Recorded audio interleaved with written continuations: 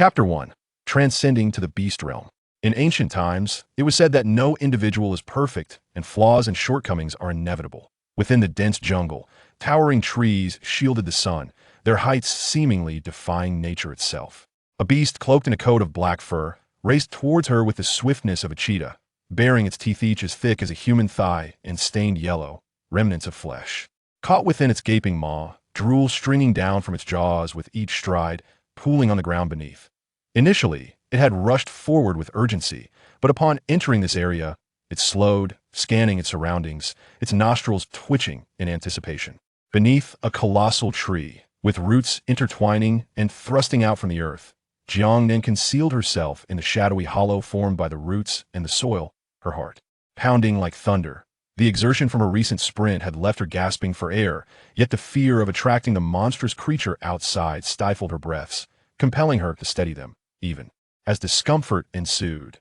She marveled at how, merely half an hour prior, she had been at home, engrossed in a television drama, only to awaken in this desolate wilderness clad in a skirt of animal hide. Foreign memories swirling chaotically in her mind. This was the beast realm. The original inhabitant of this body had perished during their escape from calamity, and in her flight, Jiang Nan had also met her untimely demise. Now, she found herself within this body, sharing the same name Jiang Nan. Yet before she could fully comprehend her circumstances, a vile, viscous substance plummeted from above, reeking of decay, and upon looking up, she found herself face to face with the dark beast, its enormous maw agape in that moment. Sheer terror rendered her momentarily paralyzed. Surely, no creature in the zoo could rival such a size. As the beast lunged towards her, survival instinct kicked in, prompting her to grasp a handful of dirt and hurl it at the creature. The dirt struck its eyes, momentarily blinding it, allowing her a fleeting opportunity to escape, though a searing pain shot through her shoulder as she did. The impact of the beast crashing to the ground sent her reeling several meters away, and as she fell, it felt as though her entire body had shattered. Yet, she dared not pause, scrambling to her feet on all fours. The memories coursing through her mind warned her that to stop would mean death. In her panic, she sought refuge in the pit. This body was so frail that after only a few hurried steps, it felt as if her life force was nearly extinguished. Outside, silence enveloped her, and just as Jiang Nan dared to hope that the beast had lost her trail and would depart. Roar! She screamed, her eyes widening in horror at the sudden emergence of the beast's massive head. Her legs instinctively flailed in a desperate attempt to escape. The pit was too small for the beast to enter, so it resorted to clawing at the roots that blocked its path, effortlessly snapping them asunder. Panic surged within her as she watched the creature's sharp claws graze perilously close to her. Dirt and decaying leaves were flung about with the beast's every movement, coating her in filth. "Stay away! Go away! Go away!" she shouted, her voice echoing with raw fear. The overwhelming terror numbed her to the point of tears. She frantically searched her surroundings for something to defend herself with, but found nothing. The dread of impending death drained the color from her face. Soon, a gaping hole was clawed into the earth, and as the beast's claws descended, she crossed her arms defensively before her face. With closed eyes, a cry escaped her lips. In her heart, she thought she must be the fastest to perish after being reborn. Had the original body not been so frail, she would have fought the beast to the bitter end. A hissing sound reached her ears, the serpent flicking its tongue, followed by a gust of wind that sent Jiang Nan stumbling. She fell to the ground. When she dared to raise her gaze again, she was rendered speechless by the sight before Heir, colossal white serpent. The beast that had just pursued her, once deemed enormous, now appeared diminutive in comparison. The all-white serpent coiled its tail around the howling creature, exerting a gentle yet decisive force until it fell silent. The great serpent opened its mouth and swallowed the beast whole in mere seconds. Then, its golden eyes shifted downward, locking onto Jiang Nan, causing her hair to stand on end. The serpent, now half erect, began to slither toward her. Don't come any closer." She pressed herself against the earthen wall behind her. She feared nothing but serpents. Without any transition, she fainted from sheer terror. As she lost consciousness, a melodious voice echoed in her ears. Female. When she regained consciousness, she found herself utterly immobile. The instant her awareness returned, she grasped the gravity of her predicament. "It hurts, it hurts, it hurts! Who are you? Go away, go away! Let me go! Release me!" Yet her limbs were firmly restrained, and tears brimmed in her eyes as she realized the person was violating her. Overwhelmed, she fainted once more. In her heart, she cursed Murderer. On a stone bed scantily covered with animal pelts, she opened her eyes several times, each time jolted by pain, and twice she heard that exceptionally pleasing voice coaxing her. Female, open your mouth and drink some water. Don't cry, I won't harm you. Just wait a moment longer.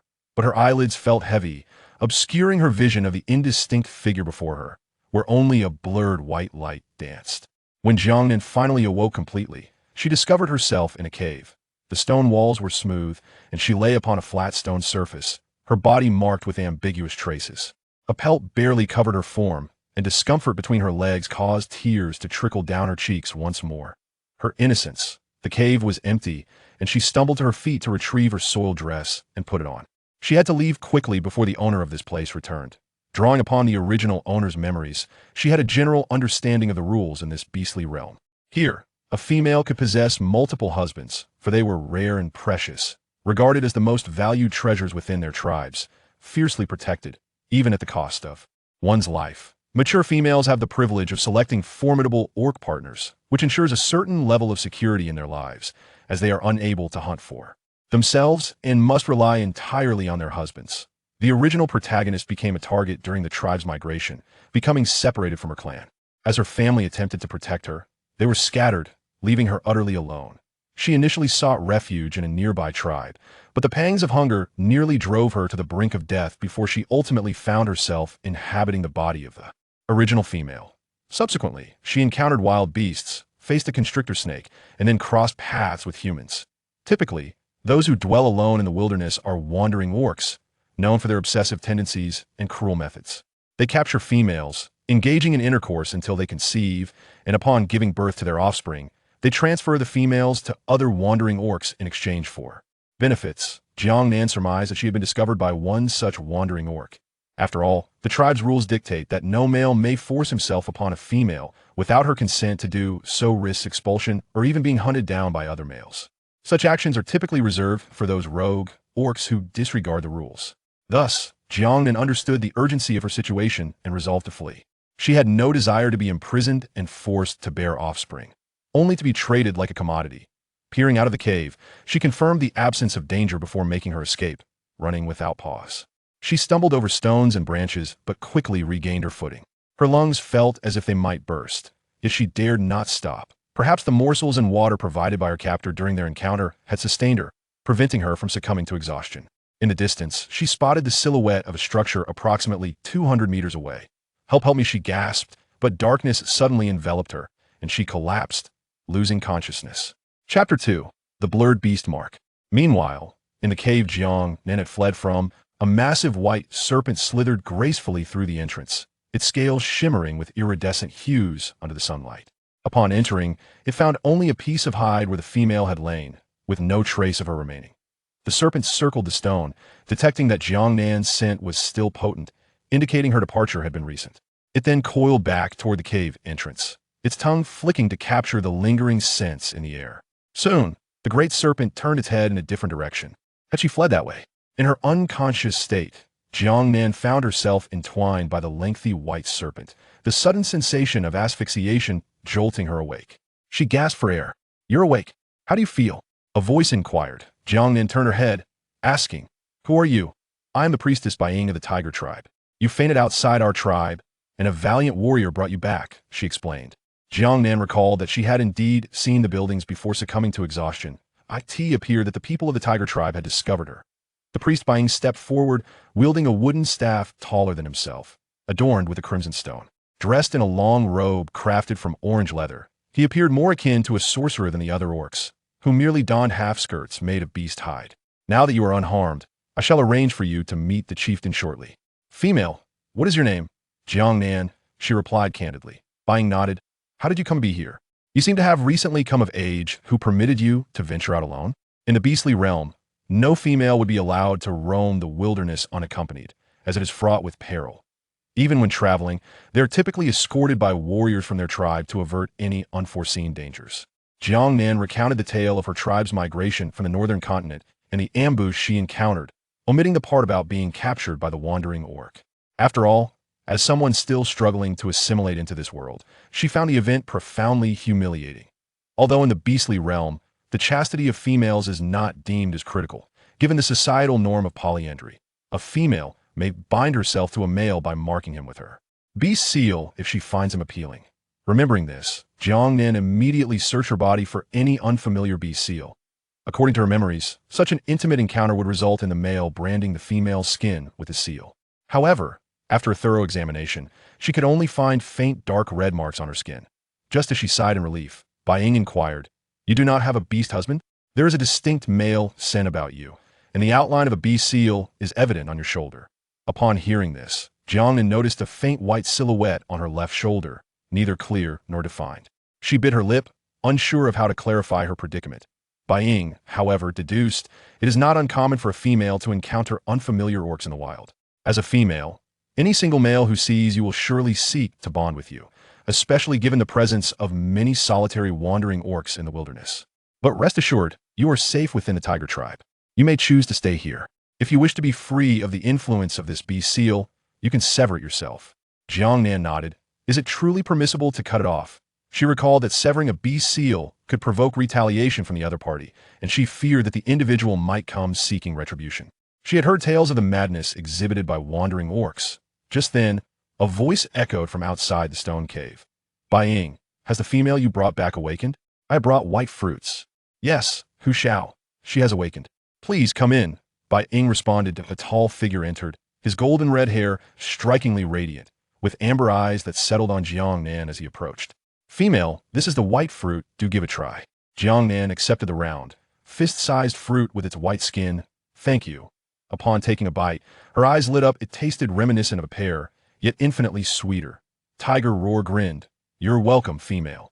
Priest Bai Ying cast a glance. "Jiang Nan, this is Tiger Roar. He was the one who discovered you and brought you back.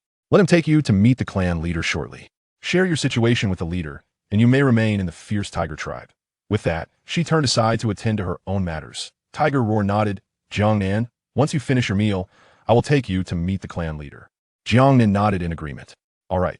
For the time being, she had no choice but to stay here.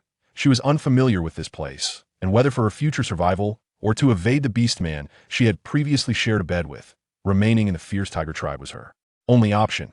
After finishing her meal, Jiang Nan regained some strength and walked to the cave entrance with Tiger Roar.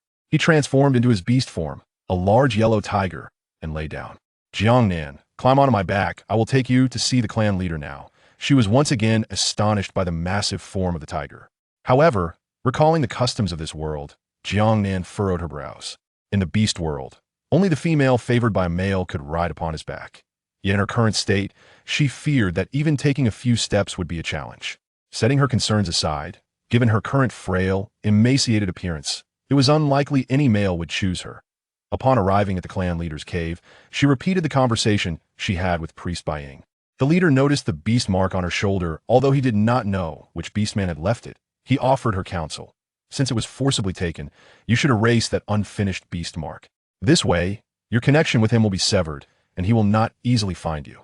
Even if he does locate you, the fierce tiger tribe will provide you protection. However, if you wish to remain in the fierce tiger tribe, you must select a male from our tribe. During the rainy and cold seasons, you can receive food and supplies from the tribe without a choice. The tribe will not provide these necessities. Jiang Nan understood she needed to choose a male partner within the fierce tiger tribe.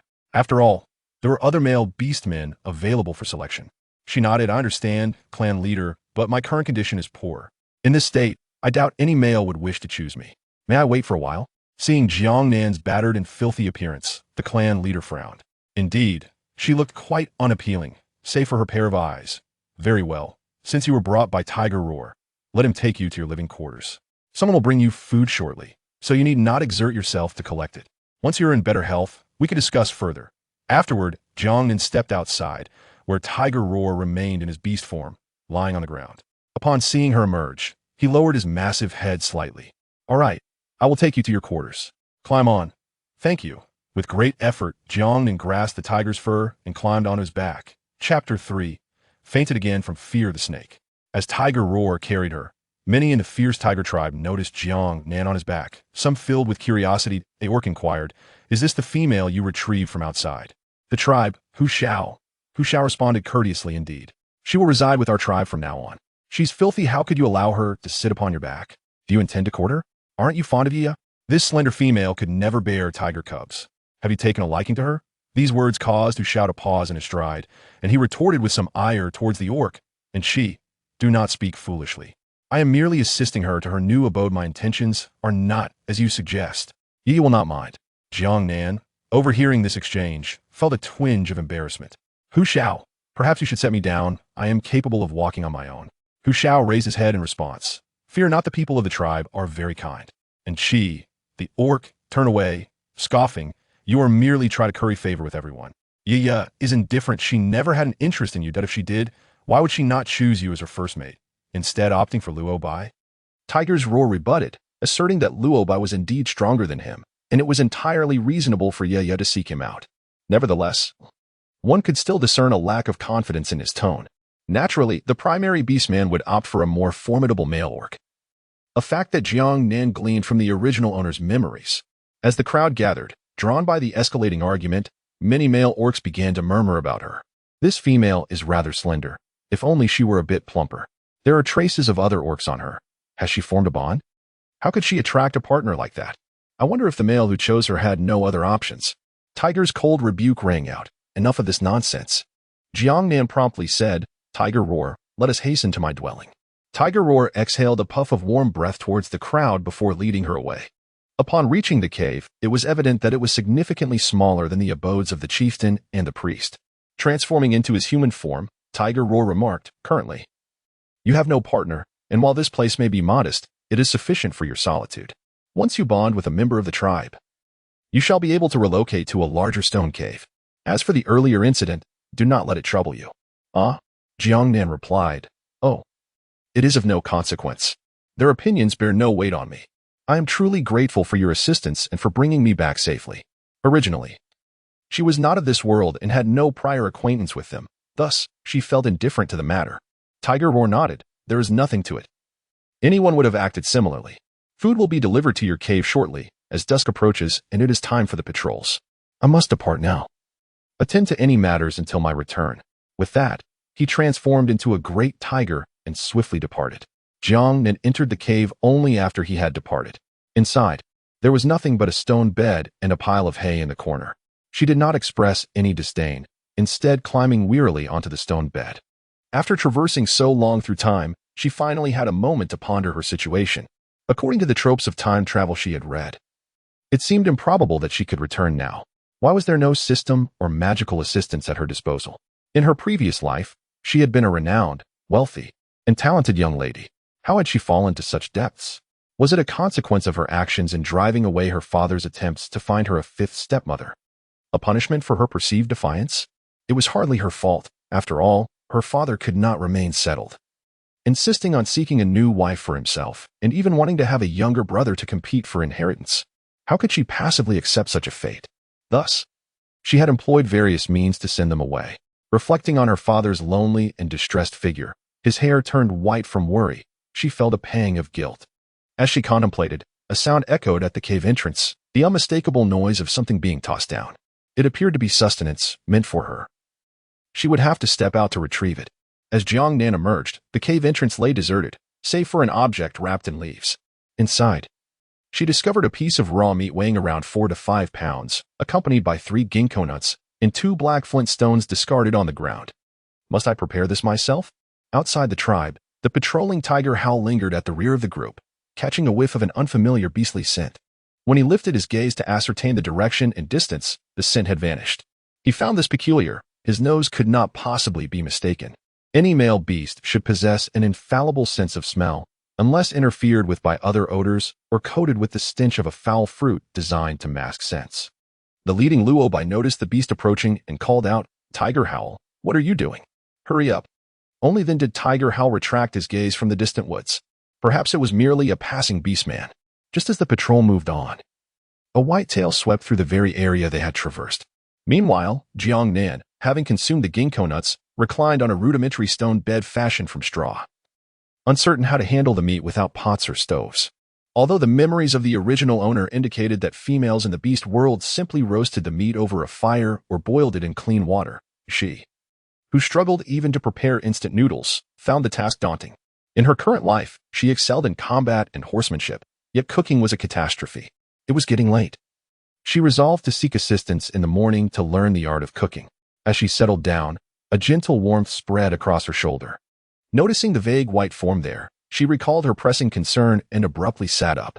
This matter should be addressed without delay. However, devoid of tools. She rummaged through the cave for a while before discovering a relatively thin stone slab. With sufficient force, it should suffice to pierce the skin. The beast mark would become increasingly pronounced with each mating encounter. In the beast world, only the female herself could sever the bond by inflicting the mark. Any external interference would prove futile. Thus, she had no choice but to endure the pain and do it herself. Just as she raised her hand, a colossal shadow loomed overhead. "Female, do you intend to erase my beast mark?" Jiang Nan's hand trembled, causing the stone to tumble to the ground. While the chilling presence behind her left her quaking uncontrollably, a forked tongue flickered across her visage. Jiang Nan found herself rigid from head to toe, her neck straining as she turned to look behind her. The colossal head of a serpent loomed, its features sharp and jagged. It was a snake, a snake. Suddenly, her eyes rolled back, and she collapsed into unconsciousness. The serpent transformed into a human form, and Jiang Nan fell into a cold embrace. Golden eyes like blazing flames observed her with a predatory gaze. How bold of her to attempt to escape. He glanced at the stone that had fallen from her grasp, and then at the indistinct beast mark on her shoulder. It was not his intention to bestow the beast mark upon her. It was merely the peak of his mating season. He had initially aimed to expend energy through hunting. But upon catching the scent of a female, his long-suppressed desires surged forth uncontrollably. In the wild, it is forbidden for females to roam alone. A solitary female is considered unclaimed, which only heightened his restlessness. Perhaps he should find himself a mate. Following the scent, he discovered Jiang Nan, who had been attacked by a black-skinned beast. She was unremarkable, thin, and somewhat unattractive. She seemed incapable of bearing serpent eggs, thus he deemed her undesirable. After vanquishing the black-skinned beast, he noted that Jiang Nan bore no beast mark and decided to take her away. Intending to rescue her without any thought of forming a bond, he planned to inquire about her tribe once she regained consciousness. To his dismay, the mere touch of the female's body ignited his uncontrollable desires. He lost all restraint, causing her to awaken in tears multiple times during the encounter.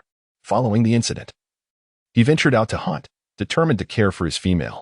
Though their union was accidental, he felt a responsibility to look after her.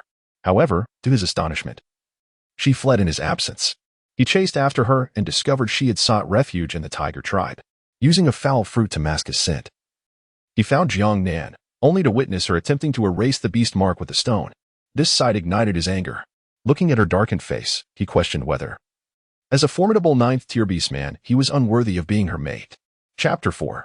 This is certainly not a good snake gulping down a mouthful of cold water. The disorienting sensation of falling caused the unconscious girl to jolt awake, her hands flailing as she sought something to support her weight. After grasping a solid object, she took deep breaths, coughing as the water irritated her throat. Where was she? How had she ended up in the water at this late hour? Song Yin supported the girl's waist with his hands and spoke in a low voice. "You're awake?" "Huh?" Jiang Nan turned her neck, realizing that what she clung to was neither wood nor stone, but rather a man's neck, with hands wandering freely around her waist. Her face flushed with heat. Who are you?" The man, with long white hair cascading down his shoulders and strikingly chiseled features, possessed golden irises that mirrored her figure, concealing an insatiable desire within. How handsome he was. She involuntarily swallowed hard. It was then she noticed the man's spare torso, his powerful arms and exhilaratingly sculpted chest, along with the tantalizing hint of well-defined abdominal muscles just submerged beneath the water's surface. A warm sensation suddenly surged through her nasal passage. Song Yin detected a faint metallic scent of blood and gently lifted her chin. "Why is your nose bleeding? Let me see where you were hurt." Jiang Nan awkwardly stepped aside, wiping his brow with the back of his hand. To his astonishment, a faint trace of blood appeared on his skin. "It's nothing. Just a bit of heat," he muttered. Song Yin furrowed his brow. "Heat? Where is the fire?" Jiang Nan's hand, which had been wiping her nose, froze in place. Fortunately, the bleeding was minimal. "It's just very hot, akin to the sensation of being engulfed in flames." "Who are you?" She would never admit that she was staring at the male figure, transfixed by the sight that had caused her to bleed. Realizing how embarrassing she looked, she quickly released her hand to cover her nose. However, as she attempted to lower her body, her legs became ensnared by something. A chilling sensation and a texture reminiscent of scales caused her expression to stiffen. Song Yin lowered his gaze. "Female, I am your beast husband, Song Yin. What is your name?" A frigid breath brushed against her face. and only then did she belatedly notice a stout white serpent rising from the water's surface, its other half entwined around her.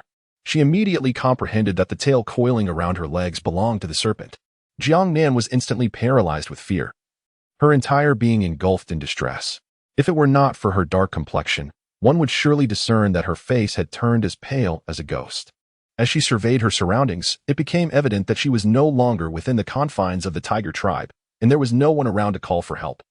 The memory of the serpent's head and the figure with whom she had mated before losing consciousness flooded her mind, shattering her composure. Could it be this beast man? The serpent? Song Yin sensed the sudden tension in the female before him. Are you anxious? What troubles you? Just a moment ago, everything seemed fine. Jiang Nan was on the verge of tears. Could you please tuck away your tail? Her voice trembled with a hint of desperation, a reflection of her fear of serpents. Why? If you let go, won't you fall into the water? Song Yin was puzzled and even deliberately swept his serpentine tail against her waist. Ah! Jiang Nan shrieked, startled, and instinctively clung to the man in front of her, her lower lip turning a deep shade of crimson as she tried to ignore the spine-chilling sensation and surveyed her surroundings. She calculated the odds of overpowering the person before her and the likelihood of making a swift escape. Mustering a forced smile, she suggested, "Let us head up. I feel a bit uncomfortable. We should return to the shore." She feared not the snake itself, but rather the prospect of being devoured by a certain someone, or rather, a certain serpent. The thought of them swallowing that wild beast with such ease made her realize how effortlessly he could consume her. Song Yin noticed the trembling of the fists pressed against his chest, her eyes glistening with unshed tears. Had he frightened her?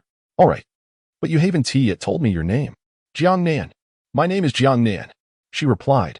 Song Yin repeated her name, Jiang Nan, Nan. A lovely name. The sound of splashing water echoed as the serpentine tail transformed into legs, lifting her onto the shore. Just as Jiang Nan exhaled in relief, a gust of wind swept over her, chilling her to the bone, and she suddenly realized a grave issue. Where are my clothes? She stood there, utterly exposed. With her hands attempting to shield her chest while also trying to cover her lower half, she soon realized that nothing could truly conceal her. Song Yin chuckled at her comical attempts. Nan, there is no need to cover up. No one dares to come here. No one will see you. And by the way, what is clothing? If I take off your animal skin skirt, there is nothing left. Jiang Nan felt the man's increasingly fervent gaze upon her and, in embarrassment and indignation, exclaimed, "It is merely my leather skirt. Do not look. Close your eyes and put me down." She was utterly flustered. What kind of jest was this? As if being brought here were not enough, now she found herself entangled with a beastly husband, a serpent no less. Since childhood, she had harbored a deep-seated fear of snakes. Although this one had an appealing appearance, it certainly did not strike her as a benign creature. How could a serpent that took advantage of her vulnerability and dared to engage in such actions be deemed good? Moreover, the fact that he had stealthily abducted her to this place and removed her clothing without her consent pointed to the unmistakable conclusion that he was not a virtuous being. Should this serpent be aware of her thoughts, he might feel unjustly accused. However, he would not refute the notion that he was not a good snake. He had ascended to become a formidable ninth-tier beast man, not through kindness. Song Yin could not comprehend her sentiments. Why? You are my Nan, and I am your beast husband. Besides, we have already mated. I see you. Enough. Can you please stop? I feel so insecure like this. I wish to wear something, just the leather skirt. Jiang Nan hastily interrupted, wishing to avoid recalling the intimate moments shared with the serpent. At that moment, Song Yin shifted her position from a horizontal embrace to a vertical one, resting her legs upon his waist, one hand supporting her rear, pressing her upper body closely against him. Is this not better? Holding you like this should dispel your insecurities. It is troublesome to wear something for a while only to remove it again. Furthermore, your leather skirt has become soiled.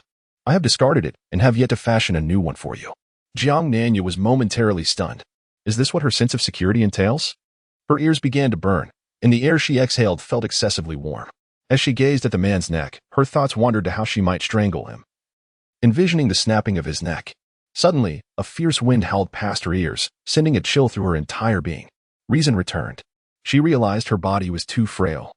The combat prowess of the males in this beastly world was unparalleled, and her chances of defeating him were slim. Song Yin led her to a cave that had been pre-dug, perched upon the sheer cliffside. Inside, he hastily laid down some hay and animal hides atop a stone. He placed Jiang Nan on the hide, akin to a famished fish leaping towards its meal. He had endured considerable difficulty while bathing the female. originally intending to wait until she awakened in the water, but to his surprise, as soon as she roused, she clamored to come ashore, leaving him with no choice but to return. Jiang Nan pressed against the man's chest, yearning to speak but finding no opportunity to utter a word. She lacked even the strength to struggle, rendered utterly helpless as she was consumed entirely. This is a wicked serpent, a truly malevolent serpent. Do not grant her a chance to rise again. Tears welled in Jiang Nan's eyes as she beheld the white specter that rampaged recklessly around her before succumbing to unconsciousness. Ultimately, it was hunger that roused her from her slumber. The tantalizing aroma of roasted meat beckoned enticingly in her vicinity. At the entrance of the cave, Song Yin noticed her awakening, and he picked up a skewer of perfectly roasted meat, wrapping it in a large green leaf before presenting it to Jiang Nan. You must be famished. Please, partake in this sustenance. Jiang Nan sniffed, truly feeling the pangs of hunger. Having consumed only a few ginkgo nuts, which, though small, had been insufficient to sustain her through a night of vigorous activity, she found herself ravenous. Grabbing a meat skewer, she eagerly stuffed it into her mouth, unwilling to deny herself the pleasure of food. The flavor of the meat was not particularly exquisite. Aside from the saltiness, it was merely the taste of the meat itself, likely from a tender portion that had been roasted to perfection, making it palatable. Furthermore, her hunger had her stomach pressed against her back, and she paused only after devouring 4 or 5 skewers. During this time, Song Yin extracted a sizable piece of processed hide from his leather pouch, leaving her to wonder how such a large piece could emerge from such a small bag. It dawned on her that this beastly world seemed to possess some form of spatial anomaly, though such phenomena were rare and highly coveted by many. Jiang Nan soon realized that Song Yin had procured the large hide for a specific purpose, to craft a fur skirt for her. At present, she was only modestly draped in a single piece of hide, barely covering her thighs. Song Yin gestured with the light yellow hide, inquiring if she found the color pleasing. If it does not suit your taste, feel free to select another. Jiang Nan nodded, expressing her approval of the choice, remarking on its aesthetic appeal. It appeared to possess a delightful softness.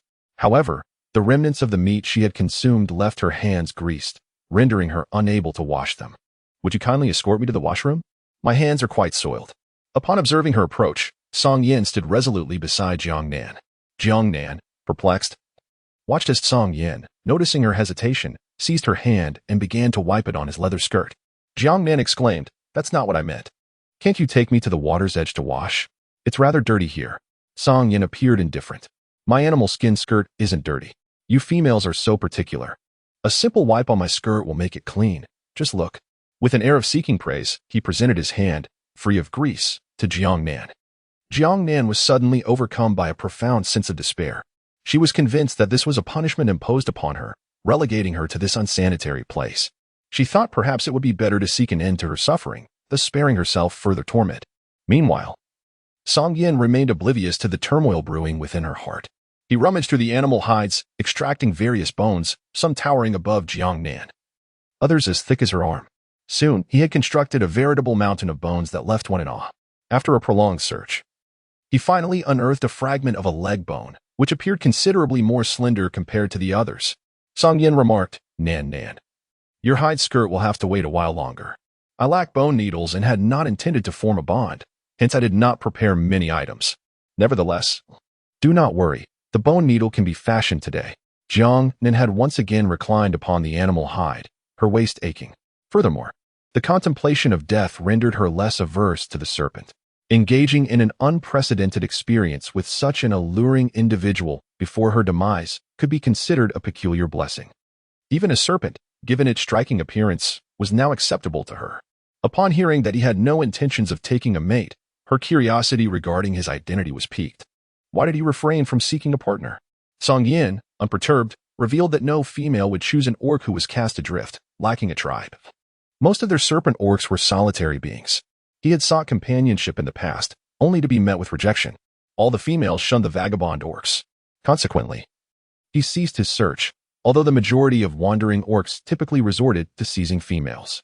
He considered himself above such base behavior of forcibly claiming a mate. Reflecting on their encounter and her intention to mar her beast mark, he resolved that it was best to clarify matters. During my recent heat, when I witnessed you being pursued by a wild beast, my original intention was to rescue you and escort you back to your tribe, but I could not restrain myself. You exude a remarkably sweet fragrance that is simply irresistible. Jiang Nan reflected on her disheveled appearance, convinced that it was not merely an unpleasant odor. If it is indeed a misunderstanding, then why pursue me? She could hardly bear the thought of sharing a bed with a serpent, feeling profoundly uneasy. If only he could escort her back. However, Song Yin spoke up, declaring, "You are my female now, and I must naturally take care of you. Although I initially thought you were too frail to bear serpent eggs, given that we have already mated, I shall not abandon you." Jiang Nan hurriedly interjected, "I believe you are right. A female like me is unlikely to attract the affection of any beast man. Do not burden yourself with me. You could seek out a more fertile female." The implication was clear. "Let me go." Suddenly, Song Yin rose, his expression troubled. As he approached, Jiang Nan felt a twinge of guilt. "I am doing this for your own good," she remarked. Song Yin replied with a frigid tone, "Do you not wish for me to be your beast husband?" Jiang Nan licked her lips, pondering whether it was that conspicuous. Was that truly the implication? Regardless, it seemed somewhat similar. Song Yan's attractive brows furrowed, and his golden brown eyes, resembling those of a serpent, made Jiang Nan instinctively retract her neck. Surely, he wouldn't consider devouring her, would he? "Song Yin, I am frail and might succumb to illness at any moment. Before the beast imprint is fully formed, you still have choices. An incomplete beast imprint will gradually fade over time, even though it may take several seasons, or potentially a century or two. The most direct approach remains to erase it or seek a priest to perform a separation ceremony. Erasing it would subject the beast to backlash, diminishing its power by half, while the imprint would remain on the female. Conversely, the separation ceremony would cause the male's imprint to vanish from the female, reducing its strength by 1/3. Yet it would render any future union between them impossible. Jiang Nan's beast seal remains incomplete. Thus, there is no need for excessive complications. The most straightforward approach would be to simply scratch it off, as the damage inflicted upon Song Yin would not be substantial. Observing Jiang Nan's frail limbs and sunken cheeks, Song Yin noted that, in comparison to other females, she appeared not only unattractive but also seemingly prone to illness. Contemplating her words, his eyes regained their usual roundness. And he continued, "Wait for me here. I will return before dark. The meat over there is already roasted. If you are hungry, feel free to eat." "Ah, you won't accompany me back?" Jiang Nan inquired, glancing at the beast poised to exit the cave. She distinctly recalled that the cave's entrance was perched above a precipice, not too high, yet certainly beyond her reach. Moreover, what did he mean by returning? Song Yin stowed away the bone needle that was yet to be polished into his leather belt and instructed, "You go look for the beast's spirit fruit." He then transformed into a magnificent white python, devoid of any blemish. Perhaps constrained by the cave's confines, he suppressed his size, leaving Jiang Nan momentarily paralyzed.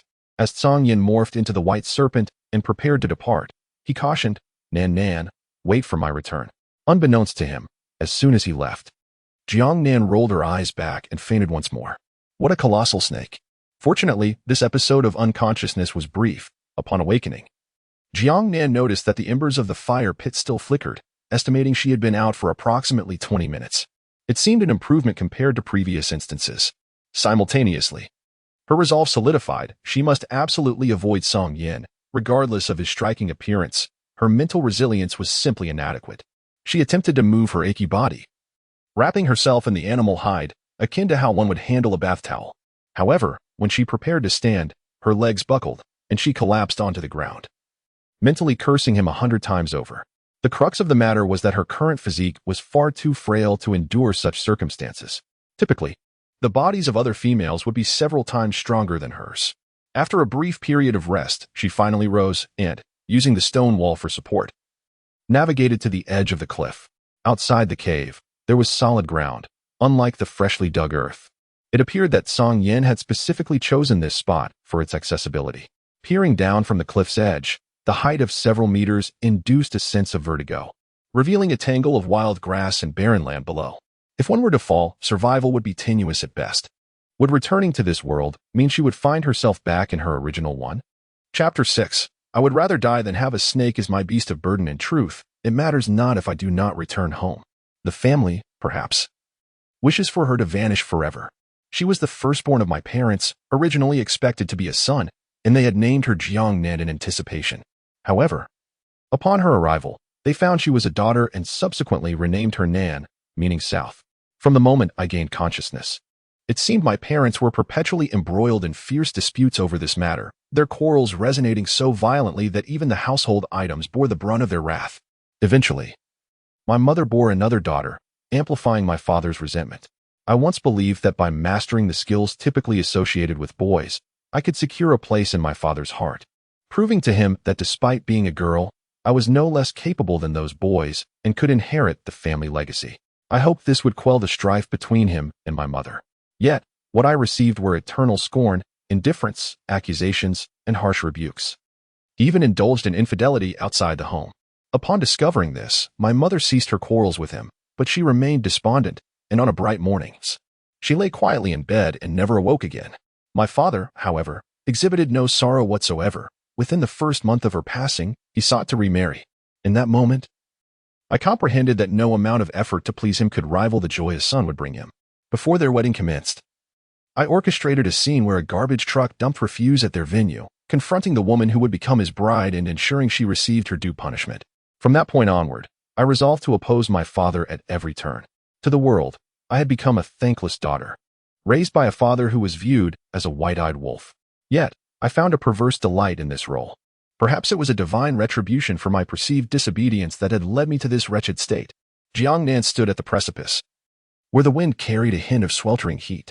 In the beast realm, it was the season of fire, with 2 suns blazing above, marking the pinnacle of warmth. The air was infused with the acrid scent of parched grass and arid earth. The gusts striking his face felt akin to a stinging slap from the scorching atmosphere, leaving him dust-laden and disheveled. Following the season come the rains, the chill, and the flowering time, all in succession to the fiery season.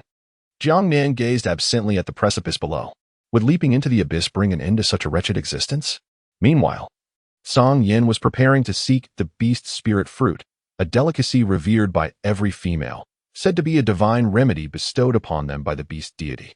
Regardless of injuries or ailments, the possession of this fruit promised restoration, even offering rejuvenating properties. However, the places where the beast spirit fruit flourished were fraught with peril. Guarded by ferocious beasts, particularly the menacing sharp-beaked wings, who thrived in such habitats. These creatures, social and capable of flight, made the harvest of the fruit a formidable challenge, rendering the endeavor a near-fatal undertaking for ordinary beastmen.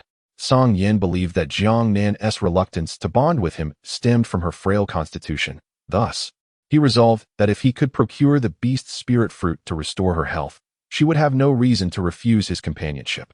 A serpent by nature, he excelled in stealth, moving with a silence befitting his status as a 9th-tier beastman.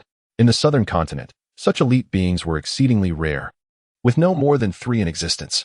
The typical beastman ranged from the 4th to the 5th tier, deemed warriors of their tribes, while those of the 6th tier were not uncommon. Attaining the 7th tier at a young age was a remarkable feat, and reaching the 8th tier merely a matter of time. Yet, those who achieved the 9th tier were counted on one hand throughout the entire beast realm. Thus, Song Yin did not find the acquisition of the beast spirit fruit daunting. A direct confrontation would merely require a protracted struggle with the sharp-beaked wings. He had promised Jiang Nan to return before nightfall, opting instead for stealth. Under the watchful eyes of the sharp-beaked wings, he swiftly plucked 5 or 6 ripe fruits from a tree before making his escape.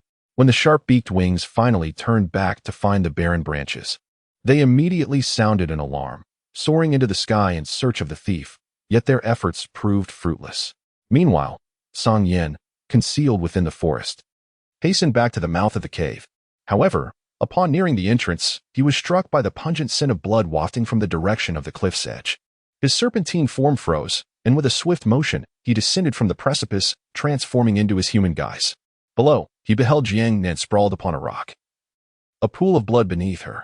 "Nan Nan," he cried out, rushing down to her side. Jiang Nan did not plummet to the depths of the cliff, but rather landed upon a protruding stone slab, not far from the edge. Despite this, his condition remained dire. He was barely clinging to life. Song Yin let out a thunderous roar, unleashing the oppressive aura of a 9th-tier beast, sending the surrounding wildlife into a frenzy as both birds and beasts fled in panic. The hunters, including Hu Shao, who were engaged in their pursuit, immediately scattered upon encountering the formidable 5th-tier beast pack, acutely aware of the overwhelming pressure emanating from Song Yin. "Is this a 9th-tier beast man?" Luobai, a white tiger, leapt from a nearby tree. "We must swiftly return with today's catch, for this beastman's intentions remain uncertain. It is prudent to inform the chieftain and prepare accordingly." Without hesitation, everyone sprang into action. Jiang Nan awoke to find herself enveloped in a vast expanse of white, A desolate realm devoid of anything but her solitary presence. Puzzlement washed over her as she recalled standing on the precipice, contemplating the finality of her existence. Yet, at that moment, harrowing images of the grim fate of those who had leapt into the abyss invaded her mind, instilling a sense of dread that compelled her to retreat. Just as she resolved to seek an alternative means to end her suffering and turn to return, her footing betrayed her, and darkness enveloped her consciousness.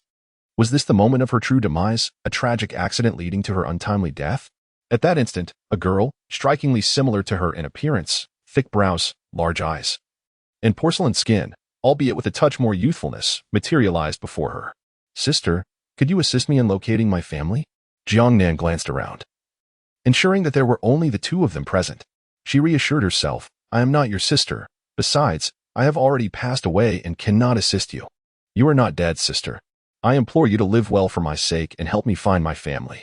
Jiang Nan was momentarily stunned before she could inquire further. A brilliant white light pierced her eyes, rendering them unable to open. The sweetness in her mouth compelled her to involuntarily lick her lips. Through the narrow gap of her eyelids, she caught sight of an enlarged, handsome face, followed by a soft substance on her lips and something being thrust into her mouth by a tongue. Realizing that Song Yin was feeding her, she instinctively reached out to push him away, but the movement tugged at her shoulder, causing her to wince in pain. Song Yin, with a stern expression, bit into a green-skinned, white-fleshed fruit with considerable force, clearly indicating his displeasure. He sealed Jiang Nan's mouth and forcefully filled it with fruit flesh. Aware that she might gag, he pressed against her tongue, ensuring she swallowed before withdrawing. The fruit was exquisitely sweet, melting upon contact with her tongue, making it easy to swallow. Moreover, the pain in her shoulder seemed to have subsided significantly. As Song Yin leaned closer, taking another bite, she pleaded, "Song Yin, I can manage on my own. Please don't do this." He remained impassive, having heard that wandering beast men, even when they captured a female, could expect resistance, escape attempts, or even suicidal tendencies. He understood why they were often harsh. To them, a female's sole purpose was to bear offspring. Song Yin had thought such matters would not pertain to him. Yet the thought of Jiang Nan attempting to flee after their mating, her desire to erase his beast mark, and her refusal to accept him as her mate weighed heavily on his mind. The image of her jumping off a cliff haunted him. He realized that Jiang Nan despised his identity as a wandering beast man and yearned to escape, even at the cost of her life. A wave of profound frustration and helplessness washed over him. If she were a beast man, he could retaliate, but she was a female. If he struck her, it might very well lead to her demise. He forcibly pried open Jiang Nan's mouth, stuffed another piece of fruit inside, and stood up to place the uneaten fruit in her hands. Hurry and eat. Finish the remaining 3. They had picked 6 fruits in total, and it was only thanks to the 3 that her bleeding had ceased, with her wounds visibly healing. Fortunately, they had gathered enough. Otherwise, a mere 1 or 2 beast spirit fruits would not have been sufficient to save Jiang Nan's life. Jiang Nan felt a flush of embarrassment as she noticed the fist-sized fruit beside her. This was the beast spirit fruit, a treasure she recognized from the memories of her predecessor. She understood how rare it was. For her kin, the desire for such fruit often came with peril, as the likelihood of a male partner perishing far outweighed the chance of successfully harvesting it. Now, seeing so many of them, her gaze fell upon Song Yin, who sat with a stern expression by the fire. Chapter 7. Trying to accept the snake. "These are all yours," she said. "They're quite precious. You should keep them for yourself." Jiang Nan was still aware of her dignity. She felt an innate discomfort in taking his possessions, believing that it was impossible for someone like her to be close to him. Song Yin was sharpening a bone needle on a large stone, and it was evident that this female was wary of her. Yet, she pondered, if he was so reluctant, why had they mated the previous night? His voice was cold. "The beast spirit fruit is of no use to me. Its efficacy diminishes over time. You should consume it all. If I require one, I can harvest at any time." The fruit was beneficial only to females. For males, it was merely a fruit that could not even quench thirst. Were it not for its ability to please females, males would scarcely glance at it, especially since the harvesting grounds were rife with ferocious beasts, rendering the endeavor exceedingly dangerous. No beast would risk its life for such a fruit. With that in mind, Jiang Nan decided not to be polite any longer. After consuming the beast spirit fruit, she felt significantly lighter, and the injuries she sustained from falling off the cliff began to heal. It was truly a remarkable substance. If introduced to modern medicine, it would undoubtedly cause a sensation. Once she finished the remaining fruits, her wounds healed considerably, and her skin visibly brightened. though the lingering scent of dried blood still clung to her, thick and unpleasant. Observing Song Yin, who had turned his back to her, she sensed a change in him upon his return, a certain coldness that was unsettling. Would he refuse her if she suggested washing by the river? She could hardly endure this distance between them. Softly, she called out, "Song Yin, Song Yin, Song Yin." After 3 attempts, he finally turned to her. "I wish to bathe. I feel filthy. Could you take me there?" Song Yin tucked the bone away, his legs transforming into the long tail of a serpent, and swiftly coiled her with his tail, leading her outside. Jiang Nan's face turned pale. The icy touch of the serpent's tail sent shivers down his spine. As Song Yin coiled around the entrance of the cavern, he swiftly transformed into a white serpent, leading them directly to the riverbank where they had previously bathed. Jiang Nan, with her eyes closed, desperately reassured herself that if she could not see, she would not feel dizzy. However, she was astonished that the beast, which had previously clung to her without relent, was now wrapping its tail around her and leading her away. Indeed, what is easily obtained is seldom cherished. She had no desire for such a fickle serpent to be her beast husband. By this time, night had fallen, and the beast's keen eyesight proved invaluable, enabling it to navigate the darkness with ease. Upon their arrival, Song Yin set her down and proceeded to retrieve the bone needle for sharpening. Jiang Nan tugged at the first skirt wrapped around her, only to discover that the hair on the back was matted together with blood, stubbornly refusing to come loose. With a flushed face, she approached Song Yin. "Song Yin, I can't untie this. Could you possibly assist me?" Upon noticing the bloodstains on her back, Song Yin was reminded of the scene where she had fallen from the cliff in a fit of anger, and he couldn't help but remark, "Nan Nan, do you also perceive me as a stray beast, unwilling to be my mate?" Jiang Nan turned her head. Indeed, that was her thought. Yet, could she admit it? Why would you ask such a question? Previously, she had so delicately hinted at her poor health, urging him to abandon his pursuit. Yet this beast had directly gone to procure the beast's spirit fruit for her. Song Yin furrowed his brows, questioning her motivation for leaping from the cliff. He understood that females generally despised wandering beast men, often preferring death over companionship with them. He had always felt that Jiang Nan was different, that he himself was unique. He believed he was strong enough, and Jiang Nan willingly engaged with him, showing no signs of resistance. Yet, why did she seek death after his departure? This left him in a state of turmoil. He grappled with the dilemma of whether to let Jiang Nan go. He did not wish to witness a female perish because of him. Jiang Nan felt a bit awkward. I wasn't careless when I went out to wait for you. Do you believe me?" Song Yin was taken aback. "Really? You weren't trying to escape?" Jiang Nan felt compelled to provide an explanation. "As I stood at the precipice, I lost my footing due to a shifting stone and fell. It was not a deliberate leap. Consider this. If I had intended to escape, I would surely have waited for you to return and escort me to the ground before fleeing, wouldn't I? How could I muster the strength to run after jumping from such a great height? That would be tantamount to courting death." Initially, she had contemplated ending her life. However, after that dream, she resolved to assist the original owner in locating their family. After all, having taken possession of another's body, it was only right to fulfill their final wishes. Suddenly, Song Yin embraced Jiang Nan tightly. "I am truly sorry, Nan Nan. It is my fault for failing to protect you. I thought you despised me." Jiang Nan felt a sense of helplessness. In truth, he harbored a slight disdain for the fact that you were a serpent. However, to voice such sentiments would be rather hurtful. "Allow me to assist you in removing your hide. After all, you wish to bathe, do you not? It is a bit late now, but once we finish, we can return and prepare some roasted meat for you." The claws of the beast were remarkably sharp, and with a gentle stroke, the hide was effortlessly sliced open. Jiang Nan's face flushed with warmth. "You can let go of me. There's no need to hold me so tightly. Song Yin, do you not want me to embrace you while you bathe? Last time, you seemed quite apprehensive. Allow me to hold you while you wash." Jiang Nan declined, saying, "No. I can wash it myself. Besides, weren't you supposed to sharpen the bone needle for me to sew the beast's skin skirt?" Song Yin glanced at the bone needle that was only halfway polished and nodded in agreement with Jiang Nan's reasoning. "Very well, you may wash it yourself. However, as the night grows cool, do not linger too long." Jiang Nan Song exhaled softly. "All right, I understand." In truth, he believed he could accept him if he were not a serpent. After all, he was handsome, well-built, and skilled. The fact that he had acquired so many beast spirit fruits suggested his strength was formidable. If only he could overcome his aversion to snakes. This thought took root in his mind as he stole a glance at the figure on the shore. Perhaps it was worth a try, after all. He hadn't felt nauseous with his eyes closed earlier, had he? He then began to scrub the mud from his body. the last time he bathed. Song Yin hadn't done a thorough job, so this time he intended to cleanse himself properly. He recalled that in the beast realm, there were cleansing leaves that, when rubbed against the skin, would produce bubbles, and the females of that world used them for bathing and washing their hair. Thus, he inquired, Song Yin, "Do you know if there are any cleansing leaves around here?"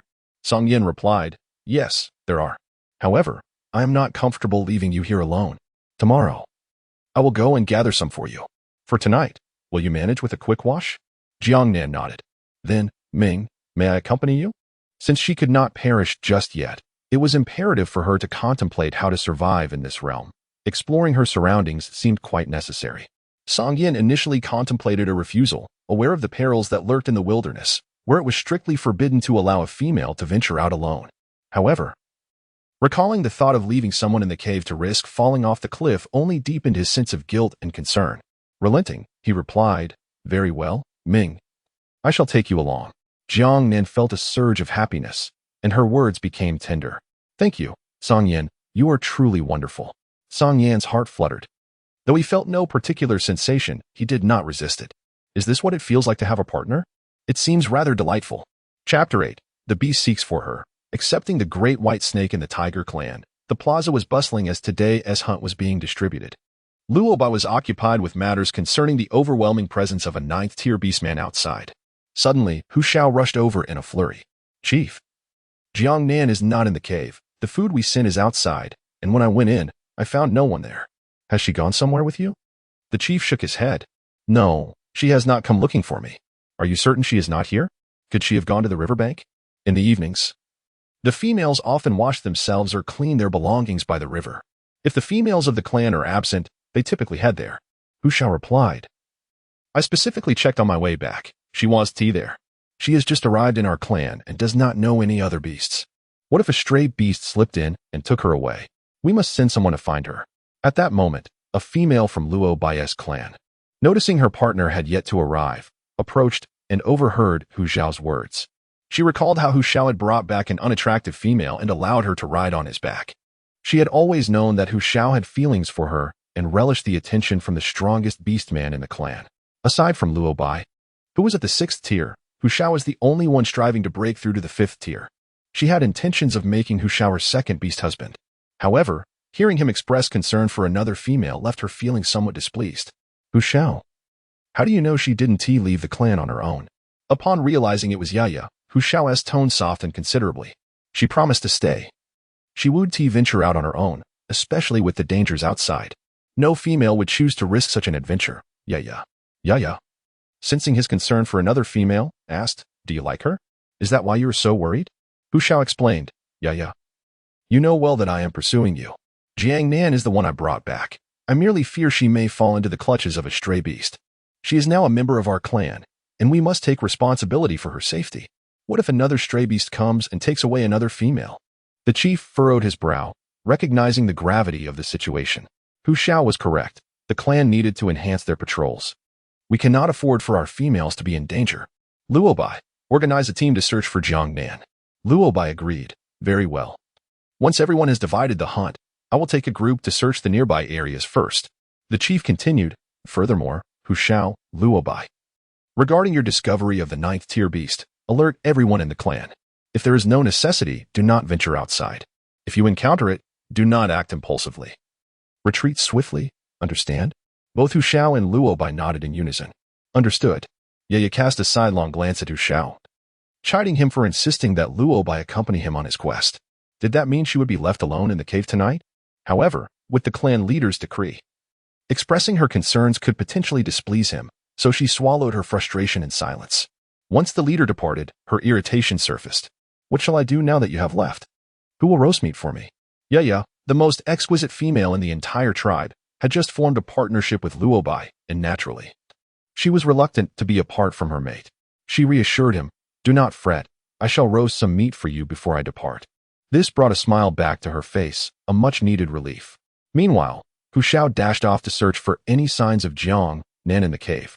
In the square of the fierce tiger tribe, beasts gathered in search of Jiang Nan. Unbeknownst to them, Jiang Nan was blissfully soaking by the riverbank, feeling the gentle brush of fishtails against her legs. "Oh," she exclaimed, prompting Song Yin to rush over. "Nan Nan, What is the matter? Why are you here? Turn around quickly. I am fine. It is just the fish in the river. Jiang Nan instinctively shielded her chest. Did this man not understand the distinctions between the genders? To her surprise, Song Yin was entranced by Jiang Nan's fair skin. Thanks to the beast's spirit fruit, her complexion had become remarkably fair and beautiful. Although her face still bore a slight hollowness, with a little more weight, she would undoubtedly blossom into an enchanting beauty. As Jiang Nan beheld the motionless figure, it sank deeper into the water, leaving only a neck visible above the surface. Song Yin, do you hear me? I command you to turn around. Song Yin grinned, revealing his teeth. I've sweated from sharpening my bone needle. It's time for a wash. Following this, Jiang Nan witnessed a hide skirt dart past his eyes. While an unmistakable part of the orc exuded an unusual vitality, provoking an urge to shield his eyes from the sight. Indeed, possessing keen vision was not always a blessing. When Song Yin submerged and then resurfaced, he was already before Jiang Nan, his hands restlessly stirring the waters. Jiang Nan could not evade. No, if you continue like this, I shall become angry. Seeing the irritation in her demeanor, Song Yin interjected, Nan, I wish to. You shall not. Jiang Nan retorted, pushing him away. You need to wash over there. Song Yin was reluctant. No, it is too dark over there. I am afraid. Jiang Nan regarded him with an expression of disbelief. Do you expect me to believe your words? Do you truly believe them yourself? The intensity of her gaze left Song Yin feeling utterly deflated, prompting him to lower his head and gently press his forehead against hers. Nan, shall I assist you with your washing? Jiang Nan, her face flushed, found it challenging to wash the area on her back, which indeed required assistance. However, with a stick pressing against her waist in the water, she immediately declined the offer. No, I've finished washing. You do it yourself. I want to go up. Hand me the animal hide. Song Yin attempted to persuade her to stay. Jiang Nan spoke sternly. If you continue like this, you shall sleep outside tonight. Song Yin hurriedly replied, No, Nan, I can wash myself. Let me carry you up now, all right? He lifted her from the water and wrapped her snugly in a fur hide, without drying her off, enveloping her in the damp material. Jiang Nan felt somewhat uncomfortable. I am wet. This is uncomfortable. I wish to dry off. Song Yin, could you use another fur to dry me? He understood that females could be delicate. Yet he had never encountered one like Jiang Nan who insisted on drying off even after a bath. Most females simply wrapped themselves in furs without a second thought. However, as she was his own mate, he was determined to accommodate her wishes. He rummaged through his fur pouch and found a piece of soft, white fur. Will this suffice? Jiang Nan held a soft, unfamiliar fur in her hand, unsure of its origin. You may go take a bath, she suggested. Her cheeks flushed as she dared not glance at the exposed Song Yin. Without the presence of a female companion, Song Yin was disinclined to enter the water again. I shall forego the bath. The bone needles are already sharpened. Let us hasten our return, so that we may prepare the roasted meat and sew the beast's skin skirt for you. Indeed, one must admit that the efficiency of the beast was truly remarkable. Jiang Nan consumed 6 beast spirit fruits, alleviating her hunger. However, she did not wish to venture outside without any attire, thus she nodded in agreement. Very well. Let us return. Song Yin secured his leather hide and prepared to transform into his beast form. Prior to this, Jiang Nan had already closed her eyes. As the adage goes, if one cannot see it and does not dwell upon it, one is less likely to faint.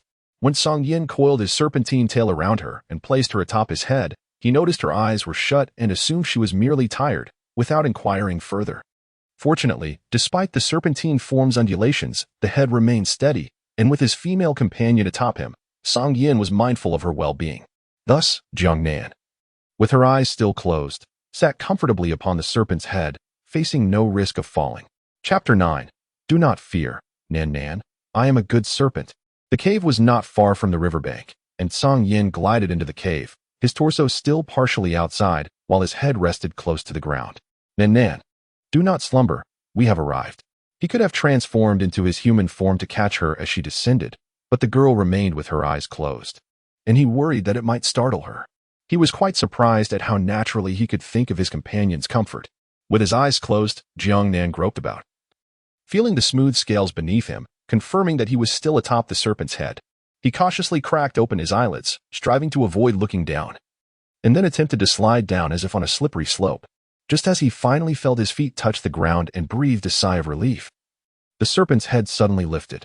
Ah, Jiang Nan uttered softly, landing abruptly on the ground. The azure flame transformed into a human form. The peculiar circumstance arose from Jiang Nan inadvertently stepping on his eye socket during his descent, which had caused an itch he could not resist. He promptly lifted Jiang Nan from the ground. Nan, are you all right? You just stepped on my eye. It was so itchy I couldn't help myself. Jiang Nan observed that he no longer resembled a serpent, his entire demeanor appearing considerably more relaxed. It's all right. Could you assist me in stitching this leather skirt? It becomes quite cumbersome in this state. Certainly. He lifted her gently and placed her upon the stone bed, then approached the fire pit. With a flick of his fingertips, violet lightning erupted, crackling as it struck the pile of firewood, igniting the dry timber in a manner reminiscent of sorcery. Jiang Nan was taken aback. Song Yin, have you awakened your special abilities? Lightning? In the beast world, the awakening of extraordinary powers manifests through natural elements such as gold, wood, water, fire, earth, wind, ice, lightning, and others. These abilities can enhance the protection surrounding one's beast form and serve as means of attack. However, not every beastman possesses the potential to awaken. Only a select few are granted this gift. From the memories of the original owner, Jiang Nan recalled that in his tribe, aside from the chieftain, only 3 individuals had awakened, and their powers were merely the common attributes of water, wood, and earth, attributes with relatively weaker offensive capabilities. It was his first encounter with such a destructive force as lightning. Observing the adoration in the eyes of his female companion, he proudly extended his other hand, revealing a diamond-shaped crystal of ice that floated effortlessly in his palm. I possess dual attributes. In addition to lightning, I also wield the powers of ice and snow. Jiang Nan widened his eyes and exclaimed, Song Yin, what rank of beastman are you? This serpent is incredibly formidable. It possesses the rare awakening of dual attributes. Song Yin sheathed his hand and produced a bone needle, stating, I am of the 9th rank. Rest assured, I shall certainly protect you well in the future. It is entirely natural for a female to be concerned about the capabilities of a male. Jiang Nan, however, could not remain composed. She had casually stumbled upon a treasure. It is essential to understand that in the beast realm, power is revered above all else. The strong are esteemed wherever they go. And even if one is a wandering beastman, their formidable prowess would be welcomed by any tribe. The chieftain of a tribe would undoubtedly be overjoyed at the prospect of elevating their clan's prestige with such an asset. However, this also poses the risk of usurping the chieftain's position, meaning that, despite their strength, such an individual could be perceived as a threat in certain tribes. Jiang Nan descended from the stone bed and settled beside Song Yin, leaning her half-body closely against his powerful arm, even through the barrier of animal hide. The strength of his arm was unmistakable. Embraced by such strong hands, she felt an overwhelming sense of security. Song Yin gazed at the female who had suddenly drawn near. Perplexed, are you hungry? He asked. Just a moment longer, the meat is all cleaned and ready for roasting. The leather pouch contained the game he had captured during his heat, prepared for convenience when it was time to eat. Moreover, his spatial pouch could preserve the freshness of the food, though its limitation was the inability to hold an excessive amount. Jiang Nan shook his head, urging him to take his time. I'm fine. Having consumed the beast's spirit fruit, I don't feel particularly hungry. Song Yin gazed at that captivating face illuminated by the flickering flames, swallowing hard. His female companion was indeed quite exquisite. Jiang Nan was unaware that the beast beside her had begun to indulge in fanciful thoughts once more. She had already prepared herself to confess to Song Yin her fear of snakes, bracing herself for the possibility of being cast aside. Song Yin was exceptionally strong, and she did not wish to wait until she genuinely fell for him, only to be discarded due to her phobia of snakes. That would undoubtedly break her heart. Since she desired to embrace Song Yin, having such a dashing and formidable partner seemed rather appealing. Song Yin, there is something I wish to discuss with you. I have an overwhelming fear of a particular creature, so severe that I faint at the mere sight of it. Song Yin, noticing the seriousness in her tone, slowed the pace of the bone needle in his hand. What creature is it?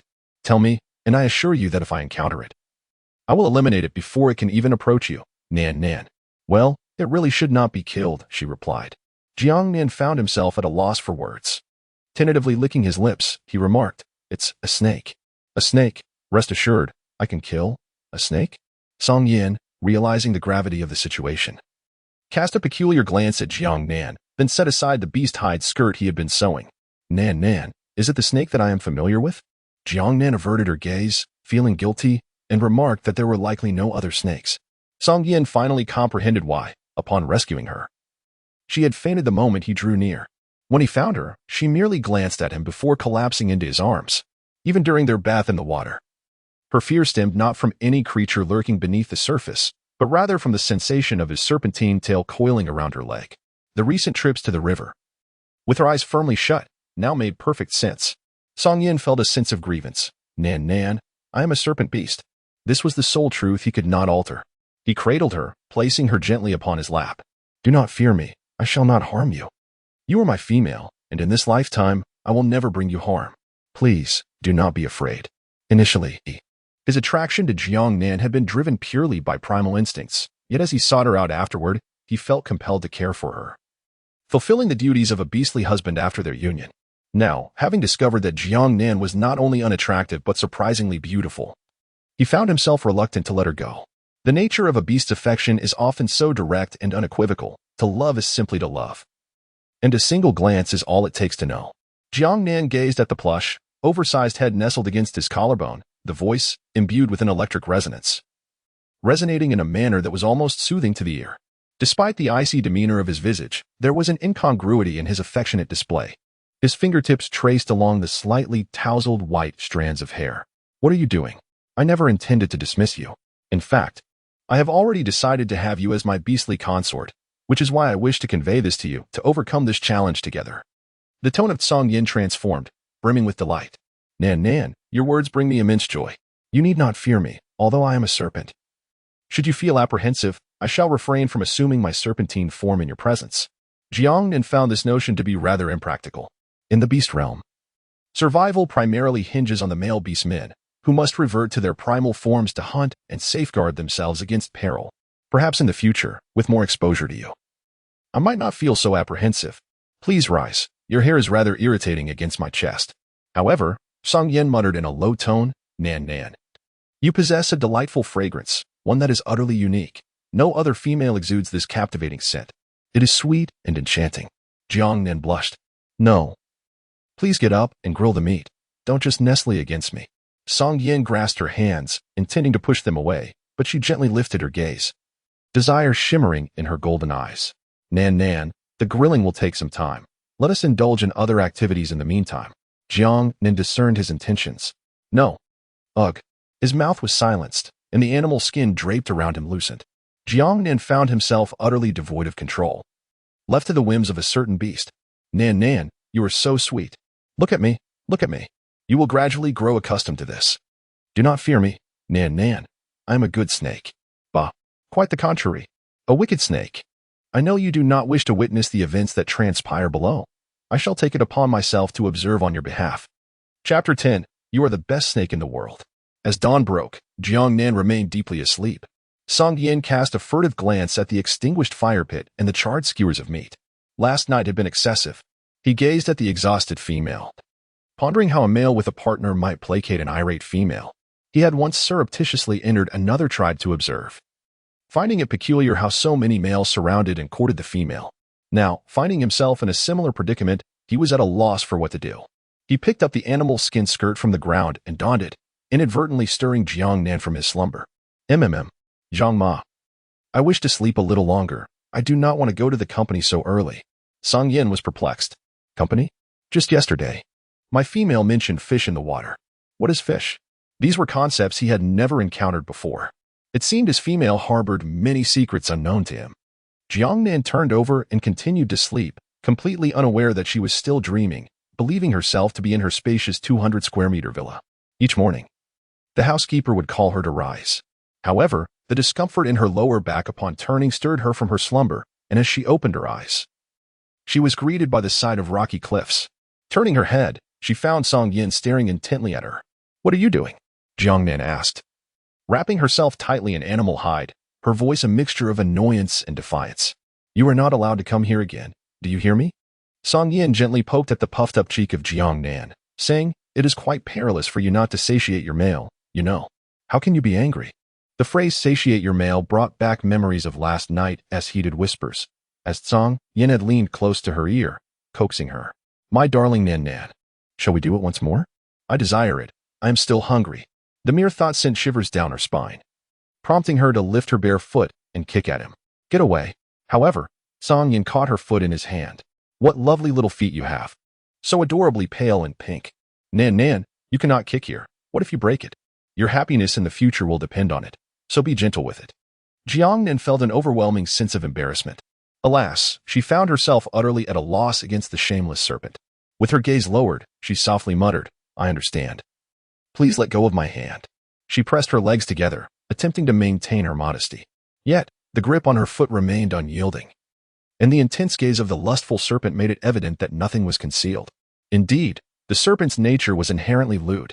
Ultimately, it was only when her stomach growled in protest that the standoff came to an end. Nan Nan, sleep a little longer. I shall prepare roasted meat for you. I know you must be famished, and it is my fault, he said. The previous night's turmoil had stretched into the early hours of the morning, leaving her to endure a night with an empty stomach. Such occurrences must surely never happen again. Jiang Nan's beast skin covered half of her face, and the sensation of being cherished and held was both shy and wondrous, prompting her to nod slightly. Indeed, she was quite fatigued. Her eyelids felt heavy, nearly refusing to open. Once the beast settled down, she drifted back into slumber. Hunger gnawed at her, yet it could not overcome the weariness that enveloped her. Although she had consumed the spirit fruit, the hardships endured during her escape had drained her body significantly. Had it not been for the enhancements granted by the beast realm, even her female form would have been at risk of succumbing to exhaustion. Song Yin observed as his female companion breathed evenly, and only then did he retreat, transforming into his serpentine form. His massive serpent head lifted. The sun had already ascended to its zenith. He needed to swiftly procure a meal for her. The Gugu beast was particularly favored by females. He hastened, knowing that if she awoke without seeing him, she would undoubtedly be frightened, to prevent her from facing danger. He specifically sought out a large stone to ensure that incidents akin to her previous tumble down the cliff would not recur. With his tail skillfully coiling around it, he gently positioned it at the cave entrance, leaving behind his scent before darting swiftly into the depths of the forest. Upon his return, he found that she had not yet awakened, which relieved him. He deftly tore apart the prepared Gugu beast and hung the pieces on branches. Jiang Nan awoke to the enticing aroma wafting through the air. Upon seeing the golden brown skewers of meat, he couldn't help but swallow in anticipation. Song Yin, noticing him stir, approached and gathered him into his embrace. Are you hungry, Nan Nan? It will be ready shortly. Allow me to assist you in putting on your animal skin skirt. As he spoke, his hands began to wander with a mischievous intent. Jiang Nan quickly intervened, asserting her independence. I can manage on my own. Be good. I am your male, he replied. Let me assist you. However, Song Yin disregarded her protest, effortlessly draping the animal hide skirt over Jiang Nan's form. Observing her slender waist, he felt a pang of dissatisfaction. His female was indeed too thin, almost devoid of flesh. The discomfort from last night lingered in his memory. In the beastly realm, the female attire consisted of a wraparound bodice made of animal hide for the upper body, while the lower half was encased in a skirt that barely reached her thighs, insufficiently concealing her more private areas. The emptiness of the garment left Jiang Nan feeling somewhat ill at ease. Song Yin, I wish to wear trousers. This short skirt is too revealing. Trousers? Song Yin inquired. Jiang Nan gestured towards the fabric of her skirt, indicating where it could be sewn together, and inquired about the availability of thin and breathable fur for intimate wear. Song Yin contemplated for a moment and remarked that in the Northern Sea, there exist some females who don a type of transparent gauze skirt, which clings closely to the body, revealing glimpses of skin beneath. It is said to be crafted from the skin shed and polished by the sirens. Do you desire something of that nature? However, such garments are exclusive to the Northern Sea. They are unlikely to be found in the southern continent. Upon hearing this, Jiang Nan's eyes dimmed from a brilliant glimmer to a muted glow. It is not strictly necessary to have such a specific type.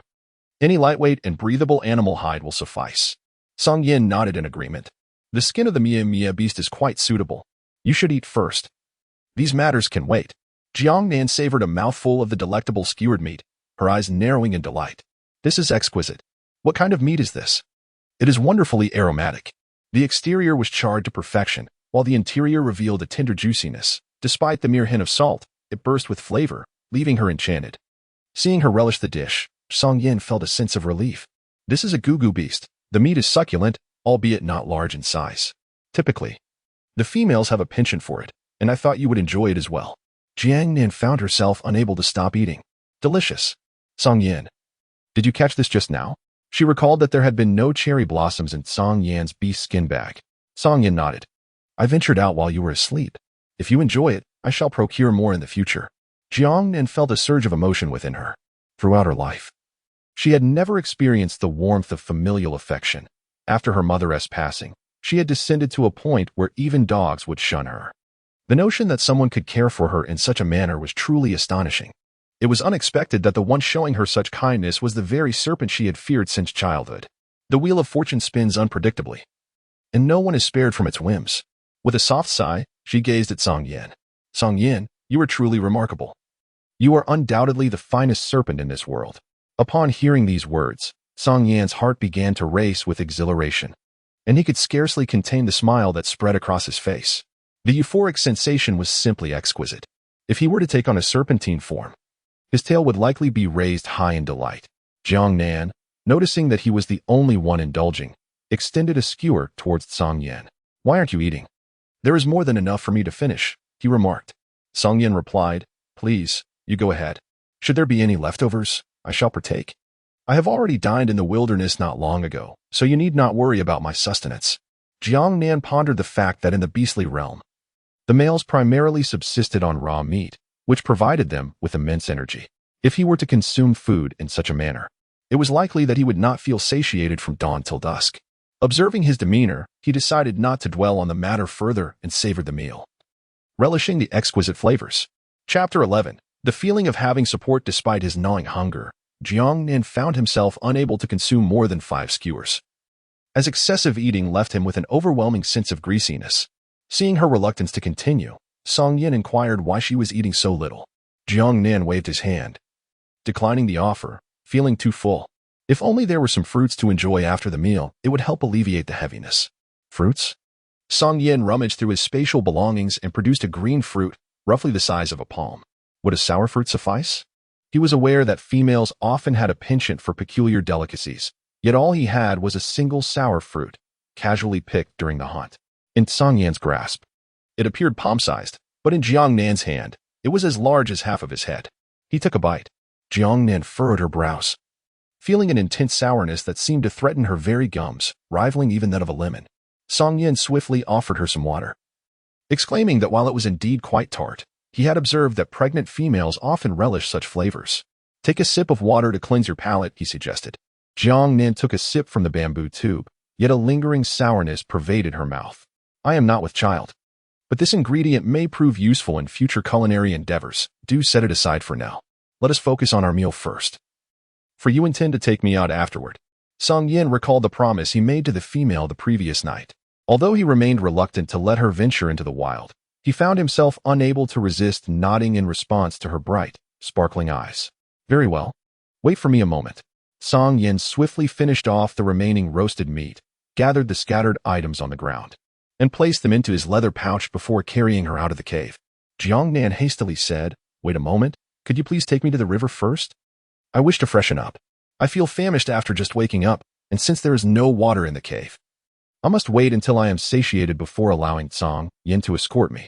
Naturally, Song Yin complied with his mate's request. "Of course, I shall lead you there right away." The serpent, momentarily pausing in its transformation, cast a glance at Jiang Nan, recalling her fear of snakes. Carrying her in this fashion would undoubtedly take longer than traversing with its beast form, yet it was unwilling to frighten her. Jiang Nan seemed to understand the turmoil within his heart. "Transform into a serpent," he suggested. "I shall merely close my eyes as I did yesterday. It is a swifter approach. Rest assured, I harbor no fear of you, though I must continue to confront my apprehensions." Song Yin, feeling a tinge of grievance, remarked, Nan, why should you fear anything at all? Why must it be serpents that you dread?" This inquiry left Jiang Nan somewhat speechless. Perhaps it was due to a past encounter with a bite. In truth, she was simply afraid, without any rational basis for her fear. Song Yin immediately adopted a serious demeanor, declaring, "Should that serpent dare to harm my dear Nan, you need not worry. I shall swiftly sever it in two." Jiang Nan listened to the child's description with amusement. Is this what it feels like to have someone backing you up? Her heart was utterly tender, as she raised her hand to encircle Song Yan's neck, tilting her head to bestow a fleeting kiss at the corner of his lips, before hastily withdrawing and lowering her gaze. "All right, let us depart swiftly." Song Yin felt his lips somewhat disobedient. Was that Nan who initiated the kiss? How delightful. Yet, why was the kiss so brief? Jiang Nan heard the sound of gravel and discovered that a white tail was joyfully swirling in the air behind Song Yin, clearing the surrounding dust and sand. He had transformed into a being with the upper body of a human and the lower half of a serpentine tail. Yet, when he looked up, Song Yin still wore a stern expression, devoid of a smile. How could this person be so endearing? That tail appeared rather charming as well. Jiang Nan observed the half-serpent form of Song Yin, and she felt a diminished sense of fear compared to before. At least she did not faint. Are you leaving or not? Song Yin lifted her, cradling her with one hand under her rear, their foreheads touching. Nan Nan, give me another kiss. Jiang Nan's cheeks flushed with embarrassment, and she turned her head away, whispering a soft refusal. Song Yin, relentless in his pursuit, pleaded, just one more kiss. And then we shall depart. I beseech you, Nan Nan. Reluctantly, she acquiesced. Very well. For your earnestness, I shall grant you this final indulgence. Moments earlier, the kiss had been unexpected, yet now, with his gaze fixed upon her, Jiang Nan felt an overwhelming sense of torment. She aimed for a swift peck, her original target being the corner of his mouth. However, just as she approached, Song Yin cunningly tilted his head, obstructing her lips, and when she instinctively tried to retreat, his large hand firmly grasped the back of her head. In the midst of their playful entanglement, he teased, Nan Nan, remember, this was your initiative. Ultimately, Jiang Nan, with her lips slightly swollen, buried her face in Song Yan's embrace, sulking in silence. No matter his pleas, she refused to acknowledge him, deeming him too mischievous. With countless schemes in his mind, Song Yan, in his half-human, half-serpent form, carried Jiang Nan to the riverbank. Although his speed was not as swift as when fully transformed, his formidable ninth-tier beast prowess allowed him to match the pace of an ordinary beast. He noted that Jiang Nan seemed more receptive to his current appearance. Upon reaching the riverbank, he found her still hiding her face. Throughout their journey, she had chosen to ignore him. Nan Nan, I admit my fault. Will you forgive me? Next time, I promise you can kiss me without hesitation. Without hesitation? Jiang Nan found the scene rather peculiar, particularly if the kiss had lingered for an extended duration. Noticing the lack of effect, Song Yin deftly shifted the conversation. We have arrived at the riverbank. If you do not come down now, it will become quite warm once we reach the forest. Put me down. Jiang Nan muttered sullenly. With a cheerful smile, Song Yin gently set him down. Observing the female's pouting lips, it appeared he might have indeed exerted himself a tad too forcefully. Do not be upset. I shall not dare to do so again next time. Jiang Nan turned around, inquiring who had angered you. I, feeling quite disgruntled, made my way towards the riverbank, intending to wash my face and rinse my mouth, overwhelmed by the taste of meat lingering in my mouth. The loyal dog of Song Yin followed closely behind, producing a leaf as large as a willow leaf. Jiang Nan was oblivious to the matter at hand. A certain beast elucidated that the tender shoots of the cleansing tree were chewed and spat out by females, serving as a primitive form of toothpaste. Jiang Nan took a moment to savor the delicate fragrance of the trees. With just a few chews, a frothy essence emerged. And how splendid it would be to have a toothbrush at that moment. In the future, I shall observe how this is crafted. After gargling, the refreshing sensation in her mouth was markedly enhanced, leaving her feeling invigorated. Naturally, she extended her arms towards Song Yin. All right, let us embark. We shall aim to return early. Song Yin was utterly charmed by her gesture, pulling her into his embrace. How enchanting his mate was. Truly, she was irresistibly adorable. In a moment, I will transform into my beast form. It will be swifter. Please bear with me and close your eyes. Jiang Nan obediently closed her eyes and nodded, affirming with a soft Instantly, the strong, powerful hands that once supported her transformed into a serpentine tail that coiled around her, lifting her above his head. Nan Nan, it is time to embark on our journey. You may grasp my scales. In the dim light, Jiang Nan casually grasped the rugged scales nearby, feeling their robust texture. I am ready. Let us depart. Very well. Accompanying this was the sound of the wind whistling past his ears, the refreshing coolness enveloping him, along with the mingled scents of various trees and flowers. The speed was astonishing, yet the serpent's head remained as steady as the ground beneath. One could easily disregard the oncoming gusts. Chapter 12. The tiger's roar approaches. The great white serpent is truly magnificent. Song Yin dispelled the nearby wild beasts before transforming into human form. The scales in Jiang Nan's hand suddenly vanished, and the abrupt sensation of plummeting through the air elicited a startled cry from her, only to be firmly caught moments later. Song Yin, rest assured, I shall catch you. Open your eyes, we have arrived. Jiang Nan first adapted to the brightness, soon beholding the lush trees that shielded the sun. Sunlight filtered through the gaps in the leaves, casting enchanting shadows upon the ground.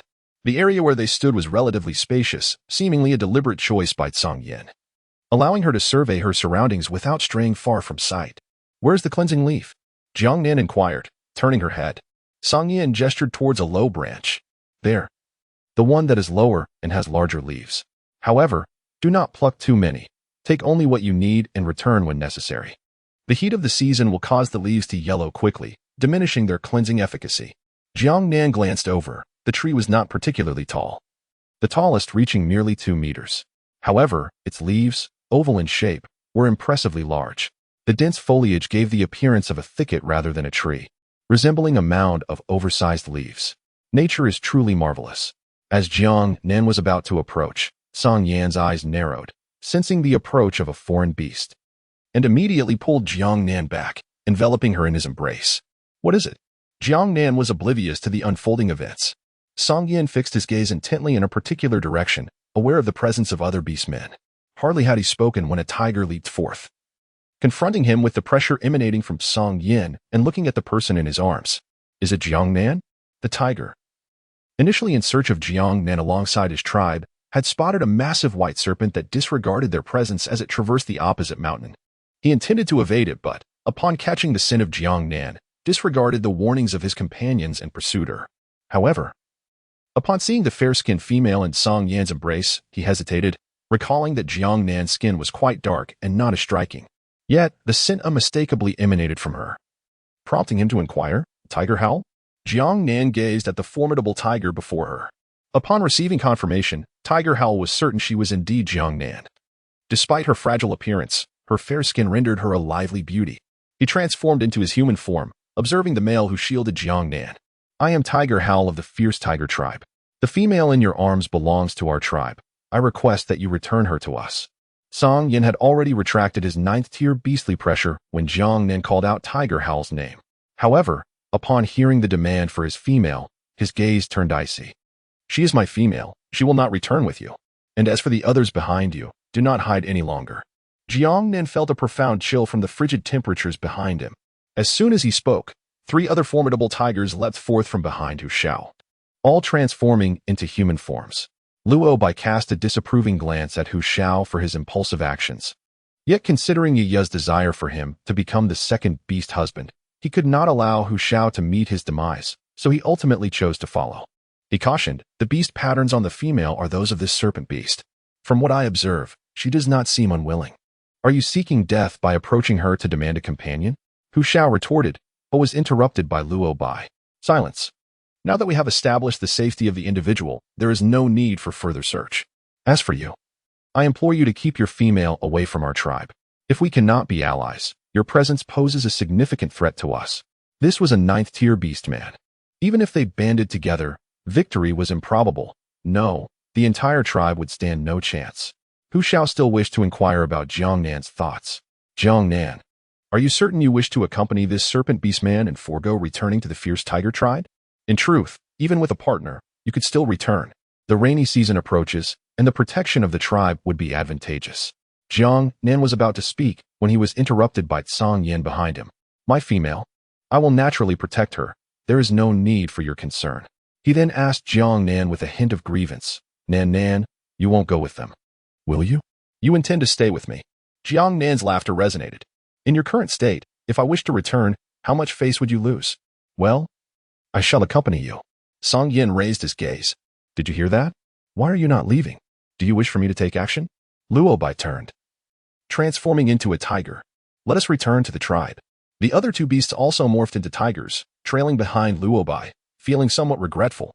This female was far more captivating than before. Since she could not be taken back, she was seemingly given away in vain. Yet, she was a 9th-tier beast. A confrontation would surely be futile. Only Hu Shao remained steadfast, unwilling to turn away. He harbored the belief that Jiang Nan was being coerced. Just a short time ago, upon her arrival at the fierce tiger tribe, she had expressed a desire to erase her beast markings, harboring fear of the orc who had claimed her. How could it be that in such a brief period, she was willing to associate with a wandering beastman? A serpent beastman, no less. It was evident that this serpent beastman had inflicted some harm upon Jiang Nan, compelling her to remain. The more he pondered, the more plausible it seemed. For the reputation of wandering beastmen was hardly favorable, particularly those of the serpent variety, known for their solitary nature and strong possessiveness. Luobai turned back. Hu Xiao? We are leaving. Jiang Nan gazed at the reluctant individuals, saying, Tigers roar, you should return. I am fine. I appreciate your concern in seeking me out. I am doing well now, and when I have the opportunity, I shall visit you at the Tiger's Denver. This statement, initially intended as mere politeness, bore a different connotation for the two beastmen. Tiger's roar pondered, is she subtly imploring me for rescue? I must devise a means to save her. Meanwhile, Song Yin contemplated. Does the female have an affection for this tiger beast? Perhaps it would be prudent to eliminate him while the chance presents itself. Jiang Nan observed the two individuals who appeared to be in a state of discomfort. What troubles you? Hu Xiao, filled with reluctance, cast a glance at the serpent beastman, lamenting his own lack of strength. Nevertheless, he spoke, Serpent beastman, after the rainy season comes the cold season. I am aware that your kind requires hibernation. What will become of the females then? You may bring the females to our tiger tribe. At this moment, Luobai turned around, emitting a low, threatening growl from his throat. Hu Xiao transformed into a giant tiger, let out a roar, glanced in Jiang Nan's direction, and then swiftly departed. Luobai's gaze darkened as he fixed his eyes on Song Yin, ultimately choosing to turn back as well. They lacked the power to negotiate with ninth-tier beastmen, and there was nothing that could sway the might of a ninth-tier beastman. If he desired to come, there would be no means to prevent it. However, serpent beasts, being a nomadic clan, were greatly resisted by tribes. Coupled with their cold nature and the scarcity of receptive females, particularly with the impending hibernation, it was a time when females most needed support. During that period, they would possess neither warm fur to shield the females from the cold nor the ability to hunt outdoors. It was indeed unlikely that any female would choose such a beast husband unless there were several males to choose from. Thus, the population of serpent beast men was quite limited, as their reproduction was notably challenging. Unexpectedly, he had encountered one, and a ninth-tier serpent beast at that. Even if this female were unwilling, she would likely have no other choice. In the beast world continent, those who reached the ninth tier could be counted on one hand. Once they departed, Jiang Nan extricated himself from Song Yan's embrace. They have left. Let us go pick some cleansing leaves. I also wish to wander nearby and see if there are any wild fruits to bring back. Song Yin smiled in response, of course. I shall accompany you in whatever you choose to do. As for Hu Xiao's earlier words, he had indeed taken them to heart. Observing the slender silhouette of the female, barefoot, he promptly stepped forward to lift her up, allowing her to rest in the crook of his arm. In a state of panic, Jiang Nan grasped Song Yan's neck. Bewildered, why are you suddenly hugging me? It's quite frightening. Song Yin gazed at the female who barely reached his height, finding her softness utterly charming. I forgot to make you leather shoes. Be careful not to hurt your feet in the forest. Once we return, I shall craft them for you. Jiang Nan gazed at her bare feet, feeling the slight discomfort from the 2 steps she had taken. Yet, the grass provided a soft cushion, making it bearable. However, being held by someone, she certainly preferred that. Song Yin, how can you be so wonderful? I find myself liking you more and more. Indeed, it was increasingly heartwarming to have such a charming and considerate partner. Song Yin, brimming with joy, nuzzled against Jiang Nan's cheek. I am your male companion. It is only natural for you to grow fonder of me. Then, the rustling sound caught Jiang Nan's attention, revealing a white snake's tail swaying gracefully in the grass. What is this large white snake doing with the attributes of a dog, wagging its tail in joy? It's rather endearing, isn't it? In Chapter 13, as they found the pumpkin, they encountered a wild boar larger than a hippopotamus. Song Yin continued to embrace Jiang Nan, plucking a handful of clean leaves, which he raised above her head, allowing her to perch upon his shoulder. Jiang Nan's expression shifted subtly. Song Yin, please, put me down. She was entirely unclad beneath, her thighs brushing against the man's frigid skin, which provided a momentary respite for her otherwise heated body, yet it was imbued with a profound sense of shame. If I hold you like this, how could you possibly reach? What purpose would it serve to lower you? Can you truly pluck the tender shoots atop the tree if I let you down? Though the tree was not particularly tall, it posed a challenge for the female. Song Yin was oblivious to her thoughts, perceiving the situation as entirely normal. For he had witnessed males in the tribe lifting females overhead during gathering days to help them reach fruits that were otherwise unattainable. His intention was to assist Jiang Nan in retrieving the tender leaves at the treetop, which could later be used for rinsing. Having observed her struggle to stretch her arms, He had placed her atop his shoulders. "Oh, enough already. Please set me down," Jiang Nan insisted, squirming. Seeing the considerable amount of clean leaves he had gathered, Song Yin did recognize it was sufficient. However, he still had no intention of releasing her. "Then let me take you to gather fruits. You may remain seated upon me." Sigh. Jiang Nan sought to resist, but the half-snake, half-rapacious Song Yin had already grasped her foot, preventing her from falling as it swiftly propelled her in another direction. Jiang Nan could only embrace the male's head, enduring the discomfort between her legs. Her pace was not brisk, and as she passed a certain spot, she urgently exclaimed, "Song Yin, stop, stop." In her haste to grasp Song Yan's hair, she inadvertently caused the creature's head to tilt upwards, its body leaning backward. Upon witnessing the scene, Jiang Nan was startled and released her grip. I apologize, I was too anxious," she exclaimed. Song Yin merely smiled indulgently. "It's all right, Nan. But do take care next time not to hurt your hand." Jiang Nan felt a twinge of embarrassment upon hearing this. "I spotted something over there, by that tree stump entwined with large leaves. If it truly is what I think, we won't have to rely solely on meat today." Song Yin followed the direction indicated by Jiang Nan. Upon discovering a pumpkin resembling a winter melon, Jiang Nan exclaimed with excitement, "Song Yin, quickly, let me down." "All right." Song Yin carefully set her down. As soon as her feet touched the ground, Jiang Nan dashed over, her eyes sparkling with joy at the sight of the oversized pumpkin. Song Yin frowned slightly. Nan, although this gourd is edible, its flavor is quite poor, and it is rather tough. Only those famished creatures unable to find food would resort to consuming such things." Jiang Nan gazed upon the enlarged pumpkin, asking, "Can you unveil it for me, Song Yin? I wish to ascertain whether it aligns with my expectations. If it merely appears appealing yet conceals unpalatable contents, it would be a futile exertion to carry it back." "Of course, Nan. Please step back a bit," Song Yin replied. With a swift transformation, his claws elongated, and white scales adorned his arms. He gently grazed the surface of the pumpkin, producing a crisp crack as it split open. Upon witnessing the hollow interior filled with white pumpkin seeds, Jiang Nan's eyes sparkled with delight. "It truly is a pumpkin. Song Yin, could you please take this? Cooked, it would be delectable. And we could even dry the seeds for later. I find myself yearning for pumpkin rice," she added eagerly. "Very well," Song Yin responded, though perplexed by her enthusiasm. Nevertheless, respecting her wishes, he carefully placed the pumpkin into his leather pouch. He then inquired, "Shall I retrieve another?" Jiang Nan shook his head, remarking on the excessive size of the pumpkin, which could sustain one for an extended period. "Furthermore, is not your spatial pouch limited? There are other items to accommodate shortly. It can only hold approximately 200 square meters of goods. While that may sound substantial, in the beast realm, the average creature approaches the size of an elephant, and the prey hunted by Song Yin would only be larger. Thus, the capacity of this beast's skin pouch appears rather inadequate." Song Yin, however, was not of the same opinion, for now that he possessed a female companion, he contemplated the many essentials he needed to prepare for daily life. It seems he must find an opportunity to expand his space. After harvesting the pumpkin, Song Yin reached out to lift the person above his head once more.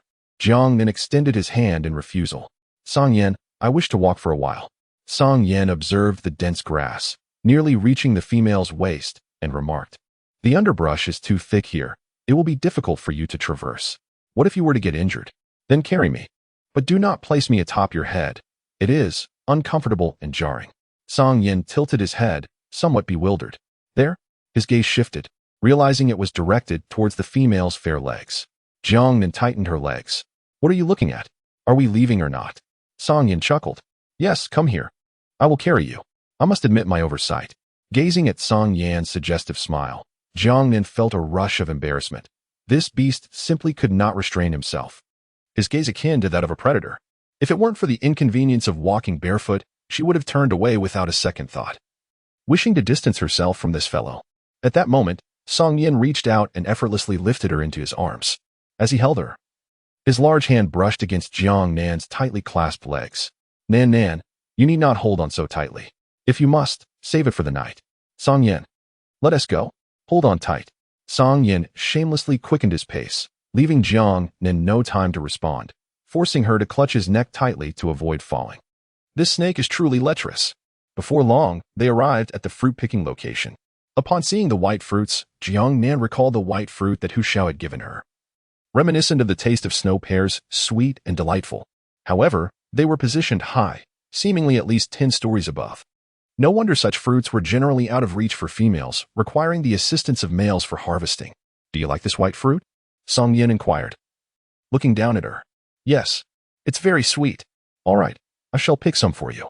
Just stay here and wait patiently. Jiang Nan nodded obediently, standing beneath the tree. Her gaze eagerly fixed upon Song Yin. She resembled a child awaiting the return of an adult bearing delightful treats.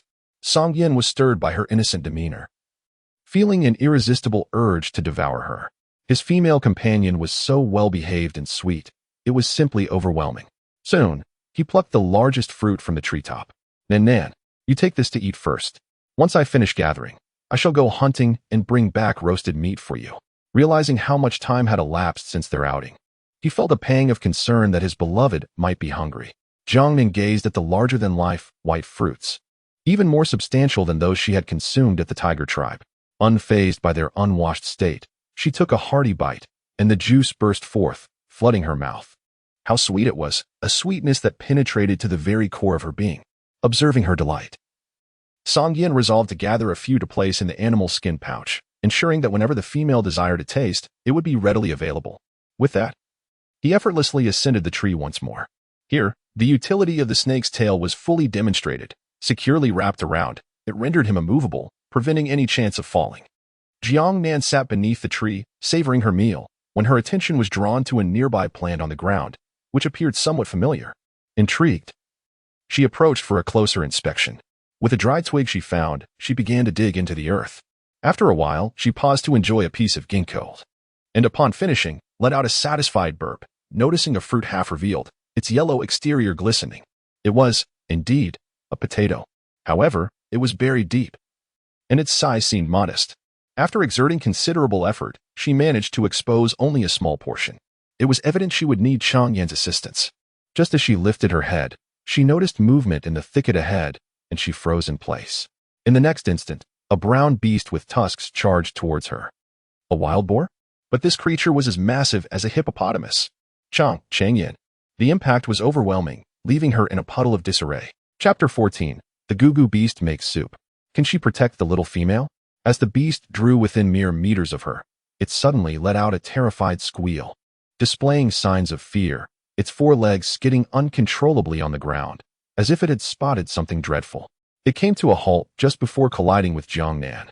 But as it attempted to turn away, a massive white figure surged past, creating a frictional roar akin to a moving train. In a moment of desperation, Chang Yin transformed into a colossal white serpent and swiftly swallowed the beast whole. When he turned his serpent's head to ascertain whether his female was unharmed, Jiang Nan rolled her eyes back and collapsed backward. Jiang Nan, unable to maintain his composure, succumbed to unconsciousness, only to be caught by the serpentine tail of Song Yin at the moment of descent. He inwardly sighed with relief, grateful not to have fallen to the ground and potentially harmed himself. Observing the female who had fainted from fright, a sense of melancholy washed over him. Was he truly that terrifying? However, he was well aware that snake beast men were not favored by females. This realization had been ingrained in him since birth. Even then, his mother's gaze had been cold and disdainful, as if she were looking upon something exceedingly filthy. Thus, this profound lesson had been imprinted upon him from the very beginning. Snake beast men were not cherished by females. Potatoes. My potatoes. Upon awakening, Jiang Nan's first thought was of the potatoes she had discovered. However, she soon realized she was lying by the riverbank, resting on a bed of animal hides. Upon seeing her stir, Song Yin ceased his task of preparing the prey. Nan, you are awake. Are you hungry? Song Yin dared not meet her gaze. During Jiang Nan's unconscious state, he pondered whether he was truly suited to be her beast husband. Would she not be happier had she chosen the tiger beast he had encountered instead? At the very least, she would not have fainted. Jiang Nan, oblivious to the despondent expression of Song Yin, was preoccupied with the discovery of potatoes during his fainting spell. I am not hungry, Song Yin. Let us swiftly return to the spot where I found the potatoes. We must dig them up before someone else does. With that, he grasped Song Yan's hand, eager to depart. However, Song Yin pulled him back, asserting, there is no rush to retrieve anything. No one else is going back to dig. Shall we not first enjoy a meal? I prepared the gugu beast for you this morning, your favorite. Jiang Nan gazed along the riverbank, pondering whether it was a wild chicken or an ostrich. Wouldn't a stew made from it be delightful? Song Yin, shall we gather some meat from the chicken? or the gugubis for a hearty broth? Stew? Song Yin was unfamiliar with the concept of soup. Jiang Nan elucidated that one merely needs to boil water and add a pinch of salt. After all, without ginger or garlic, the essence of the soup would still retain its authentic flavor. Song Yin retrieved a stone pot from the leather pouch, its half-oval shape hollowed in the center, and inquired, "Is this suitable for cooking?" Jiang Nan nodded naturally. Certainly, certainly. How did you know I desired such a pot?" Song Yin gazed into the delighted eyes of his mate and smiled, gently ruffling her hair. "In our tribe, we occasionally use this for cooking, though it is quite rare, as the flavors produced do not compare to the exquisite taste of roasted meat. Are you certain you wish to proceed with this method?" He harbored no aversion to the effort involved. Rather, he feared that if she found the resulting dish unsatisfactory, she might feel disheartened. No. Just wait a moment and place the bones of the gugu beast inside to simmer, but do not add too much meat." She expressed her desire for a rich bone broth. Nan, bones are not meant for consumption. How could my mate gnaw on bones?" Jiang Nan chuckled lightly. "Song Yin, the bone soup is truly delectable. Just follow my instructions. I am not in pursuit of the meat itself, but rather the broth. Without staple foods, it is merely meat consumption, and even the most delicious fare may lead to health issues. After all, excessive barbecuing is known to pose cancer risks. Previously, I was unaware of other edible options, but now that I know, I do not wish to deprive myself. At the very least, I aspire to elevate my standard of living." Song Yin, observing her determination, chose not to press the matter further. "Very well, then. Sit here for a moment while I prepare the ingredients. We shall return to the cave to cook the bones. In the meantime, enjoy this fruit." As he spoke, he retrieved ginkgo nuts from his leather pouch and placed them beside Jiang Nan. "Jiang Nandao, Song Yin, shall we dine here? After our meal, I wish to cleanse myself with a wash and a bath, and then we can retrieve the potatoes from the place I discovered them, thus saving time on unnecessary trips." Song Yin readily agreed. "Very well, I shall heed your wishes, Nan." With deft movements, Song Yin skillfully disassembled the gugu beast, tearing its skin and chopping it into smaller pieces. In accordance with the standards of his mate, he ensured the meat was not cut too large, so it would be easier to consume later. Soon, a bolt of lightning struck, igniting a fire, and he placed a stone pot filled with water and some bones into the flames to boil. He casually inquired, Nan, do you think this is acceptable?" Jiang Nan glanced over. She was not adept at cooking, yet she extensively relied on various recipes. Due to her inability to master the art of cooking, she diligently researched the subject, and with her good memory, she retained the processes of even the more challenging dishes made from everyday ingredients. Since she recognized her limitations, she decided to let Song Yin take charge. After rinsing, wait until it changes color and the blood has been boiled out. Then, pour off the water. Wash it with clean water, return it to the pot, and boil it again, she instructed. Song Yin, possessing remarkable initiative, followed Jiang Nan's directions meticulously and soon placed the pot back over the fire. Observing the uncovered stone pot, she frowned slightly. "How long will it take to cook like this?" "Song Yin, is there anything we can use to cover it? Is it necessary to cover it?" Song Yin pondered, as no one had ever cooked in such a manner before. Jiang Nan was aware that the orcs in the beast world were not overly particular about their lifestyle, especially regarding their food. As long as it sufficed to satiate their hunger, it was acceptable. She then glanced at the trees behind her. Indeed, without a pot lid, she could still manage. She could conveniently create some pots and bowls, and even prepare a large wooden tub for bathing. What a perfect solution. Turning her gaze back to the still tormented Song Yin, she observed him moving his fingers, encasing the pot lid in a layer of ice that sealed it tightly. Nan, he inquired, "Is this feasible? Will it not melt? After all, it is ice." Song Yin shook his head. "No, my ice does not melt under ordinary fire. If necessary, I can add another layer for reinforcement." Jiang Nan observed the situation, contemplating the possibility of a solution, yet sensing an underlying disquiet. However, she could not quite pinpoint the source of her unease. A nagging feeling suggested that the steam might not escape. Without hesitation, she instructed Song Yin, "Create an opening in the ice for the steam to escape. We certainly do not want it to explode later." She felt something was amiss. Without a vent, the pot would inevitably detonate. Though Song Yin was puzzled, he complied with her request. "That should suffice," Jiang Nan remarked, satisfied that the issue with the pot lid had been temporarily resolved.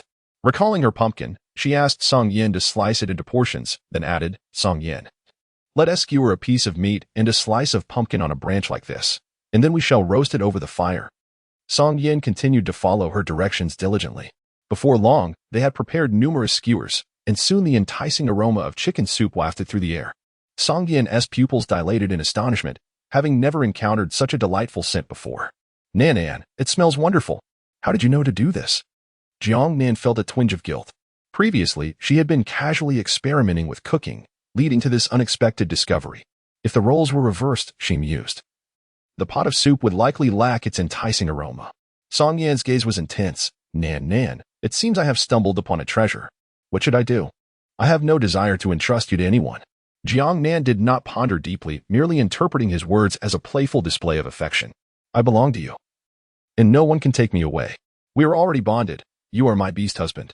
These sentiments greatly pleased Song Yan. Yet a trace of concern lingered in his eyes. His Nan was so exceptional, so remarkable. Even for him, could he truly safeguard such a treasure? In other seasons, it might not be a concern, but what about the cold season? Serpents are uncontrollably compelled to hibernate during winter. What would become of his Nan? This thought echoed the words of the old tiger from earlier. Jiang Nan realized that both the meat and the soup would take some time to be ready. She urged Song Yan, let us chop some wood and craft a wooden bowl so we can enjoy the soup later. Gathering her thoughts, she added, all right. Nan, you stay put. I shall handle it. He chose not to inquire about the nature of a bowl as he was determined to create whatever she desired. He would understand soon enough. Chapter 15. Captured. Jiang Nan gazed at the makeshift bowl filled with soup, savoring the delightful flavors of roasted pumpkin and meat. Feeling an overwhelming sense of contentment in that moment, Song Yan's eyes sparkled with admiration, recognizing the remarkable ingenuity of his mate, who could conceive such delightful dishes. His gaze deepened with an inscrutable intensity. Song Yan, why do you keep staring at me? You should eat, she remarked, feeling the weight of his gaze, which seemed to harbor an insatiable hunger. Song Yan gently kissed her forehead, enveloping her in a warm embrace. Nan, do you long to return to the tribe? Jiang Nan reflected on the words of Jean who, realizing that, if given a choice, she would prefer not to live alone in the wilderness. Humans are inherently social creatures. Moreover, she still needed to assist the original owner in locating her family. After pondering for a while, she said, Song Yan, I have family. We became separated, and I must find them. Furthermore, living alone can be quite lonely, but if you prefer solitude, I would not mind living together with you instead. Song Yan tightened his embrace around her. Nan, wherever you are, I shall be there too. I will heed your every wish. Unlike other beast folk, we serpent beast people do not possess a communal nature, yet I do not wish for you to forsake anything for my sake. Let us return to the fierce tiger tribe. Jiang Nan embraced him. Song Yan, you are truly wonderful. However, there's no rush. It can wait a couple of days. Song Yan readily acquiesced. All right. In the tiger tribe, Luo Bai privately chastised Hu Shao, then spoke. You cannot possibly have developed feelings for that female named Jiang Nan, can you? You seem excessively concerned for her, risking your own life. She is a 9th-tier beast man. Should he become enraged, do you genuinely believe you could survive under his wrath? Hu Shao was aware of the perilous nature of his actions and apologized. I am sorry, Luo Bai. My behavior was impulsive. I rescued Jiang Nan, and I feel a certain responsibility for her safety. Luo Bai refrained from further comments. The matter was settled. He advised Hu Shao to avoid such recklessness in the future. I brought you here to discuss another matter. Ye has expressed a desire for you to become her second beast husband. I am aware that before I formed a bond with Ye, you were pursuing her. So what say you now? Do you still wish for this? Hu Shao nodded eagerly. Of course. I have feelings for Ye. Naturally, I wish to become her beast husband. Very well, in a couple of days. I will arrange for you and Ye to bond. You may return now. Luo Bai nodded. Thank you, Luo Bai. Rest assured, I will take good care of Ye from now on. Hu Shao departed in high spirits. After his departure, Luo Bai returned to the cave and recounted the events to Ye. The person on the bed had disheveled hair and was breathing softly. So Jiang Nan's beast husband is a 9th-tier beast man? She said, somewhat incredulous, while also feeling that Jiang Nan, the unattractive female, was exceedingly fortunate. Luo Bai kissed her shoulder, unaware of the jealousy flickering in her eyes. Indeed, a serpent beast man, quite formidable. However, he seems to be a wandering beast. Solitary serpent beast men typically prefer solitude. Hu Shao wishes to bring them back. Ye pushed away the person above her. Luo Bai, suppressing her urges, leaned closer. What troubles you, Ye? Is Hu Shao interested in that female Jiang Nan, hence his desire for her return to the tribe? Ye questioned, displeased. Upon hearing this, Luo Bai chuckled lightly. Ye, He has yet to become your beast husband, and you are already furious? Do not worry, I inquired with Hu Shao. And he is willing to become your beast husband, showing little interest in that female. He will bond with you in a couple of days. Only then did the person beneath her allow a smile to grace her lips. Luobai, you are insufferable. I am not angry at all. Yaya thought to herself, mocking the situation. What of the ninth tier? He is merely a serpent beast. That cold, aloof creature is of no consequence. The cave echoed with indescribable sounds throughout the night. When Jiang Nan awoke, he was greeted by an enticing aroma and discovered that Song Yin was preparing chicken soup for him. Upon seeing her rise, he immediately scooped her up. Shall we go freshen up? Jiang Nan, still in a daze, gently draped her arms around the neck of the man, nodding in agreement. Yes. Yesterday I crafted a large wooden bucket for collecting water, making it quite convenient to fetch water today. After completing her morning routine, Jiang Nan felt significantly more alert. Subsequently, she was cradled by Song Yin, who fed her. Although Jiang Nan wished to feed herself, the great white serpent was unyielding, insisting on feeding her instead. Consequently, Jiang Nan leaned against him, closing her eyes and surrendering to his care. Once she had eaten her fill, Song Yin gently laid her on the stone bed. I will venture out to hunt. You must patiently await my return. I have left you some of your favorite fruits. Song Yin planted a kiss on her forehead before departing. Jiang Nan chuckled as she gently pushed him away. Oh, it tickles. You may go. I shall remain here, not venturing anywhere. Song Yin truly did not wish to part from his mate. He longed to hold her close, to gaze upon her, to steal kisses from her. His mate was soft and fragrant, an irresistible allure. Yet, with the impending rainy season and the cold season to follow, it was imperative to gather provisions. Otherwise, his delicate mate might struggle to survive. She was so slender, more fragile than the other females. He resolved to venture out and procure some beast spirit fruits for her. After lingering a moment longer, he reluctantly declared, I will take my leave now. He feared that if he stayed any longer, he might lose control and succumb to his primal instincts.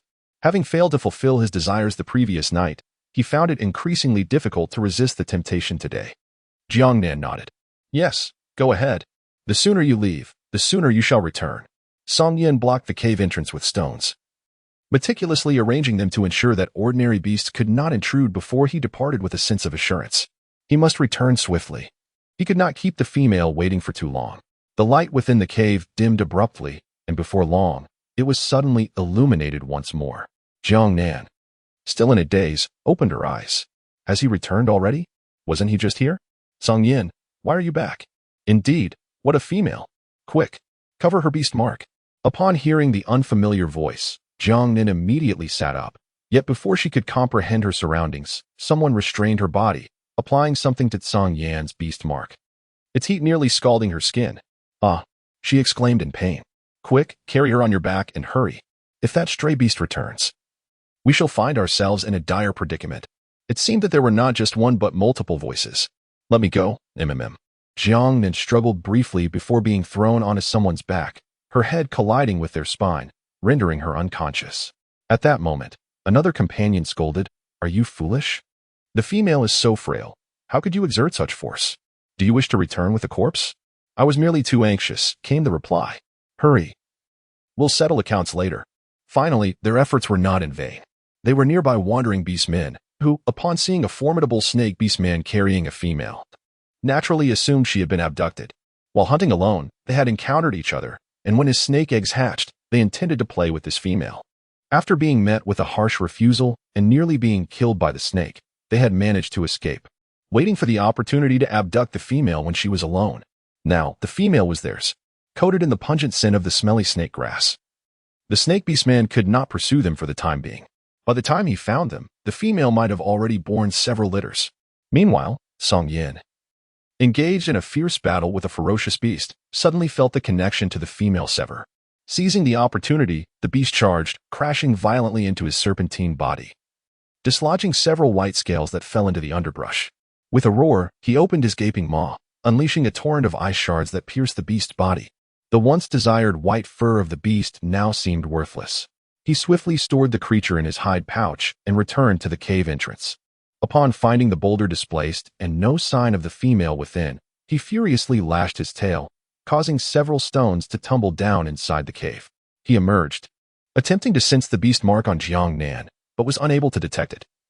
The one who had taken her was also smeared with a fruit that masked their scent, complicating his search further. It was not until dusk that he caught the scent of the wandering beast, a wandering jackal. He cursed himself for not having swallowed those two back then. Chapter 16. Escape. Meanwhile, the two jackals carried Jiang Nan through the forest, heading toward the sand fortress inhabited by their kind. Back on the edge of the forest, the hunting party from the tiger tribe returned, having ventured to the plains to hunt large beasts. After a fierce battle, they were resting. The group sensed the approach of two wandering beasts, initially assuming they sought to compete for food, and grew vigilant. However, the wanderers circumvented them, fleeing towards the plains. Only then did they relax, but when Hu Shao spotted the pale female on their backs, he was instantly invigorated. That female bore an uncanny resemblance to Jiang Nan. Luo Bai, they have a female. I must go take a look. Luo Bai, who had sustained an injury to his hind leg while assisting a companion, immediately opposed Hu Shao's intention to leave, aware that with the strongest fighter departing, their situation would become precarious. What will happen to our prey if you go? I am injured. The team needs you. Hu Shao paced anxiously, distraught. However, the female is in the hands of the strays. We must go to her rescue. Especially since the female bears a striking resemblance to Jiang Nan. Jiang Nan is with the serpentine beastman of the 9th tier beast ring. Do you truly believe that those two with only 3 rings could possibly prevail? Luo Bai hesitated to speak, his gaze laden with caution. Even if Jiang Nan were indeed in their grasp, such as the nature of the strays, Jiang Nan's choice of him has led to this predicament. Hu Shao persisted, insisting that even if it were not Jiang Nan, the sight of the female in the stray's possession compels us to act. What if she were taken from their tribe? In this forest, our tiger tribe is undoubtedly the most likely to intervene. At this, Luo Bai fell silent, and the other males, lying prone on the ground, began to consider this possibility. Yet, they still turned their gaze toward Luo Bai, awaiting his decision. Hu Shao could no longer contain himself. Those two strays must surely be coated with scent-masking substances, and if he hesitated any longer, he would lose their trail. Yamu has already returned to the tribe to seek assistance, and it won't be long before he rejoins you. I must pursue them now. He had an unwavering premonition that the coyote carried Jiang Nan. The feeling was so intense that he found it impossible to remain still, and without further ado, he dashed toward the direction in which the coyote had vanished. Luo Bai rose. Hu Shao, this is the second time you have taken matters into your own hands. If you are to become Yaya's partner in the future, it is likely you will eventually overshadow me as her foremost mate. Contemplating this, he felt a reluctance to allow Hu Shao to forge a bond with Yaya. After all, in terms of strength, Hu Shao was rapidly advancing and would soon catch up to him. Should Yaya lean toward him, his position would be at risk. When Jiang Nan awoke, he found himself upon the back of a beast, surrounded by an unfamiliar landscape, devoid of any trace of Song Yan. Who are you? Where are you taking me? He inquired. Beside him, a coyote named Zui looked up and said, Ah, you are awake. Do not fret. Once we reach our territory, we shall cherish you dearly. The one bearing Jiang Nan, Heir, turned his head and grinned. I am Heir, and I shall become your second beast husband. Zui interjected hastily. Why should it be you? I am the elder brother. It is my right. Dear female, Zui continued, I am Zui, and I should be your second beast husband. But I already have a beast husband, Jiang Nan protested. He is a 9th tier beast man, and he will come to find me. You had better return me at once. Jiang Nan surveyed her surroundings, uncertain whether leaping down at this speed would result in considerable pain. She feared that if she jumped, the 2 rogue beasts would not spare her. Yet, she quickly dismissed such thoughts. Before he sought you out, you were already ours, Zui remarked with a cold sneer. He too was a rogue beast, a serpentine creature, devoid of warmth. What makes him superior to us? He continued. Once you become a beast husband, the customs of the beast realm dictate that female beast men cannot resort to lethal force against one another.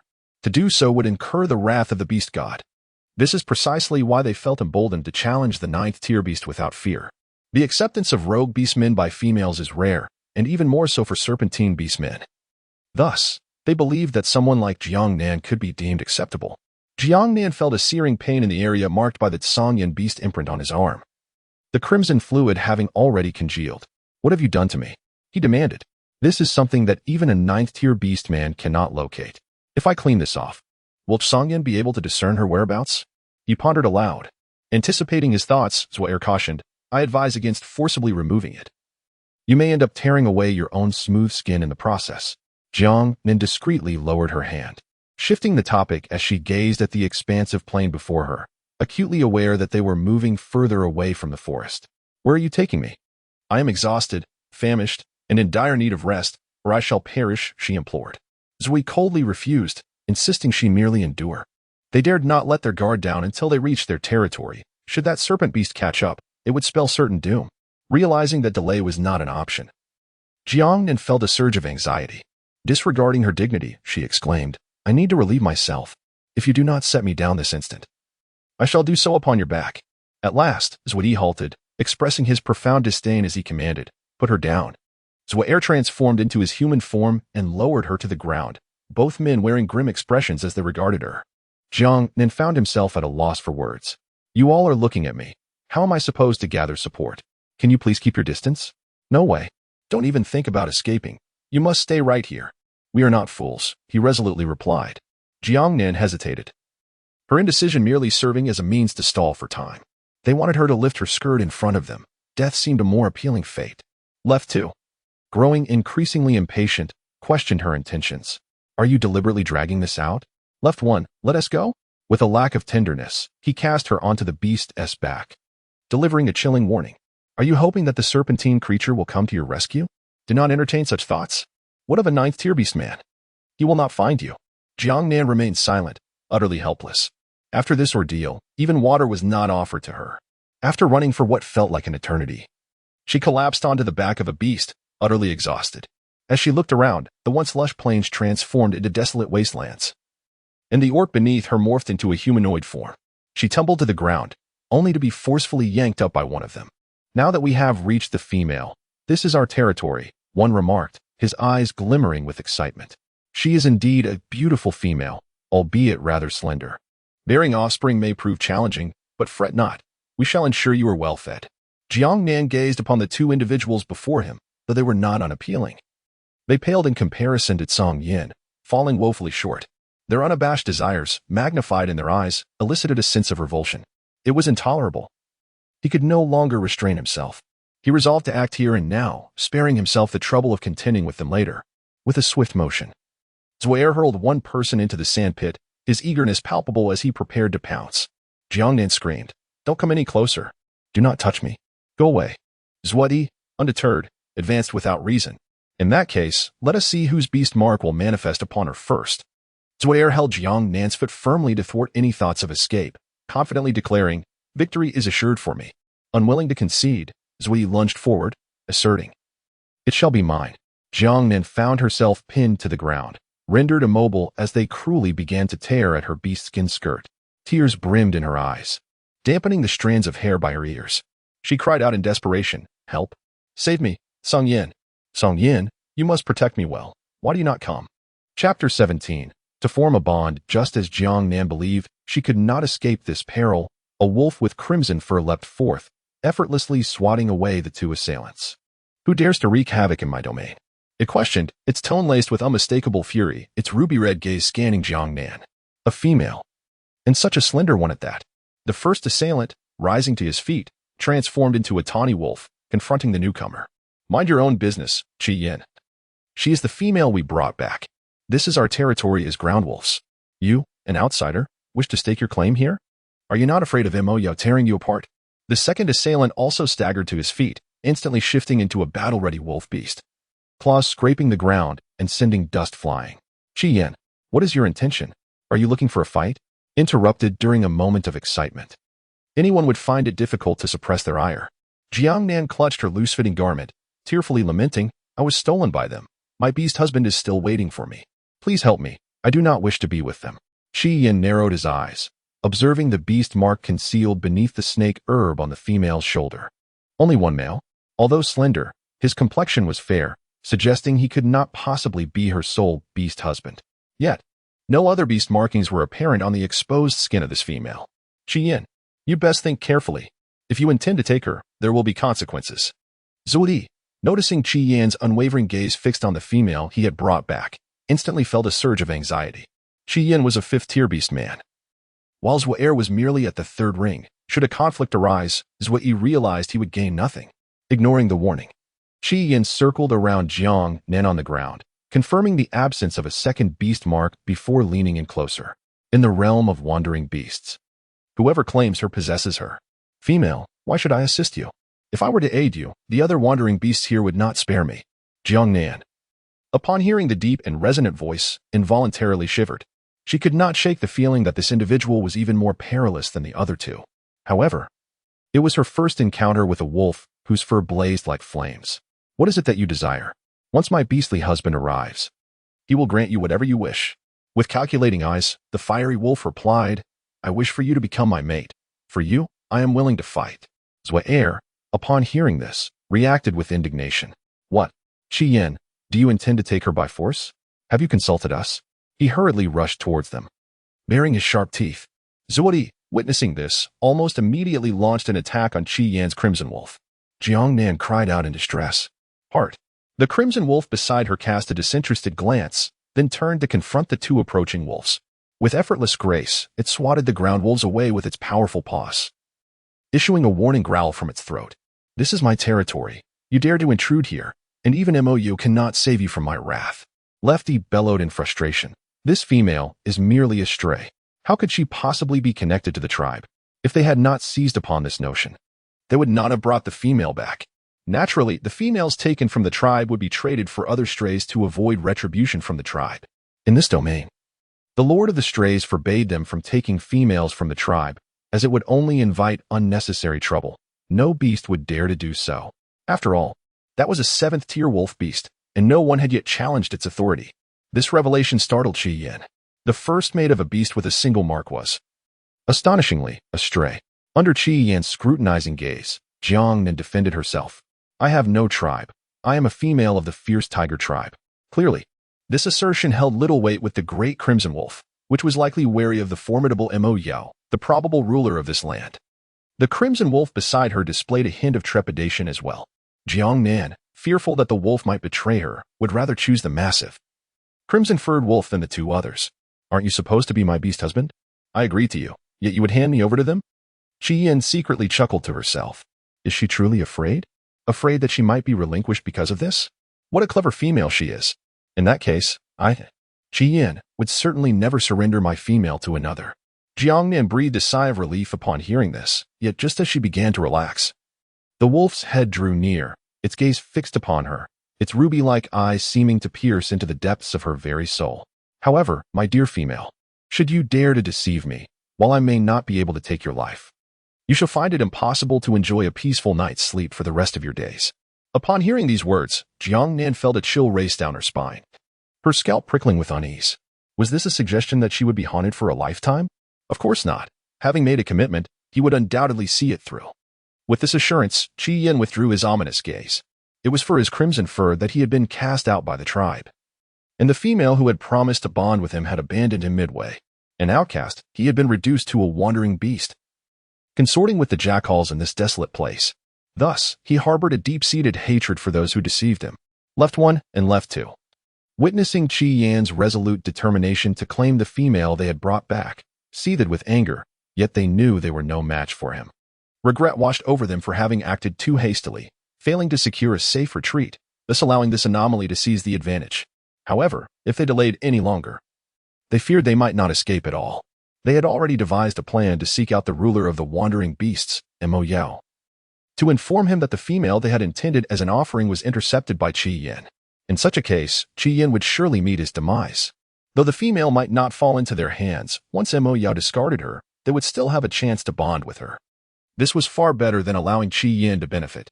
With this scheme in mind, they prepared to leave, only to find Yen blocking their path. Left one donned a fierce expression. Yen, you have been given the female. What more do you desire? Do you think I would allow you to enter and seek out Mo Yao?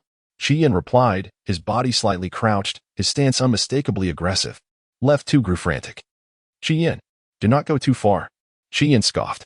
I am not foolish. Neither of you shall leave tonight. Wandering beasts are seldom of good character, particularly jackals, who are cunning and treacherous, harboring deep grudges. If left unresolved, they could present persistent troubles in the future. Though not insurmountable, they would certainly prove bothersome.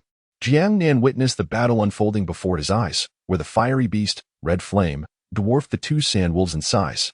Its claws appeared sharper than theirs. With a single swipe, it tore through flesh and skin, causing the sand wolves to howl in agony as they retreated in defeat. It was evident that they were no match for Red Flame. Jiang Nan's heart hung in suspense, unable to find solace. In truth, she yearned for a mutual destruction, as this would spare her the ordeal of confronting Qi Yan's impending union. At present, her thoughts were solely consumed by the great white serpent. The mere notion of engaging with someone whose face she had never even glimpsed was utterly repugnant to her. She silently wished for these two jackals to endure a little longer. However, it was evident that heir was strong in spirit, yet lacking in strength, as he was unable to escape before Qi Yan seized him by the neck, leaving him gasping for breath in mere moments. Jiang Nan turned his head, feeling a tumultuous churn in his stomach. The scent of blood was overwhelming. Jiang Nan, Hu Xiao, upon glimpsing the golden, glowing pupils in the darkness and the massive form of the yellow tiger, he nearly burst into tears. Is that you, Hu Xiao? The tiger remained crouched on the ground, observing the skirmish not far ahead, refraining from advancing. If he ventured closer, the wolf would undoubtedly catch his scent, although he too possessed a fifth-tier beast ring. So did the wolf. However, this territory belonged to the feral beasts. Accompanied by Jiang Nan, he could not guarantee a safe escape. Thus, he communicated, "It is I, Jiang Nan. I wish to take you away. Can you come to me? If I approach, they will surely notice." Jiang Nan nodded, expressing her agreement with enthusiasm. Marvelous. It is indeed the roar of the tiger. How delightful. Her heart brimmed with joy. She would no longer be ensnared in fear, waiting anxiously for the tiger to lead her to Tsongyan. Thus, she would be spared from the compulsion of uniting with Qi Yan. Chapter 18. Females are quite skilled at deception. Jiang Nan had just risen when she twisted her ankle, causing her to collapse to the ground in pain, drenched in sweat. The injury was sustained during her earlier struggle. Upon witnessing her fall, Hu Xiao, feeling a pang of concern, transformed into his human form and rushed to assist her. "Are you all right, Jiang Nan?" he inquired. Despite the agony, tears welled in her eyes. "It's just a sprain. I'm fine. Let South leave this place," she insisted, trying not to appear helpless, but the tears were uncontrollable. Seeing her frail state, Hu Xiao felt a twinge of sympathy. "I'm sorry. I wish I could have reached you sooner. When we arrived at the plains, I lost sight of you all and searched for quite some time before I found you. Allow me to take you back to the shaman. He will heal you." "Thank you, Hu Xiao," Jiang Nan replied, nodding in gratitude. As Hu Xiao transformed back into a massive tiger, Jiang Nan climbed onto his back, believing they could finally escape. However, just as they were about to depart, a crimson wolf leapt into their path, its blood-soaked fur making it appear almost alive. Jiang Nan, fearing an imminent conflict, hurriedly clarified, "Qi Yan, this is Hu Xiao. He belongs to the Tiger Roar clan. I am injured and require his assistance to return and tend to my wounds. Please allow me to go back.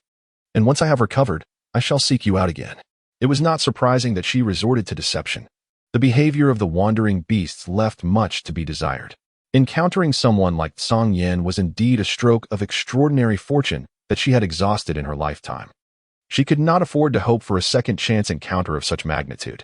Moreover, Qi Yan appeared to be a formidable beast. If she could sever ties with him, she would certainly prefer to do so. Qi Yan pressed forward. "Female, how can you be certain that you will return once you leave? Do you think you can dismiss me with mere words? Do I seem foolish to you?"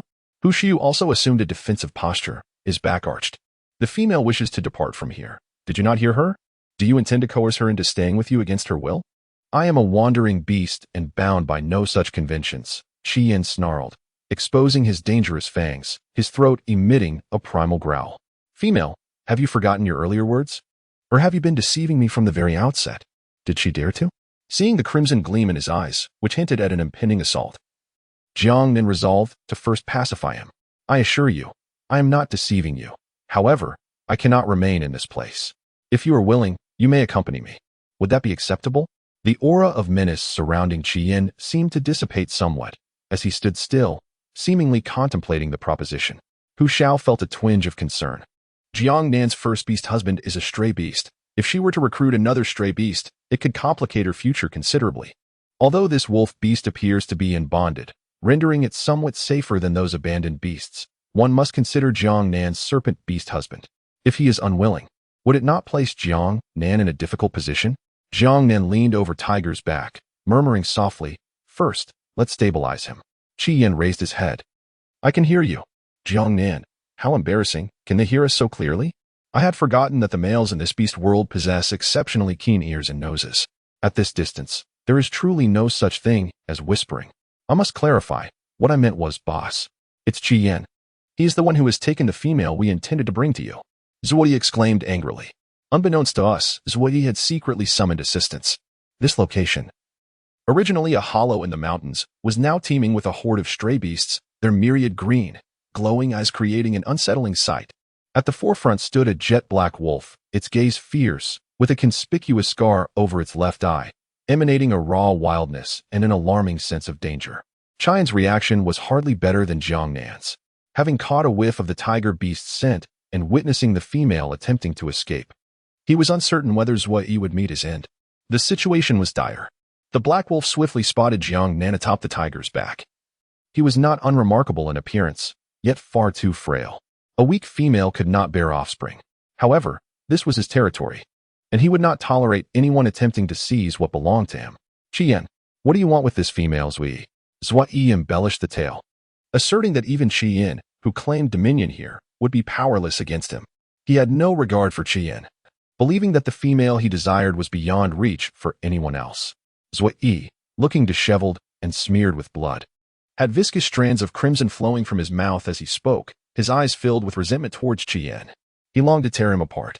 If he could not have peace, then no one else would claim that female. Even if she were to become a shared prize among all, he would ensure that Qian, the aberration, would gain nothing. Mo Yao leaped swiftly, landing behind the tiger's roar. The tiger quickly adjusted its stance. It had been confronting Qian, but now faced an additional opponent in Mo Yao. He was of the 7th tier, which surprised the tiger, 1 tier above Luobai. The challenge of taking Jiang Nan's female had just escalated significantly. Jiang Nan's female. It seems we cannot leave. This wolf beast is 7th tier, while I am only 5th tier. Jiang Nan felt a chill run through him upon hearing the tiger's roar. Tiger's roar. Do you know how to eliminate the substance on my beast mark? If we can remove it, Song Yin will surely find her at the earliest opportunity. Then they will be safe. Tiger's roar shook his head. The snake's venom has adhered to your skin. It can only be cleansed with a special herb. Otherwise, you would have to tear it off along with your skin. Jiang Nan found himself in a state of unease, his heart racing. Song Yin, why haven't you arrived yet? The imposing figure of Mo Yao spoke with an air of authority. Is this tiger the mate of the female beast? Zhuyi shouted no. This female beast is a stray snake beast. Mo Yao appeared taken aback. A snake beast? How intriguing. What brings you here, tiger? What connection do you have with this female? Hu Shao responded cautiously, she is the female of our fierce tiger tribe. It seemed Mo Yao began to grasp the situation as he fixed his gaze upon Qian. I desire this female. Do you intend to contest with me, Qian? If not, retrieve her from the tiger's grasp, and you may remain here. This outer region is still your domain. Although Qian was reluctant, he had no wish to confront Mo Yao directly, especially not over a female who seemed to be toying with him. If you want this female, then naturally. Jiang Nan interrupted him. Qian, were you not intending to bond with me? You wouldn't forsake me simply because he surpasses you, would you? Are you truly willing to offer your affections to another? Qian shot him a cold glance. Silence. You presume too much. In this moment, this female still seeks to include him. Jiang Nan is not foolish. If he were to join forces with the Black Wolf, it would spell certain doom. Mo Yao scoffed. As a female of the 7th rank, why would you choose otherwise? I am superior to both of them. Jiang Nan furrowed her brow. Must I choose you simply because of your strength? I find you lacking in appeal. Qian was slightly taken aback by this response. Females typically gravitate towards the stronger side. It was the first time she had encountered such a sentiment. She regarded Jiang Nan with newfound curiosity. If it were she, would she truly disregard her status as an outlier? After all, even cold-blooded beastmen like the serpent type are accepted. Mo Yao's anger simmered just beneath the surface, as if her words had tarnished his dignity. Soon, you shall comprehend the magnitude of your misjudgment. Eliminate this tiger beast, injure the female, and it shall be your consequence. The pack of howling coyotes descended upon the mountain. Jiang Nan, being female, you must hold on tightly. I may not be able to attend to you shortly. The tiger's roar indicated that it was ready to give its all. Jiang Nan fiercely grasped the fur on his back. Tiger roar, if you can run, do so. Avoid confrontation. Upon hearing this, Tiger Roar turned and fled. Indeed, why must he engage in battle? Qian remained unfazed. Look, that female had no intention of allowing him to accompany her. She was simply afraid of the potential threat he posed, deliberately uttering those words. Females possess an uncanny ability to deceive. They coax males into hunting for them, compelling them to heed their words under the pretext of forming a bond, leading the males to become utterly devoted. Yet, once they encounter a stronger counterpart, they readily abandon these weaker suitors. Astonishingly, the males remain willingly subservient, reduced to a state of utter humility. Jiang Nan, however, still clung to a sense of hope as he called out, "Qian, will you come with me?" Qian hesitated, his feet coming to a standstill. What had he just heard? Jiang Nan felt that having an additional person at this moment would enhance her sense of security. In contrast, Qian seemed to harbor a dislike for the Black Wolf. With that in mind, she decided to take a risk, hoping that Qian would be willing to accompany her. Chapter 19. Breaking through the encirclement, Hu Shao sprinted with great urgency, perplexed as to why Jiang Nan, the female, still called out to that wolf beast. He felt a twinge of frustration. However, given the current circumstances, there was no opportunity to inquire. The pursuing earth wolves were relentless in their chase. Although Hu Shao was at the 5th tier, the tiger's massive form was ill-suited for swift movement across the plains. Before long, they found themselves surrounded by the endurance-driven earth wolves, with 2 of them already launching an attack from the side. Hu Shao turned to Jiang Nan, offering a warning. "Jiang Nan, hold on tight." Jiang Nan could only cling as closely as possible to the back of Hu Shao, his hands gripping the fur tightly. Afraid to let go, even if a sudden 180-degree turn occurred, he clamped his legs firmly. With the mournful howls of the coyotes, Hu Shao skillfully dealt with several of the approaching foes. However, due to the temporary cessation of the battle, the path ahead had become obstructed. To break free, they would likely have to endure a fierce confrontation. Coyotes excel in coordinated assaults. Although they were merely 2nd and 3rd tier beasts, Hu Shao dismissed them in individual combat. Yet, facing hundreds, even an 8th tier beast would hesitate to charge forth. Their strength lies in teamwork. If the lead coyote organizes their ranks effectively, they become increasingly formidable. Exhaustion from the front line could be mitigated by fresh attackers from the rear, as their relentless strategy could wear one down to the bone. Thus, few are willing to provoke this pack of coyotes, which has established their dominion over this vast plain. Jiang Nan observed as he fought to defend himself from the relentless assault of the wild wolves, feeling increasingly burdened. He could not allow Hu Shao to risk his life for his sake. "Hu Shao, put me down. You must flee." With effortless prowess, Hu Shao crushed a wild dog beneath his paw. "How could I abandon you, my female, and flee alone? You must seek out Song Yin and have him rescue me. They are targeting me. Without me, your chances of escape are significantly heightened," Jiang Nan urged. However, Hu Shao's resolve was steadfast. If he were to leave, these feral beasts would not show mercy simply because Jiang Nan was a female. He had heard tales of that black wolf, a forsaken creature known for discarding females once he grew weary of them, offering them to his pack beneath him. One can only imagine the fate that awaited them.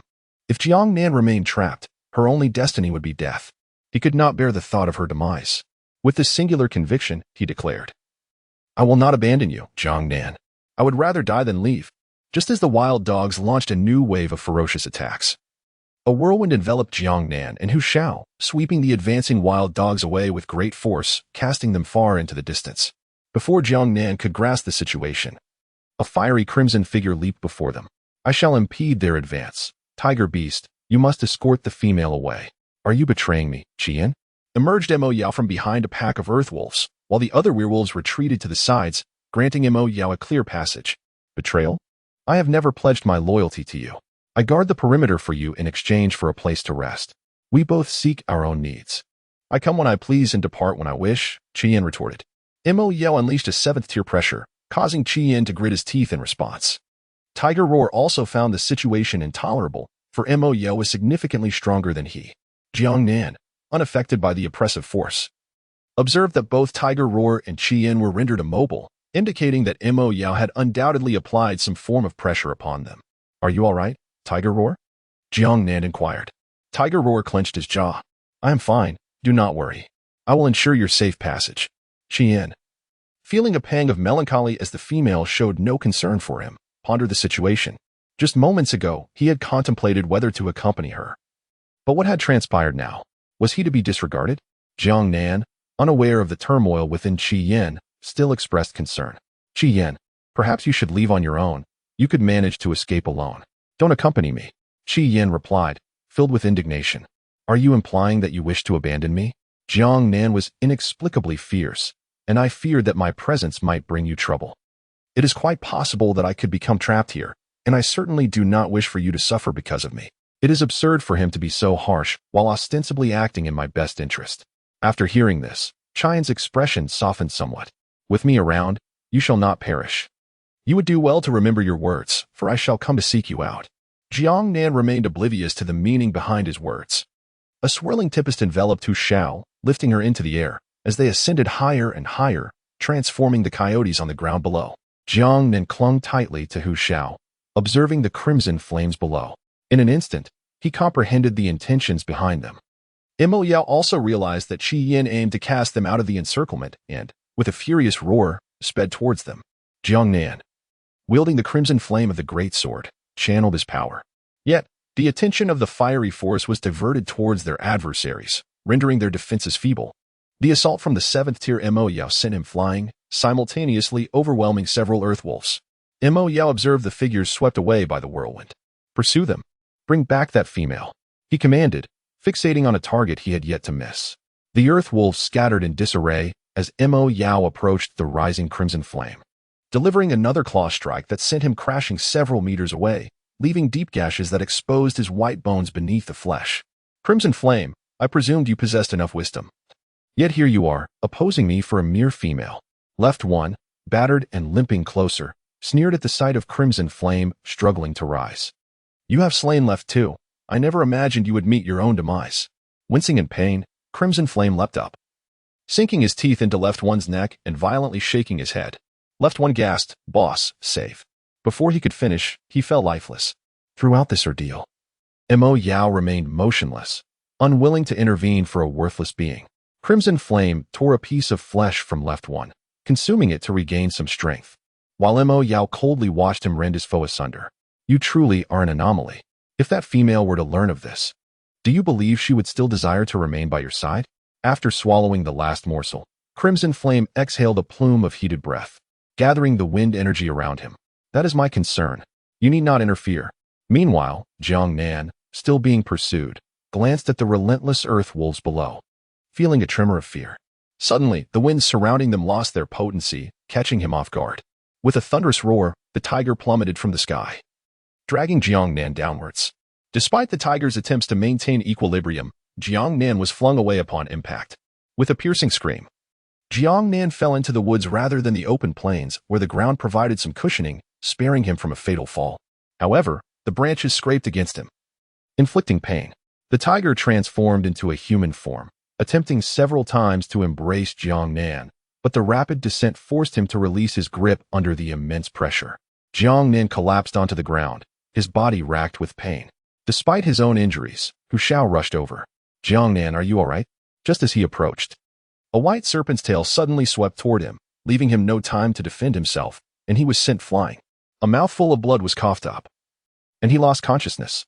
In an instant, Song Yin, filled with concern, wrapped Jiang Nan in his arms, his eyes ablaze with worry. Nan Nan, Nan Nan," he murmured anxiously, fearing that something might happen to him. As Jiang Nan beheld the familiar visage of Song Yin, tears cascaded down her cheeks. "Song Yin, why have you only just arrived? I almost thought I would never see you again." Her initial sobs gradually transformed into heart-wrenching wails. Song Yin felt an unbearable tightening in his chest, watching as her tears fell, large and hot, onto his arm, igniting a restless turmoil within him, causing him to squirm in discomfort. "I'm sorry for being late. Forgive me, Nan Nan. Please, do not weep." He tenderly used his cold tongue to wipe away the tears on Jiang Nan's face, kissing her with utmost care, his gaze hardening as he took in the wounds that marred her body. "Who has wronged you? Allow me to exact vengeance on your behalf." Jiang Nan sniffed and scanned the surroundings for the figure of Hu Shao, soon spotting the creature lying on the ground, its fate uncertain. "Song, hurry and check on Hu Shao. Could it be that the fall has claimed its life?" Just moments ago, she had been unaware that when Hu Shao had approached her, it had been swept away by Song Yan's furious tail. Song Yan was determined not to tarnish his reputation in front of his mate.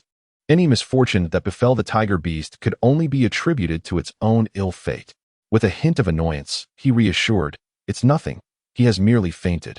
Upon arriving and hearing his mate's voice, he had rushed over only to witness Hu Shao charging in her direction. Consumed by rage, he had struck without considering whether the creature was friend or foe. Having not seen his mate for an entire night, he lacked the patience to inquire delicately. Meanwhile, The pursuing coyotes emerged from the trees, and Song Yin furrowed his brow. Jiang Nan anxiously clutched Song Yan's arm. Noticing the fearful expression on the face of his beloved mate, "Have they been tormenting you?" Jiang Nan nodded with tears glistening in her eyes. Before she could utter a word, that Song Yin's serpent coiled around her waist, transforming into a colossal python. It placed Jiang Nan atop its head and, with a swift flick of its tail, annihilated a swath of creatures. A terrified coyote exclaimed, "Run! Run! He is a ninth-tier beast man." Jiang Nan merely felt her gaze elevate. Reclining atop the head of Song Yin, unable to perceive the serpent's form, thus avoiding fainting. However, after a night of tension, the presence of Song Yin beside her brought a sense of security, allowing her to drift into slumber.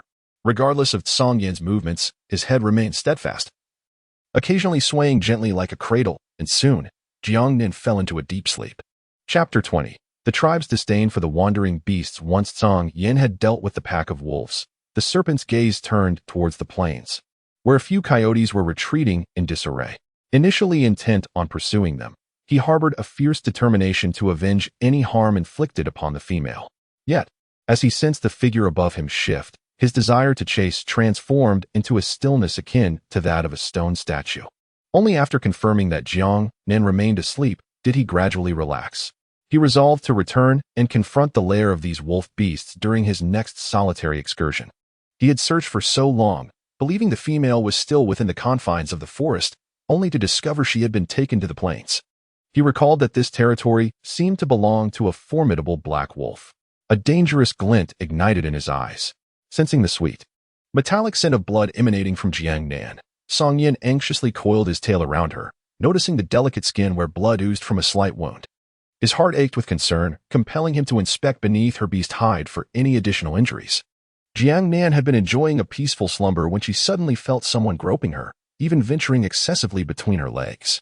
Startled, she struggled to open her eyes. Upon seeing Song Yin scrutinizing every inch of her skin with an earnest expression, she realized that her already short beast skin skirt had been flipped upside down. "Song Yin, what are you doing?"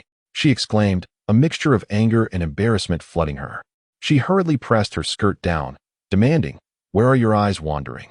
Song Yin, having merely glanced at the skirt in his hand, was abruptly struck by her tear-streaked, swollen eyes, causing him to involuntarily swallow hard.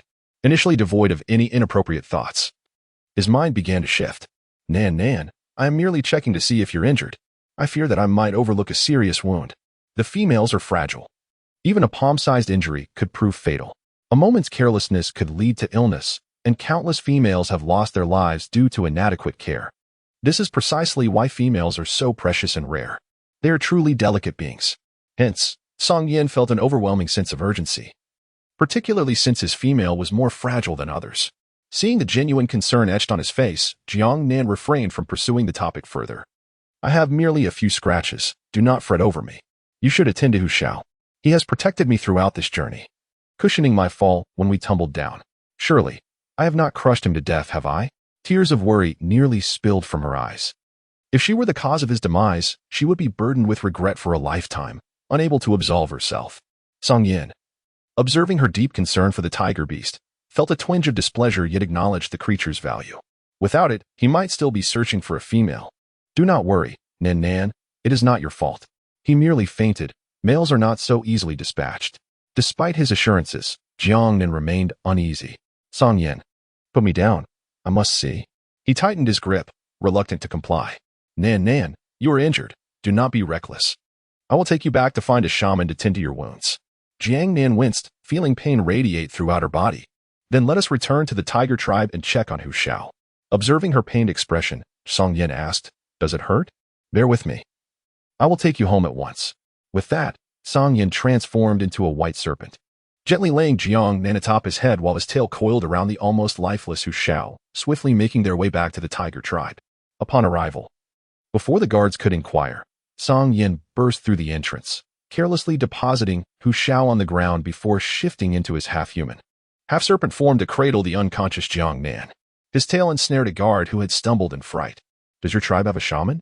Enchi, witnessing the bloodied Hu Shao and sensing Song Yan's formidable presence, was momentarily speechless. Song Yan's expression darkened. "Are you mute?" Enchi finally responded, "No, we only have a priest." "Where is he? Take me to him."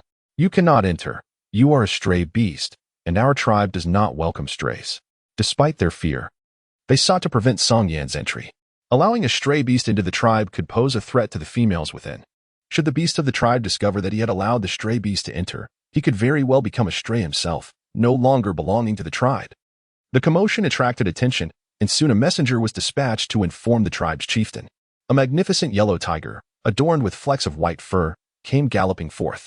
Upon encountering Song Yan, it sensed his status as a ninth-tier beast man and immediately felt a sense of foreboding. Seeing the fallen Hu Shao lying on the ground, the newcomer realized that this was an ill-timed arrival, especially with a wounded female cradled in his arms, which piqued its curiosity. Upon meeting the chieftain, Song Yan casually discarded the useless Chi, and Chi scurried behind the chieftain and spoke. "Chieftain, the stray beast seeks the priest. What business do you have with the priest? And who is this female? She seems somewhat familiar," the chieftain inquired. Song Yan stepped forward, stating, "I wish for my female to be examined. She is injured. As for the other, he should be one of your own. I have brought him back. Whether you choose to save him is entirely your decision."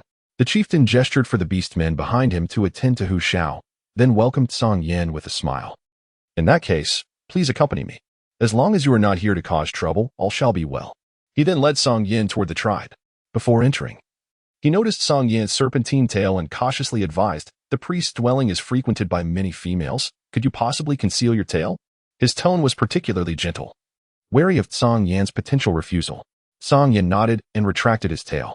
Upon awakening, Jiang Nan found herself nestled within a cavern, surrounded by strings of hanging herbs.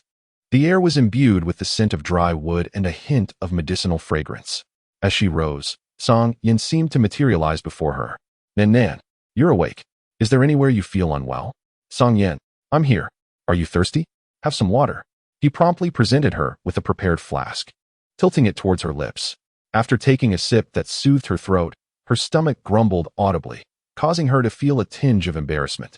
Song Yan chuckled softly, affectionately ruffling her hair, and retrieved ginkgo nuts from a leather pouch. "Have these for now. I'll roast some meat for you shortly. Would you like to have the soup from last time? I can prepare it for you." Jiang Nan nodded. "All right. Thank you, Song Yan. You are truly wonderful." Song Yan gently caressed her head and replied, "Why thank me? I am your beast husband. It is my duty to perform such acts. This incident occurred because I failed to protect you adequately. As long as you are not angry with me." He had not anticipated that a stray beast would dare to disregard his 9th-level beast insignia, boldly taking away his female. It was his own carelessness, believing that his strength as a 9th-level beast would deter others from coveting what was his. Such an event must never transpire again. Initially, he had merely taken in the female out of primal instinct, thinking little of her significance, but after Jiang Nan was taken, he realized how deeply he feared losing her. How terrified he was of not being able to retrieve her. He could not even sense her beast markings. He had never felt such trepidation even in the face of a fearsome 9th-level beast. It felt as though his very life force was being drained away. Jiang Nan shook his head. How could this matter possibly be attributed to you? It was those 2 wretched wolves. They surely lay in wait, planning to abduct me the moment you departed. How could you have known? Nan, I solemnly vow that I shall never allow you to encounter danger again." Song Yan earnestly assured her. Though he struggled to fully comprehend his mate's words, he grasped the general sentiment. After consuming a ginkgo nut, Jiang Nan felt her hunger dissipate slightly. She turned her thoughts to Hu Shao and inquired, "Are we in the tiger tribe? What has become of Hu Shao? Is he all right?" Song Yan, noticing her continued concern for the tiger beast, frowned disapprovingly. Nan, do you have a fondness for that tiger beast? Your concern for him is rather pronounced." Cough. "What do you mean?"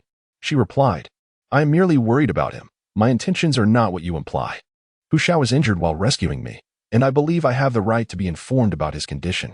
Jiang Nan elucidated. In truth, Song Yan was well aware. Yet he could not help but feel that his female companion's attention towards that tiger beast was excessively pronounced. He was not faring well outside. "Would you care to take a look?" Upon hearing these words, Jiang Nan could no longer remain seated. "Is it truly so dire? Then you must take me to see."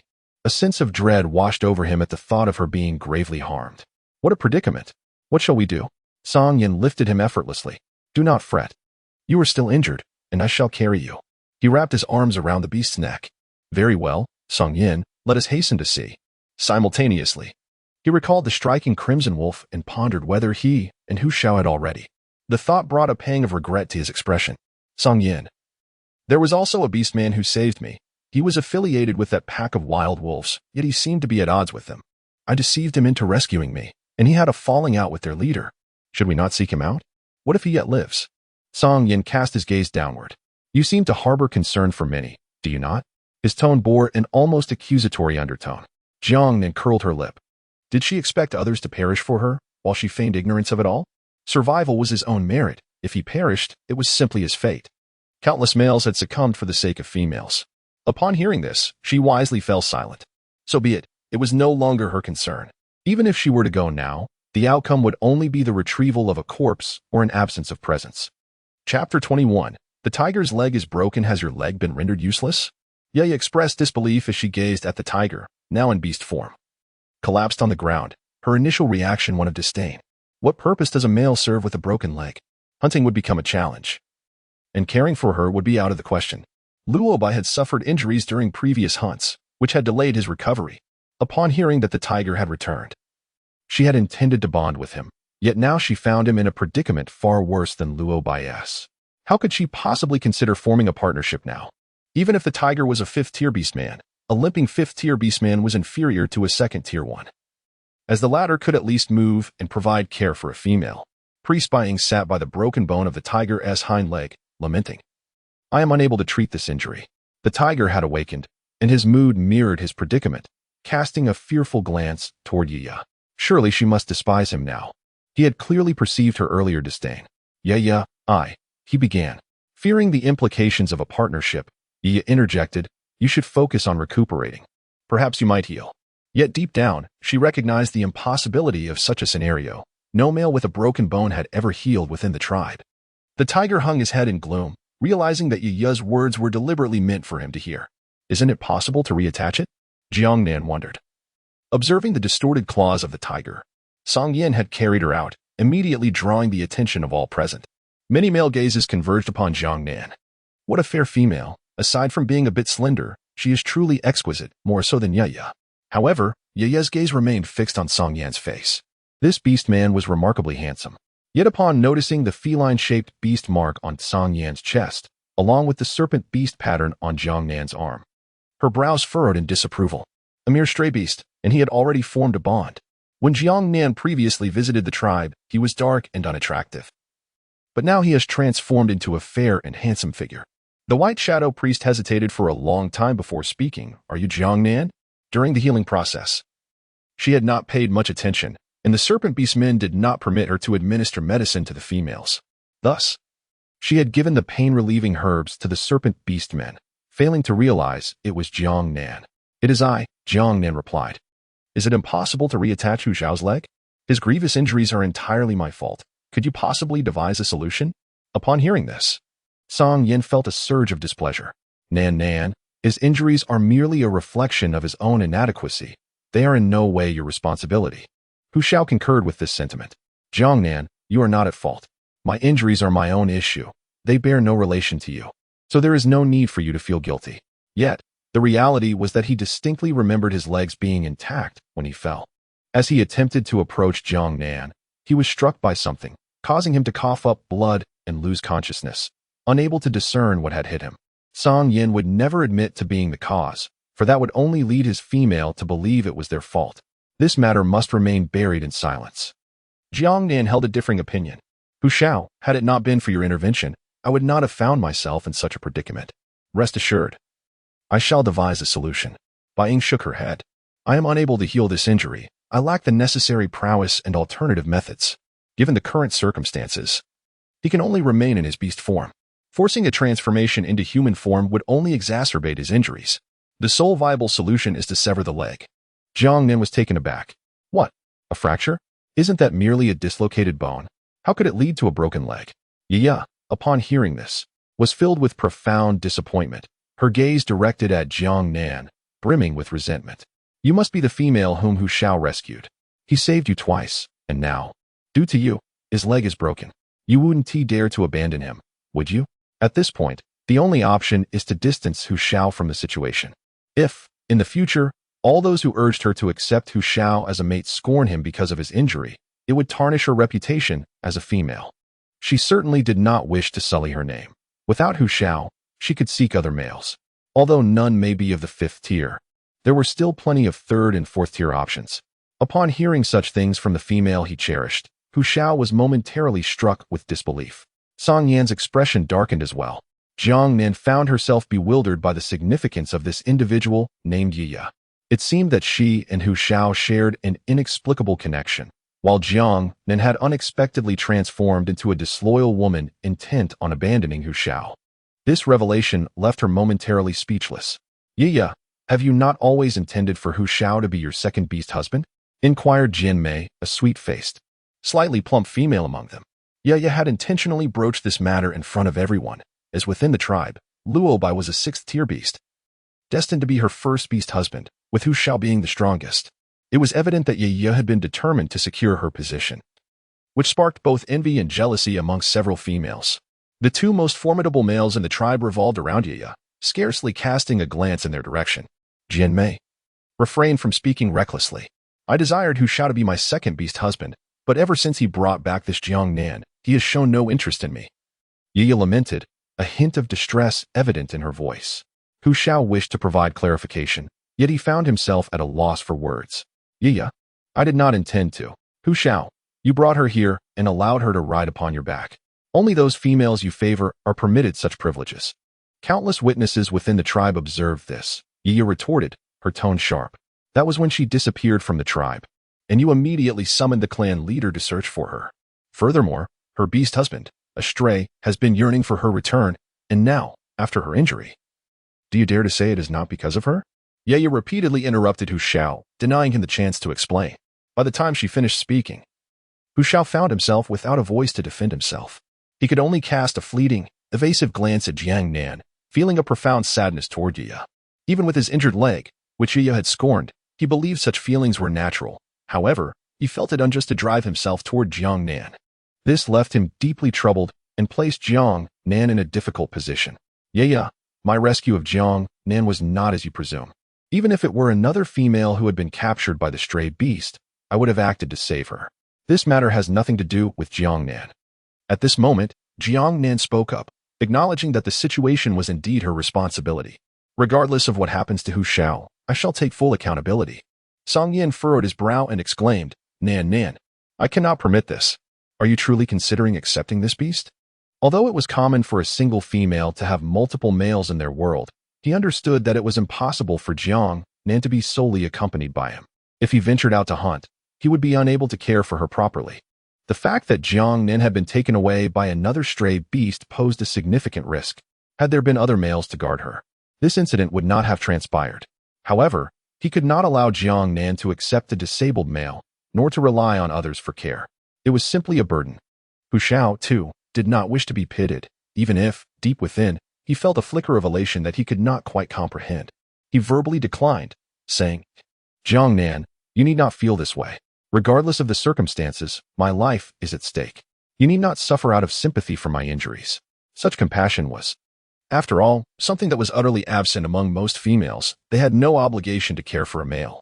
Jiang Nan turned to comfort Song Yin, saying, Song Yin, had it not been for Hu Shao, I might have never escaped from the clutches of the stray beasts.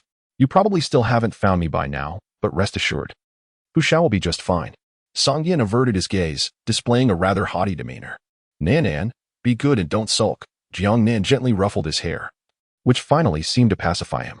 Curse that tiger beast. Why didn't it just finish him off? Leaving him in a half-dead state only makes my female heart soften. Yeah, you found Jiang Nan amusing, stooping so low to placate a male, perhaps out of fear that this stray beast would abandon her, which felt so humbling. In any case, now that Hu Shao had been sent away, she felt quite at ease and did not dwell on it further. Jiang Nan gently touched the tiger's paw and inquired, Does it hurt? Hu Shao, taken aback by the encounter, instinctively considered kicking Jiang Nan away due to the pain. But he restrained himself and gritted his teeth, replying, It's somewhat bearable. It appears to be a dislocated bone. As long as we can realign it and secure it with a splint for a period, it should heal. She conveyed this thought to the priest Bai Ying, who, with a hint of excitement, asked, Jiang Nan, do you possess medical knowledge? Chapter 22. Cats are naturally clean. Bai Ying almost lunged at Jiang Nan, his eyes gleaming with eagerness. However, Song Yin cradled the individual protectively, preventing any rash actions, and cautioned, Do not act impulsively. Bai Ying, trembling, withdrew his hand, admitting, I became overly enthusiastic. I am aging, and I am not a shaman. My knowledge is quite limited. Thus I hope there will be younger shamans or priests within the tribe. I believe this would greatly benefit our community. I do not possess medical expertise, Jiang Nan reassured, patting Song Yan's arm to ease his tension. In my previous experience within the tribe, I observed shamans treating the tribespeople. While I do not fully comprehend the process, I believe that as long as the bones are not fractured, with adequate rest and treatment, they can heal well. Males tend to recover swiftly.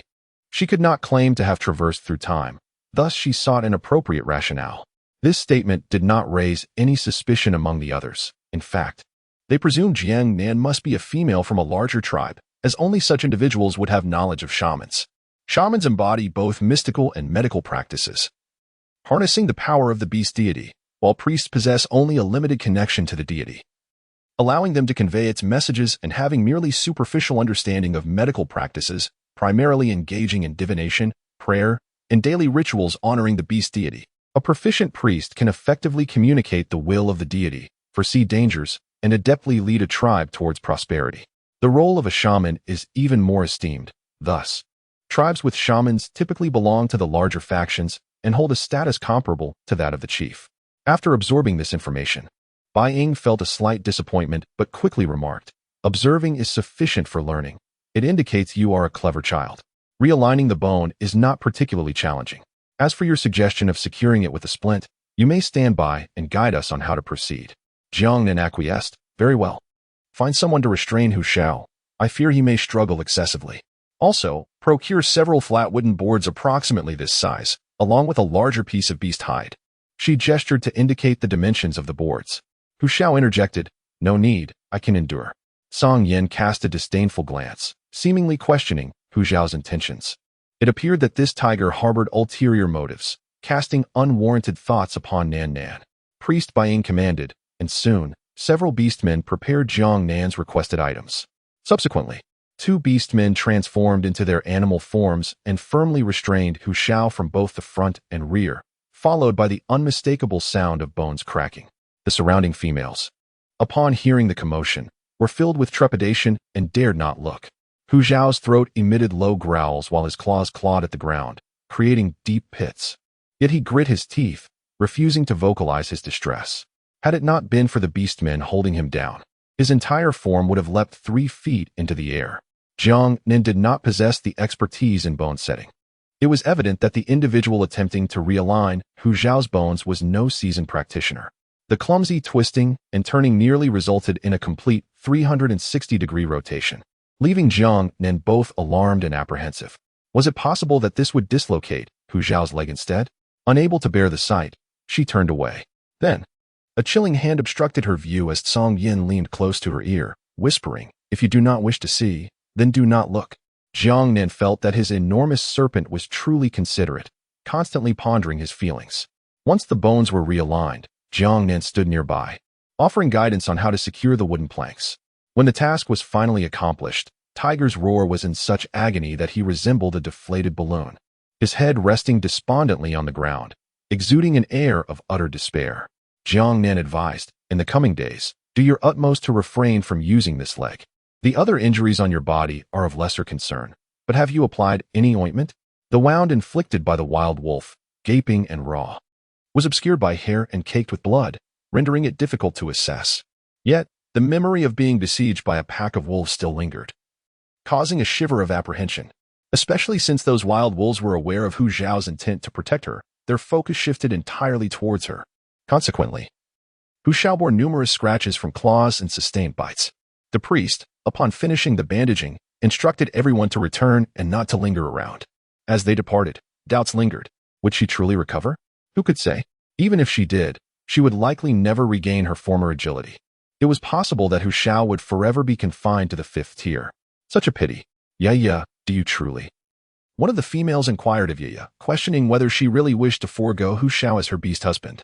Jiang Nan was unable to hear. Yet the keen ears of the male were acutely attuned to their surroundings. Naturally, Hu Zhao perceived the weight of their circumstances, filled with a profound bitterness. The prospect of bonding with Yaya seemed impossible now. Even if she were to accept him at this moment, he would decline. He had no desire to rely on a female for care in the future. That seemed a fate more unbearable than death itself. Upon hearing Jiang Nan's inquiry, Hu Shao lifted his head, declaring, "The priest has administered hemostatic herbs. Do not worry. I shall recover swiftly." Jiang Nan gazed at Priest Bai Ying and inquired, "Is it solely the hemostatic herb we shall consume? Should we not take some medicine as well?" Priest Bai Ying elucidated, "Medicaments are typically administered to females, for males possess a robust healing ability. Through consumption, they can mend their wounds. Moreover, when they are injured, their wounds tend to be quite extensive. Thus, medicine would scarcely suffice. Is it not possible for them to assume human form?" Jiang Nan pressed on. "The beast form is advantageous for their recovery. Under critical circumstances, it is best to maintain their beastly shape. Transforming into human form would result in a sluggish healing process and could exacerbate their injuries. Therefore, it is advisable to refrain from shifting to human form in such dire situations." Jiang Nan was somewhat taken aback. However, Priest Bai Ying countered with a question. "Did your former tribe not accompany you?" This is a universally acknowledged truth. At a loss for words, Jiang Nan struggled to articulate her thoughts. She had merely posed a casual inquiry. In truth, fragments of the original owner's memories lingered within her. Yet they remained elusive unless she consciously sought them out. Although she had assimilated the essence of the original owner's body and mind, it was not a complete integration. It felt akin to replacing a core component in a machine, leaving a sense of disconnection. At that moment, Song Yan, with a stern expression, offered an explanation. Nan became separated from her kin and was frightened, which caused her to forget many things. "Song Yan, you are truly remarkable." Jiang Nan cast a glance at him. The icy facade of Song Yan cracked into a smile, a sight that could entice anyone. So it was like this. Priest Bai Ying chose not to probe any further. "Since there was nothing amiss, I shall take my leave for now." "Hu Shao, you may stay here, Jiang Nan. When the clan leader departs, he will inform you of your dwelling. Your identity as a beast husband has not yet been revealed to the clan to avoid alarming the other females." She glanced at Song Yan. "It is rare to encounter the giant king serpent clan. It is quite extraordinary that you, with your white attributes, possess 9 ranks." Song Yan narrowed his pupils but remained silent. He lowered his head to the one in his arms. Nan, I will take you back to rest. You must be hungry. Allow me to prepare some roasted meat for you." Jiang Nan was unaware of the significance behind the white-ing priest's words. Was it that the Song Yan race was exceedingly rare? "Then we shall take our leave, white-ing priest. I will leave the matter of Hu Shao to you." The priest gestured. "Just remember to deliver food to him. I have no surplus provisions to offer." Song Yan interjected, "Let him fend for himself." Embracing Jiang Nan, he departed hastily, clearly eager to vacate the premises. Meanwhile, Hu Shao, who had yet to utter a word, found himself feeling somewhat aggrieved as he observed the serpent beast man cradling Jiang Nan with his back turned towards him. This serpent beast man was truly vexatious. He had not yet had the opportunity to bid farewell to Jiang Nan. Jiang Nan wished to turn her head, but a voice resonated from above. "Should you dare to look again, I shall blindfold you or cast you away." He would not permit his female to fixate her gaze upon other males, as it ignited within him an overwhelming desire to eliminate the rival. The female belonged to him. None could usurp her from his side. Even though he recognized the perilous nature of such possessiveness, he found it difficult to restrain himself. He could endeavor to learn self-control, yet for now, his sole wish was for Jiang Nan to harbor only him in her heart and mind. Although she was a stray he had taken in, she was undeniably his, and could be none other than his. Jiang Nan finally withdrew his gaze, observing the irate serpent. "What troubles you? Why the anger?" His fingers playfully twirled on the serpent's muscular chest. "Are you feeling jealous?" The atmosphere shifted as Song Yan's breath deepened, his pupils narrowing. Nan, you are aware that I am powerless to act while you are injured. This is intentional, isn't it?" Jiang Nan chuckled softly. "Oh, Song Yan, please do not be upset. I assure you, I harbor no such intentions towards Hu Shao. He was injured because of me, and it is only natural that I would take some action. Male protection of females is a given, even at the cost of one's life. Nan, you are of utmost importance to me, uniquely so." The sudden declaration of affection momentarily left Jiang Nan in a daze, her heart racing within her chest, as if it were about to leap forth. How could this person utter such profound words with such a stoic expression? She wrapped her arms around Song Yan's neck and planted a kiss on him. "Song Yan, have I ever mentioned how much I truly like you? However, in my eyes, no one holds a significantly higher status than another. We are all equals. You, Hu Shao, and I, we shall not sacrifice ourselves for one another without reason." Song Yin halted in his tracks, and as Nan Nan leaned down to kiss him, she was met by a hand that gently restrained her. Song Yin looked on, bewildered. Jiang Nan felt somewhat embarrassed. You should return to your loved one outside. If Song Yin were to get affectionate, it would be endless. Although there aren't many people wandering about the tribe at the moment. Engaged as they are in preparations for the rainy season, one cannot be certain that someone might not appear shortly. Her sense of modesty did not extend that far. She then felt the smooth, slippery tongue in her palm. Jiang Nan was immediately startled and withdrew her hand, her face flushing crimson. Why did you lick my hand? It's so dirty, I haven't even washed it. Song Yin tilted his head, a smirk dancing on his lips. Dirty? Not at all. It looks so fair and tender that I couldn't resist wanting to take a bite. You are a female of the cat clan. And it's quite normal for you to be particular about cleanliness. A snake clan, however, do not have such fastidiousness. Jiang Nan pressed her lips together, reluctant to engage in conversation with the serpent. It was quite absurd for one to have a sense of grievance despite a lack of hygiene. Chapter 23. Settling in the tribe once the two had wandered off, and she emerged from a concealed corner. He was somewhat astonished by the transformation of the unattractive female that Hu Shao had brought back. She suddenly appeared quite appealing. Though she was thin, there was potential for her to gain weight. He fancied himself capable of providing for a female, considering he was a third-tier individual.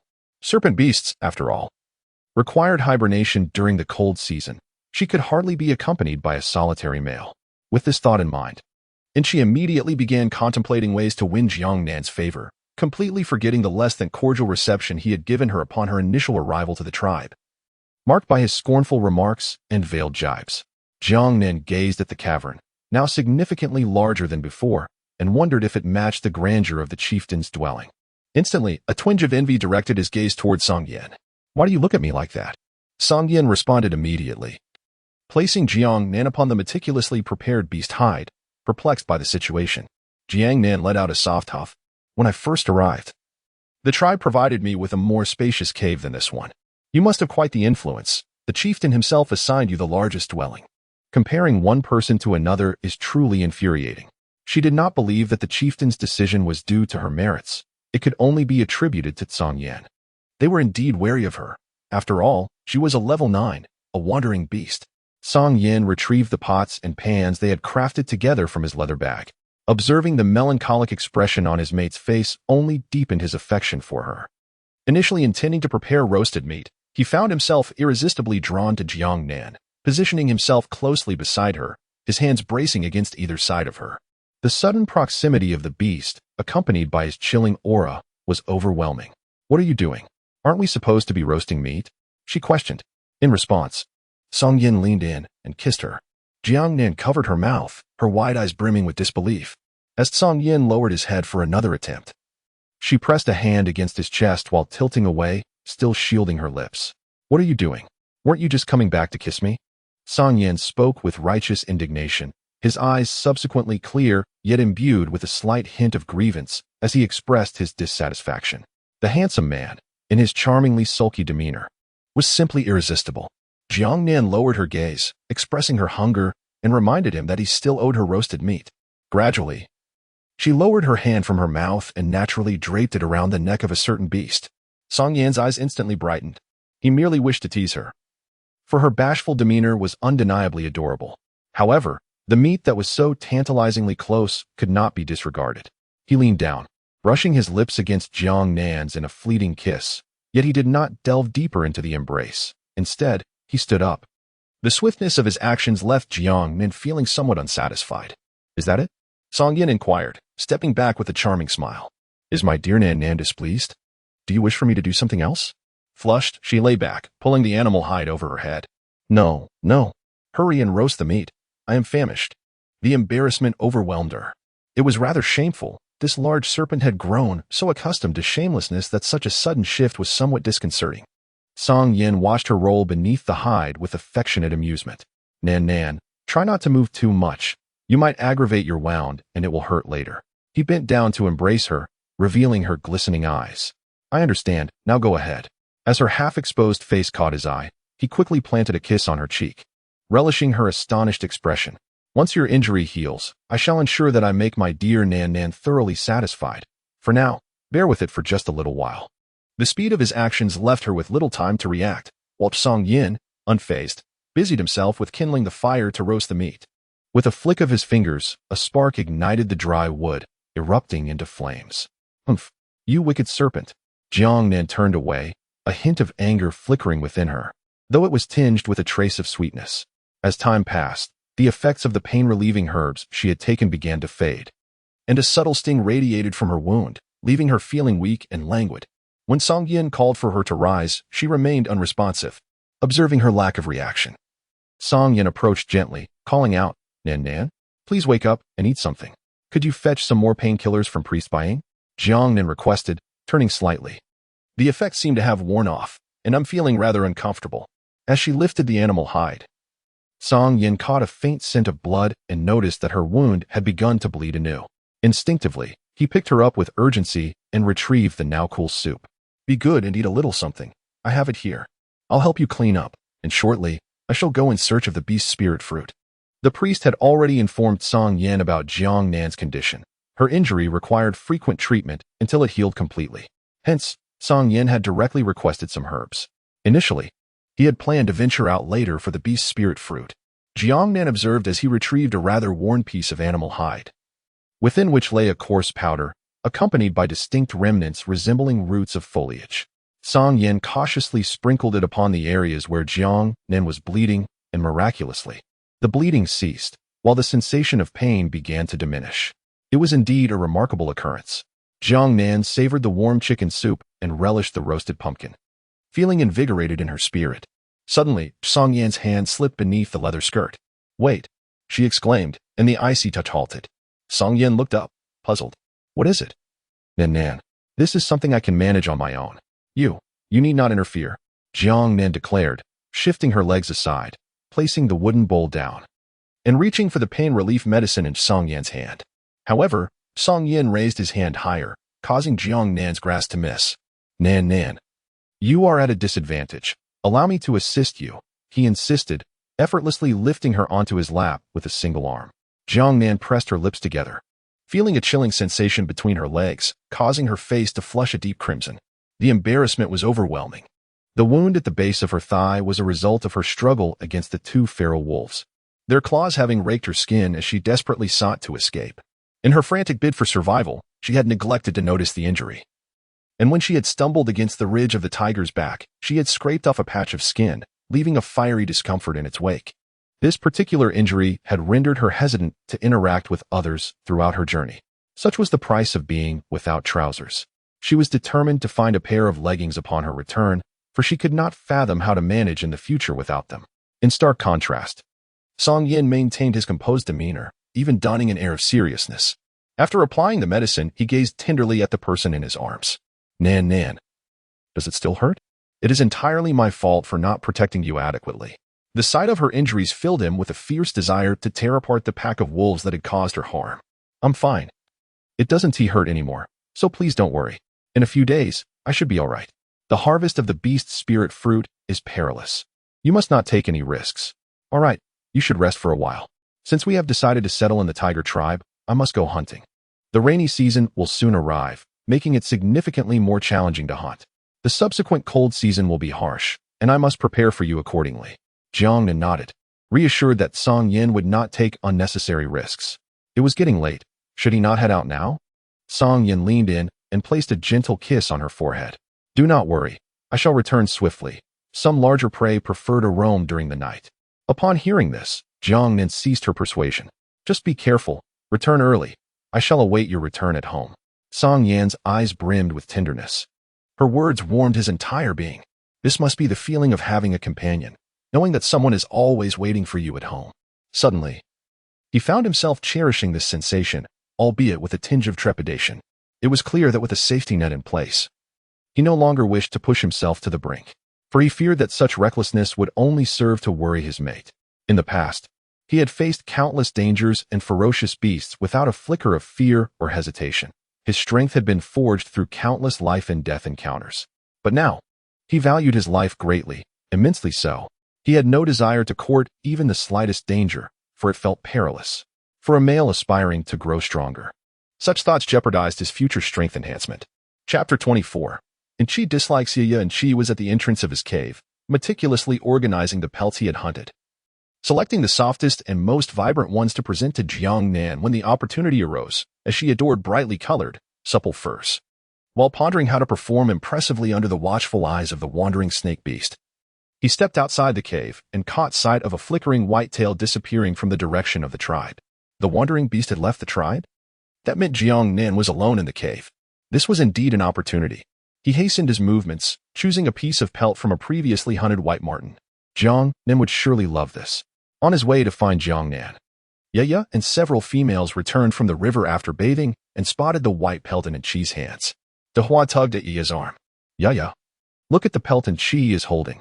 Remember, Chi has always had feelings for you. He has been vying with Hu Shao for the position of your second mate, and they have fought over it often. Is it because you know Hu Shao cannot be your second mate that Chi has brought this for you? Ye's gaze had already fallen upon the pristine white pelt, devoid of any blemish. It could only be the fur of a white marten, which was only available during the cold season and exceedingly difficult to capture. Learning that Chi had specifically brought it for her, she feigned modesty. Oh, Dehua, do not be hasty. What if it is not? But you are the most beautiful female in the tribe. Who else could Chi possibly gift it to? He always brings you the finest things first. I am quite envious. Once or twice is hardly significant, and I do not wish to be unkind. In her heart, Ye firmly believes that Chi is meant for her. As she gazes at the approaching figure, a shy smile graces her lips. Chi, despite being only a third-tier beast, possesses considerable strength. After all, he is a robust bear beast, and serving as her beast husband is not out of the question. From a distance, Chi spots them, initially intending to ignore their presence. He understands that Ye has high standards, only setting her sights on the 5th-tier Hu Shao and the 6th-tier Luo Bai. No matter how he tries to engage her, she merely responds with perfunctory remarks. Yet she never hesitates to claim whatever he offers. Naturally, he overhears their conversation. When Ye calls out to him, he discreetly hides the hide behind his back. Ye, this hide is not for you. I have matters to attend to, he states. After witnessing Ye's attitude towards Hu Zhao's injury, Chi resolves to abandon any hopes of winning her affection. Moreover, Jiang Nan is more beautiful and gentle. He sees no reason to waste time on Ye, particularly since she has no intention of accepting him. Ye's expression shifts slightly, yet she maintains her smile. Chi, what are you talking about? When did I ask for your hide? I merely inquired about your destination. However, her fingers, buried beneath her changing beast hide skirt, nearly dig into her flesh from anxiety. Why would Chi not offer her the hide? In the past, he would readily provide anything she desired. Reflecting on their earlier conversation, Chi realizes she hadn't explicitly asked for it. He retrieves the hide from behind him and states, I am heading to see Jiang Nan. She has just arrived in the tribe and is likely in need of many things. I wish to see how I might assist her. Jiang Nan. Ye's emotions surge, nearly overwhelming her composure. Oh, indeed, you should check on her. But Chi, you know that Luo Bai is injured and the water in the stone tank is nearly depleted. Could you please fetch some water for me first? Typically, in such situations, Chi would unhesitatingly set aside his tasks to help her. When the time comes for her to consider him as her beast husband, she need not worry about his reluctance to give her the hide. I am not in a rush. I will visit Jiang Nan first. Luo Bai should have enough water for you, so if you are in a hurry, you might ask another male for assistance. I must take my leave. He has no time to fetch water. He must leave a good impression on Jiang Nan before the stray beast returns, even if the stray beast is unwilling. If Jiang Nan wishes to keep him, there is nothing the stray beast can do to drive him away. With that thought, he shifts from walking to running, eventually breaking into a full sprint. Were it not for the fear of soiling the hide, he would have transformed into his beast form and raced over. Ye watches him vanish from sight, her teeth clenched in frustration. Dehua, observing the scene, feels a bit awkward. Ye, it must be Jiang Nan who has summoned Chi. He will surely return to you shortly. Other females chime in. Yes, Ye, after all. Chi has feelings for you. Who in the tribe is unaware of that? That may not necessarily be the case, she replies. Jian may emerge from the rear, having just finished her bath, and fortuitously overheard the conversation between Ye and Chi. It seems Chi may have developed an affection for Jiang Nan. Ye cast a sidelong glance. Jian Mei shrugged, inquiring what the issue was, as if she were not to be concerned. Ye scoffed, Jian Mei. You have reached adulthood long ago. Why is it that no male has sought to partner with you? Do not set your aspirations too high. Finding a few from the 1st or 2nd tier would not be amiss. Jian Mei, being of shorter stature, with a face marked by blemishes and slightly heavier than the average female, attracted only the less desirable males. The capable and appealing one seemed to gravitate towards Yaya. Her prolonged solitude in the realm of companionship rendered her somewhat of an outcast among the females, as she often preferred her own company. Tightening her grip on her leather skirt, Jiang Nan declared, "I do not require your concern." Upon awakening, Jiang Nan prepared to step outside for a moment of convenience. To her surprise, she encountered Chi rushing towards her. Glancing around, it appeared that they were the sole inhabitants of this cave. Chapter 28. Reluctant to share the little female. Could it be that he was coming for her? This thought had scarcely crossed Jiang Nan's mind when Chi had already halted before her. Jiang Nan, the female. Jiang Nan took a step back, maintaining a respectful distance. "Is there something you need?" This individual seemed somewhat familiar. I wish to present this pelt to you, and I sincerely hope you will not refuse." And she, too forthright in her demeanor, held the exquisite pelt, cradled as if it were a precious treasure, before her, bowing her head in earnestness. Her voice rang out, startling Jiang Nan. Upon seeing the pristine white fur in her hands, his eyes sparkled with admiration. How beautiful, he thought, yet he refrained from reaching out to accept it. "This pelt is indeed lovely, but I see no reason to accept your gift, especially since I do not believe we are acquainted." In the beast world, the primal act of courtship involved gifting items to favored females. Should the female accept, it often led to a union. However, this was not universally applicable. Her previous display of affection towards the tiger's roar had already led the tribe to speculate about her interest in him, jeopardizing his reputation. Should another male gift her something, it would further complicate matters. And she appeared youthful and innocent, while the males in the beast world were often less than attractive. At this moment, her eyes brimmed with a sense of injustice. "Jiang Nan, are you still upset with me? When Hu Shao rescued you and returned to the tribe, I may have spoken harshly. I apologize. My words were not directed at you, but rather stemmed from my competitive relationship with Hu Shao." Jiang Nan pondered for a moment, realizing why this person seemed familiar. "Please, do not be angry. I apologize. I am truly sorry." And she intentionally moved closer to Jiang Nan, drawn in by her sweet and pleasant fragrance. As Jiang Nan recalled the events, she lifted her gaze only to find Chi's face almost pressed against her own. "Speak your mind, but do not come so close," she cautioned. "Oh," and she replied, somewhat disheartened, stepping back. "I did not intend to hold anything against you regarding that matter. I had forgotten it entirely, but I accept your apology and forgive you. Now, please return." Jiang Nan felt a wave of discomfort in her stomach, growing anxious to leave. However, Chi stood in her path, leaving her feeling helpless. "Is there anything else?" Chi pushed the white pelt into Jiang Nan's arms. "This is a special gift for you, whether you want it or not. You must accept it. Once given, a gift cannot be taken back. Alas, I cannot accept it." Jiang Nan felt the pelt was too warm in her hands, eager to return it. She stepped back, refusing to take it back, and the pelt fell to the dusty ground. With a peculiar expression, Chi turned and declared, "What is given is yours. If you do not want it, simply discard it." She then transformed into a black bear and bounded away, disappearing from sight. "Hey, wait. Who are you?" Jiang Nan picked up the fur from the ground, unaware of the bear's name. As she contemplated pursuing it, an uncomfortable rumble in her stomach deterred her. Reluctantly, she placed the pelt on a clean stone slab beside the cave, deciding to return it to Tsang Yin upon his arrival. With her 2 legs, chasing after the bear seemed futile. Upon her return, she gazed at the fur lying on the stone slab, troubled by its condition. Having fallen and collected a layer of yellow dust, she hastily brushed it off, lamenting the potential loss of its pristine quality. In the distance, Chi returned, initially saddened by the sight of the pelt discarded at the cave entrance. However, upon witnessing Jiang Nan's careful handling of it, as she prepared to carry it back into the cave, his heart swelled with joy. Filled with exuberance, he departed, determined to gather white fruits for Jiang Nan. Knowing that the females adored their sweet flavor, he resolved to collect a bountiful supply to present to her. Meanwhile, Song Yin remained blissfully unaware that his female had once again captured the attention of others. After gathering a substantial amount of beast spirit fruits, he charged towards the plains. Intent on avenging any who had wronged his mate, he was determined to obliterate the wolf den that had dared to bully her. However, upon arrival, he discovered the pack of wolves had vanished, leaving only a few aging coyotes gnawing on carrion. Seeing him approach, they cowered, tails tucked in fright. What was a 9th-tier beastman doing here? Did he intend to claim this territory as his own? Song Yin bellowed, demanding to know the whereabouts of the Wolf King. An elderly wolf, trembling in fear, replied, "There were traitors among our two clans. The wolf king was injured, and due to a female, half of our wolves were dispatched, leading to near total annihilation. A passing scorpion tribe stray discovered us, and after a fierce skirmish, the wolf king fled, severely wounded. Only his frail and aged remain at the sand fortress."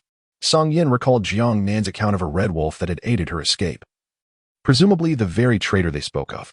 It seemed the wolf king had met his demise, which was for the best, saving him the trouble of taking action. With a swift flick of his tail, he dispatched several old wolves that had not managed to flee. Their bewildered expressions frozen in disbelief as they met an untimely end against the stone wall. After ensuring no living creatures remained, he departed, wishing that the wolf king would pray for a future free of their paths crossing. If not for his concern over his mate waiting too long, he would have sought out the wolf king, vowing not to relent until he had exacted his vengeance. On his journey back, he casually hunted a beast, his tail curling as he made his way towards the tiger tribe.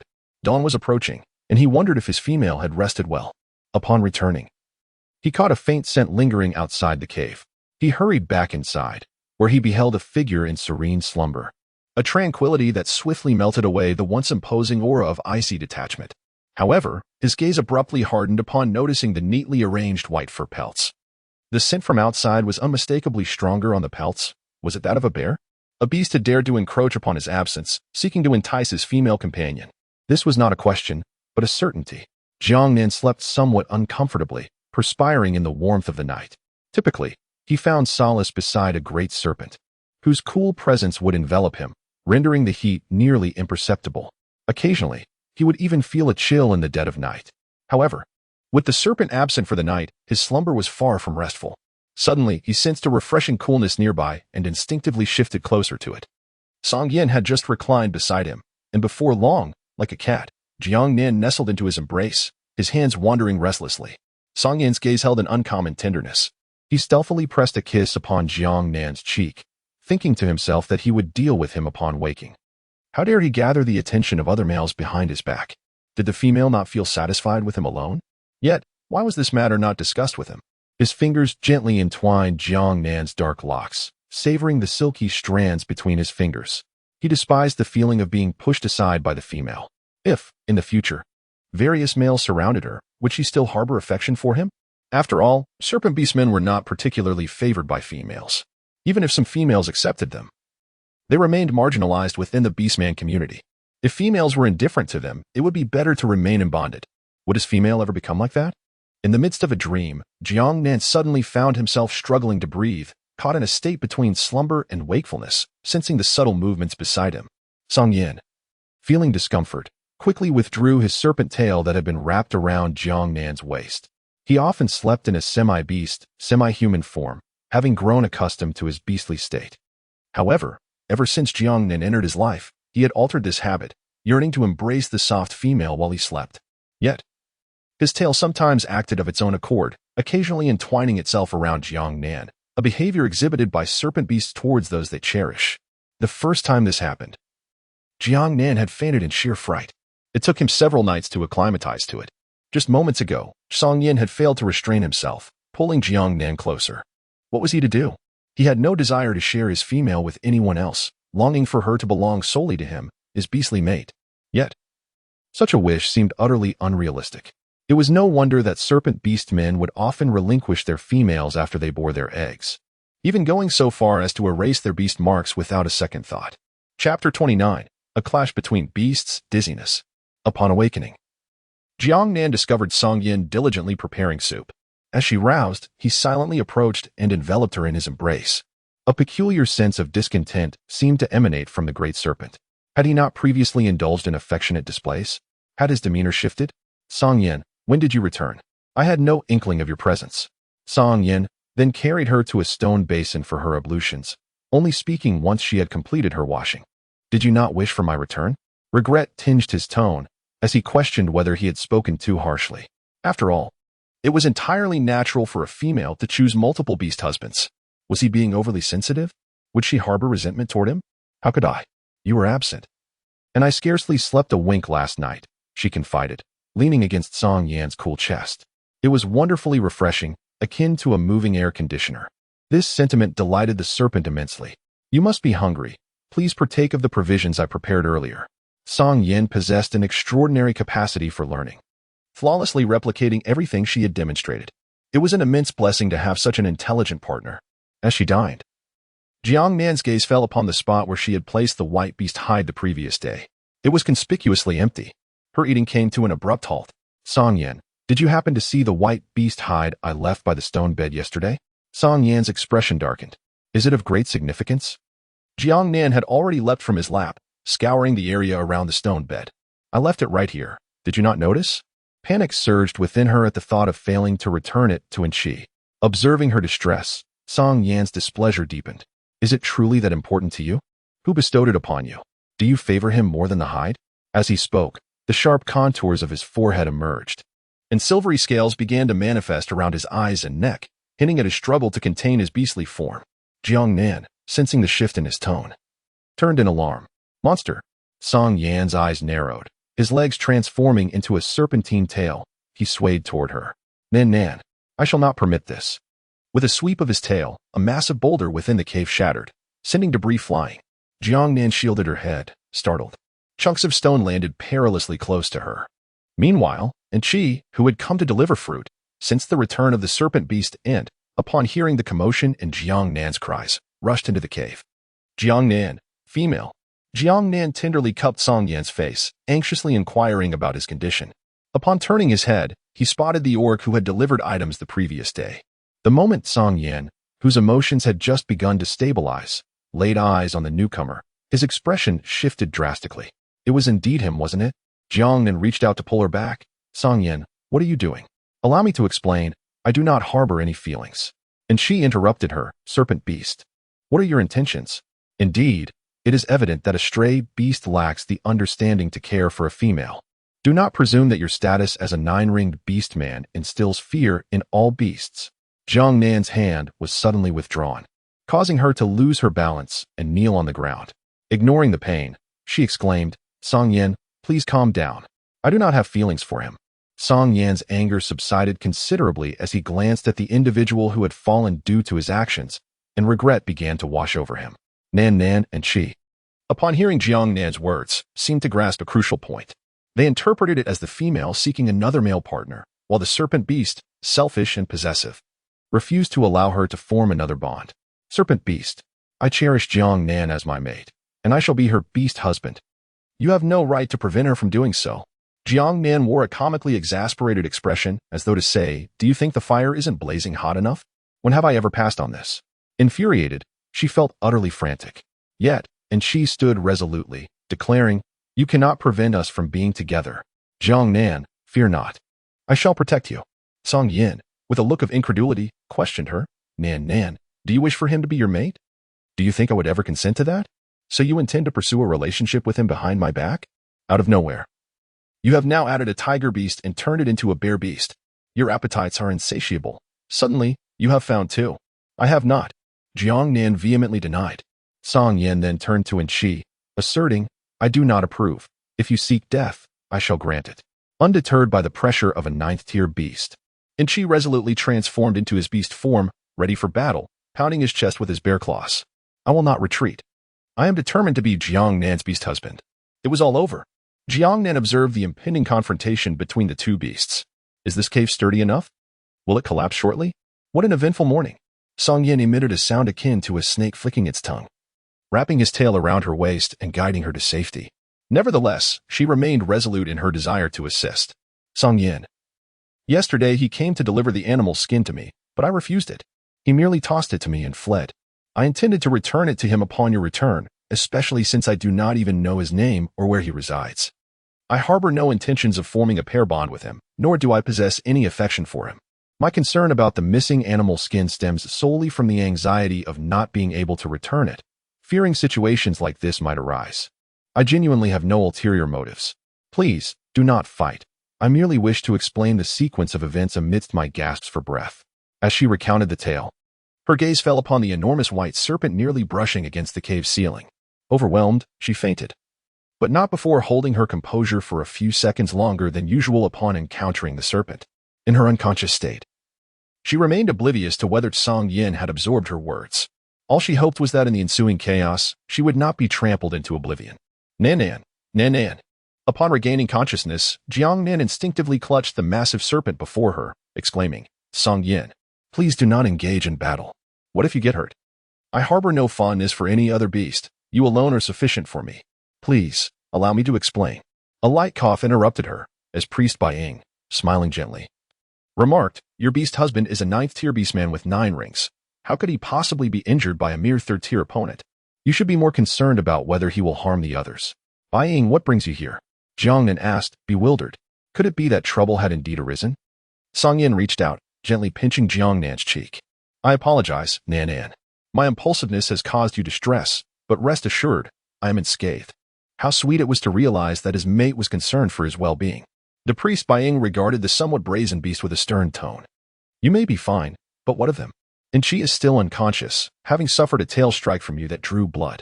What do you think I am doing here? Ah, Jiang Nan gasped, staring at Song Yin in disbelief. Did you truly strike him so severely? Song Yin averted his gaze, his silver locks cascading over his eyes.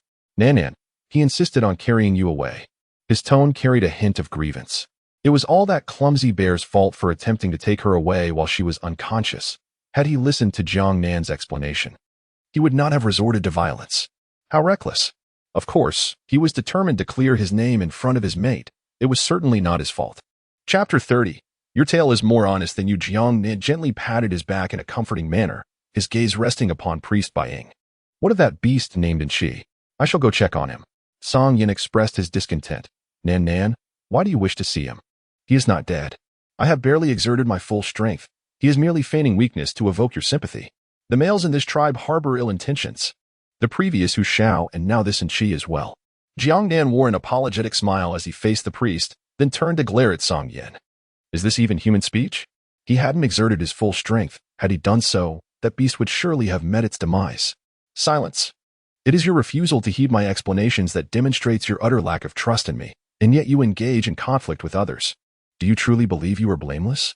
I have merely shown you some courtesy in front of others, and you dare to overstep your bounds? The great serpent, if not reprimanded, would undoubtedly think itself without fault. Originally, he had intended to wait for a more suitable moment to speak earnestly with him, vowing to listen patiently to her explanations in the future, avoiding such impulsiveness. As for Shi, Jiang Nan believed that the beating he received was not in vain. It was well-deserved, a disturbance to the morale of the troops. If not him, then who else should be punished? Upon witnessing the female's distress, Song Yin promptly enveloped her in his embrace, adopting a demeanor that suggested, you cannot coerce me if I refuse to listen. Such childishness was unmistakable. In any case, I will not permit you to go. Jiang Nan. Well, not a single word has been absorbed. The path of training a husband is fraught with challenges. The priest Bai Ying did not contribute much either, and even sheltered Song Yin. It is quite commonplace for males to engage in combat over females. Yet the fault lies with Shi for lacking strength and insisting on her affection. Surrounded by a 9th-tier orc, she remains unscathed. She rose to depart, but paused, recalling something, and turned back to say, however, the chieftain harbors considerable apprehension towards your beast husband. If you could select a suitable male from the fierce tiger tribe to be your mate, it would indeed be a favorable outcome. No sooner had she finished speaking than Song Yan's expression shifted dramatically. Then I can directly challenge the chieftain. Thus, the entire tribe would have to heed my command. The implications of this threat were unmistakable. Jiang Nan covered his mouth, urging him to be quiet, exclaiming, enough of that, ancestor. Do you wish for others to expedite your departure? To his surprise, the priestess Bai Ying nodded in agreement. That is indeed a commendable idea. I have long been displeased with that old tiger. Every trivial matter in the tribe finds its way to me, and it has become quite bothersome. Ah? Jiang Nan was taken aback. Jiang Nan, should you ascend to the position of matriarch, it would be wise to surround yourself with several males. Once he assumes leadership, he shall have little time to attend to you, and you may find yourself feeling lonely. Wait, is that what you meant? The priestess observed the naive female, realizing why this serpent beast was reluctant for her to seek other males. Indeed, she was rather charming, far quieter than the incessant chatter of the other females in the tribe, and did not seem to harbor arrogance simply because of her beast husband, thus avoiding unnecessary conflict.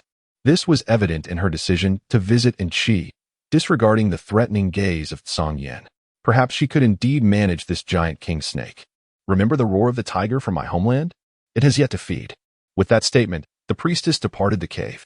As soon as she left, Jiang Nan recoiled in surprise from the cold, slippery sensation on her palm. Why do you keep licking my hand? I have told you not to do that. It is quite unsanitary. Song Yin, however, leaned his head against her neck, expressing profound grievance. But you covered my mouth, rendering me unable to speak.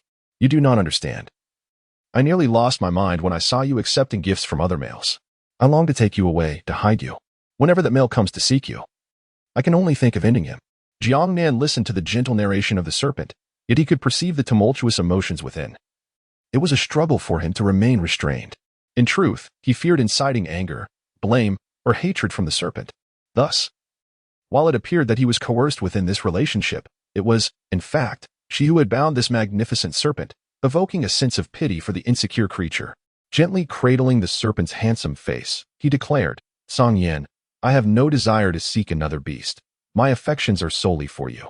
You need not worry about anyone else taking my heart. Song Yan's golden pupils sparkled with uncontainable joy, yet he feigned a sorrowful demeanor. Will you be angry with me? Jiang Nan initially intended to shake his head, only to notice an exuberantly animated tail behind Song Yin, a clear testament to his inner joy at that moment, which contradicted his seemingly pitiable demeanor. Withdrawing his hand, he exclaimed in displeasure, Naturally, I am upset. You should recall how I couldn't even restrain you then. You disregarded my words and caused me to stumble, and my knee still aches from the fall. Just moments ago, you were so disrespectful to the priest. Do you wish for us to be expelled? These remarks were deliberately provocative. Observing the visibly drooping tail, Jiang Nan couldn't help but smile. Nan, must I apologize? Please. Do not be angry with me or ignore me. I assure you, I shall never act so recklessly again. Allow me to see where it hurts on your knee. I have gathered a plethora of beast spirit fruits. Once you consume them, your wounds will surely heal. With that, he reached for Jiang Nan's leg to examine it. Jiang Nan found herself in a fit of giggles, unable to contain her laughter. Oh dear, where are you touching? I'm perfectly fine, not angry at all, just teasing you. The fearful glint in Song Yan's eyes swiftly transformed into astonishment, and in an instant, he turned and pressed Jiang Nan onto the stone bed. Oh. My dear Nan has become mischievous, quite disobedient. His chin grazed her cheek, while his hands, too, became restless, wandering to explore her sensitive areas. Jiang Nan's eyes sparkled with suppressed laughter.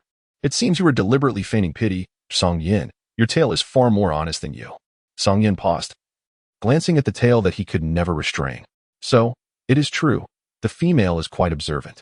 Upon touching a previous wound, Jiang Nan's expression shifted. Song Yin, this time the injury truly hurts. Please do not apply pressure on me any longer. Song Yin immediately rose and retrieved a dozen beast spirit fruits. Quickly, consume these. Once you have finished, you shall feel better. I have already gathered all the beast spirit fruits from that area. If this is insufficient, I shall venture elsewhere to collect more. Jiang Nan was somewhat astonished by the abundance of beast spirit fruits. While other females might struggle to obtain even a single one throughout their lifetime, he seemed to consume them as if they were mere sustenance. Song Yin, is this an excessive amount? Not at all. I find it rather insufficient. If it weren't for the time wasted searching elsewhere, I would undoubtedly gather 70 or 80 of them to bring back, he replied.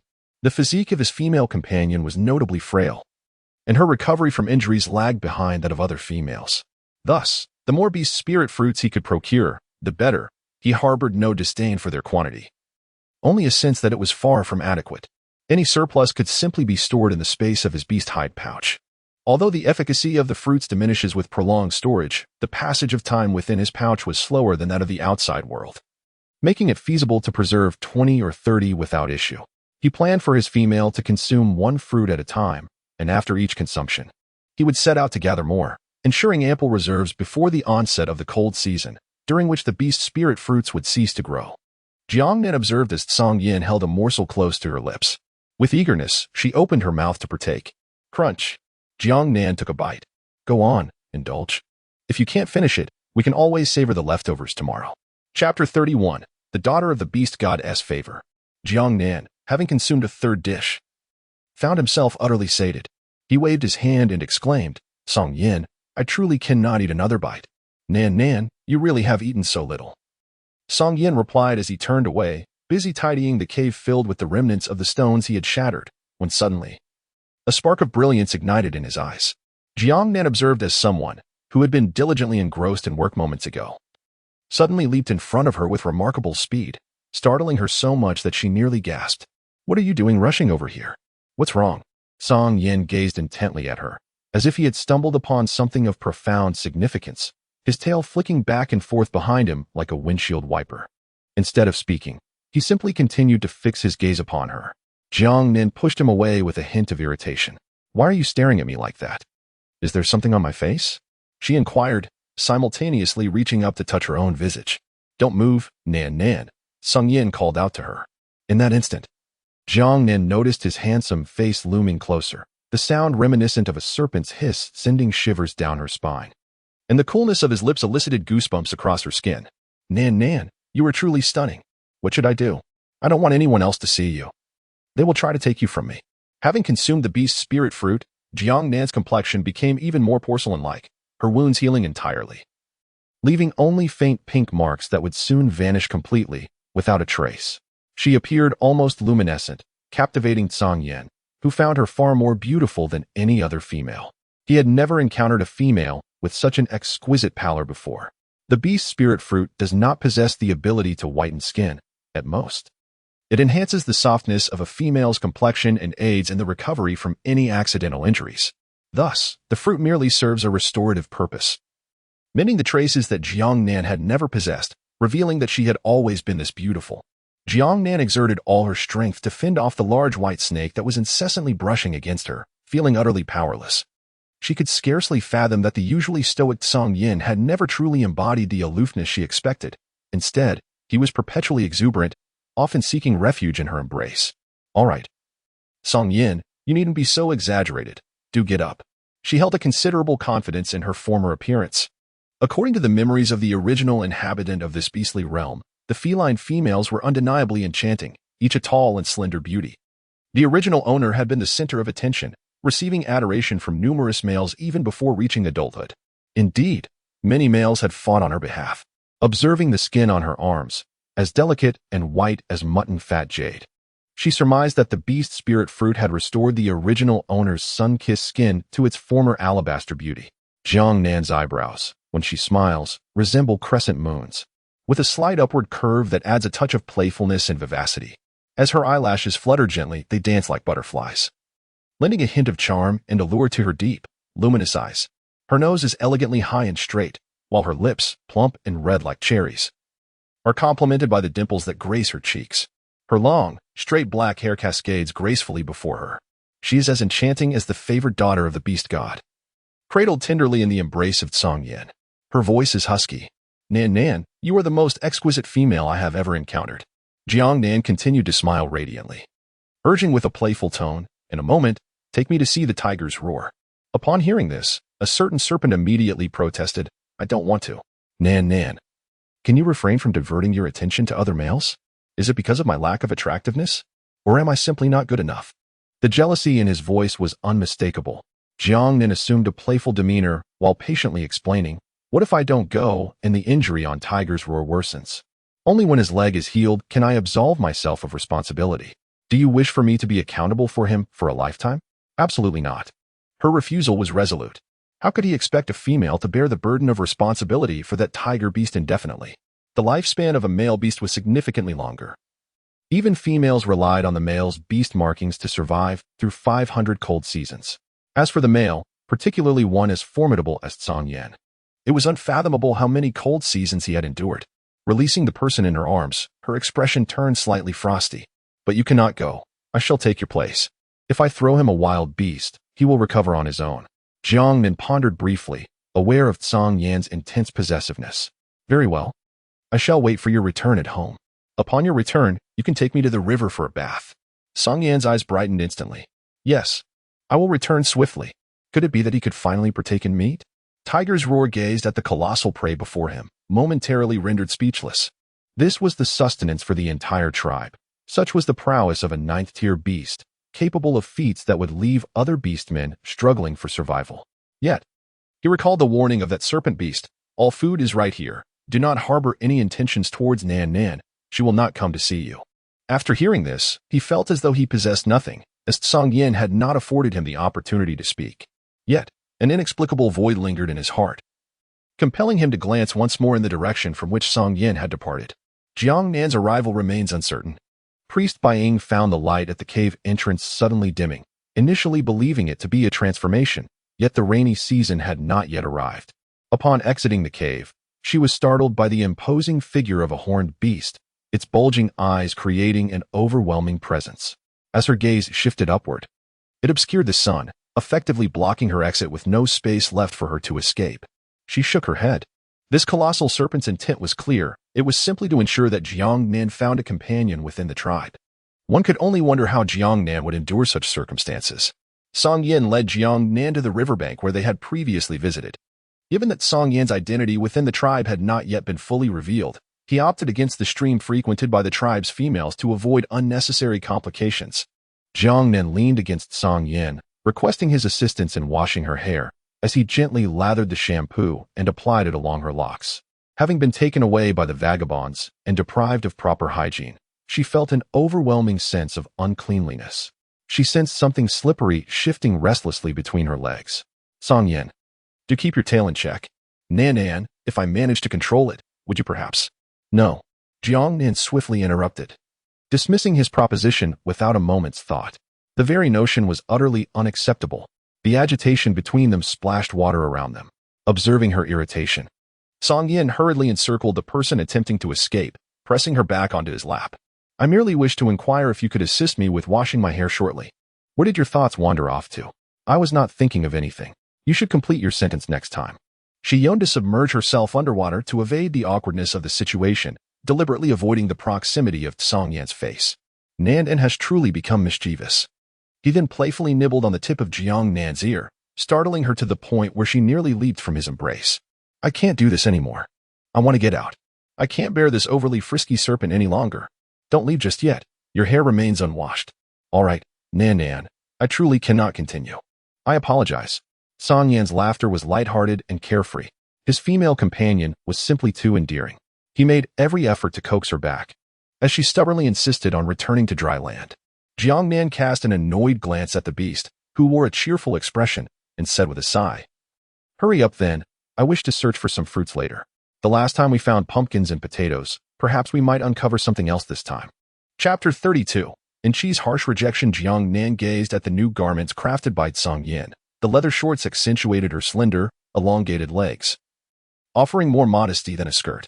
However, an awkward discomfort lingered at the base of her thighs. Song Yin, having observed her joyous twirls, noticed her smile vanish the moment she crouched. What's wrong? Are you uncomfortable? He had fashioned this outfit based on her previous suggestion to stitch the leather skirt together. It's not that. Well, perhaps we could refine it next time. I'll let you know when we return. She wished to spare Song Yan's feelings, for this was a creation of his own hands. Her earlier attire had been rather casual, and the fact that he managed to create something was commendable. Then change out of it. If it's uncomfortable, you shouldn't wear it. Song Yin even reached out to assist her in removing it. No need, Song Yin. Let us hurry. We need to prepare dinner soon. Are you sure it won't cause discomfort? It truly won't, as long as I don't crouch. Very well. After several concerned inquiries from Song Yin, Jiang Nan's reassurances quelled his desire to assist her in changing, transforming into his beast form. He gently lifted her and placed her atop his serpentine head, ensuring she wouldn't faint from the sight of his elongated body. They had scarcely departed from the riverbank when an enormous creature, its fur stained with blood, approached to drink from the river. The viscous blood trickled from its mouth, tainting the water with a crimson hue. Suddenly, it raised its head, catching a whiff of a familiar scent. Qi Yin scanned the surroundings. Is that the scent of the female? And the serpent beast? So you are here. Yet, he lacked the strength to pursue, his abdomen still seeping blood from a wound that had yet to clot. Mo Yao's presence weighed heavily upon him. The disparity of their ranks was lethal, especially considering the two-tier difference. Fortunately, Mo Yao possessed no special abilities. Otherwise, he would have long since become prey. In a hushed tone, he murmured, The female has exacted a price from you and me. Once I locate you, do not forget the promise you made to me. Jiang Nan and his companions returned to the tribe, their hearts brimming with joy upon discovering edible cabbage. Although Song Yin was quite displeased with his female consuming grass, despite its visually appealing hues of white and green, how could a strong male allow his female to graze? However, Jiang Nan insisted, leaving him with no alternative. After transforming into human form, he finally spoke. Nan, This vegetable is truly unpalatable. Please heed my words, and I shall prepare roasted meat for you, if you would be so kind." Jiang Nan clutched her prized cabbage, resolutely preventing Song Yin from taking it away. In this beastly realm, the cabbages were of such size that she could barely embrace one with both arms. "Song Yin, it is essential to maintain a balanced diet. One must consume both meat and vegetables. Do try it later, and if it fails to please your palate, I shall forego it from now on, all right?" The notion of a balanced diet eluded Song Yin, for his mate often uttered terms that left him perplexed. However, given her insistence, he knew that acquiescing to her was not a matter of choice. "Very well, you instruct me, and I shall follow your lead," he replied. Jiang Nan inquired, "You won't throw it away, will you?" She had painstakingly plucked the white material, only for Song Yin to effortlessly swat it away with his tail, rendering it lost to sight. After much effort, she had managed to bring one back, and it could not be discarded again. Song Yin regarded Jiang Nan's protective demeanor as reminiscent of younglings, lacking in strength yet fiercely defending their treasures. Her eyes were filled with determination, as if to say that should he dare to discard it, she would leap forward to bite him. "Rest assured, Nan can eat, and she shall eat. I simply think you are rather slender. Consuming more meat would be beneficial for you. If you were to feast on what is unearthed from the ground, potatoes, pumpkins, or the white material, when would my Nan ever grow plump?" "Why should I grow plump? Being slender is quite fine." Jiang Nan cheerfully handed the cabbage to Song Yin, reminiscing about the robust females in her tribe. To prevent Song Yin from assuming that being heavier was preferable, she clarified, "Furthermore, our feline females are typically like this. They do not gain weight easily. However, I am in excellent health, so you need not worry excessively.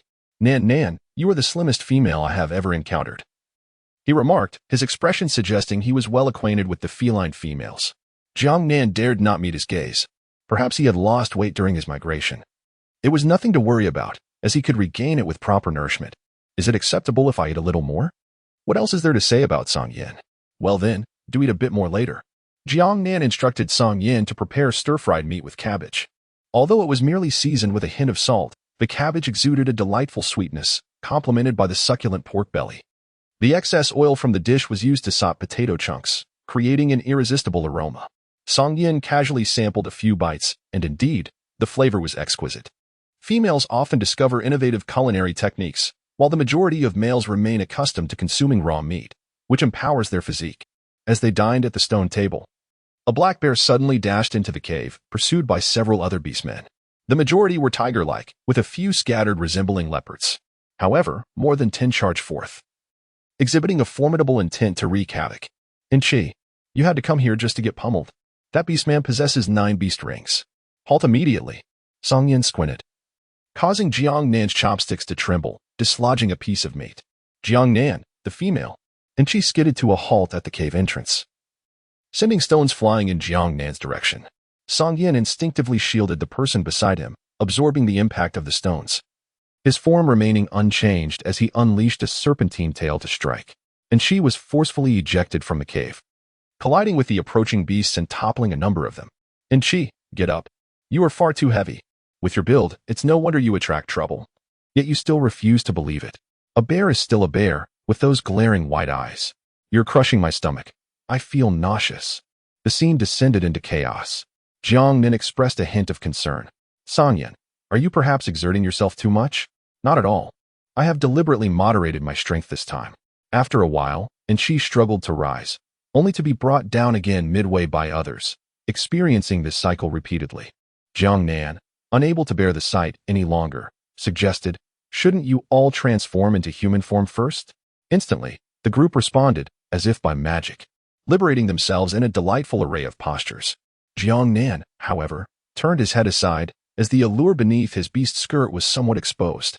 Chi, unrestrained, immediately darted in front of Jiang Nan. Were it not for the silent threat of Song Yin, he would have leapt into Jiang Nan's embrace.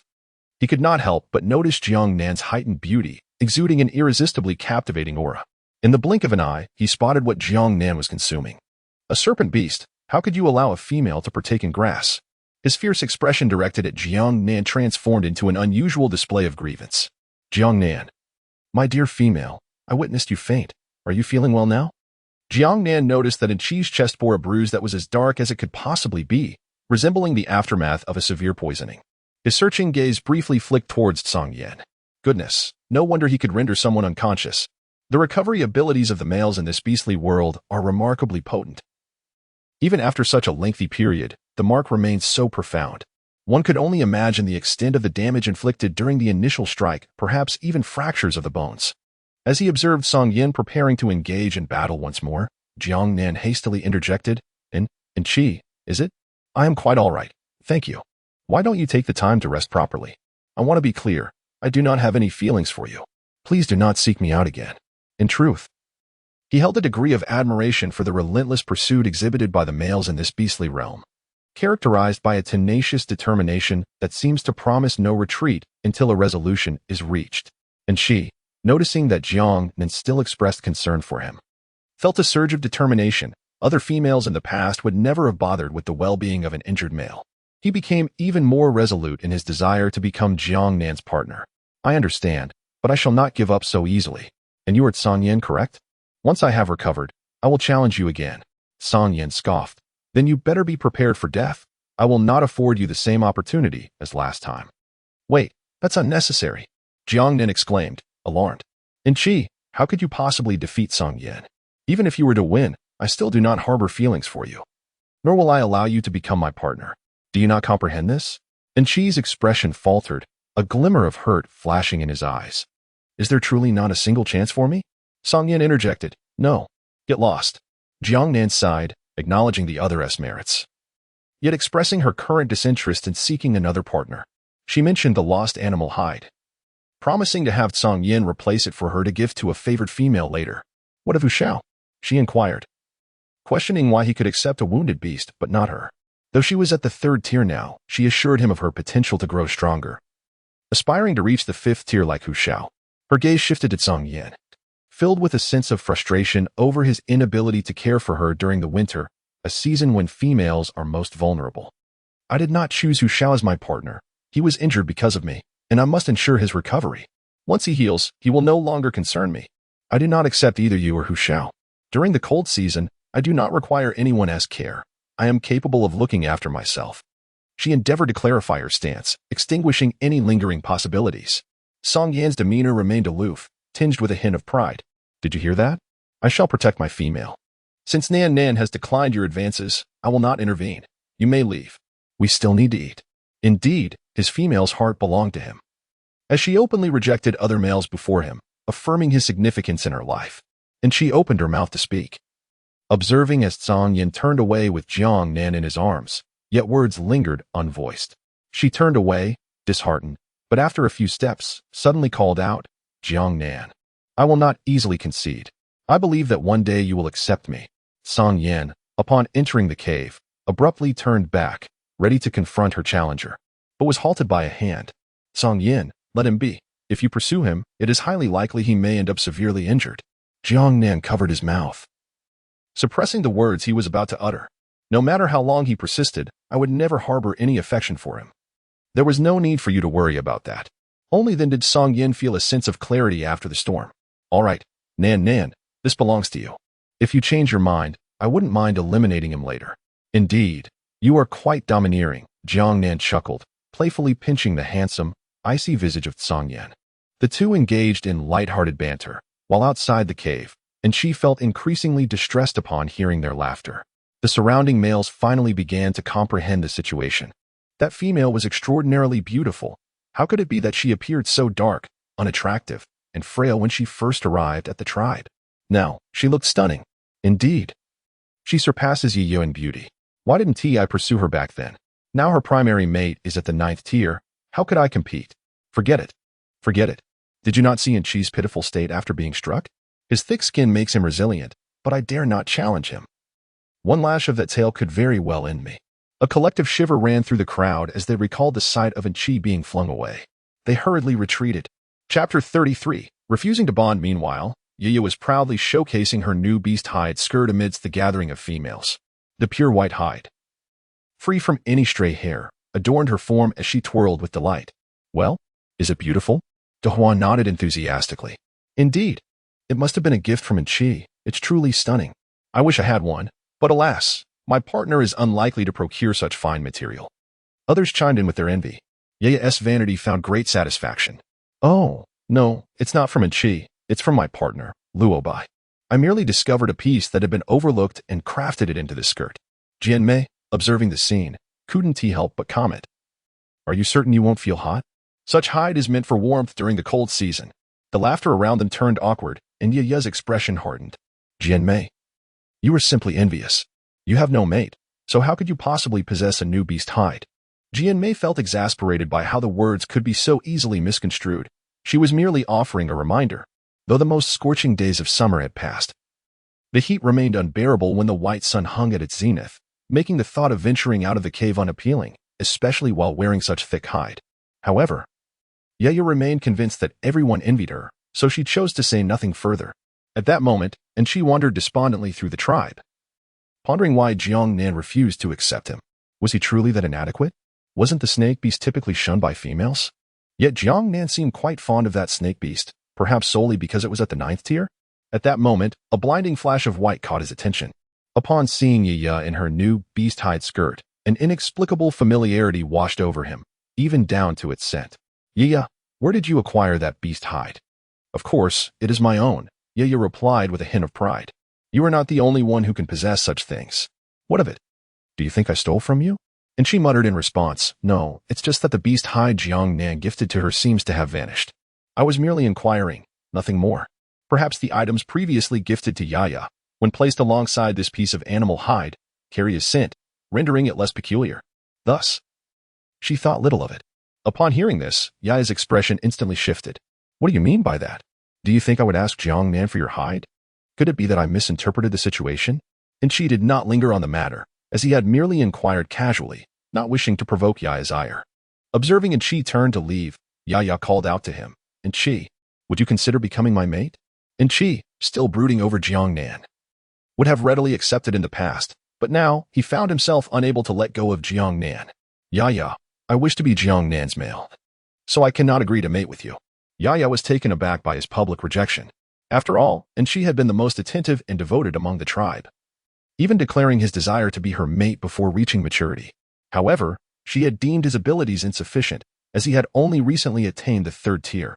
Naturally, she preferred to seek a formidable male as her partner, which delayed her acceptance of his affections without outright refusal. Upon learning that he had been knocked unconscious by Jiang Nan's beastly companion, she felt a twinge of anger, perceiving Jiang Nan as a thief of her and Chi.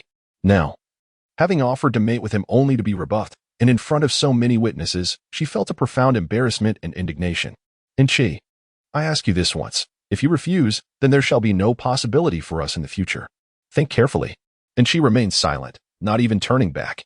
Yaya clenched her fists, her thoughts returning to Jiang Nan. Ignoring the other females surrounding her, she retreated to her cave. Inside, Luobai was resting in his beast form, still recuperating, as he required more strength before he could shift back to human form. Upon seeing Yaya's displeased countenance, his gaze lingered on her collection of animal hides. They were gifts from other males, yet she remained oblivious to their origins. The scents mingling were complex, imbued with sweetness and a hint of snake's musk, but predominantly, they bore the aroma of Chi's bear-like essence. What troubles you, Yaya? She plopped heavily onto the stone bed. And she has rejected my proposal to mate. Luo Bai's pupils narrowed slightly. Did you not wish for Hu Xiao to be your partner? Why has it now shifted to Chi? Hu Xiao's leg is broken. What use is he to me? The moment the words escaped her lips, she regretted them. Her frustrations toward Chi had manifested, compounded by her ire towards Jiang Nan. Inadvertently, she had revealed her true feelings, and Luo Bai, already wounded, was taken aback. Yaya, I did not mean it that way. It's just that without you, Hu Xiao doesn't care for me anymore. He prefers the new female, Jiang Nan. I am merely upset. What? He promised in my presence to be your mate. Luo Bai rose, intent on confronting Hu Xiao. He was acutely aware of Hu Xiao's intervention in saving Jiang Nan, the female recipient of their tribe's attention, which could spell trouble for him in the future. He pondered how to approach Yaya and considered other males. Yet he never anticipated that it would be Hu Xiao who would spurn Yaya. In a flurry, Yaya rushed to stop him, exclaiming, Luo Bai, what are you doing? Don't go.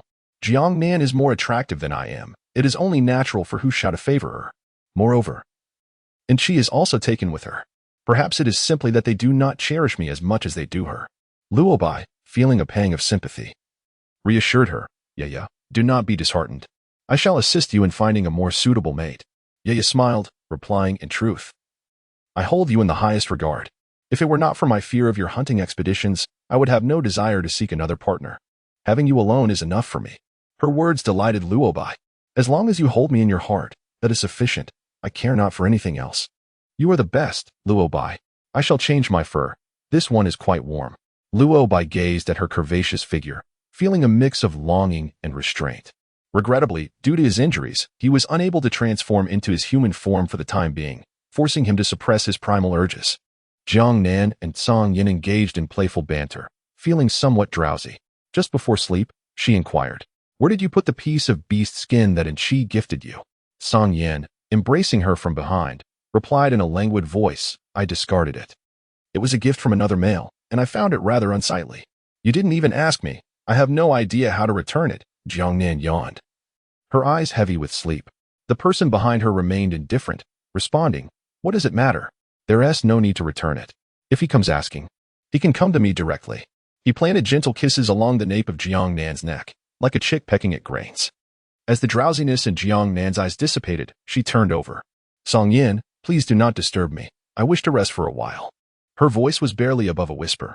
If I do not accept something from others, then I should not take their belongings. Go and check where you discarded it.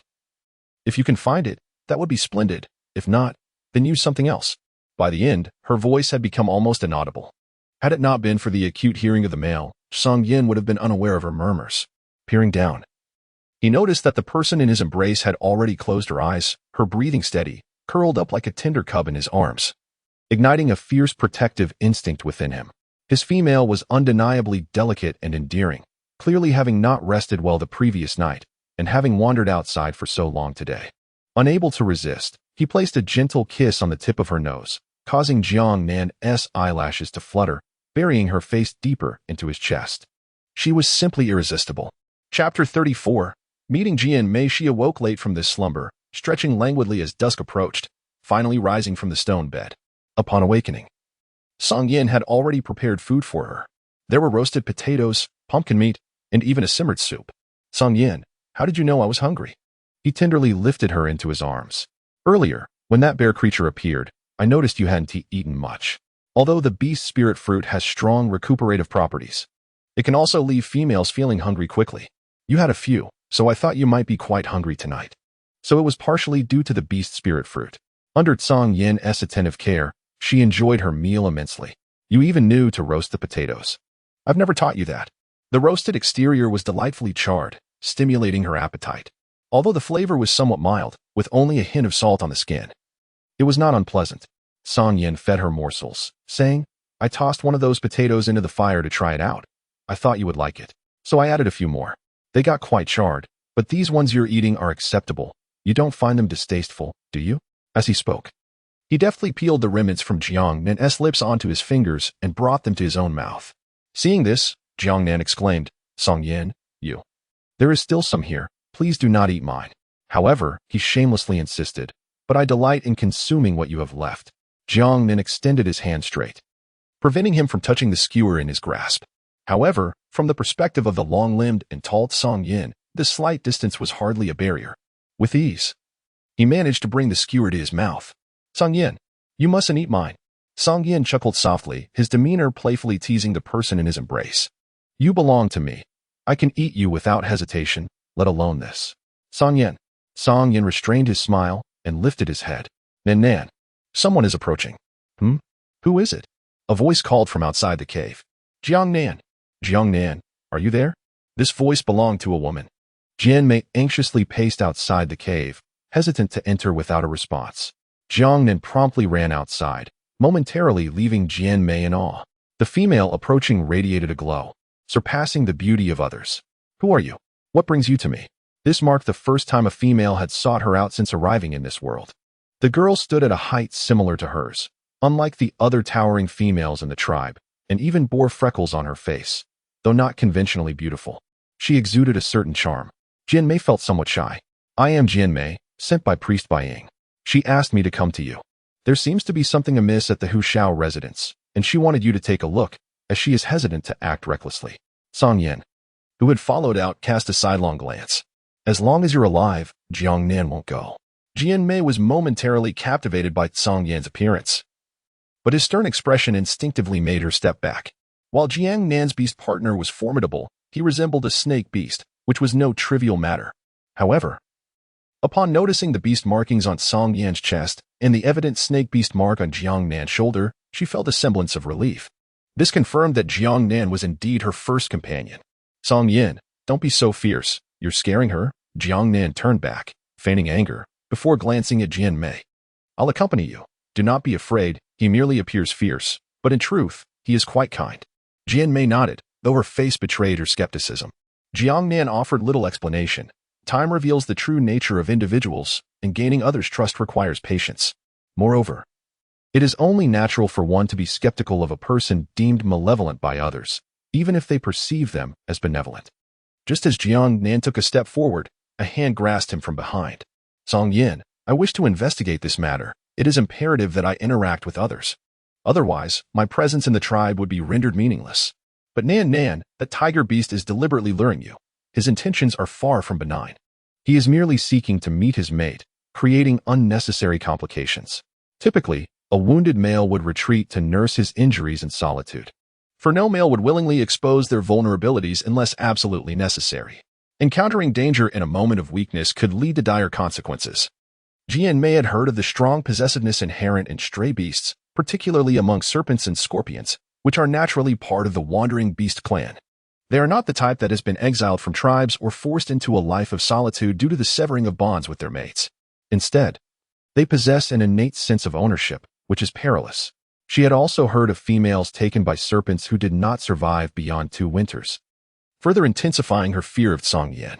Yet, she observed Jiang Nan patiently comforting his partner. All right, I understand. I will take a look. If he harbors ulterior motives, I will leave immediately. Is that acceptable? In front of so many, I am responsible for who shall. If he does not recover, I will surely lose face. Song Yan ultimately relented, especially since Jiang Nan always knew how to soothe him. Had it been another female, she would have demanded that her partner cater to her whims. They believed that males should naturally serve their needs. With Song Yan no longer opposing her, she turned her attention back to Jian. Shall we go? Your name is Jian, correct? I recognize you. You offered to assist me regarding Hu Zhao's injury. Thank you. For the first time, Jian felt another female's arm linked with hers, particularly one as beautiful as this, and the warmth of her demeanor left her feeling somewhat bashful. I did nothing worthy of thanks, she replied, her gaze drawn to the distinctive animal skin skirt worn by Jiang Nan. Your skirt differs from ours. Women possess an undeniable susceptibility to beauty. Jiang Nan gracefully sways left and right, showcasing her attire. Is it aesthetically pleasing? This is crafted by my partner. Observe how it appears. It ensures modesty, providing a sense of security, allowing for ease of movement during work without feeling constrained, though it still requires some alterations. Indeed, is this the customary attire among your tribe? Jing expresses envy. Their animal skin skirts are designed to prevent any wardrobe malfunctions, primarily by extending the length of the skirts. However, this modification proves inconvenient for walking, and during the sweltering season, it can be quite uncomfortable. Jiang Nan, unwilling to elaborate further, merely nodded in agreement. Jian hesitated, then asked, May I learn from you? Of course. Do you have a partner? Jiang Nan replied, My companion. Song Yan can teach you about partnerships. After all, in the beast realm, it is predominantly males who craft leather skirts, she inquired naturally. Can I do it by myself? I am not yet bonded. I consider myself rather ordinary. The males of the tribe tend to prefer someone like Yi, and those who might find me appealing do not attract my interest, she lamented. Then let me teach you. You are not unattractive. You simply haven't taken the time to adorn yourself properly. Jiang Nan, you need not console me. I am well aware of my shortcomings. My stature is short, my form is plump, and my face does not boast beauty. Males fear that I consume too much and cannot be supported, she confessed, especially in the presence of the remarkably radiant Jiang Nan, which only reinforced her belief in Yi's words.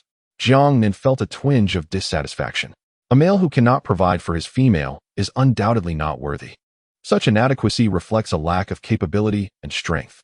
Jiang, observing Jiang Nan's fervor, could not help but burst into laughter, her mirth resounding. Haraha, Nan, you are simply adorable. May I call you Nan? Can we be friends? Song Yin trailed behind them at a distance, watching the lively scene before him, a flurry of spinning, jumping, and the occasional display of frustration, with smiles illuminating their faces. Unconsciously, he joined in their laughter. Joining the tribe was not entirely detrimental, at the very least.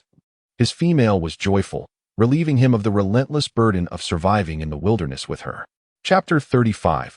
Opposition to stray beasts in the tribe. Soon, hand in hand, they arrived at the entrance of Priestess Bai Ying's cave.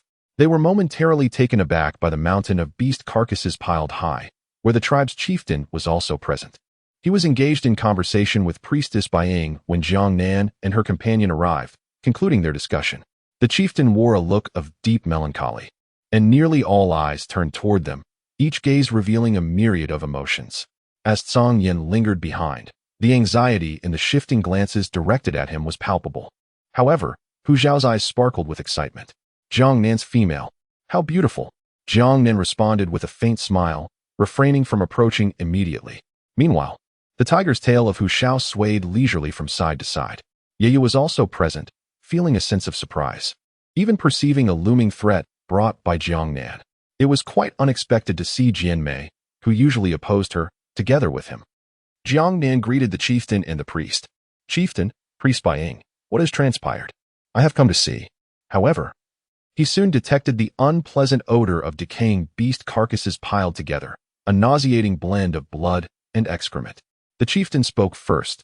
These prey were brought by your partner. It is inappropriate to leave them outside the priest's cave. Perhaps you could inquire if your partner would be willing to share with the tribe. Song Yin, puzzled, glanced at the man beside him and inquired, did you do this? Weren't you supposed to deliver food to him? I have repaid him for both the provisions and the kindness he showed in saving you. These carcasses and pelts are more than sufficient. Consequently, he had to engage in relentless hunting to prepare for the rainy and cold seasons. Yet, he found himself preoccupied with thoughts of how his female companion constantly worried about Hu Zhao, feeling the urge to care for him due to the injury he had sustained while rescuing her. After patiently conversing with Jiang Nan, Song Yin lifted his head and addressed the chieftain with an air of indifference. Since these are my offerings, how you choose to manage them is your concern. I shall not be providing any more of my hunts in the future. Although Jiang Nan felt there was nothing amiss in her actions, she noticed the chieftain's countenance was rather grim.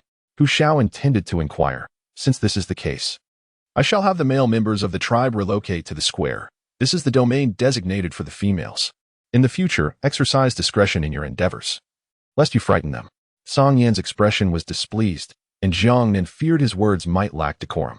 She gently tugged at Song Yan's arm, and he offered her a reassuring glance. Henceforth, I shall provide an equal share of prey to the tribe, just as the male members do. Having joined your tribe, I shall abide by its customs. The chieftain appeared taken aback, momentarily at a loss for words. After all, this was a 9th-tier beast man. No other tribes would dare to trouble them henceforth. It was indeed a fortuitous development. Yet, recalling the priest's earlier jest about Song Yin becoming chieftain, she scoffed lightly. Humph. No matter how formidable, he is merely a wandering beast. How could the clan ever yield to him?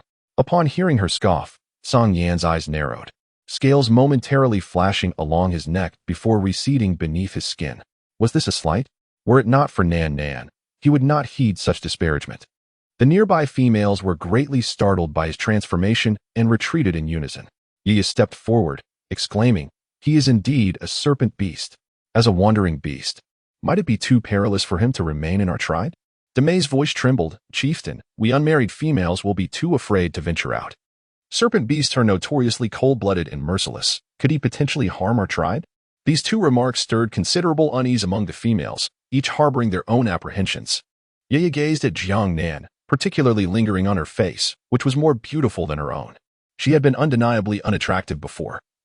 Why had she suddenly become so captivating and increasingly so? How was this achieved? Gritting her teeth, Ye declared, Chieftain, this wandering beast possesses formidable strength. Should he go berserk, there are no males in our tribe capable of subduing him. This is far too perilous. Many females echoed her sentiment. Indeed. Did you not hear he is 7th tier? No, 8th tier. Are you all foolish? Did you not see the 9th tier beast rings upon his arm? The crowd erupted in tumult. The males cast glances toward Jiang Nan, their expressions largely tinged with disappointment. The prospect of becoming Jiang Nan's partner had become significantly more challenging. as exemplified by Qi. Hu Shao fixated on Jiang Nan's visage, scrutinizing her with a measure of trepidation. Jiang Nan had been diligently tending to his leg injury, completely engrossed in her task, paying no heed to the surrounding discussions. Her demeanor was serious and focused, which made him hesitant to breathe heavily. Chang Yan, fearing that his tribe would not accept Jiang Nan, remained silent, merely observing her with a watchful eye. Indeed, he was uncomfortable with the notion of her gaze lingering on another male for too long. In contrast, Jian Mei could no longer tolerate the situation and interjected. Are you all blind? Do you not see that Jiang Nan is his first mate? Do any of you possess the charm that Jiang Nan has? Do you honestly believe that his partner would ever take an interest in you? Jiang Nan tilted her head, taken aback by Jian Mei's unexpected remark. She was so incensed that her outstretched hand trembled slightly. When Jiang Nan's gaze shifted toward her, she bit her lip, rendered speechless. If Jiang Nan's partner truly intended to act, they would have done so long ago. After all this time, did they really need to concern themselves with it? In her eyes, Jiang Nan was a commendable female. None of the other females in the tribe had ever shown her such kindness. The silence that enveloped the crowd transformed into an eerie stillness. Yeah, unwilling to concede, retorted, Jian Mei, how can you be so certain it won't happen? Can you guarantee it? Jian Mei replied assertively, I assure you, if it's something of value, I will ensure it. To which He responded with exasperation. What good are you? Who would heed your words? Frustration coursed through her veins. Jian Mei was both irksome and unattractive, always at odds with her. Jiang Nan rose and remarked, Hu Shao, you seem to be in good health. When Hu Shao expressed a desire for something, Jiang Nan turned away and walked at Song Yin, intertwining their fingers. Is everyone finished? If so, we shall take our leave, she announced, her voice steady. She then turned to the clan leader. Will you not say anything? The tribe will surely require Song Yan's protection in the future. If you, as the leader, do not take action, Song Yan and I will depart. The leader's gaze, however, fell upon the priest. What are you looking at? You are the leader. Buying. The priest retorted with irritation before relenting. Enough. You dare not utter a word. Have someone remove these carcasses. The stench is unbearable. The leader chuckled lightly, as if relinquishing authority, and nodded. All right, I shall attend to it this very moment. Jiang Nan gazed curiously at priest Baying. Jian Mei murmured, indeed. The chieftain only heeds the words of his own partner. Jiang Nan, with a look of realization, listened intently as priestess Baying spoke with heartfelt sincerity. Child, no tribe will readily accept a wandering beast without reservations, especially when your companion possesses formidable strength, terrifying strength, indeed. Their instinct is to feel fear and seek to drive her away. Her gaze fell upon the scales faintly visible around Song Yan's neck, and she continued with calm deliberation. Do not always adopt a confrontational stance. If you wish for your companion's peace, you must understand the need for compromise. Do not allow her to be burdened by your struggles. When Jiang Nan glanced over, Song Yan had already returned to normal. He even turned his head away, concealing the frustration in his eyes from Jiang Nan. He truly wished to take his female away. Jiang Nan Dao, priest Baying, I comprehend your sentiments. Yet I cannot bear the thought of my companion being wronged. Should the tribe's people show him hostility, I would rather depart from the tribe altogether. Are you aware of the perils that a female faces during the rainy and cold seasons, exposed, and without the tribe's protection? Even if your partner is formidable, there will inevitably be moments when he cannot shield you. I have faith in his capabilities. Thus, remaining within the tribe is not my sole option. Jiang Nan was resolute in her conviction. If need be, I could always seek another tribe. Song Yin felt a sudden warmth radiating from his previously icy chest. As if a flame had ignited within, he instinctively tightened his grip on Jiang Nan's hand, overwhelmed by the trust she placed in him. He spoke. I can swear by the beast god that should I ever commit an act detrimental to the tribe, I would meet a wretched end. You need not be overly concerned. I harbor no interest in any of you, particularly those females. I am solely devoted to my dear Nan Nan. At this moment, his affections were exclusively for his own female. Her previous remarks had already stirred a deep desire to cherish her tenderly. Chapter 36. Protecting Song Yan with a roar, the tiger's ears flicked occasionally. Watching Jiang Nan with a blurred gaze as he called out. Jiang Nan's female. Yi simultaneously interjected, You wouldn't. But how can we be certain you won't conspire with other rogue beasts? On what grounds should we trust your words? Her voice drowned out the growl of the tiger. Jiang Nan furrowed his brows, pondering why this individual continually sought to trouble Song Yan. Was it Yi, the female favored by Hu Shao? Upon noticing Jiang Nan's gaze shifting between himself and Ye, Hu Shao immediately adopted a stern expression. Ye, aren't you supposed to be tending to Luo Bai? He is your partner and currently in dire need of your care. You are not needed here. He could not allow Jiang Nan to perceive any semblance of a connection between himself and Ye. The very thought startled him, for he had once harbored feelings for Ye, and now, quite suddenly, he wished to sever any ties, fearing that Jiang Nan might misconstrue the situation. Hu Shao, are you scolding me? Ye said, her nose tinged with distress. I am merely considering the welfare of the tribe.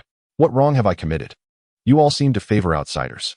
Hu Shao recognized that his tone had indeed been rather loud. But did she not have her own share of faults? Why was she now in tears? Demei, witnessing her dear friend being wronged, immediately stepped in.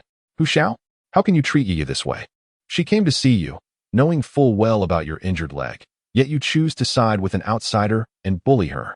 Do you think Ye is easy prey just because her partner is currently hurt? I did not. Hu Shao protested vehemently. Then do you believe that the stray beasts are not a threat?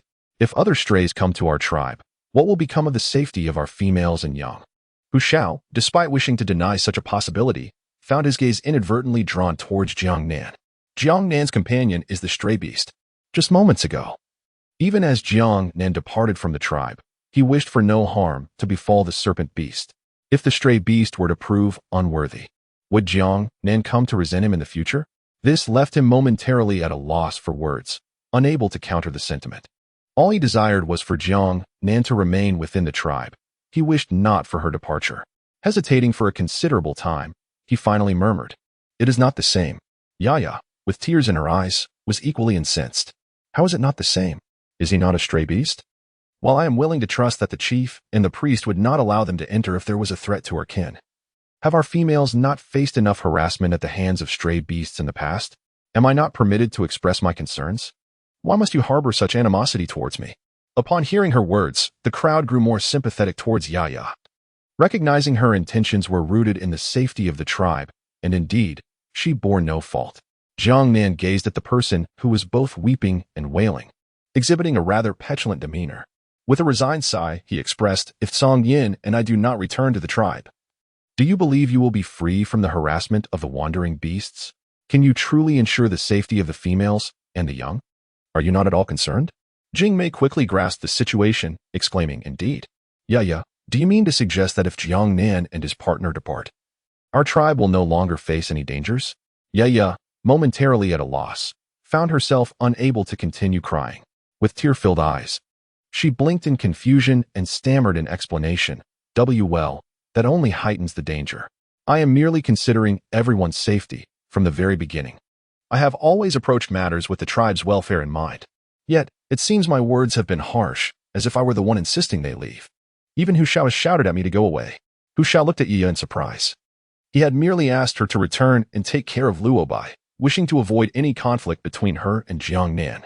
Jiang Nan, neither servile nor arrogant, spoke with a melodious voice. "I am unafraid to confront you. My companion, Song Yin, is a 9th-tier beast man, possessing formidable strength. You should be well aware that the decision to remain or depart is not yours to make. We are willing to stay and adhere to the chieftain's arrangements. You ought to consider yourselves fortunate, for our tribe shall be under the protection of a 9th-tier beastman from this point onward." Jiang Nan approached Yaya. Her expression icy. "My Song Yin has never harmed anyone from the tribe. If you continue to assert that he is merely a stray beast, cold-blooded and ruthless, we shall engage in battle." How audacious. She presumed silence equated to weakness. Song Yin had often gazed at her with a forlorn expression, and she refrained from giving him a look, fearing his stubborn temperament might lead to a situation akin to Cheese. That would be truly disastrous, where reason would dissolve into chaos. Yet, this did not imply that she would perpetually endure in silence. At this moment, Song Yin felt an incandescent pride emanating from his mate. He stood tall, chest out, immensely proud. To be defended by one's female was the highest honor for a male. Typically, it was the females who instigated conflicts, while the males fought to uphold their dignity and safety. Their status was often determined by the prowess of their male counterparts. For instance, Ye and Luo Bai, being 6th-tier beastmen, commanded respect within the tribe, rarely needing to heed anyone's judgment aside from that of the priest and chief.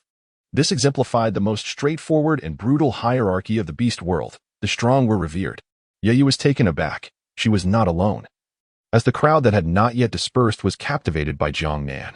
Despite her stature, she exuded an immense energy. The males cast envious glances at Song Yan. Has the treatment of snake beasts improved so significantly? They had never experienced such defense from a female. It was always a matter of grappling with other female partners. When defeated, they faced scorn, and injuries went unacknowledged, retreating to corners to nurse their wounds, fearful that their females would disregard them thereafter. It was the strikingly beautiful female beside Ye who broke the silence. Do you think that without Ye's beast husband, there is no one to back her up? Jiang Nan turned her head. What relevance does a fight between females have to males? If you cannot speak wisely, it is better to remain silent. Mei choked. And I. Ye pushed aside the supporting Mei, her fists clenched tightly, her eyes glistening with unshed tears, whether from sorrow or anger was uncertain. Challenging her, Jiang Nan's gaze shifted. Are you coming now? Ye bit her lip, warning, don't regret it. She was significantly stronger than Jiang Nan. Towering over her by a head, it was evident who would likely prevail in a confrontation. Well, if she couldn't handle others, could she not manage this frail and slender Jiang Nan? If trouble came knocking, she shouldn't be surprised if Ye unleashed her fury. Determined to mar that dazzling face beyond recognition, Jian Mei feared for Jiang Nan's safety.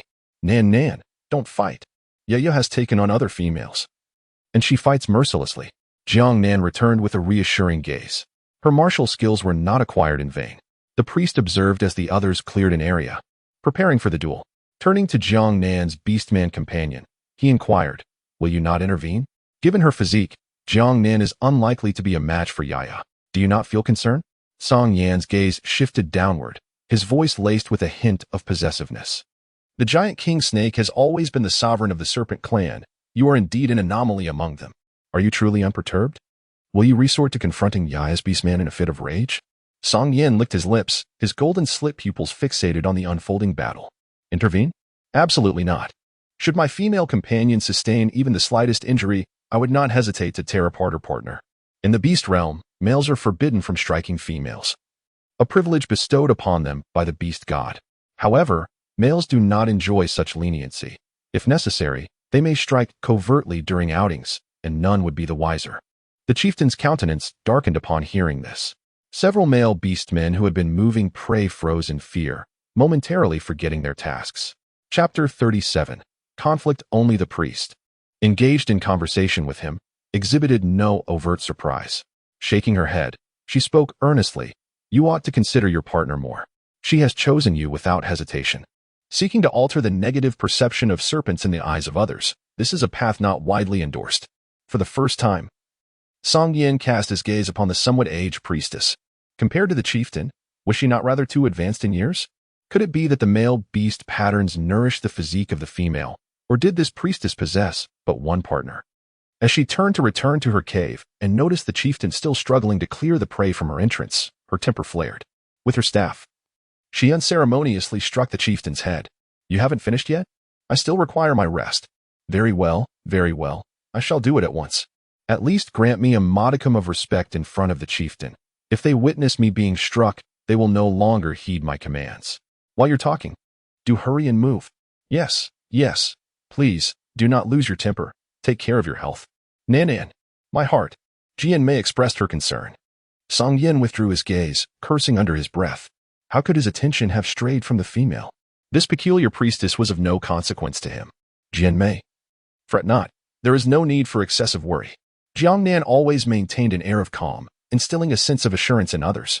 She gathered her hair at the back of her head, intending to tie it up, but found no suitable binding. Instead, she casually picked up a dry twig from the ground, leaving the brittle leaves intact, and secured her hair with it. Yaya, observing the exceptionally beautiful Jiang Nan, found her smooth, elongated neck gleaming alluringly, igniting a surge of jealousy within her. Just wait. I shall ensure she does not find a reason to smile. Yaya rushed over. Her tall figure poised for action, her fists imbued with formidable strength. A strike from her would undoubtedly inflict considerable pain upon Jiang Nan. However, Jiang Nan effortlessly evaded her attack, simultaneously extending his foot to ensnare Yaya's leg, deftly bringing her crashing to the ground, leaving her with a face full of dust. The onlookers were left in stunned silence, bewildered by the sudden turn of events, unable to comprehend how Yaya had charged forward only to tumble to the earth. Jiang Nan, Yaya exclaimed, turning around in a mixture of shame and indignation. Jiang Nan stood high above, declaring, "As long as you promise not to speak ill of my family Song Yin in the future, I may let you go." Yaya rose to her feet, retorting, "Humph. Just now, I was merely toying with you." She lunged forward, while Jiang Nan skillfully evaded her, searching for her weaknesses. Her frail physique lacked the strength to withstand Yaya's onslaught. Echoing Song Yan's frequent remark, she was far too delicate. Frustrated, Yaya shouted, "If you have the ability, then don't run." Upon hearing this, Jian Mei could no longer contain herself, exclaiming, "Why should she not run? Nan, don't listen to her." She was more anxious than Jiang Nan, her fist clenched tightly against her chest. Each time Jiang Nan narrowly escaped a blow, she instinctively shut her eyes, wishing she could simply step in and confront Yaya herself. Jiang Nan gazed at Jian Mei, finding the girl particularly endearing. Meanwhile, Yaya, noticing her distraction, charged forward. Jian Mei covered her face, exclaiming, "Ah, Jiang Nan." Jiang Nan caught Yaya's incoming fist, swiftly executing a shoulder throw. The force was so vigorous that her hair, loosely secured with a twig, cascaded down. Jiang Nan collapsed onto Yaya's waist, determined to teach a lesson to those who could not restrain their tongues. Yaya cried out in pain, feeling the world spin, and then took the opportunity to strike Jiang Nan, her fists aimed at her face. With eyes shut tight, she shouted Luo Bai. A thunderous roar akin to a tiger's echoed, startling birds into flight from the trees. Before Luo Bai could appear before them, the oppressive aura of a sixth-tier beast enveloped the area, forcing Jiang Nan to retract her fist mere centimeters from Yaya's face as she covered her ears. While the pressure held no effect on females, the sound was deafening. Then, a colossal shadow of a towering white serpent loomed overhead, positioned before the transformed Luo Bai. The females, frightened, scattered. Those males with partners took responsibility for their mate's retreat, while the others attended to the females they favored. Meanwhile, the injured tiger lay before Jiang Nan, creating a standoff between a snake and a tiger against the formidable white tiger. Jiang Nan sought to raise her head to find Song Yin, but was obstructed by the formidable figure of Hu Shao. "Hu Shao, how did you manage to come here with your injured leg? What is going on? Where is Song Yin?" Hu Shao responded, "Yaya's partner has arrived." Yaya, beneath him, hastily pushed Jiang Nan away and dashed towards Luo Bai. "Luo Bai? Yaya, what is happening?" Luo Bai caught her, sheltering her at his side, yet his gaze remained fixed on the enormous white serpent, whose lower body coiled in several large loops. The pressure emanating from the ninth tier caused his fur to bristle. Song Yin, with his raised serpent head, noticed the well-concealed Jiang Nan behind Hu Shao and felt a slight sense of relief. His mate feared his beastly form, and unless absolutely necessary, he wished to avoid startling her into unconsciousness. For now, he would tolerate this tiger beast. "No, it's nothing. I'm merely concerned that the stray beast might harm our tribe, but everyone thinks I should drive Jiang Nan and her partner away. And then Jiang Nan challenged me just now." As her words trailed off, tears began to flow. Luo Bai, filled with compassion, had rushed over upon hearing that someone intended to fight Yaya. When he heard Yaya calling his name, he immediately exerted his pressure and advanced. At that moment, Luo Bai noticed Hu Shao. "Hu Shao, why didn't you protect Yaya?" After a moment's hesitation, Hu Shao replied, "Jiang Nan's female did nothing wrong, Luo Bai. Everyone saw what happened. It was Yaya's fault." Luo Bai turned his gaze to the white serpent. "Yaya is not at fault. Strays should not be present in the tribe. You insist on provoking this stray because of Jiang Nan, and that is the true mistake."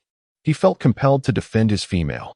A male must always stand by his mate, especially as he believed that strays had no place in the tribe. Instantly, Yaya regained her confidence, though she did not show it outwardly. "Luo Bai, don't say that. Everyone is willing to let the stray in. I just lost to Jiang Nan, and if you continue like this, they will blame me."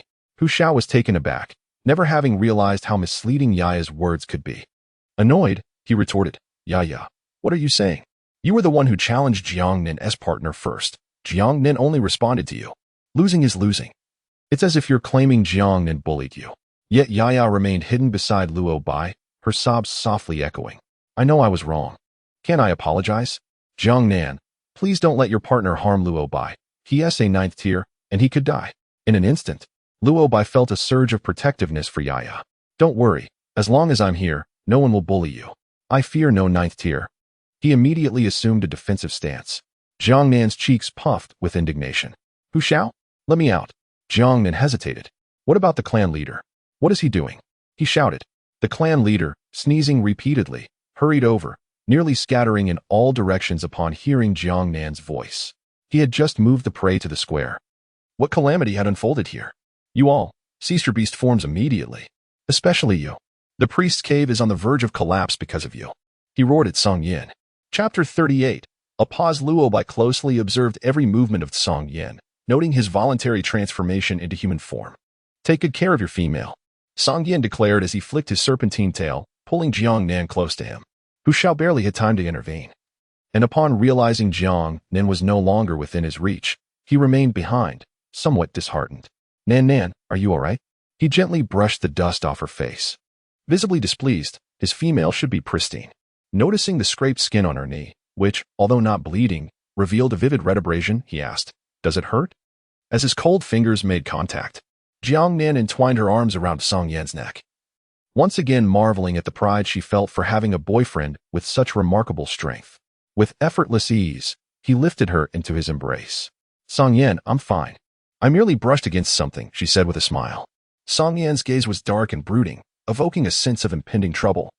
So it was best to placate him for the moment. The clan leader reprimanded Luo Bai and Yiya before turning his attention to Song Yin and Jiang Nan. "Enough. Jiang Nan and her partner will remain in the tiger tribe from now on, so stop dwelling on this matter. Hurry back. And Luo Bai, this is the tribe." Your earlier display of dominance frightened the young ones, while Song Yin refrained from exerting any pressure. You must explain your actions to the parents of those cubs. Luo Bai had already transformed back into human form. Though his injuries were not fully healed, they no longer posed a threat. He held Yiya close, harboring dissatisfaction towards Song Yin but refraining from opposing the clan leader. "Apologies, clan leader. I was too hasty. I thought Yiya was in danger and did not consider the consequences. It will not happen again. We are not troublemakers, I assure you." Jiang Nan chimed in, gently smoothing Song Yan's slightly tousled silver hair with one hand. His silver locks shimmered like frost and snow, his striking features complemented by golden eyes of exquisite nobility. Though his expression was currently somber, he meticulously checked to ensure there were no other injuries on her. Luo Bai, taken aback by Jiang Nan's transformation, gazed at her for an extended moment. "What's wrong, Luo Bai?" Yiya asked, noticing his prolonged stare. "Let us head back. Your injuries are not yet healed." She felt that Luo Bai's attention lingered on Jiang Nan for too long. "Very well," the clan leader sighed, waving his hand in exasperation. "Return swiftly. And do not disturb the priest to rest. If only I had never become clan leader." Luo Bai transformed into his beast form, carrying Yiya away. As they would need to apologize later at the cave where the young ones had fainted, the others gradually departed, each attending to their own matters. Thus, the discord finally subsided. Jianmei observed the complete darkness enveloping the tribe, where not even a finger could be seen, save for the flickering of distant flames. The glowing stones outside the priest's cave provided a semblance of light, preventing them from being engulfed by the darkness. Jiang Nan gently patted Song Yan's shoulder. "I assure you, I am perfectly fine. Please set me down." "You have scrutinized me nearly 10 times from head to toe," she said, feeling a touch of embarrassment. "I am holding you because you have injured your foot. How else can you walk?" Came the serious reply. Jiang Nan gazed at the area around her knee where the skin beneath her nail had peeled away, a consequence of Yiya's struggle and subsequent fall. Yet, it was not an injury that would render her unable to walk. In contemporary terms, the wound would soon begin to heal. At that moment, Jianmei dashed out from the crowd of evacuees. Nan. Song Yin turned slightly, unwilling to allow Jianmei to approach him. What if she were to sustain another injury? He turned his back to her, his tone indifferent. "We are leaving, Jianmei." Jiang Nan felt quite at a loss, yet Song Yin paid her no mind, continuing forward. She could only lift her chin defiantly. "Jianmei, come to my cave tomorrow, and I shall teach you how to make pants." Jianmei, initially dejected, was suddenly filled with joy. "All right, I will definitely come to find you tomorrow." Hu Shao observed Jiang Nan, who had not acknowledged him at all, and felt an overwhelming sense of disappointment. Jiang Nan did not utter a single word to her. Has she grown to dislike me? Observing Jianmei bouncing with enthusiasm, she was ready to leave. "Jianmei, the female. What is the matter, Hu Shao? What do you intend to do with Jiang Nan?" "Ah, did you notice the animal skin skirt that Jiang Nan is wearing? It is unlike ours. She promised to teach me, so I shall go to her for lessons." Hu Shao hesitated for a moment. "Do you possess animal skins?" "I have plenty. I shall give you some, and I will accompany you." Jianmei didn't even have the chance to refuse. Hu Shao had already hobbled away towards his cave. Lost in his own thoughts. His leg had healed significantly, though he still could not exert much force. However, he was able to move. Estimating that he would fully recover in a couple of days, Jiang Nan stood frozen in place. Could it be that Hu Shao harbors feelings for Nan as well? Song Yin, it's truly unnecessary. This cannot even be considered an injury. He observed her insistence on consuming the beast spirit fruit once more, feeling somewhat helpless. It is not good for a husband to be overly indulgent. It is simply excessive. Not eating? Song Yin inquired, leaning in closer. I shall not. She firmly opposed. The beast spirit fruit is neither large nor particularly palatable. I have had my fill today, and I genuinely lack an appetite. Then, with a crisp snap, Song Yin bit into the beast spirit fruit. By the time Jiang Nan realized his intentions, his large hand had pressed down on the back of her head, leaving her with no retreat, and the fruit was already being thrust into her mouth. Until the beast spirit fruit disintegrated and melted within Jiang Nan's stomach. As Song Yin departed, he left behind an air of ambiguity. His cool fingertips brushed away the sticky residue. I covered my mouth, staring wide-eyed as I retreated, breathing heavily, filled with a mixture of anger, embarrassment, and agitation. The stone bed was not expansive, leaving little room for retreat. This serpent is utterly unpredictable. Song Yin, on the other hand, discovered a new realm. His eyes sparkling with excitement as he toyed with the piece of beast spirit fruit he had bitten into. Jiang Nan felt a sudden pang of anxiety. Song Yin, I can manage by myself. Just hand it to me. She sensed that if she did not take action now, the situation would soon spiral out of control. As she reached for the beast spirit fruit, Song Yin raised his hand, causing her to grasp at nothing. Song Yin? Nan, you fought for me today. You must be utterly exhausted. Allow me to feed you instead. Once you have eaten, I shall prepare water for your bath. Jiang Nan blushed, evading the predatory gaze like a frightened deer. No, that's unnecessary. I still have the strength to eat, she thought, attempting to slip off the stone bed, only to find her legs immobilized. In an instant, a pristine white serpent tail coiled around her. Obediently, Nan finished her meal, the weight of her entire being pressed down upon her. With a few futile struggles proving ineffective, she even compliantly opened her mouth when Song Yin offered her food, eager to hasten the conclusion. To her surprise, Song Yin showed no intention of releasing her, the serpent tail brazenly exploring beneath her animal skin skirt. His female was simply too alluring.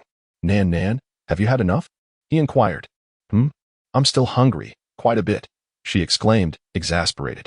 Wait. Fine, it spiraled out of control. Chapter 39. The overbearing white serpent. After their entanglement, Song Yin prepared water in a stone pot, pouring it into a wooden tub he had previously set aside. With a hint of trepidation, he approached Jiang Nan on the stone bed. Nan. Ugh. Humph. Leave me alone. Don't touch me. Jiang Nan's voice was hoarse, her eyes red and glistening with unshed tears, appearing quite aggrieved. She curled her body, resisting Song Yin's embrace. The great white serpent had developed some rather untrained skills in this regard. Even as she nearly cried out for him to cease, he was only spurred on to strive harder, perhaps due to the spirit fruit she had consumed. Her constitution was better than before, and despite the relentless ordeal, she did not lose consciousness. Even now, Song Yin gazed at the marks he had left upon her snow-white skin with a certain fondness, the impressions on her waist particularly pronounced, a testament to his lack of restraint. He swallowed hard. This time, it seemed he had truly gone too far. But how could he be blamed? His female was an irresistible temptation to him. Previously, he had deemed those wandering beasts to possess a lamentable lack of self-control, consistently desiring to seize females for mating, and had held them in disdain. Yet now, his own pride and his self-restraint crumbled entirely before Jiang Nan. With just a beckoning finger from her, he felt he could kneel before her, willingly submitting. Nan, it's my fault. Can we bathe first? This animal skin is in need of a change. It's dirty and uncomfortable to sleep on. Jiang Nan cast him an exasperated glance but ultimately extended her arms, allowing Song Yin to embrace her, succumbing to a drowsy state. Once she was submerged in the warm water, Song Yin noticed that her eyes had fluttered shut. He tenderly placed a kiss atop her head, meticulously wiping her down to ensure not a single corner was neglected, before replacing the animal skin spread across the stone bed. Observing the bare stone beneath, he realized he must procure some hay to make her resting place more comfortable. While Jiang Nan slept soundly, with some time remaining until dawn, he stealthily slipped out of the cave, intent on hunting swiftly. The supplies in the beast's skin space were dwindling, and with the rainy season approaching, time was of the essence. He planned to return before daybreak to prepare a meal for Nan Nan. The enormous white serpent silently glided out of the tribe, and the patrolling guards, momentarily startled by his presence, soon recognized the unfamiliar scent and found solace in the knowledge that it belonged to the serpent beast recently integrated into their community. As Jiang Nan awoke, Song Yin had just transformed into his human form at the cave entrance. Dewdrops glistened upon his skin, even adorning his hair. Fearing the scent of blood might displease his mate, he had washed himself in the river before returning, bringing with him a refreshing chill. Noticing the figure on the stone bed stirring groggily and rubbing his eyes as he descended from the bed, Song Yin hurriedly entered. Why not sleep a little longer? Jiang Nan had just awakened, her eyes as clear and pure as a newly born fawn. Ignoring the chill emanating from Song Yin, she rose onto her toes, eager to drape her arms around his neck. The disparity in their heights compelled Song Yin to lean slightly so that she could secure her embrace. With her vision still hazy, she murmured, "Song Yin, you're back." Song Yin, hearing her somewhat indistinct words, lifted her effortlessly, cradling her with one hand beneath her. "Yes, I am back. Sleep a little longer. I will prepare something delicious and call for you." Nestled against his chest, Jiang Nan mumbled, "I need to use the restroom." Song Yan's gaze turned inscrutable. "Not shy anymore? You mustn't be upset once you fully awaken." Jiang Nan, in a state of confusion, lifted her gaze and confirmed it was indeed her husband, before closing her eyes once more. Her consciousness remained somewhat muddled, and she felt a discomforting fullness in her abdomen. Murmuring for him to hurry. She was not foolish, she understood her own condition all too well. However, the intensity of the previous night's events had left her feeling utterly drained. In her dazed state, she chose to disregard her feelings of embarrassment and simply asked him to carry her outside, sparing herself the effort of walking. What was he thinking? Song Yin draped a pelt over her shoulders before carrying her outside. By the time they returned, Jiang Nan was only half awake, glaring at Song Yin with pursed lips, her eyes brimming with a myriad of emotions and a hint of indignation making them bulge. Song Yin found her irate demeanor rather amusing. "Nan Nan, you were the one who told me to hurry. You just set me down when we arrive, but you're carrying me." She sighed, the sense of humiliation leaving her at a loss for words, her head resting against Song Yan's chest. She vowed never to allow him to assist her again. Song Yin, feeling quite wronged, replied, "Nan Nan, you truly are a little rascal. I help you, and yet you're upset with me." Jiang Nan found herself in a state of frustration, unable to vent her anger towards the pitifully handsome face before her. Indeed, it is true that when one is beautiful, even in the midst of conflict, the only impulse is to chastise oneself, despite any wrongdoing. Yet, she remained indolent, fully aware that this cunning serpent harbored ulterior motives, yet still granting him the opportunity to redeem himself. This time, she conceded, "But there shall be no second chance. I am not angry, so please set me down. I am hungry." Upon hearing her lament of hunger, Song Yin ceased his teasing, gently placing her down before hastily kindling a fire to prepare a meal. With a flicker of lightning at his fingertips, he effortlessly produced the already prepared meat, ready to be roasted. Jiang Nan gazed at the animal skin skirt, contemplating that Jian Mei was coming over today to learn from her. Seizing the opportunity of the moment, she decided to find a piece of thin, breathable animal skin to fashion a camisole and a pair of shorts to wear underneath. Just yesterday, she had a scuffle with Yaya, narrowly avoiding an embarrassing situation. Meanwhile, Song Yin observed her rummaging through a pile of animal skins and, after a moment of thought, retrieved a stack of silvery animal skins from his pouch. Quite a considerable amount. Jiang Nan felt a shiver run down her spine upon seeing it. "Is this your skin?" The white beneath was not so bright, suggesting it must have been from long ago. "My snake shed, although not as delicate as fish silk, is considerably softer and lighter than other animal hides. Would you like to try wearing it close to your skin?" "No, please don't," Jiang Nan inwardly resisted. She had a fear of snakes. The thought of wearing snake skin pressed against her body made her uneasy. Despite her increased acceptance of Song Yan's snake tail, she was not yet ready to wear snake skin without hesitation. "If you're scared, then never mind." Song Yin noticed the fear in her eyes, and his expression momentarily dimmed. He had refrained from presenting it because he knew of her previous fear of snakes. He had thought perhaps he was being too hasty.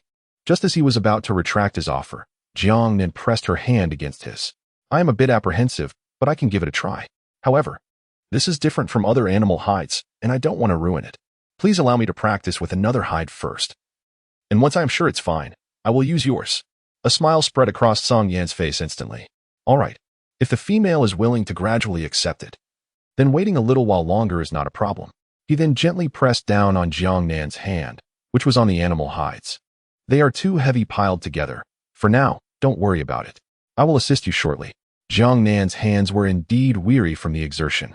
The heavy animal hides, when piled together, required significant effort to lift the topmost layer in order to glimpse the ones beneath.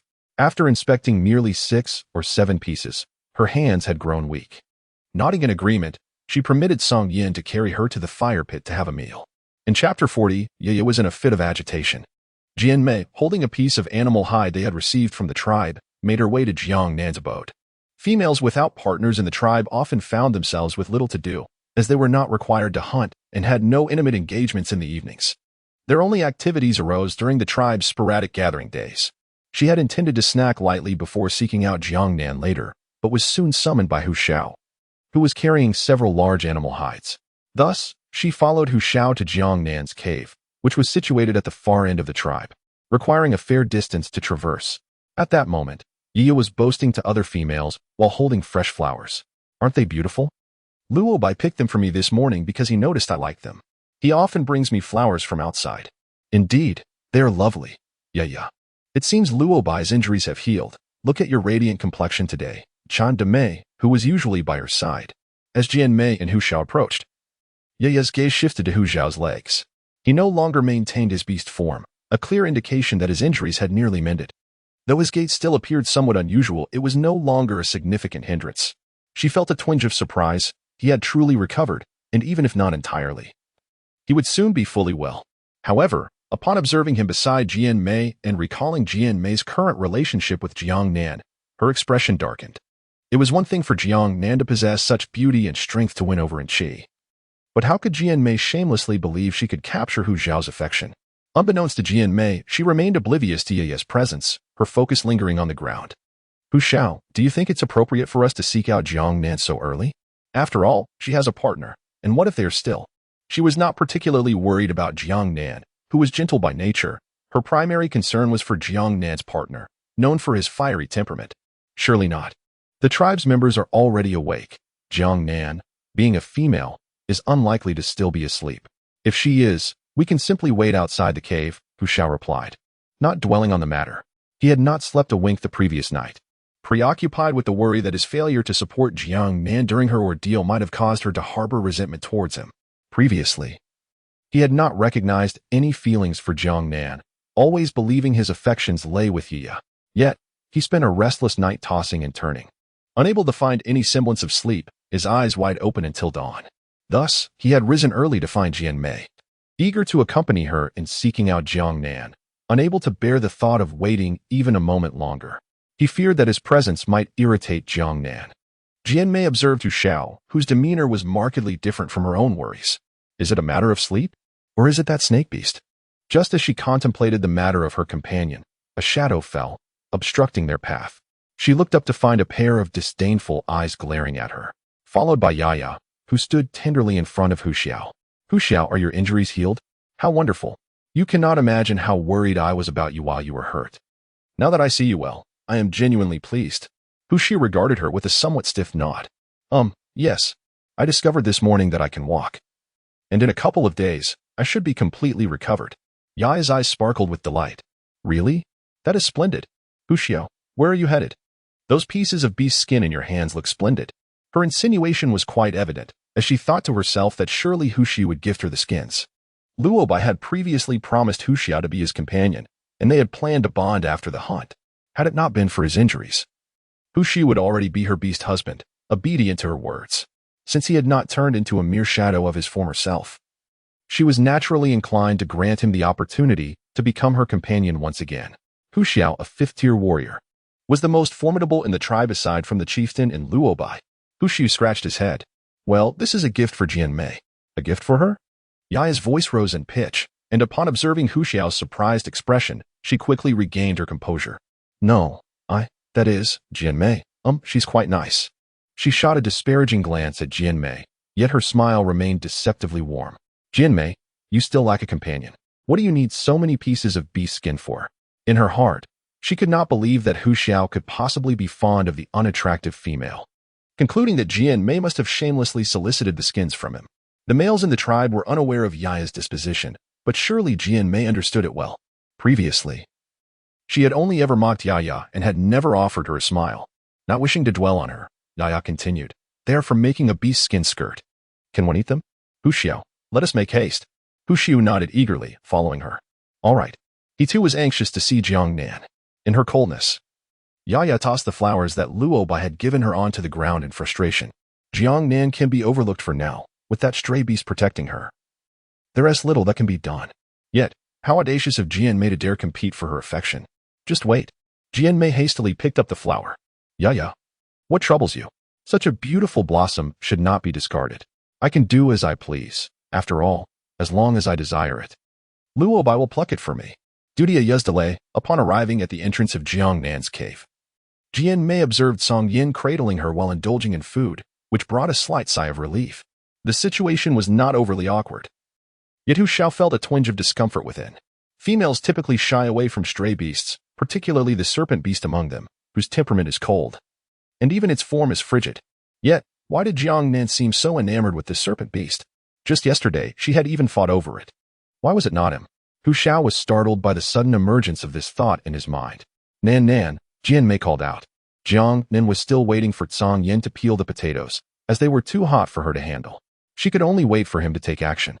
Upon hearing a sound and lifting her head, she saw Jian standing awkwardly outside the cave, accompanied by the dazed Hu Xiao. Jian, you're here. Come in. Have you eaten? Let's share a meal together. She wondered how it was that these two had arrived together. Turning to Song Yin, she added, Song Yin, someone has come.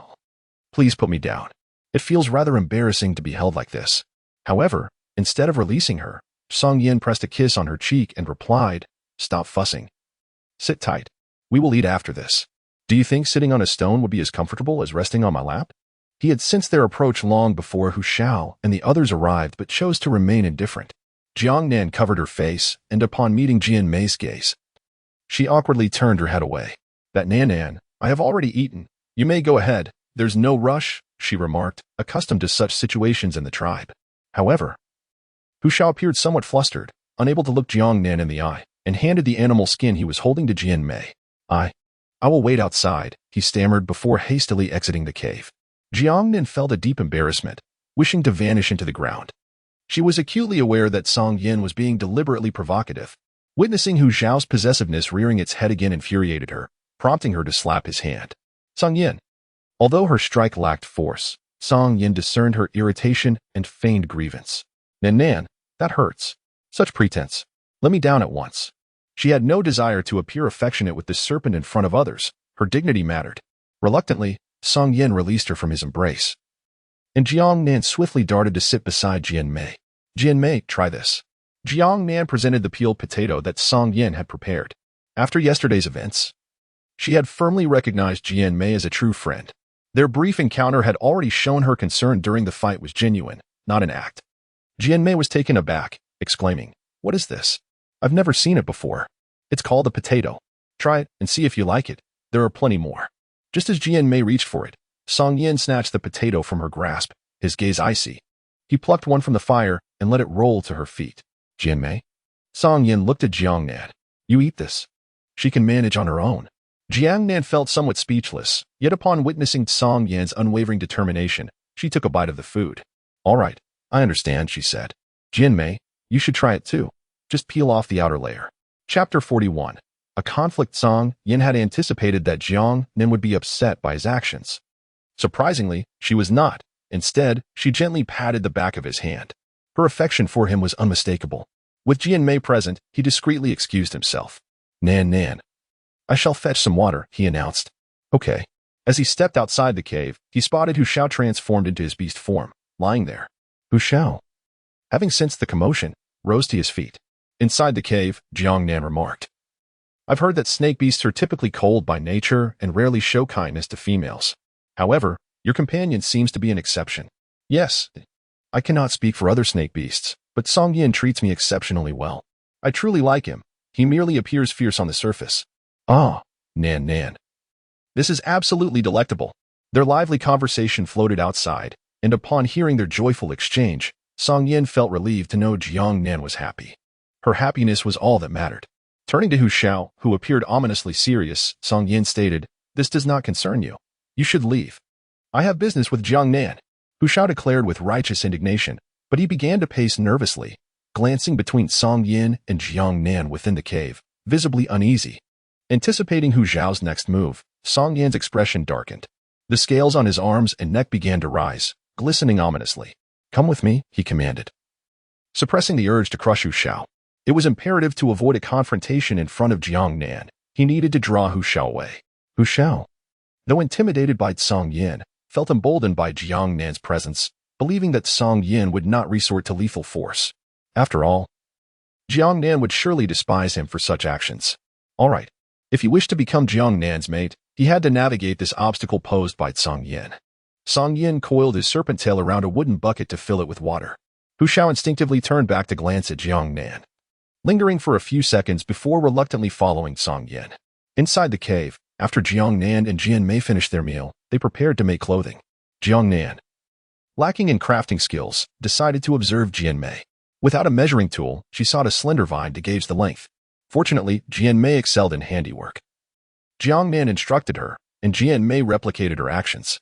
After cutting the appropriate sizes with a bone knife, they began to sew. Their laughter filled the air, creating a harmonious atmosphere, occasionally punctuated by playful banter.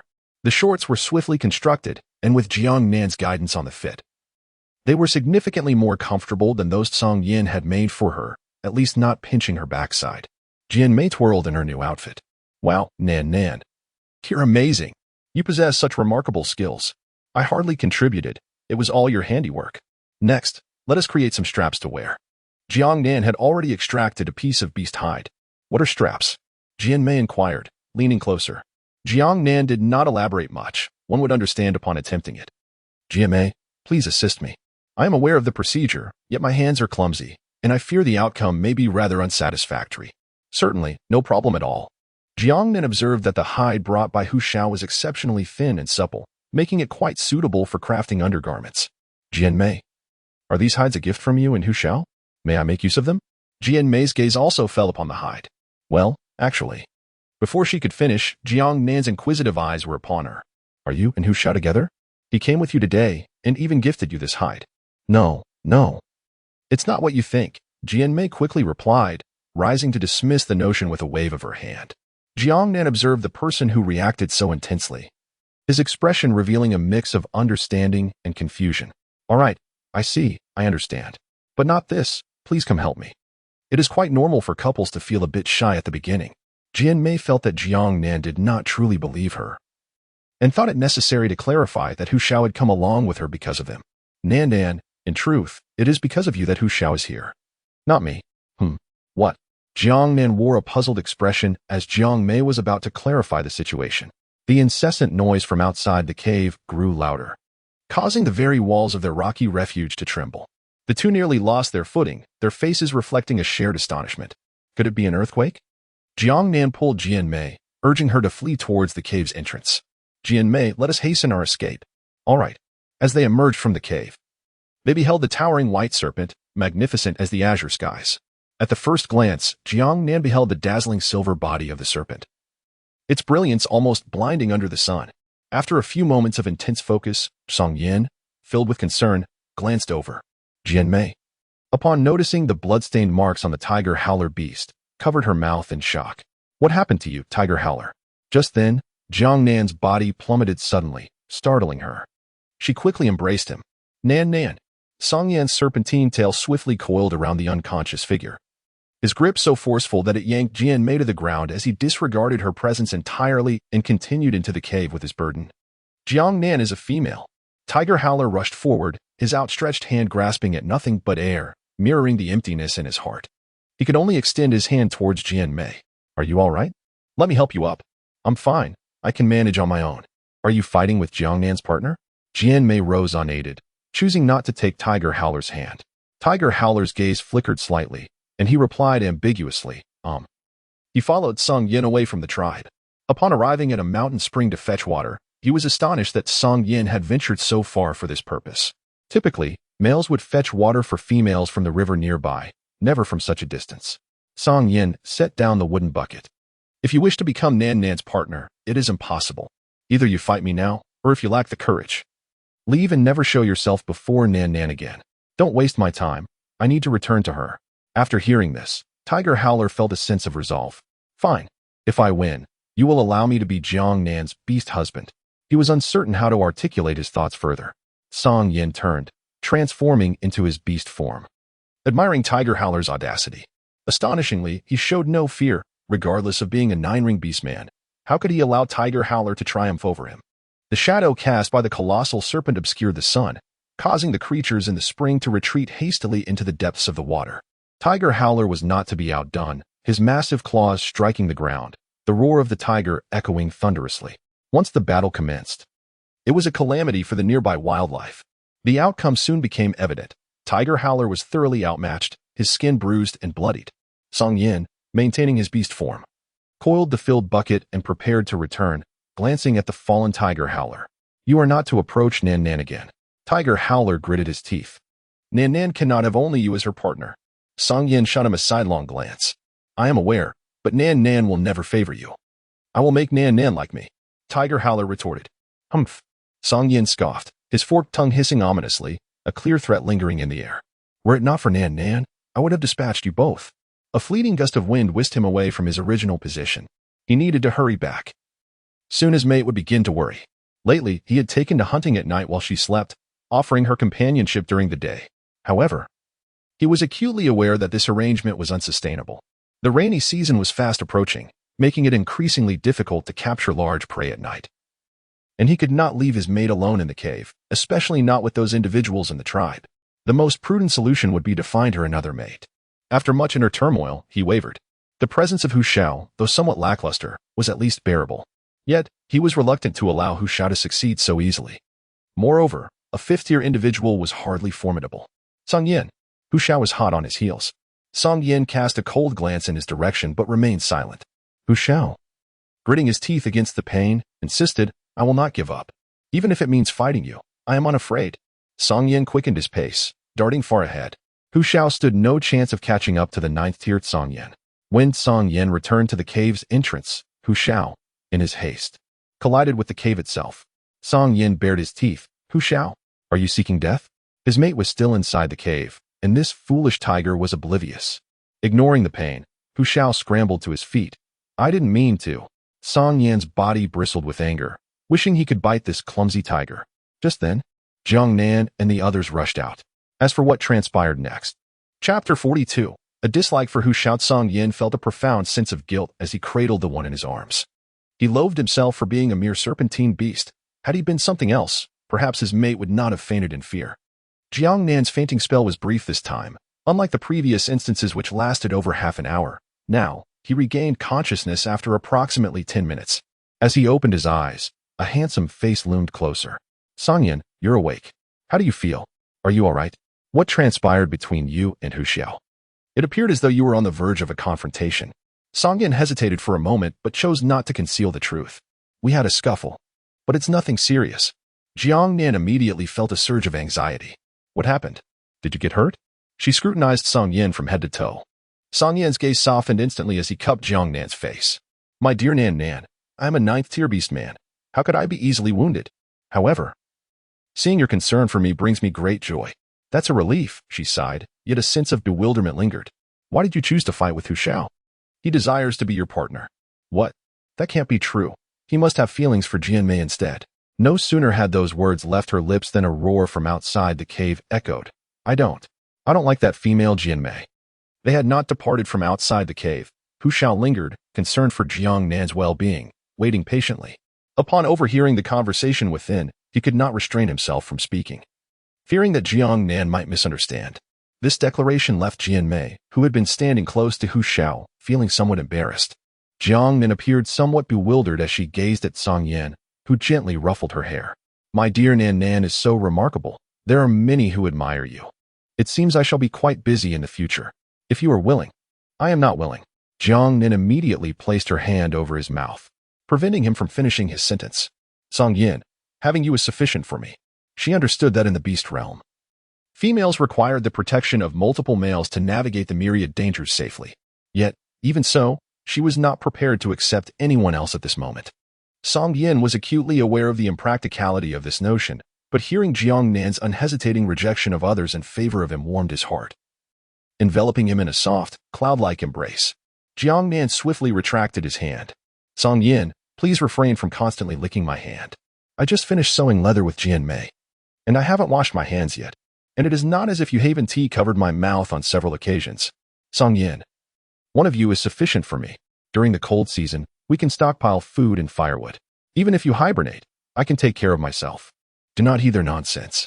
The cold season is quite harsh. Song Yin sighed but refrained from further persuasion. All right, I will go hunting shortly. I want to let you go hungry. His gaze drifted toward the cave entrance, sensing the distant roars of the tiger and Jian Mei's departure. Never mind. Since my mate does not favor this tiger beast, I shall seek another that Jiang Nan likes. That should make acceptance easier. Jian Mei followed the tiger as it departed, observing its dejected demeanor and the numerous wounds covering its body, with its leg injury flaring up again. Transforming into its beast form, it walked with its head lowered. Tiger, what troubles you? Did you hear something? It's nothing. Let us go back. He had not anticipated Jiang Nan's blunt refusal. He had always assumed that the snake beast's possessiveness prevented Jiang Nan from seeking another male. Now it seemed that Jiang Nan simply did not wish to. Did that mean he had no chance at all? Sigh, tiger. Jian Mei called out, but the tiger did not respond. She decided to return to Jiang Nan's cave for now, planning to visit again when the opportunity arose. With the snake beast present, it was best not to approach for the time being. Just as she turned, a fist suddenly struck her face, causing Jian Mei to fall to the ground. She clutched her mouth as warm liquid trickled through her fingers. Yeah, what are you doing? Jian Mei, stay away from tiger. Jian Mei looked at the group surrounding her and quickly deduced why Yaya was causing her trouble. Why? Tiger wants to bond with you anyway. When he was in need, you pushed him towards Jiang Nan. Now that your leg is healed, you think you can rekindle your bond with Tiger? Do you believe that is possible? Yaya placed her hands on her hips. Of course it is. Tiger likes me, and if I bond with him, he will surely accept it.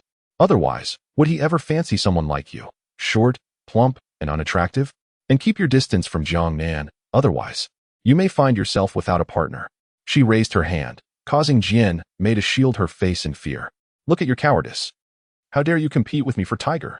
Yaya withdrew her hand, mockingly gazing down at Jian Mei. At that moment, and she happened to pass by. Yaya, what is happening here? He had intended to bring some fruit to Jiang Nan, but caught a whiff of blood and saw Jian Mei's bloodied face. With tear-filled eyes, Jian Mei fought to hold back her tears, looking both resilient and pitiable. Are you bullying Jian Mei again? If this matter were to reach the chieftain. Yaya denied. Who have we bullied? She fell to the ground by not watching where she was going. We merely approached out of kindness to check on her. What chaos you are creating. If you don't believe me, ask her yourself. And she glanced at Jian Mei, whose warning gaze from Yaya was unmistakable. Jian Mei, you handle this. Ultimately, all she said was, I'm fine, Yaya proclaimed triumphantly. Did you hear that? And she? Humph.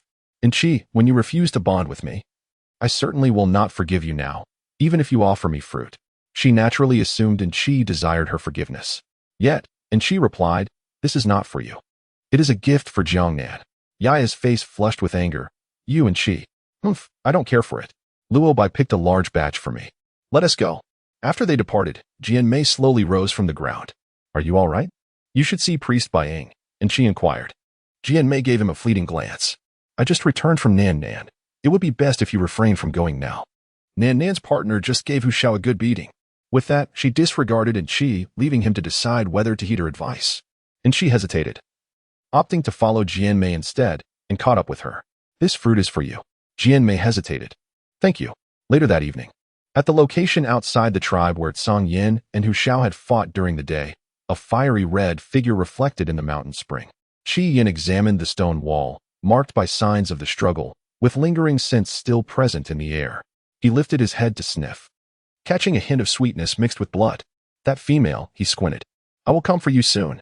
At that moment, birds startled from the nearby woods, prompting him to leap away from the spring cautiously. Boss, we have chased that Qi Yin for quite some time, and he has escaped. He is gravely injured and will not get away this time. Once we find him, we must tear him to pieces, Mo Yao declared viciously. The injuries he suffered and the relentless pursuit by other rogue beasts had left him severely weakened, his once formidable strength reduced to merely 30 wolf beasts. It was all Qi Yin's fault. If it weren't for him and that female, how could things have come to this? The wolf beast chasing that female had nearly met their demise. He was determined to shred Qi Yin to bits. Chapter 43. Discovery of rogue beast in the following hours. Jiang Nan accompanied Song Yin outside, unearthing a bounty of potatoes and even discovering sweet potatoes, bringing a large haul back. They even found some chili peppers. Regardless of what she dug up or sought, Song Yin remained by her side. Once we return, let us dig a cellar to store these items. They can be preserved for a long time, ensuring we have ample food during the cold season. He affectionately patted Jiang Nan's head, feeling a sense of pride in his intelligent and understanding companion. After traversing deeper into the jungle for a while, Jiang Nan spotted a familiar plant that resembled ginseng, prompting her to rush over for confirmation. Suddenly, a hand from behind yanked her into an embrace, revealing a fierce expression, with snake-like eyes narrowing. The air was thick with the presence of unfamiliar beasts, though not overwhelmingly strong. It appeared to be remnants from recent days. Nan, we should return now. Jiang Nan turned her head, inquiring what was amiss. Was there a lurking danger? Upon noticing the scales appearing on his neck, Song Yin swiftly lifted her into his embrace. Indeed, there is the scent of a stray beast. I shall bring you here again another time. For now, we must return. If it were solely him, he would harbor no fear of any threat. However, with the female present, he feared that a moment's negligence might expose her to harm. He could only act once he ensured her safety. He would attend to the matter later. Jiang Nan cast a glance towards the ginseng location. Assured that no one would pilfer it, she decided to excavate it upon her next outing.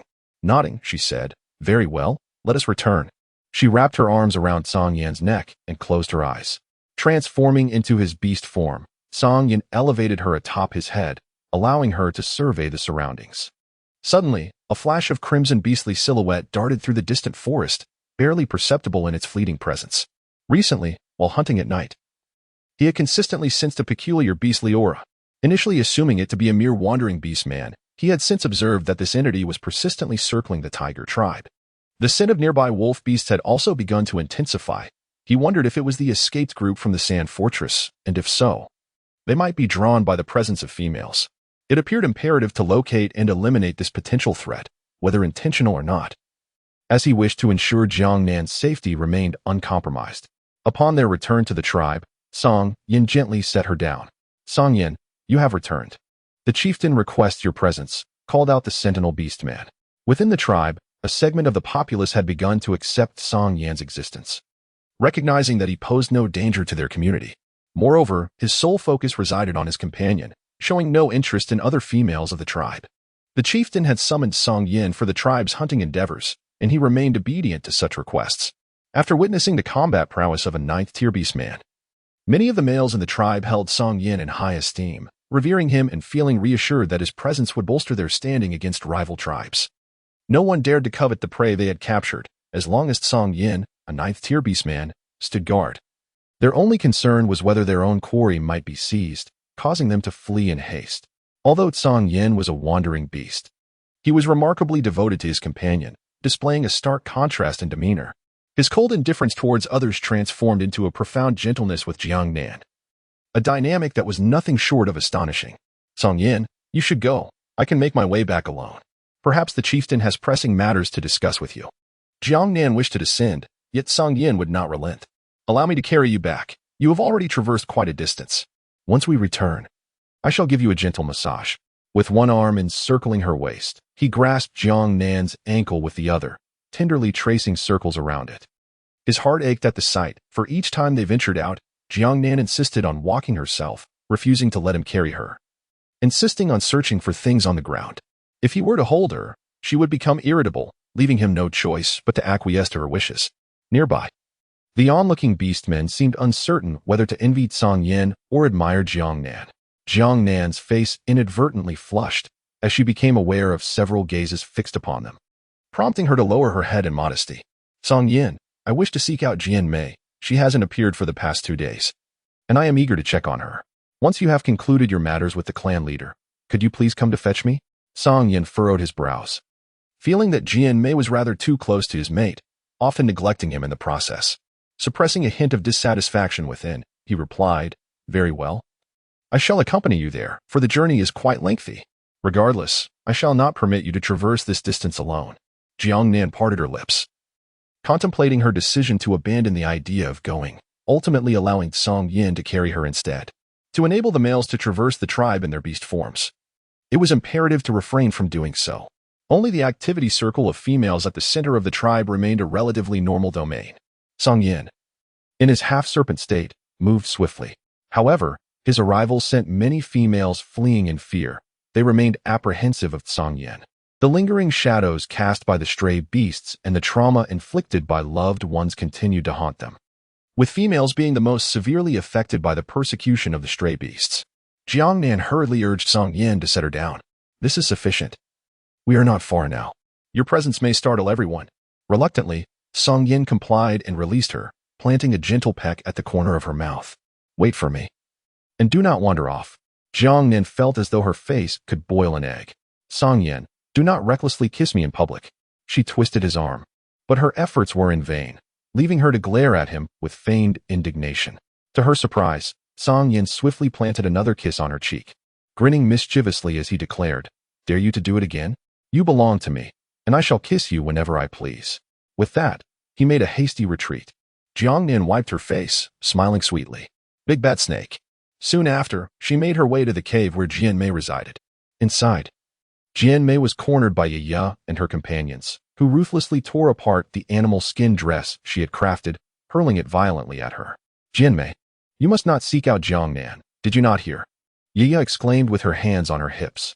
"Why should I heed your words? Jiang Nan has never wronged you. She has never even spoken to you since arriving at the tribe. Why do you persist in making her life difficult?" Jian Mei retorted, her temper flaring. Nan was amiable, kind-hearted, intelligent, and beautiful. She could not fathom why Ye harbored such disdain for Jiang Nan or felt compelled to bully her. "Humph. She dares to consort with the feral beasts. It is a disgrace to our kind, diminishing our status. I am merely offering a kind reminder to keep your distance from her." Ye sneered. Jian Mei, upon hearing this, let out a cold laugh. "I see you are envious of her beauty. With so many males in the tribe now, even Hu Shao and Chi have turned a blind eye to you. Your jealousy is palpable." Faced with this revelation, Ye slapped Jian Mei across the face. "What nonsense are you spouting? Envious of her? I have Luobai. What is so great about that snake beast? In the cold season, she cannot even care for herself. There is nothing for me to envy. Speak again, and I will silence you." Jian Mei's eyes brimmed with tears, her hands firmly held by others, leaving her incapable of resistance. "Are you certain you wish to assist her?" He interjected, though Ye's domineering presence in the tribe was well known. Luo Bai remained the tribe's foremost warrior. They did not wish to antagonize Ye, fearing Luo Bai's ire towards their males. "Jian Mei, as long as you do not seek out Jiang Nan, Ye will not trouble you," they advised. Jian Mei's face darkened. "Jiang Nan is a good person. I will not heed your counsel." Furious, Ye declared, "Then I shall make you listen through force." He released Jian Mei and positioned herself in front of Ye. "Ye, do not act rashly. What if Jian Mei reports this to the chief? We can simply prevent her from leaving. There is no need for violence. Step aside. I will strike you down as well." Ye forcefully pushed aside anyone blocking her path. He stumbled to the ground, tears glistening in her eyes. Ye lunged forward, but at that moment, Jiang Nan burst into the cave, seizing Ye by the hair and yanking her back with fervor. In a swift motion, she pressed a finger gently against Jian Mei's face before throwing her to the ground. Before she could fully comprehend who it was, Jiang Nan was atop her, delivering a sharp slap to her face. "How dare you bully Jian Mei? Last time, I did not teach you a lesson. This time, we shall settle the score." Upon reaching the cave entrance, she had overheard the commotion and their dialogue, realizing Jian Mei was being mistreated, which ignited her fury. When Ye recognized Jiang Nan, a flicker of fear crossed her face, recalling the shadows of their previous altercation. "What are you all standing there for? Hurry and assist." As Jian Mei observed her companions rushing to assist Ye, an inexplicable surge of strength coursed through her, enabling her to break free from the grasp of the person holding her and join the fray. "Do not bully Nan," she exclaimed. He, engulfed in confusion, wept uncontrollably, imploring, "Please, stop fighting. Cease this at once." In the midst of her attempts to mediate, she was inadvertently struck, the identity of her assailant unknown, causing her cries to escalate in sorrow. Chapter 44. A brawl. The cave was instantly filled with a cacophony of insults, shouts, and tears, rapidly attracting the attention of nearby individuals who rushed in to discern the cause of the commotion. Upon witnessing the chaotic scene, one exclaimed, "What has transpired? Hurry, summon their partners." Another voice called out, "Oh dear, He, what are you doing here, pregnant? Why are you sitting on the ground and crying? Come here at once." As someone attempted to assist the bruised Yiya, she, in a state of fury, could not distinguish friend from foe and forcefully shoved them away. "Get away from me. Do not touch me. Jiang Nan, how dare you strike my face? Seize her." Alone, Jiang Nan fiercely engaged 3 opponents without losing an ounce of momentum. Along with Yiya, who charged in, she seized her by the hair and promptly subdued her on the ground with a vigorous beating. The spectacle astonished everyone. They could not believe that despite Jiang Nan's seemingly frail appearance, she fought with remarkable ferocity, managing to hold her own against several assailants. "Jiang Nan, please stop." Jiang Nan is quite disobedient. When they refuse to relent, she continues unabated, testing the limits of endurance. Meanwhile, within the chieftain's cavern, Luo Bai, Hu Xiao, and the recently arrived Song Yin, along with other notably capable males of the tribe, have convened. The purpose of their assembly is to deliberate on the recent troubling presence of rogue beasts frequently prowling their periphery, with the hope of driving them away to prevent any disruption during tribal haunts. While the males possess the means to defend themselves, their primary concern lies with the females and cubs. They dread the possibility of a calculated ambush. Is this truly the issue at hand? I shall deal with them. There is no other matter requiring my attention, Song Yin remarked, feeling that this situation was a mere waste of his time. After all, he intended to resolve it regardless, and did not see the necessity of sacrificing precious moments with the females. At this juncture, Luo Bai expressed his dissatisfaction. "Indeed, you are a 9th-tier beastman. Dispatching a few rogue beasts should pose little challenge. However, the chieftain is eager to prove himself. Let him undertake this alone." Since the altercation between Yiya and Jiang Nan, where Yiya wept in his embrace for an entire night, he had found no solace in comforting her. He believed that Yiya was blameless, for the behavior of rogue beasts is inherently unpredictable. While they may seem harmless now, who can say what the future holds? If rogue beasts were truly so compliant, they would not be classified as rogue beasts at all. Yet, he had no choice but to comply with the chieftain's directives. Additionally, Song Yin had been overshadowing his efforts in recent hunts, leading many males in the tribe to regard him with newfound respect. Luo Bai scorned Song Yan's cold, aloof demeanor, thinking, "What is so remarkable about being a 9th tier? I am capable as well." Song Yin paid no heed to Luo Bai's provocation. "If there is nothing else, I shall go retrieve my partner." The chieftain interjected, "Song Yin, wait a moment. I acknowledge your strength, but rogue beasts can be exceedingly elusive. It is not guaranteed that you can eliminate them all single-handedly. We must be cautious of missing even one, as their desperate resistance could spell disaster for the tribe." Hu Xiao rose, adding, "Indeed, it would be safer if we joined forces." He wished to impress Song Yin, especially since he had not seen Jiang Nan lately. As he approached the cave, Song Yin had detected him and forcefully dismissed him, even administering a beating. Although Song Yin would not kill him, the punishment was severe enough to leave him nearly incapacitated. Even Shi had succumbed to the pressure. Yet, against such adversity, he had somehow managed to break through to the 6th tier. Song Yin reluctantly agreed to stand by and listen to the chieftain's instructions, though his displeasure was unmistakable. He wondered what the females were currently engaged in when suddenly, a young tiger cub leapt into the cave. "Grandpa Chieftain, you must come quickly. The females are fighting." "Let them fight. Is that not a common occurrence? Should any injuries arise, they can seek treatment from Priest Baiying. Such incidents are hardly rare. Why summon me? Do I appear to be idle? But, Grandpa Chieftain, this time is different. The fight is quite fierce. In the cave, Yiya and Jiang Nan are all involved." "What a calamity. My mother urges you to hurry over, and the pregnant He is also present. The clan leader can hardly remain seated." "What?" Meanwhile, Song Yin has already dashed out like a gust of wind, followed closely by Luo Bai and Hu Xiao, racing towards that direction with incredible speed. The clan leader slams his thigh in frustration. What do these ancestors intend to do? Just when we had a moment of peace, this clan leader has no desire to continue. In the dimly lit cave, several individuals cannot be accommodated. He attempts to pull Yiya, only to be kicked to the ground. "He, why are you pulling me? Are you helping me or her? Get away." This time, He remains on the ground for quite some time, tears streaming down her face as she reaches for her abdomen. "My stomach hurts so much." Upon hearing this, Jiang Nan turned to look and discovered the pronounced curvature of He's abdomen, immediately realizing the gravity of the situation. She hastily abandoned the person she was attending to and rushed to assess the circumstances. However, Ye seized the opportunity to tug at her hair, pulling her back. Jiang Nan furrowed her brow. Stop. She has a stomachache. Quickly take her to priest Ying. Yet, Ye, in a fit of hysteria and with eyes ablaze, retorted. Humph. What does her stomachache have to do with me? Just watch as I claw your face, turning you into a seductress for the tribe's males. In her frenzy, she had lost all rationality, disregarding her surroundings, with only the desire to mar Jiang Nan's visage. For days, she had been deliberately parading before Hu Shao. Though he ignored her, it was intolerable that he now favored Jiang Nan. And she was bearable, being merely a third-tier orc, but Hu Shao was different. He had ascended to the sixth tier, akin to Luobai, and yet he chose to bond with Jiang Nan. This was something she could not endure.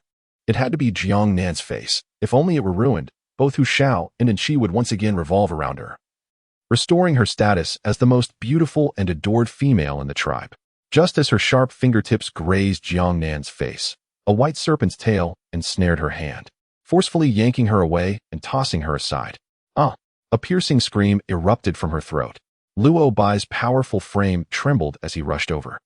Narrowly catching her and allowing her to collide against his robust body, his fierce gaze fixed menacingly on Song Yin. Song Yin! Nan! Song Yin enveloped her in his embrace, utterly indifferent to Ye's plight. Upon seeing the blood seeping from her face, his expression darkened. The angular features on his forehead and his increasingly formidable physique caused the other females in the cave to halt and flee in terror. Help! Hu Shao rushed over, urgency lacing his voice.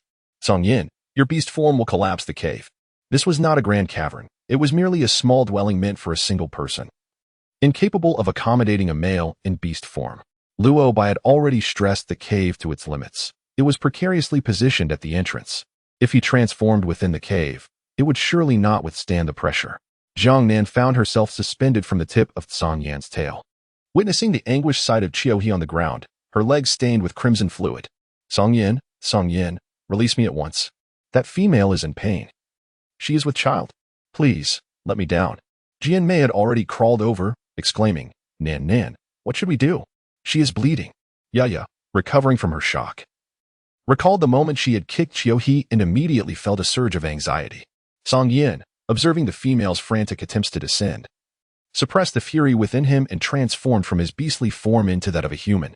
Lo Bai, I shall settle the score with you later. Chapter 45, The Delivery. A piercing scream escaped He once more.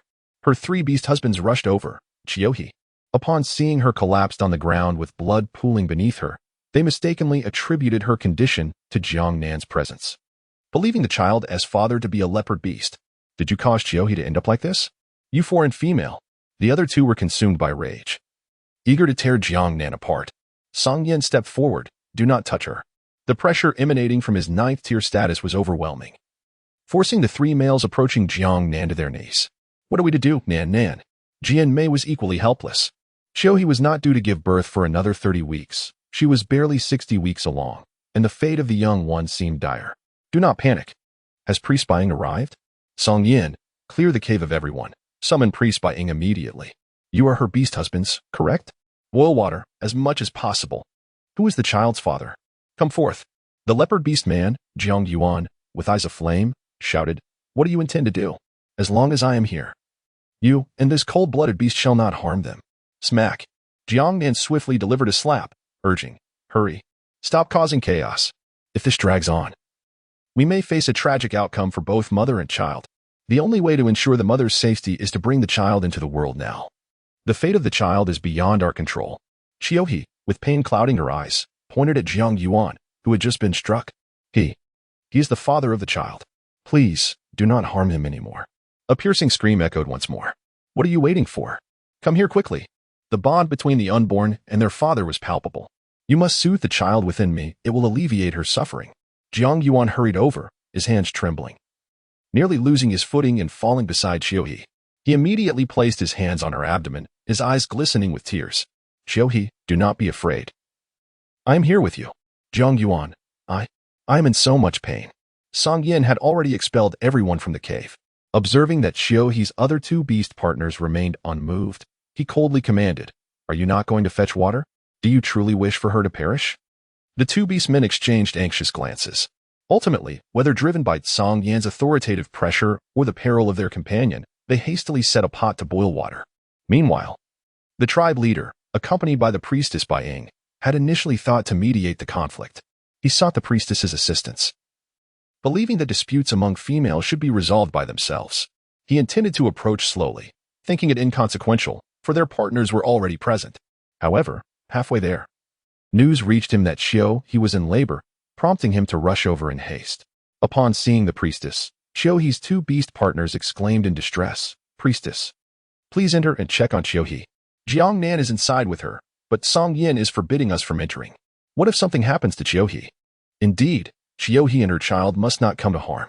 That serpent beast is obstructing us and demanding we boil water. Please, you must go in and see." Bai Ying shot them a stern look. "If I instructed you to fetch water, then do so. What good does shouting here do to help He?" The two beastmen fell silent, cowed by her authority. Bai Ying wasted no time. Upon entering, she found He on the ground. Jian Mei was laying down furs beneath her, while Jiang Yuan exerted every ounce of his strength to comfort the unborn child. In the space between He's legs, Jiang Nan's hands were stained crimson. "Do not fear. When the pain strikes, push with all your might. It will be all right." He sobbed intermittently. My child, my child." Overwhelmed with sorrow, she feared for her child's fate. If only she had not accompanied Yaya and the others. Perhaps her child would not be in such peril now. With tears flowing, she realized that lamenting was futile, rather than wasting her energy in despair. She must focus on bringing her child into the world. If she kept the child confined too long, it could lead to suffocation, endangering both their lives. Jiang Nan wore a cold expression, compelled to follow the procedures outlined in her books, at the very least, ensuring the safety of the adult after the child's arrival. If the child could not be delivered from the womb, the adult's fate would be grim. Bai Ying, the priestess, approached. He, having been frightened pale by Jiang Nan's words, felt a sense of salvation upon seeing the priestess. "Please, Bai Ying, save my child. This is my firstborn." In truth, she harbored doubts about Jiang Nan, but the arrival of the priestess granted her a modicum of comfort. The priestess glanced at her and instructed, He Jiang Nan's guidance and follow her instructions. Meanwhile, outside, Yaya's complexion had turned ashen. She could not afford to wait for Jiang Nan's emergence only to be blamed for He's predicament. If He's child did not survive, it was likely she herself would perish in childbirth, a tragic occurrence not uncommon among females who failed to deliver their young. She could not bear the burden of being accused of harming either He or her child. What should she do? Luo Bai, noticing her trembling and speechless fear, consoled her. "Yaya, do not fear. All will be well." In a daze, Yaya looked up, tears streaming down her face. "What shall we do, Luo Bai?" I begged Jiang Nan to cease, yet she would not listen, and no one could hold her back. "What will happen to He? What will become of her child? This is all my fault. If only I had managed to stop her, He and her child would not be in danger now. It is all my fault." Her cries echoed loudly, inciting murmurs of discontent towards Jiang Nan among the crowd, who secretly blamed her as the root cause of He's troubles. The fierce gaze of the Canyin serpent shifted, silencing her. Startled, Yaya sought refuge in Luo Bai's embrace. "You flaunt your authority here. Perhaps you should inquire of your esteemed companion what good deed she has accomplished. This concerns the life of a female and her offspring. How could she bear such a weight?" The leader, overwhelmed, regarded Song Yin with a grave expression. You all were present in the cave, alongside Yaya. What transpired at that moment? The few females with Yaya bore troubled expressions, glancing at her, acknowledging the chaos of the moment, unsure of the events that unfolded. Demei, standing closest to Yaya, had witnessed the incident but dared not speak. Many expressed that the situation was too tumultuous to discern how He had been harmed. They only recalled her cries after she collapsed, dismissing the matter, as He had been wailing since the onset of the conflict. At that moment, a female spoke up. It was Jiang Nan who first noticed something amiss with He and called for us to halt. A voice from the crowd could not be restrained. Surely, she was the one who pushed, hence the first to discover the issue. Many found it entirely reasonable. Yaya felt a slight sense of relief. If He were truly dead, it would bear no consequence for her. No one could testify for Jiang Nan, and this time, Jiang Nan would undoubtedly be expelled from the tribe. Meanwhile, Jiang Nan, unaware in the cave, was in a state of panic, having already endured for nearly 5 hours. He was devoid of strength, and it was evident that Bai Ying, the priestess, was drenched in sweat. Her magical powers far too feeble to sustain the breath of the offspring. Shaking her head, she issued her final ultimatum. She could no longer continue, her energy nearly depleted. Jiang Yuan, with desperate eyes, implored the priestess, "Please, I beg you, save He. I can forego the child, but He must not come to harm. I beseech you, try once more. He gazed vacantly at the cave, clutching Jiang Yuan's hand. I'm sorry, I could not protect your child, Jiang Yuan. Yes, I am sorry. And it wasn't He. It was Jiang Nan who pushed me. Do not blame Jiang Nan. He, you will be all right. Do not fear. Everything will be fine, Jiang Yuan cried out in anguish.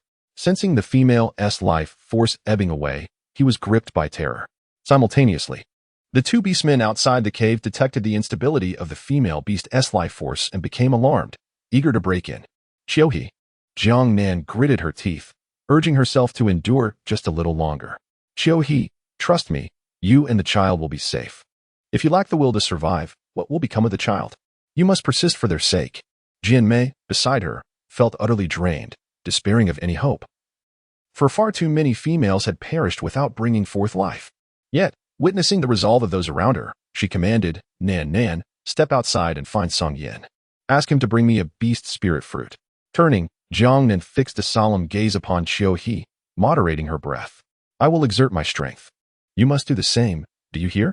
I will pull him out. Her hand ventured inside, suppressing the discomfort in her heart. Jianmei, unwilling to delay, dashed outside, only to find darkness enveloping the scene. Chaos reigned beyond, as Song Yin seemed to be embroiled in a conflict with He's beast husband, with other males lending their support. The chieftain, transforming into his beast form, attempted to intervene, but his efforts only exacerbated the turmoil, culminating in his own participation in the fray. She rushed back inside, exclaiming, Jiang Nan, a fight has broken out. Your partner is involved. The priest, where is Huaichuan? The chieftain has joined the fray. What shall we do? The priest, helpless and exasperated, regarded Jiang Nan and inquired, do you have any certainty? Jiang Nan's expression was far from pleasant. It was evident that the child had exhausted all her strength. The beast spirit fruit could sustain her life. I will go. Jiang Yuan exclaimed urgently, there's no time left. He cannot hold on any longer. He's face had turned ashen. Jiang Nan contemplated for a moment as she observed the faint white light emanating from the priest's palm. The child had managed to endure thus far, primarily due to this ethereal glow. Steeling her resolve, she implored the priest not to concern himself with the infant, but rather to focus on sustaining He's life. Jiang Yuan, swiftly seek out my family as Song Yin for the beast spirit fruit. Jianmei, hold steady and support He's head. Suddenly, a heart-wrenching scream tore through the air as He, in a state of utter despair, tilted her head back and succumbed to unconsciousness. Jiang Nan gazed at the limp and motionless leopard cub in his hands, its frail body encased in a thin, withered membrane. Jianmei, where is the hot water? Hot water. Right here. Jianmei hurriedly brought the basin filled with warm water to Jiang Nan's side, but in her haste, a considerable amount splashed onto him. Nan, I am so sorry. I was too anxious. The cub in Jiang Nan's hands lay completely still, seemingly facing dire circumstances. I am fine. Her partner has yet to return. Please assist her quickly and lend your aid to Priest Baiying. As she spoke, she swiftly used warm water to cleanse the cub of mucus and blood, continually applying pressure to its heart. Jianmei, flustered, hurried to fetch warm water for Jianmei to clean with, lacking the knowledge of a priestess and thus following their directives. Priest Baiying gritted her teeth, striving to sustain He's life. Jiang Nan, it seems the cub cannot be saved. You must go outside to check on your partner. He only listens to your words. I cannot hold on much longer. Just give me a bit more time. He can survive. He can. After pressing on the heart, Jiang Nan performed artificial respiration on the cub, gently tapping its back. In her anxiety, tears streamed down her face uncontrollably, occasionally falling onto the cub. Such a life should not bear the consequences of their mistakes. Priest Baiying's hands suddenly stilled, her body leaning against He. I cannot go on. With the loss of the priestess's support, He convulsed twice, followed by a considerable flow of blood between her legs. Jianmei cried out, Nan, there is so much blood. What should we do? What can we do? It's a severe hemorrhage. Jiang Nan gazed at the lifeless cub in his hands, then at Hua's gradually calming chest. The facade of resilience she had maintained finally crumbled, and she broke down in tears. Song Yin, come quickly, Song Yin. Chapter 47. A mother and her child safe. As Jiang Yuan rushed outside, he discovered two formidable beasts, a tiger and a massive white python, locked in a ferocious battle, their eyes gleaming with rage. Despite being repeatedly swept away by the python's tail, they pressed on with their assault. The clan leader had joined the fray, unsure whether to mediate or assist Song Yin in his fight. The other males of the tribe, fully aware that they could not defeat Song Yin, still rallied to defend their own kin. They had overheard the earlier conversation about Yaya, realizing that Chiaohua's premature labor was entirely due to Song Yan's companion. In this moment, they would not side with the true instigator of their woes. Surprisingly, Hu Shao was engaged in a skirmish with Luo Bai on the other side. As many males transformed into their beast forms to block any incursions that might threaten the females' dens. The tribe had descended into chaos. The females huddled in their caves, too fearful to emerge as the ground shook from the tumult of battle. Jiang Yuan rushed forward, shouting, "Stop fighting. Chiaohua is on the brink." Song Yin, your companion has sent me for the beast spirit fruit. Chiaohua, I knew it. I knew I wasn't mistaken. It's all the fault of that stray beast and his companion. I will slay him. Chiaohua's companion seemed to have succumbed to a delusion, fixated on avenging her at all costs, dismissing Jiang Yuan's plea for the fruit entirely. Song Yin remained cold and unyielding, yet he made their struggle increasingly difficult, causing them to spew blood from their mouths. Observing more and more males joining the fray, Song Yin remained unfazed, exuding an air of nonchalance, feeling no threat. The clan leader, Tiger Claw, struck the ground, exclaiming, "Song Yin, cease. You have struck me." Song Yin replied icily, "You should instruct them to stop." Frustrated, Jiang Yuan leaped in to block the attackers from Song Yin. "Do you wish for Chiaohua to perish? Both she and her cub are on the verge of death, and you leave them no chance of survival at this moment." He stubbornly stood against two, ramming his leopard form into the hulking tiger beasts. Though he was a leopard, vastly outmatched by their size, his full force only managed to push them back a couple of steps. Suddenly, the three of them felt a chilling tremor, the bonds of their beloved companion's beast markings turning icy and piercing their hearts. They glanced abruptly towards the direction of Jian Mei Cave. Chiaohua. At that moment, Song Yin, now a ninth-tier beast, heard his mate's heart-wrenching cries. "Ah, Song Yin! Song Yin!" His heart skipped a beat. And as numerous males lunged toward him, he bellowed, "Get away from me." Song Yin bellowed, sparks of lightning igniting from his body, as a circle of azure electricity erupted violently outward from his core. The chieftain was the first to sense the impending danger and swiftly retreated. By the time he glanced back, Song Yin had vanished, his sinuous form hurtling straight toward the cave. As he neared the entrance, he abruptly reverted to his beastly form. Jiang Yuan, jolted by the electric charge, felt his limbs tingle, yet he still trembled as he struggled to rise. "He." As Jiang Nan was on the verge of uttering Song Yan's name, within mere seconds, the familiar serpent-like tail entwined around her waist, drawing her into a warm embrace. Unable to contain her anguish any longer, she cried out, "Song Yin, please help me, help me. They are on the brink of death." Suddenly, memories of her past life flooded her mind. Everyone had condemned her as unfilial, labeling her a harbinger of misfortune. Whoever was near her would meet with calamity. She was regarded as a wretched being, one who should never have graced this world, a disaster even her own parents despised, with their discord attributed to her very existence. In an instant, her sobs grew louder, tears and snot streaming down her face. "I do not wish for them to perish, Song Yin. Please help me. Help me." Song Yin furrowed his brow. In truth, he was indifferent to the lives of others. If they were to die, so be it. Such would affirm their deserved fate. Yet, witnessing the profound sorrow of the female due to their impending demise stirred a deep discomfort within him. "Nan, what must I do?" At that moment, Jiang Yuan rushed in, his body charred and disheveled. Jiang Nan was too preoccupied to care, his hands tirelessly pressing on the young one, tears streaming down his face. "You must give the beast's spirit fruit to Chiaohua's partner. Let him chew it and feed it to her to staunch the bleeding. Then you assist me. You possess the power of lightning. Just follow my lead." Jiang Nan instructed as he retrieved a beast spirit fruit from the leather pouch and tossed it to Jiang Yuan. Caught off guard, Jiang Yuan exclaimed, "This is a beast spirit fruit, a divine fruit bestowed by the beast god. Quickly, your partner is hanging by a thread." Jiang Nan shouted at the stunned Jiang Yuan. He then took Song Yan's hand and placed it over the young one's heart. "Song Yan, you must release a small jolt of lightning, just a gentle touch, not too fierce, lighter than the lightning used for cooking." The priest's expression was heavy. Although he disapproved of this method, seeing that the chances of survival for Chiaohua's young one were slim, he sighed but did not intervene. "Very well," Song Yan replied, allowing a spark of electric current to dance on the cub's body, so faint it was almost imperceptible. At the same time, he held Jiang Nan tightly in his embrace, his heart aching at the sight of her blood-soaked form, her hair drenched and still dripping, her knees scraped raw. He felt a deep sorrow, not wishing for his mate to endure such injury at the hands of others.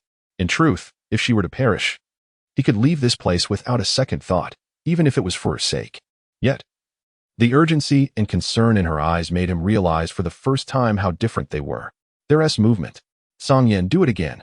Jiang Nan's eyes sparkled with a mix of hope and despair as she urgently placed Song Yan's hand back on the young one. After releasing another surge of electricity, Jiang Nan pressed for several seconds. A soft sound escaped the cub's nostrils. Jiang Nan was overwhelmed with joy, tears of happiness streaming down his face. She lives. She lives, exclaimed the priest in astonishment. Let me see, Jian-Mei, come help me. Certainly. Jian-Mei was initially busy wiping the blood off He. But thanks to Jiang Yuan's feeding, the bleeding had finally ceased. As the priest took the cub into his hands, his eyes instantly sparkled with delight. The cub whimpered softly, exploring its surroundings with its nose, seemingly in search of something. Indeed, it has survived. Quickly, help dry it off and place it beside He. We must feed it some milk soon. This little one is so fragile, no larger than a palm. If it can eat, it can thrive. Jian-Mei nodded eagerly. And only then did the priest grasp Jiang Nan's hand. Jiang Nan, we owe you immense gratitude. Without your help, neither He nor her cub would have made it. At that moment, Jiang Yuan, in a state of despair, cried out, Priest, please come see He. After consuming the beast spirit fruit, why has She awakened yet? His voice choked with anguish, tears streamed down his face. Enough. At a critical moment, you are utterly useless. All you do is weep. After such a long labor, how could He recover so swiftly? She will be fine after eating the beast spirit fruit. Where are her companions? Summon them to assist. Where on earth have they gone? Jiang Yuan's sorrow turned to joy as he asked, Is He truly all right? She will awaken soon, won't she? Can't you feel her beast markings? You talk so much. Suddenly, he realized that the icy, piercing sensation of the beast markings on his body had returned to normal. He leaped up, exclaiming, He is fine. He is fine. I will fetch Hu and Dezhuang. He dashed out, but returned shortly, his face crestfallen. And his gaze towards Song Yin had grown peculiar. The priest barked, Where are they? They were beaten by Song Yin and currently lack the strength to act. I will tend to He myself for now. The priest wore an expression of utter dismay. Isn't your clan leader outside? He was involved as well. But he is out there sulking instead of fulfilling his duties. Priest, you must go and console them soon. What a predicament this is, the priest thought, feeling a heavy weight in his heart. Jiang Nan, weak and exhausted, collapsed into Song Yin's embrace, his voice trembling with concern. Song Yin, did they hurt you? Are you all right? Song Yin, gently pressing Jiang Nan's head back against him, replied nonchalantly, I could easily handle them. How could I possibly be injured? You must have more faith in your partner's abilities. While it is true that even a 9th-tier warrior might sustain minor injuries without lethal intent, such wounds were akin to mere scratches, insignificant compared to the past struggles for survival against feral beasts. Jiang Yuan, visibly frustrated, pointed out, Do you not comprehend your own condition? It was a tiger and a shuang who were incapacitated. No matter how formidable one may be, pain is inevitable with injury. You are not made of stone. Jiang Nan leaned against him, murmuring softly before succumbing to fatigue. Song Yin, I am so hungry. Song Yin, dismissing the concerns of others, turned away and began to lead his mate back. His primary focus was on Jiang Nan, who was willing to care for him, now that he was unharmed. He was resolute in attending only to his mate's needs, indifferent to the rest.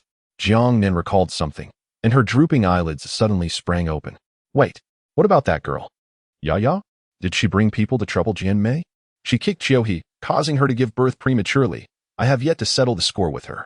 Song Yan's expression instantly turned grave. That female was incited by you. Jian-Mei was instantly incensed. It was clearly her. I was right there. They surrounded Nan Nan and attacked her.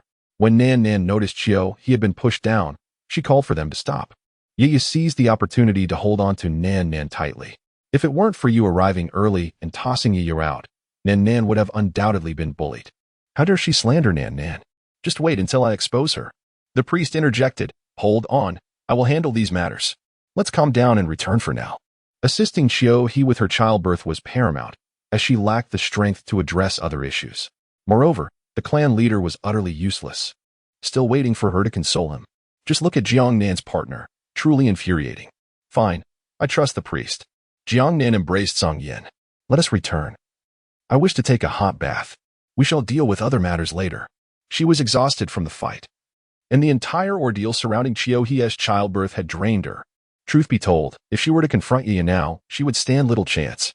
Thankfully, both mother and child were safe. Otherwise, she would carry guilt for a lifetime. Song Yin's eyes dimmed, lost in thought. Yet he still held her close as they exited. Chapter 48. Not so magnanimous. As Song Yin carried Jiang Nan outside, the overwhelming scent of blood startled those lying on the ground. When they turned to look, they only caught a glimpse of a massive white serpent slithering past, offering them no chance for inquiry. Upon witnessing this, Hu Shao quickly rose, concerned for Jiang Nan. Luo Bai's imposing figure blocked his path. Hu Shao, do you still wish to side with them? Luo Bai, step aside. I refuse to believe that Jiang Nan would harm He. Just moments before, when the fight broke out, Luo Bai had intended to suppress Song Yin, but Hu Shao had intervened. They were both at the 6th tier, despite Luo Bai's strength. He could do nothing to Hu Shao in the short term.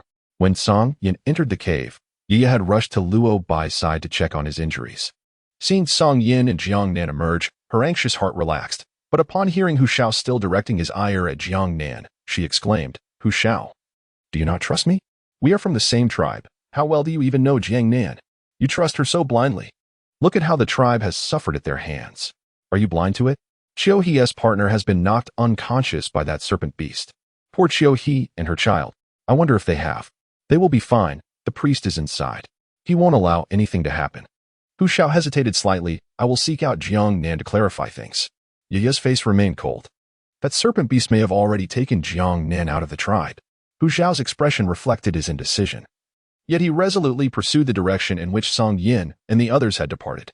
Luo Bai watched Yi with concern, offering her words of comfort. Ya. Hu Shao is now wholly focused on Jiang Nan. There is no need for you to concern yourself with him any longer.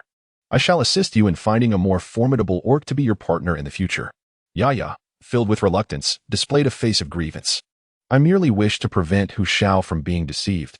However, he currently has no faith in me. Hu Shao pursued them to the cave of Song Yin. Pacing back and forth, he discovered that Song Yin and the others were not merely fleeing the tribe as Yaya had suggested. Instead, they were bathing and consuming food. After a tumultuous moment, his chaotic heart began to settle, and he lay in wait outside the cave. Song Yin, having lulled someone to sleep, was rolling away the wooden tub Jiang Nan had used for her bath, preparing to dispose of it. At that moment, Hu Shao felt a twinge of anxiety and rose to his feet. Today, he realized that Song Yin was not only a 9th-tier orc, but also possessed extraordinary abilities, specifically, a formidable power over lightning. Unlike himself, who had awakened the wind element early but remained somewhat stuck, only gaining a semblance of understanding upon reaching the 6th tier. He now felt that the prospect of becoming Jiang Nan's partner was growing increasingly remote. If Song Yin were to oppose him, he would likely never be able to approach Jiang Nan in his lifetime. Initially, he thought Song Yin would deliver another beating, but unexpectedly, the tub was tossed directly in front of him. Dispose of it, Song Yin commanded. Hu Shao hesitated. You want me to do it? Song Yin considered Hu Shao's intellect to be somewhat lacking. Once again, he was concerned about whether he could adequately care for the female. He had come to realize that there was a severe lack of individuals to attend to her needs. Just a brief absence had allowed others to bully his female.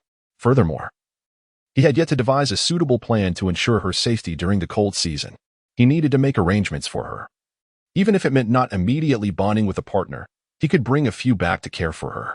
If necessary, they could be sent away after the cold season, and he would take her to another tribe for a change of scenery.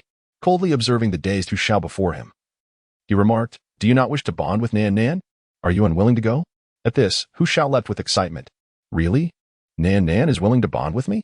I will go. I shall go immediately. Wait, who said Nan Nan would accept you? You must prove yourself worthy first.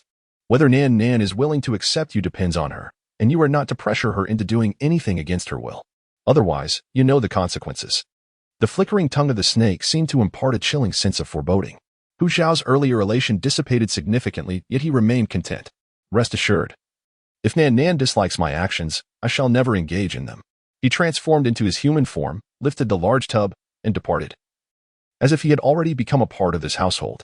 Song Yin, watching Hu Shao's retreating figure with considerable displeasure, thought to himself how swiftly the orc had changed his tune, now referring to Nan Nan with familiarity. How vexing. He felt an urge to vent his frustration. When Hu Shao returned, Song Yin wore a stern expression. You will remain outside the cave to guard Nan Nan while I step out for a moment. Under no circumstances are you to leave the cave. Do you understand? I will return before dusk." The serpent-like creature coiled around Hu Xiao's gaze. "Fear not, Song Yin. I shall protect Nan Nan," Hu Xiao vowed. "Do not call her Nan Nan," Song Yin retorted. The colossal serpent's head of Song Yin suddenly lowered, declaring that until Nan Nan accepted you, such appellations were strictly forbidden. It was truly infuriating, igniting a sense of anger akin to that of a prey snatched away. Hu Xiao touched his nose, conceding, "Well, perhaps I was a tad too impatient." After issuing his warning, Song Yin slipped away from the tribe. He needed to engage in combat with some large beasts, preferably locating a den of wild creatures. He also intended to settle accounts with those who bullied Jiang Nan. Unlike his mate, he was not so magnanimous. Come nightfall, none of them would escape. Meanwhile, Hu Xiao transformed into his tiger form, lying outside the cave. Hearing Jiang Nan's steady breaths from within, he closed his eyes in bliss, completely forgetting the reason for his presence.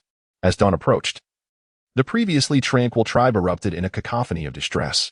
Hu Xiao sprang to his feet, realizing that dust was swirling at the tribe's periphery, with trees toppled in abundance. Could there be an external threat? Just as he was about to investigate, he remembered Jiang Nan was still asleep inside the cave, prompting him to retreat. He could not abandon her. She needed his protection. Fortunately, the skirmish did not last long, and he soon spotted Song Yan's massive serpentine form returning, weaving through the tribe in an S-shape. With Song Yan present, surely everything would be all right? As he pondered this, Song Yin had already halted outside the cave. Hu Xiao eagerly inquired, "Song Yin, what transpired over at the tribe? Did other beastmen attack?" Song Yin, now in human form, regarded Hu Xiao with an air of haughtiness, still exuding the murderous aura from the earlier confrontation. "I dealt with those who bullied Nan Nan's female companions. As for those without partners, I shall reclaim my vengeance when they seek to bond. Not a single one shall escape." Hu Xiao stood frozen, alarmed by the implications. He could already envision the lamentations echoing from the chieftain's cave. "My Nan Nan must not endure the slightest injustice. None shall be allowed to harm her. Since males do not strike females, I will exact my retribution upon their partners. Should they dare to repeat their transgressions, I will slay them. If you lack this resolve, you best depart." Song Yan's demeanor left no room for jest. Even after entering the cave, Hu Xiao remained stunned, beginning to grasp why Jiang Nan held such affection for Song Yin. Chapter 49. Hu Xiao on the brink of fragmentation the moment Song Yin, brimming with hostility, entered the cave and beheld Jiang Nan. All his fury dissipated completely. Jiang Nan curled up on the fur like a young cub, suppressing the urge to make a sound beneath his feet as he quietly approached, gently tucking away the stray strands of hair that adorned her face. The female had clearly exhausted herself yesterday. A fleeting kiss, as light as a dragonfly's touch, fell silently upon the corners of her eyes, which still bore the puffiness from her tears. In that moment, he felt a pang of regret for having been too lenient on the horde of beastmen. When Jiang Nan opened his eyes, he discovered that Song Yin was nowhere to be found in the cave. However, skewers of roasted meat lay beside the fire, and a pot of steaming chicken soup bubbled enticingly, while potatoes peeked out from the ashes. Where had Song Yin gone? Just as she had recently risen from her slumber, a tiger's roar echoed from outside the cave, inquiring after her well-being. "Jiang Nan, my dear female, may I enter?" he asked. Song Yin, having departed earlier, could not enter the cave without Jiang Nan's permission. It was only upon hearing her stir that he felt compelled to ask. Jiang Nan was taken aback, bewildered as to why Hu Xiao was at her cave entrance so early.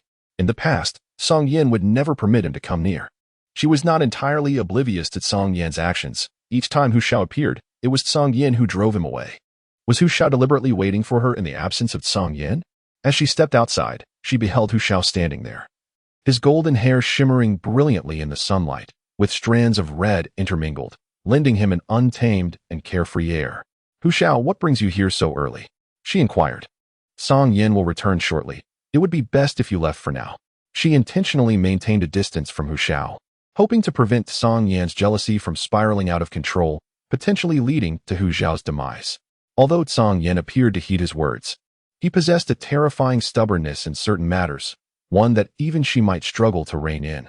Fully aware of this, Jiang Nan kept a distant demeanor with the males of the tribe, yet she considered her relationship with Hu Xiao, who had saved her several times, to be relatively close. Hu Xiao felt a pang of hurt upon hearing Jiang Nan's immediate suggestion for him to leave. "Song Yin instructed me to guard you here. If you require anything upon waking, you can call for me." Song Yin is currently in the chief's cave and may not return for a while. Was it related to the matter of He? But why summon Song Yin? This situation shouldn't concern her, should it? Hu Shao scratched his head. Jiang Nan. You should go eat something. I'll take you over later. If you don't eat, Song Yin will surely punish me when he returns. He was now entirely submissive to Song Yan's formidable strength. All right then, you may go back. Don't wait for me here. I will make my way over shortly. Jiang Nan, filled with questions, returned to the cave, only to turn around and see Hu Shao still standing there. Why haven't you left? She inquired. Assuming that Song Yin had sent Hu Shao to convey a message, to inform her of his whereabouts and alleviate her worries. However, Hu Shao seemed disinclined to depart. With a hopeful yet somewhat pitiable expression, he implored, Jiang Nan, could you please refrain from constantly urging me to leave? Although I may not possess Song Yan's strength, I am diligently striving to enhance my abilities. I am now a 6th-tier beast man, and I will continue to grow. Huh? What does this even mean? Jiang Nan, at a loss, could not quite discern the source of his grievances. He hastily remarked, I merely believe it is unnecessary for you to wait for me here. You may tend to your own affairs. Furthermore, your presence may cause Song Yin distress upon his return, and I wish to avoid his unhappiness. Just as I do not wish for you to be hurt. She endeavored to elucidate the situation as clearly as possible. Hu Shao quickly interjected. I have obtained Song Yan's consent, so you need not worry about my well-being. Jiang Nan regarded Hu Shao with a peculiar gaze, questioning whether Song Yin concurred. Did it imply her acceptance of Hu Shao? Song Yin. Oh, well then, you may wait here. I shall freshen up and have a bite to eat. Jiang Nan did not press the matter further. After a while, she would seek out Song Yin to inquire about the situation. Hu Shao, noticing that Jiang Nan did not urge him to leave, wore an unmistakable smile. Very well. I shall await you outside. Should you require anything, simply call for me. Upon hearing his exuberant voice, Jiang Nan instinctively turned back to take another glance. Was he truly that delighted? The tiger's roar was somewhat endearing.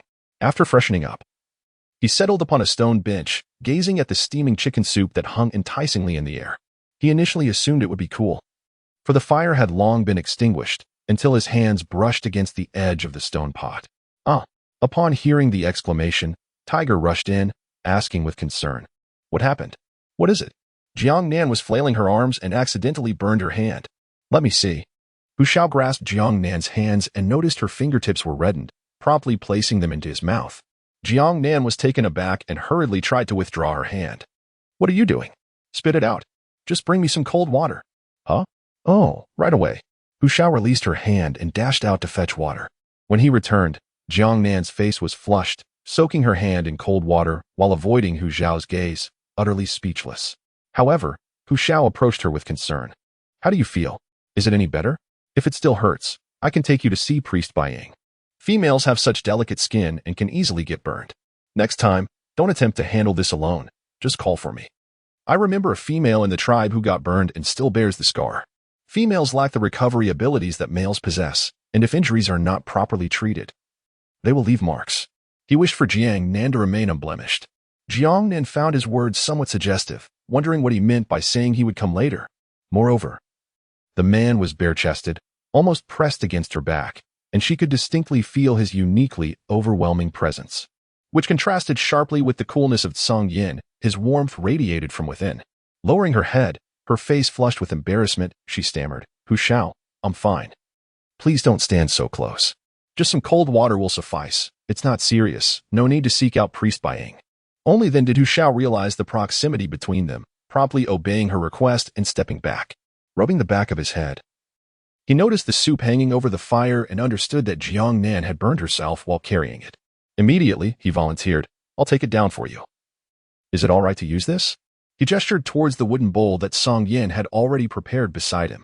Jiang Nan responded with a soft sound. Once everything was prepared, Hu Shao, noticing that Jiang Nan's hands were still not quite functional, instinctively picked up a spoon and brought it to the corner of Jiang Nan's mouth. Jiang Nan gazed at him in disbelief. Hu Shao, I can manage on my own. You need not worry. She quickly withdrew her hand to take the spoon and bowl from Hu Shao, clearly indicating her refusal.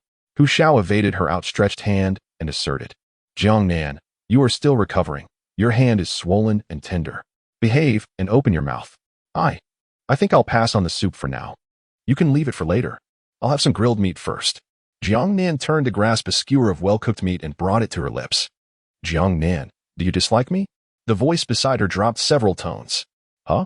No, why would you think that? Then why won't you allow me to feed you the soup? I care for you. I wish to take care of you and offer you my beast mark. Song Yin agrees with my pursuit of you. Can you not grant me a chance? I can be quite good at this, and if you are dissatisfied, I am willing to change. Upon hearing such a candid confession, Jiang Nan choked, the meat in her mouth nearly escaping her lips as she coughed violently. Cough, cough, cough. Hu Shao promptly fetched water. Quick, drink this. His hand gently moved along Jiang Nan's back. Does Jiang Nan truly despise him so? The fear grips him, an overwhelming sense of defeat enveloping his heart. He feels lost and adrift. All along, he believed that a powerful male should seek a beautiful female as a mate, and that a stunning partner would naturally be accompanied by a strong male. The female's physique must also be robust to ensure the birth of even stronger offspring. Thus, upon learning that Ye was the most beautiful and formidable female in the tribe, he assumed it was only natural for her to be his partner, and he dedicated himself to this aspiration. However, everything changed upon encountering Jiang Nan. As her figure began to gradually inhabit his thoughts and heart, he realized that the reality was far more complex. Even though Jiang Nan appeared delicate, even though she seemed incapable of bearing offspring, she possessed an irresistible allure. Beautiful, kind-hearted, and fiercely protective of the males she chose, she would stand by even the most despised stray beasts, as long as they held her approval. He yearned to share in this affection. Yet, Jiang Nan harbored no feelings for him, no affection whatsoever. Her heart and gaze were solely for Song Yin, a rival he could neither surpass nor compete with, and most importantly, Jiang Nan simply did not like him. It is truly disheartening. Jiang Nan gazed at the ever-changing faces surrounding him, his eyes filled with desolation and sorrow, resembling a forlorn stray cat abandoned by its owner. He desperately needed someone to offer solace, otherwise, it felt as though he might shatter completely. Jiang Nan's lips twitched slightly as he cautiously spoke. My hand still seems to hurt a bit. How about you? Hu Shao, feed me instead. What do you think? Hu Zhao's deadened gray-brown pupils brightened, of course. Jiang Nan. As a female, I can do that. Observing Hu Zhao's immediate revitalization, Jiang Nan silently set down the skewer in his hand. Given the life-saving grace he owed, he decided not to dwell on the matter too deeply. He would clarify later that he had no intention of forming a partnership. And then there was Song Yin. What was his intention in allowing Hu Shao to approach him? Did he wish for Jiang Nan to wear the green hat? When did that great serpent become so magnanimous? Chapter 50. The chief's anger with Hu Zhao's feeding. Jiang Nan managed to consume a few bites before standing up, declaring he could no longer endure. Hu Shao, I'm full. I need to find Song Yin. All right, I'll take you there. Hu Shao set down the bowl, ever obedient and ready to respond. The immense stature of the giant tiger exuded a formidable presence. As he crouched down, Jiang Nan realized he was shorter than Hu Shao. It seemed Hu Zhao's beast form had grown significantly larger than before. Jiang Nan, the female, come up. Jiang Nan's face momentarily reflected a struggle as she weighed the pros and cons before resolutely grasping the thick fur of Hu Shao and climbing aboard. She feared that if she hesitated, a certain large tabby might shatter, leaving her to soothe it in the end. Observing Jiang Nan's acceptance, Hu Shao could hardly contain his exhilaration, wondering if this signified that soon, Jiang Nan would fully embrace him and become an integral part of their household. With little effort, Hu Shao carried Jiang Nan to the chief's cave, where several nonchalant orcs and females lingered at the entrance. Upon seeing Jiang Nan perched upon Hu Zhao's back, a flicker of restrained discomfort passed among the onlookers. As Hu Shao crouched and turned his head, he advised gently, Nan, take care as you dismount. We wouldn't want you to fall. His thoughtful demeanor stirred a sense of regret among the females who once harbored feelings for Hu Shao. In the past, they felt there was no chance and refrained from competing, yet now they found it disheartening that even Ye had not challenged this newcomer to the tribe. One of the females noticed the unique animal skin skirt that Jiang Nan wore, reminiscent of the one previously donned by Jian Mei. Indeed, I noticed that too. Isn't that the reason why Ye sought trouble with Jian Mei? Another chimed in. Of course not. Ye was merely trying to entice Hu Shao. What? That's impossible. You're all mistaken. It's Jian Mei who has recently become more beautiful. Upon hearing this, many females turned their gaze towards her. What's the matter? It's simply the truth. As Jiang Nan's feet had yet to touch the ground, a pair of hands encircled her waist from behind. Song Yin embraced her, questioning her arrival. Have you eaten? Hu Shao quickly interjected. Yes. I fed her. Song Yan's expression darkened palpably, his gaze towards Jiang Nan transforming into one of sorrow and disbelief. Had she so readily accepted Hu Shao during his brief absence? While his own actions played a part in this, was her acceptance not rather hasty? Or perhaps the female refrained from approaching other males out of concern for his potential ire, and with the slightest relaxation on his part, she would willingly leap into another's arms? Hu Zhao's words landed like a bomb in the depths of the ocean, stirring tumultuous waves. Song Yin, I burned my hand and rushed to find you, so I didn't refuse Hu Shao as assistance. She cradled Song Yan's face, her large eyes now brimming with grievance. You mustn't look at me as though I have wronged you. When I got up and didn't see you, you let. At this juncture, she intentionally lowered her voice, leaning closer to Song Yan's ear, her tone laced with suppressed anger. What does it mean that you let Hu Shao take care of me, Song Yan? Unbeknownst to her, while the female's words were inaudible, the approaching males heard every syllable with crystal clarity, their surprise palpable. As the foremost beast husband, was Song Yan truly prepared to accept Hu Shao and seek companionship for his partner? The more perceptive among them felt a stir of intrigue. The significance of her words rang particularly loud in Hu Zhao's ears, who cast a timid glance at Song Yin upon hearing them. Song Yin, upon learning of her burn, gently removed her hand from his face, scrutinizing her palm anxiously, fearful of missing any detail. Upon catching the final words whispered in his ear, he raised his gaze to meet the female's exasperated expression, which brought a smile to his face. All right, it's my fault. When we return, you may handle it as you wish, all right? Why the frown? Song Yin pinched her cheek, noting her slight plumpness, yet still finding her too slender. Jiang Nan tilted her head, shaking off the hand that clung to her face. Just wait until I return. I shall deal with you. Song Yin, following her words, was willing to heed her every command, albeit with caution, for he was fearful of pain. He grasped her hand and placed a gentle kiss in her palm, the sensation lingering in an oddly intimate manner. You must be silent. Jiang Nan felt utterly embarrassed, the chill of his kiss sending shivers down her spine. Such thoughts were dangerously suggestive. Within the male faction, Song Yin was viewed as a shameless serpent, while the females regarded Jiang Nan with admiration. Realizing that she had employed alternative methods to tame this wandering beast, curiosity sparked within them. Do not indulge in such antics outside. I summoned you to fetch your partner, not to engage in banter. The clan leader bellowed from within, his voice filled with exasperation. Jiang Nan finally recalled the pressing matter at hand. Song Yin, let us hurry inside. Is this about He? Put me down. Song Yin lazily responded, his gaze following Jiang Nan as she dashed into the cave. The moment his eyes fell upon Hu Shao, an icy chill enveloped the air. If you cannot take care of Nan Nan, it would be best for you to leave at once. The thought of her hand being burnt was intolerable. Fortunately, she was unharmed, or else he would have removed the claws of this beast. Hu Shao did not offer excuses. He too felt a sense of inadequacy. I vow there shall be no next time. Song Yin, you must allow me to continue pursuing Jiang Nan. He feared the opportunity he had just gained would slip away. Were it not for the lack of options in the tribe, I would never permit you to approach Nan Nan. He closely followed Jiang Nan's footsteps. Once the others entered the cave, the males quickly encircled Hu Shao. Hu Shao, how did you manage to convince Song Yin? One inquired. Do I stand a chance of becoming Jiang Nan's mate? Perhaps I should also wait outside her cave. No matter how much Song Yin tries to drive me away or beat me, I shall not budge. You will need several lives for that, Hu Shao. How on earth did you achieve this? Another pressed. Hu Shao bellowed, stop your daydreaming. Whoever dares to approach will face my wrath. He raised his fist. He had yet to succeed himself. Why would he allow himself more rivals? However, his threats bore little weight. Hu Shao, we grew up together. And I too have affection for Jiang Nan. Will you not assist me? Would it not be better for us to care for her together?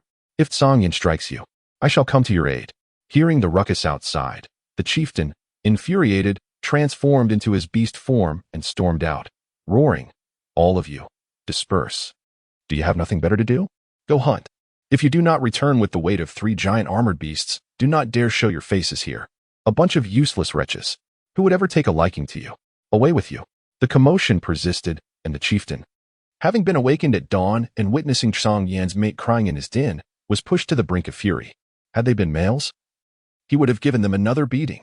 Seeing the chieftain genuinely enraged, the crowd dispersed in haste, leaving only Hu Shao standing there. Why are you still here? The chieftain snapped, baring his teeth. I must guard Jiang Nan, Hu Shao replied with unwavering determination. Say that again. I must. Before he could finish, a massive paw struck down. The chieftain's fury was palpable. I ordered you to guard her? I might as well crush you instead. Jiang Nan. Is it that without her you would perish? Then I shall just put an end to you myself. Hu Shao turned and transformed into his beast form, distancing himself from the chieftain in disbelief. Chieftain, I nearly met my end. Get lost. The chieftain stormed back into the cave, warning, if you linger here any longer, I truly will end you. Chapter 51. Left unresolved, the chieftain strode furiously, each step upon the stone slabs echoing with a resounding thud. Upon encountering Jiang Nan, he felt a surge of agitation within his chest. How could he have permitted these two to join the tribe in the first place? Jian spotted Jiang Nan and immediately waved, Nan, I am here. In the crowd, Jian was hardly conspicuous.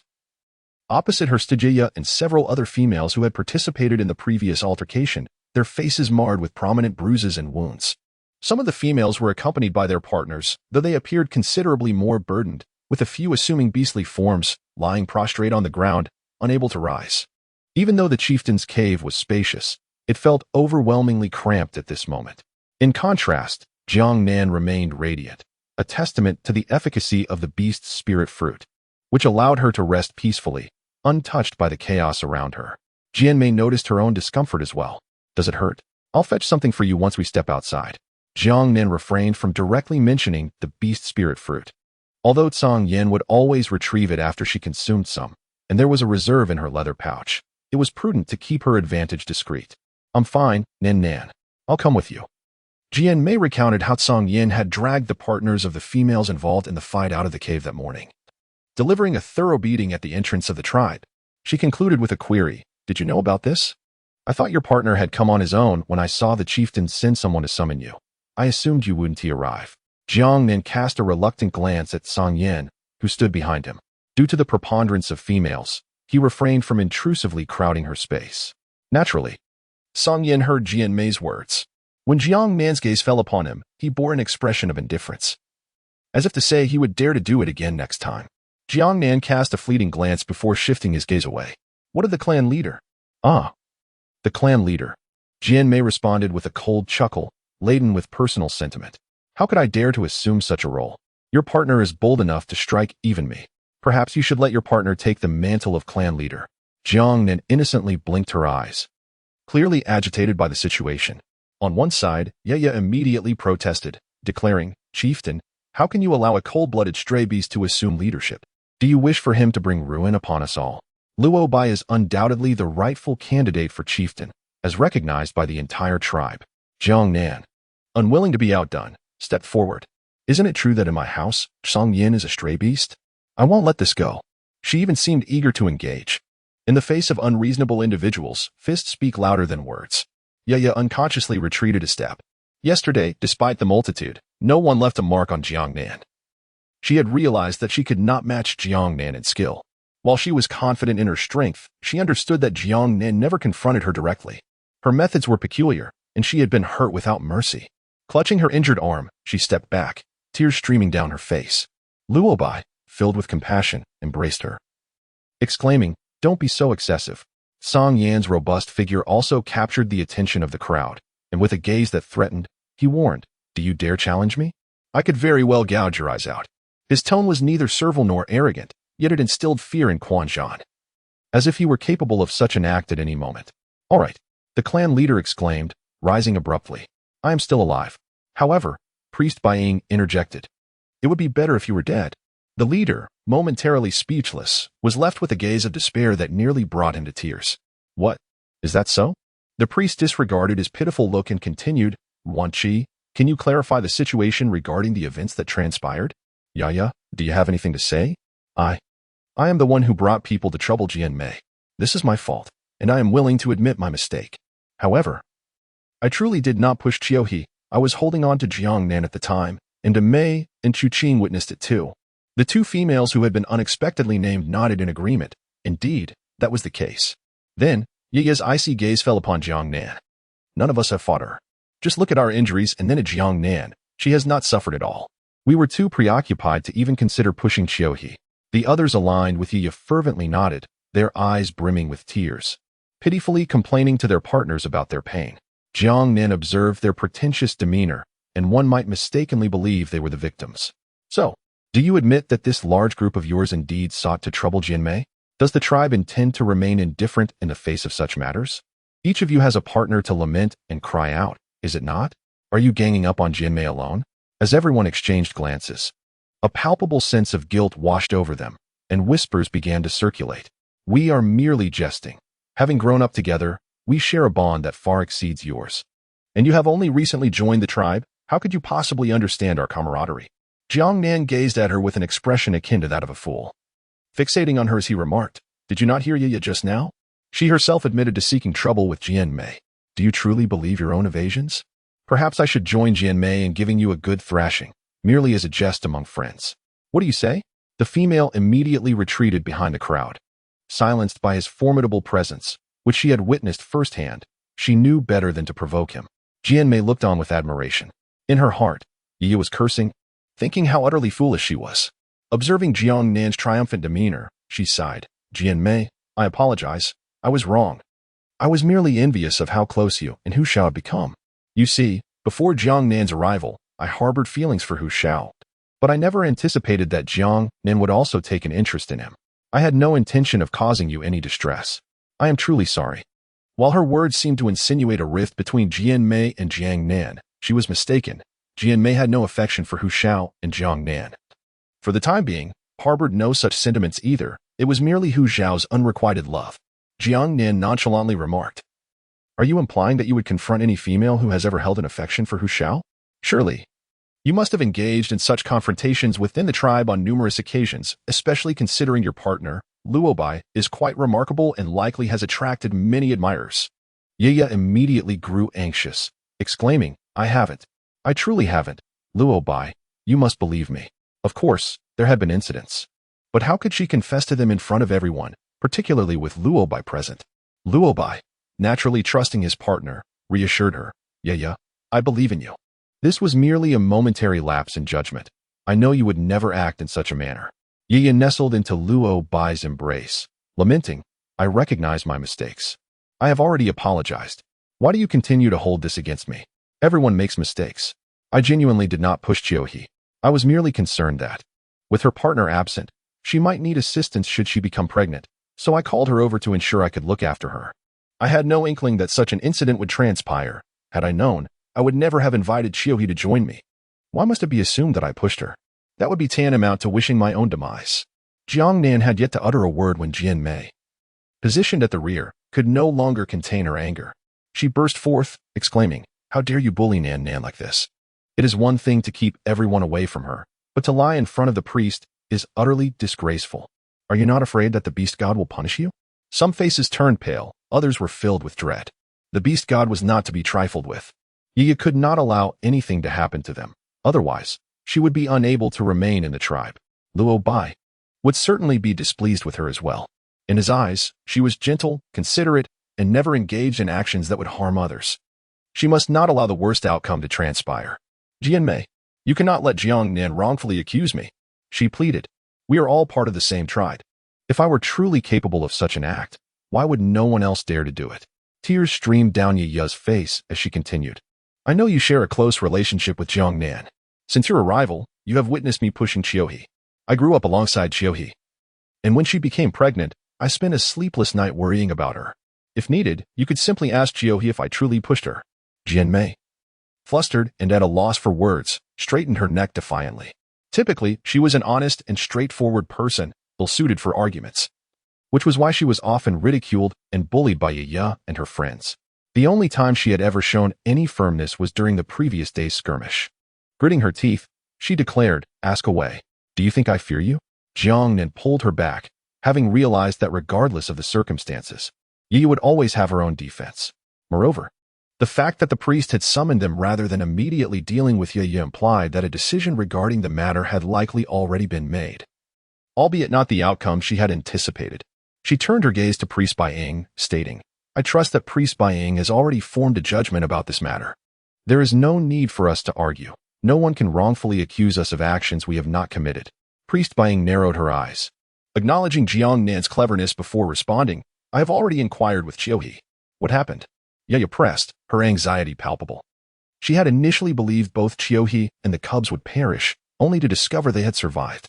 She had waited outside Qiuhe's cave for quite some time until priest Baiying finally emerged. However, when she attempted to enter, Qiuhe's partner had already fallen asleep. Jiang Nan glanced over, noticing Ye's evident unease.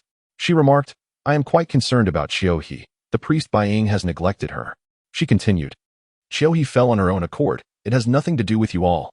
Upon hearing this, many individuals heaved a sigh of relief.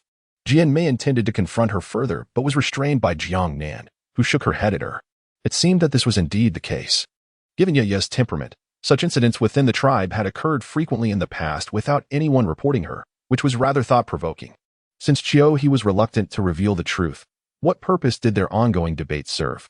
Thus, she prevented Jian Mei from leaving.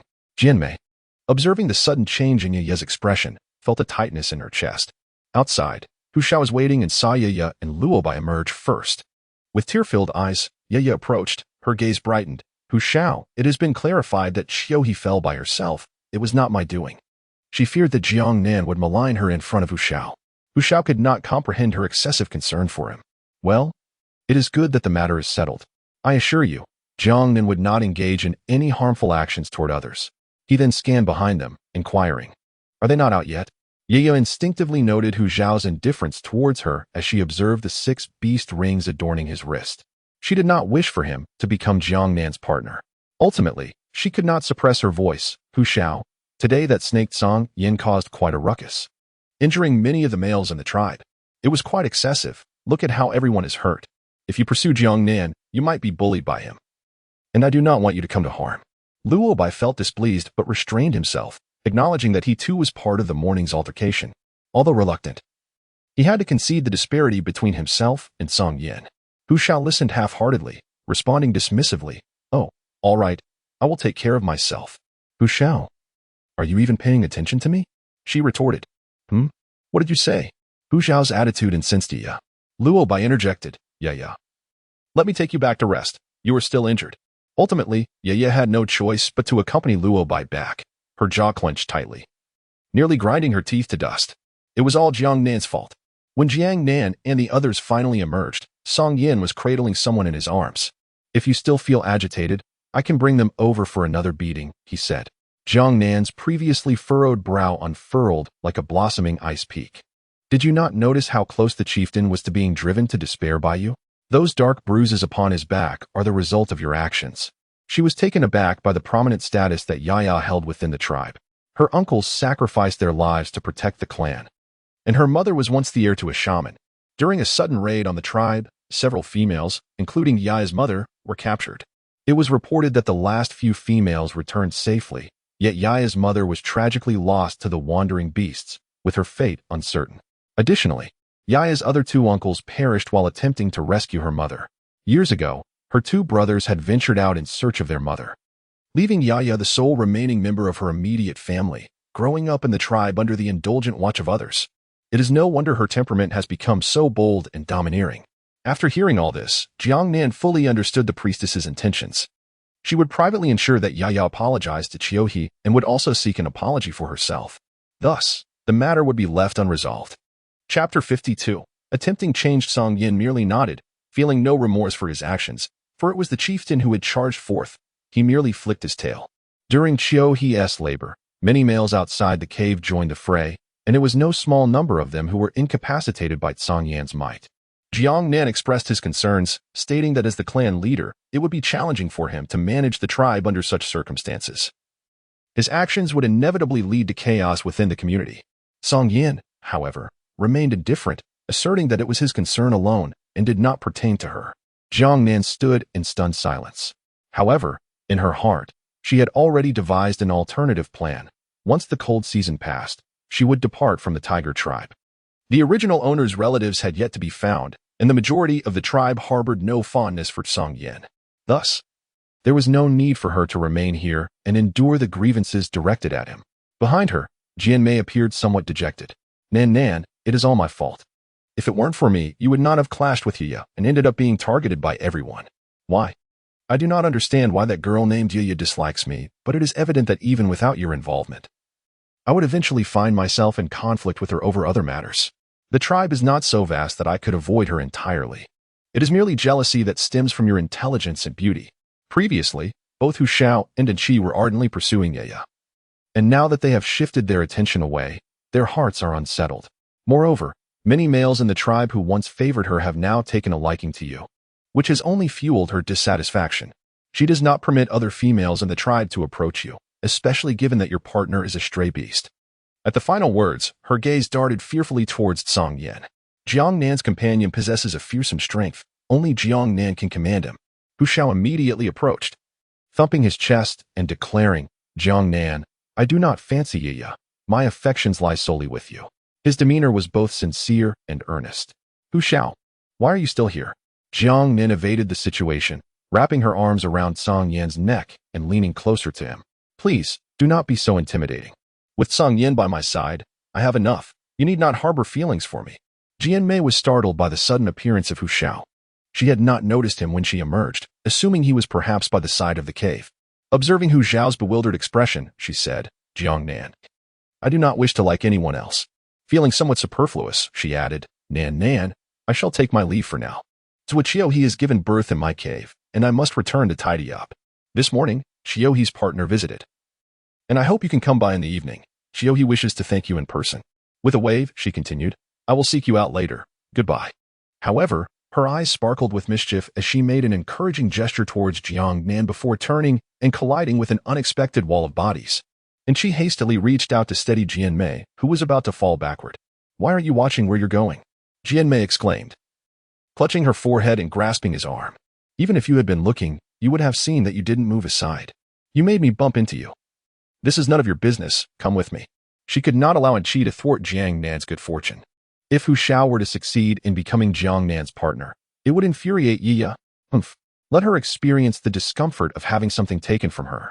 And Qi's gaze lingered on Jiang Nan, and when it shifted to Hu Shao, he heard Hu Shao anxiously say, Jiang Nan, just because you do not like me now does not mean it will always be this way.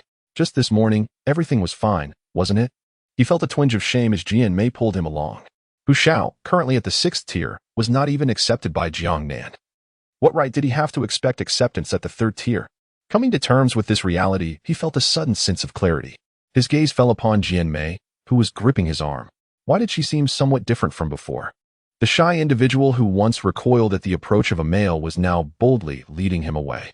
Upon returning to the cave, Jiang Nan pushed Song Yin away and, recalling Hu Shao who had followed her back, placed her hands on her hips and demanded, Song Yin, please explain what is going on with Hu Shao. Her outstretched finger nearly poked Song Yan's nose. Song Yin, with a swift motion, enveloped her in his embrace and pressed her down onto the stone bed. What is there to explain? Does Nan not comprehend my intentions? That tiger beast can offer some guidance, his strength is adequate, and he can take care of you. Albeit with some effort. Jiang Nan was unable to push away the oppressive hand that pressed down upon her. After a few futile struggles, she resigned herself to the situation. Feeling utterly powerless, her eyes rolled in exasperation. Is having you not enough? Song Yin, are you truly so generous as to share me with others? Or have you grown weary of me and wish to pass me on to someone else? How could this be? Song Yan's brows furrowed in disbelief. How could a female entertain such thoughts? Mist swirled in Jiang Nan's eyes, and she exclaimed, you were just like them. Song Yin had not anticipated that she, like other wandering beasts, would consider abandoning him in search of another, especially after observing him for so long without bearing his offspring. Before she could finish her retort, Song Yin silenced her with a kiss, a blend of pressure and teasing bites on her lips. Outside the cave, Hu Shao, in his beast form, fidgeted restlessly, unable to find comfort in lying down or standing, resorting instead to pacing back and forth. The intimate sounds emanating from within the cave were unmistakably clear, causing him a sense of embarrassment as he retreated to his spot further away to wait. Yet, even from a distance, the faint sounds reached his ears. Inside the cave, Jiang Nan, initially misty-eyed, now had tears glistening at the corners of her eyes, overwhelmed by the oppressive affection of the great white serpent. As Song Yin finally released her, his cold fingertips caressed her shimmering red lips. Nan, if you permit it, I wish to possess you for all my days. However, with the cold season approaching, it would be arduous for you without a male to care for you, he said, his tone heavy with heartfelt concern and helplessness.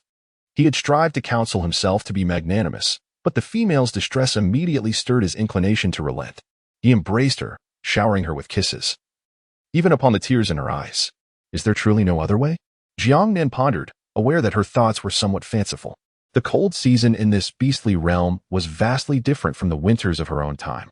Here, there were no warm shelters, no heating, no blankets. The survival of the females depended entirely on the fur and care provided by the males. In the memories of her predecessor, even the cave was an inadequate refuge during the cold season. Song Yin would also enter hibernation, and although she insisted she could manage on her own, they had gathered plenty of firewood and food. The assurance of her capabilities remained uncertain. After all, cooking over a fire posed a significant challenge. Without Song Yin, she felt utterly helpless. Nan, having another to care for you is beneficial, especially when other females are surrounded by so many males. You certainly cannot be outshone. Song Yin coaxed patiently. Jiang Nan wore an expression of incredulity. What is there to compare this to? I do not desire it. How could I possibly endure a dozen or 20? Observing her mood improve, Song Yin smiled faintly. Very well, let us find two who can attend to your needs. Too many would certainly vex me. Naturally, I crave more of your time exclusively. Is that agreeable, Nan? I shall contemplate it, she replied, her thoughts somewhat adrift. Song Yin gently brushed the ends of her hair. If you truly dislike that fierce beast, we shall let it be. After the cold season, I will take you to another tribe to seek out someone else. Allow him to tend to you during the winter. There is no need to form a bond. At that time, I shall provide him with offerings as compensation. Jiang Nan was once again astonished, exclaiming, is this truly possible? Naturally, it is. His intellect may not be particularly sharp. Chapter 53, The Arrival of Hu Shao. Ultimately, he allowed Hu Shao to enter the cave. Song Yin, with a frigid demeanor, extracted meat and cabbage from a leather pouch and commanded, come here and learn how to prepare this. Nan's diet must be well balanced. His posture resembled that of a leader, as he meticulously recalled Jiang Nan's previous experiences. Hu Shao exhibited no reluctance whatsoever and promptly approached to receive the meat. Rest assured, I shall learn diligently. Jiang Nan observed the remarkable synergy between the two formidable men. With the wind howling, Hu Shao effortlessly sliced through the meat with his extraordinary abilities. While the usually stoic Song Yin exhibited a hint of relaxation on his otherwise austere face, it seemed that there was indeed some merit to their collaboration. At that moment, Hu Shao glanced up and met her gaze, breaking into a foolish grin reminiscent of a simpleton. He then returned to his lessons with Song Yin, causing Jiang Nan's cheeks to flush instantly. Recalling Song Yan's rather unwise remark, she pondered the disparity between a naive university student and the cunning nature of a scheming serpent. Hu Shao had saved her twice, and she suddenly felt a twinge of guilt for her earlier thoughts. Perhaps they could coexist, if things aligned. Might she not take him in? Thanks to Hu Xiao's wind abilities, Jiang Nan prepared a dish of stir-fried potatoes for lunch. Seasoned with the chili she had discovered previously and some sour fruit juice, resulting in a delightful sour and spicy potato dish. If only she had rice to accompany it. Song Yin sampled a few bites before setting down his chopsticks, committing the flavor to memory for future reference when cooking for a female. After all, the portion was too small to satiate his hunger. Hu Shao, on the other hand, relished the dish, astonished that such a creation could be so delectable. If you enjoy it, indulge yourself, Jiang Nan encouraged from the side. Noticing her lack of appetite, Song Yin casually pulled her closer, retrieving a vibrant orange from his pocket. It was a fruit he had gathered during a recent expedition, its sweet and tangy flavor a favorite of hers. Satisfied that there was no danger, he had taken the liberty to collect a generous supply. Shall we eat and then rest? It seems you woke up quite early today. Jiang Nan nodded and naturally wrapped her arms around his neck, awaiting Song Yin to peel the tangerine for her, piece by piece placing it into her mouth. She then noticed Hu Shao, as Song Yin offered him a slice to taste.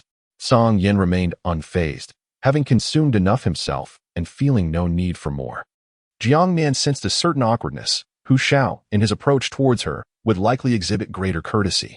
Yet, Song Yin directed the situation with the ease of a commander instructing his subordinates. He remarked, soon you will tidy this up. Using the cleaning leaves as the bowl contains grease. Hu Shao swallowed the potato shreds in his mouth and replied, very well, I shall go now. Jiang Nan enjoys this fruit, so I will venture out later to gather some more. Let us not forget, Song Yin had previously picked in abundance for me. Yet these fruits do not keep well. It is primarily due to Song Yin possessing a leather beast pouch. However, the pouch must accommodate a variety of items, including meat, vegetables, and fruits that require preservation. Very well then, I shall hasten to hunt. The rainy season is nearly upon us. Jiang Nan was still somewhat reluctant to let Hu Shao go. After all, it felt rather guilty to impose on someone without any formal acknowledgement. What if, in the end, She failed to develop any affection for Hu Xiao? It would render her a heartless woman. Song Yin seemed to sense her inner turmoil and did not allow her to voice her concerns. Let him go. Otherwise, what purpose would he serve? Jiang Nan twisted her mouth into a reluctant smile, saying, well, all right then, tiger, be mindful of your heart. Upon noticing Jiang Nan's concern for him, he was filled with exuberance and said with a laugh, don't worry, I will be fine. May I pack my things and move in today? Jiang Nan was momentarily taken aback by the request. At that moment, Song Yin intervened, firmly stating, no, that is not possible. Jiang Nan felt a slight sense of reassurance. Yet he was taken aback when Song Yin spoke again. You cannot reside here until you accept me, even if I dig a cave beside you. Song Yin longed to spend more time with the female. Deep down, he harbored a strong aversion to her interacting with other males. At the very least, he was making a concerted effort to restrain his possessive instincts. Hu Xiao glanced at Jiang Nan, who remained silent. He understood that he could not approach Jiang Nan closely for the time being. However, he quickly reassured himself that being next door was preferable to Jiang Nan consistently rejecting him. A smile blossomed on his face. All right, I shall hasten to dig the cave. Striving to move and sooner to care for Jiang Nan thought to herself, there is truly no need to rush. She, too, requires a period of transition. Once Hu Xiao departed, Song Yin cradled her in his arms, settling onto the stone bed. Habitually, he pecked gently at Jiang Nan's face a couple of times. Sleep now. I am here beside you, and you shall not feel the heat. Jiang Nan's smile is sweet, her fingers entwined with Song Yin's hand. Song Yin, you are truly wonderful. Do not tempt me, or I shall end up in tears again. Quickly, go to sleep. Humph. Jiang Nan shook off his hand, turning her back to him in a gesture of indifference. Yet, as he reached out, his hands stealthily wrapped around her waist. Unable to resist the allure of her smooth back, he leaned in and planted several kisses upon it. The person in his embrace immediately erupted in protest, struggling fiercely. Song Yin, if you continue like this, I shall truly ignore you. The tightening hold transformed into a serpentine coil, ensnaring her completely, rendering her immobile. Jiang Nan heard soft whispers behind him. Please, I was wrong. I only wanted to hold you while I sleep. I couldn't embrace you last night. And my heart still aches. Jiang Nan's heart raced, her cheeks flushed as she let out a soft hum. When Hu Xiao returned, dragging his prey, Ye hurriedly approached him. Hu Xiao? Upon hearing that the tribespeople believed Hu Xiao intended to mate with Jiang Nan, she felt a pang of jealousy. Hu Xiao released his catch and licked the blood from his claws. Ye, do not come closer. The scent of blood is overwhelming. Hearing his concern for her, Ye felt a flicker of pride. Hu Xiao indeed still had feelings for her. Hu Xiao, do you truly wish to bond with Jiang Nan? What about me? You once vowed to be only my companion. Hu Xiao lowered his head, his brownish-gray eyes reflecting confusion. Yeah, I currently have feelings for Jiang Nan. My previous affection for you cannot be deemed as love. The strongest male must protect the most beautiful female of the tribe, and I now perceive that belief as misguided. Is it because you find Jiang Nan more beautiful than me that you no longer love me? She retorted. That is not my intention. Although Jiang Nan is indeed quite lovely, he murmured, his thoughts drifting to her smile, igniting a restless yearning within him. He longed to see her now. Ye, witnessing his infatuation, clenched her fists in frustration. Hu Xiao, I am determined to bond with Lan Yang. It should be you and me, Hu Xiao. Jiang Nan is not suited for you. Is it because she speaks ill of me in your presence? Why do you not trust me? Tears began to spill from her eyes. In an instant, Hu Xiao transformed into his human form, bewildered and perplexed. Ye, Jiang Nan has never spoken ill of you. It is you who harbors disdain towards her. Lan Yang is a formidable fourth-tier bear beast. I must return now. Jiang Nan awaits me. Do not leave. Hu Xiao, I love you so much. If it were not for Jiang Nan's arrival, you would already be mine. Ye rushed forward, attempting to embrace him. But Hu Xiao swiftly shifted back into his beast form. Ye collided with his foreleg, falling back onto the ground, disbelief etched on her face. In a fit of rage, her composure began to wane. Hu Xiao, what is so special about Jiang Nan? She pushed He and placed the blame on me. For such a wicked female, you would cast me aside. Hu Xiao's temper flared at her words. Ye, when I was injured, you abandoned me, did you not? I understand your thoughts. You feared I would become a burden, unable to protect you. I have never blamed you for it. That is not true. Ye attempted to defend herself, but Hu Xiao interrupted her. Chapter 54. Ye is taken by a stray beast, but you cannot treat Jiang Nan this way. The shaman has clarified matters concerning He. and Jiang Nan assisted in the birthing process. The cubs and Chiu here safe because of her.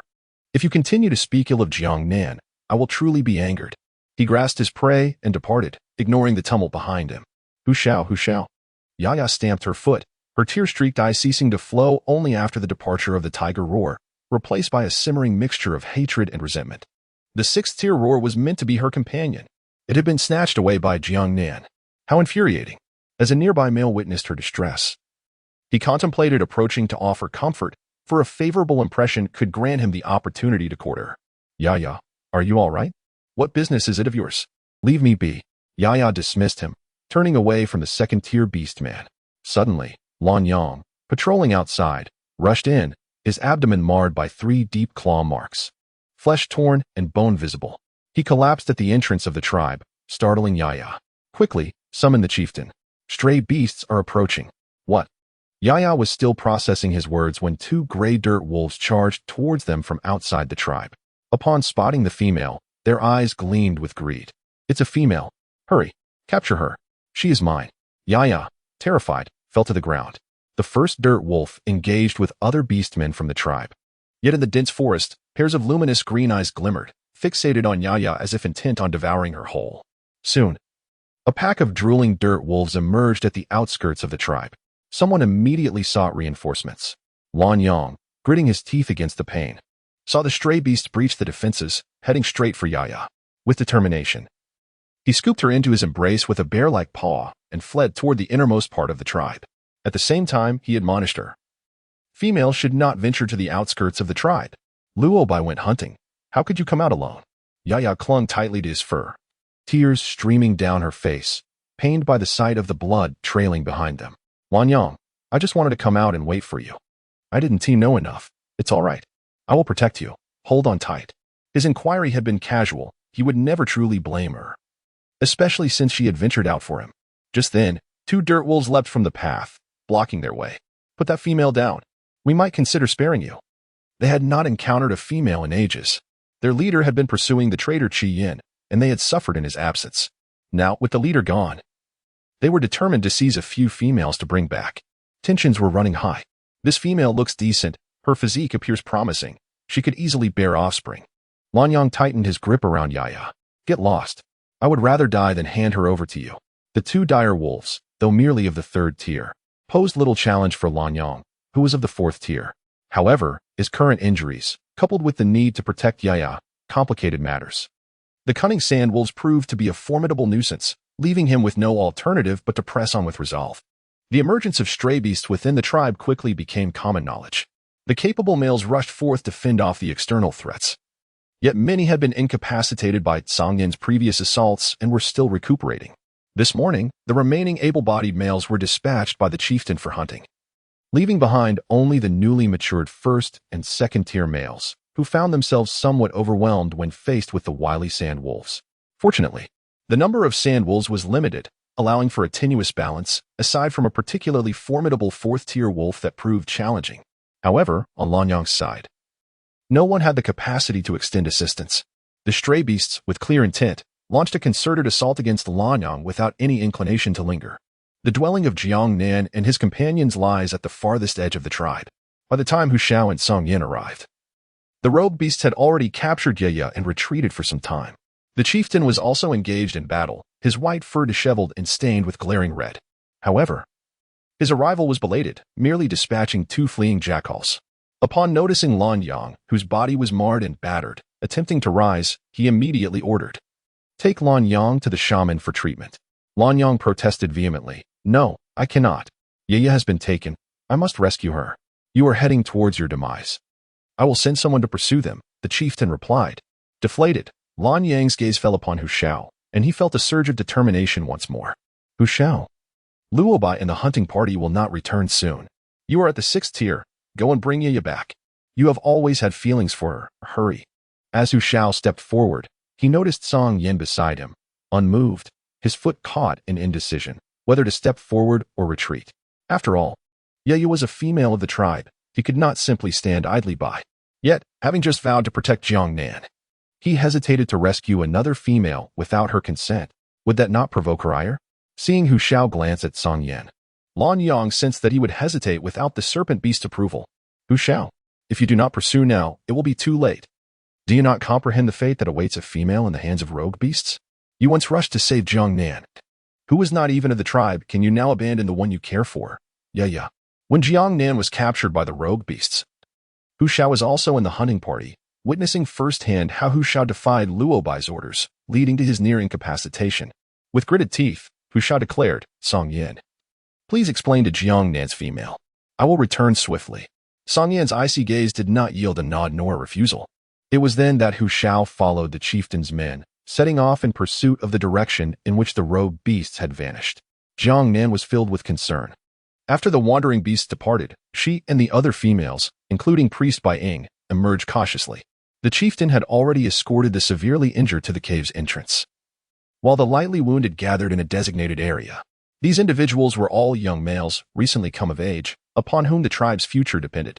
Song Yin skillfully navigated through the crowd to find Jiang Nan, enveloping her in his embrace.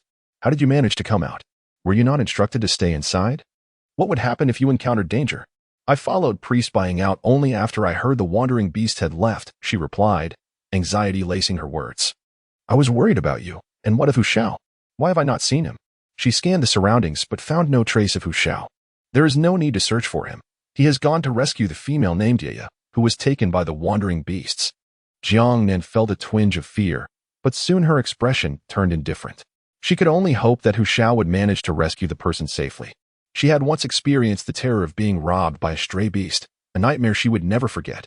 Song Yin, puzzled, inquired, why is that so? The female has treated you poorly.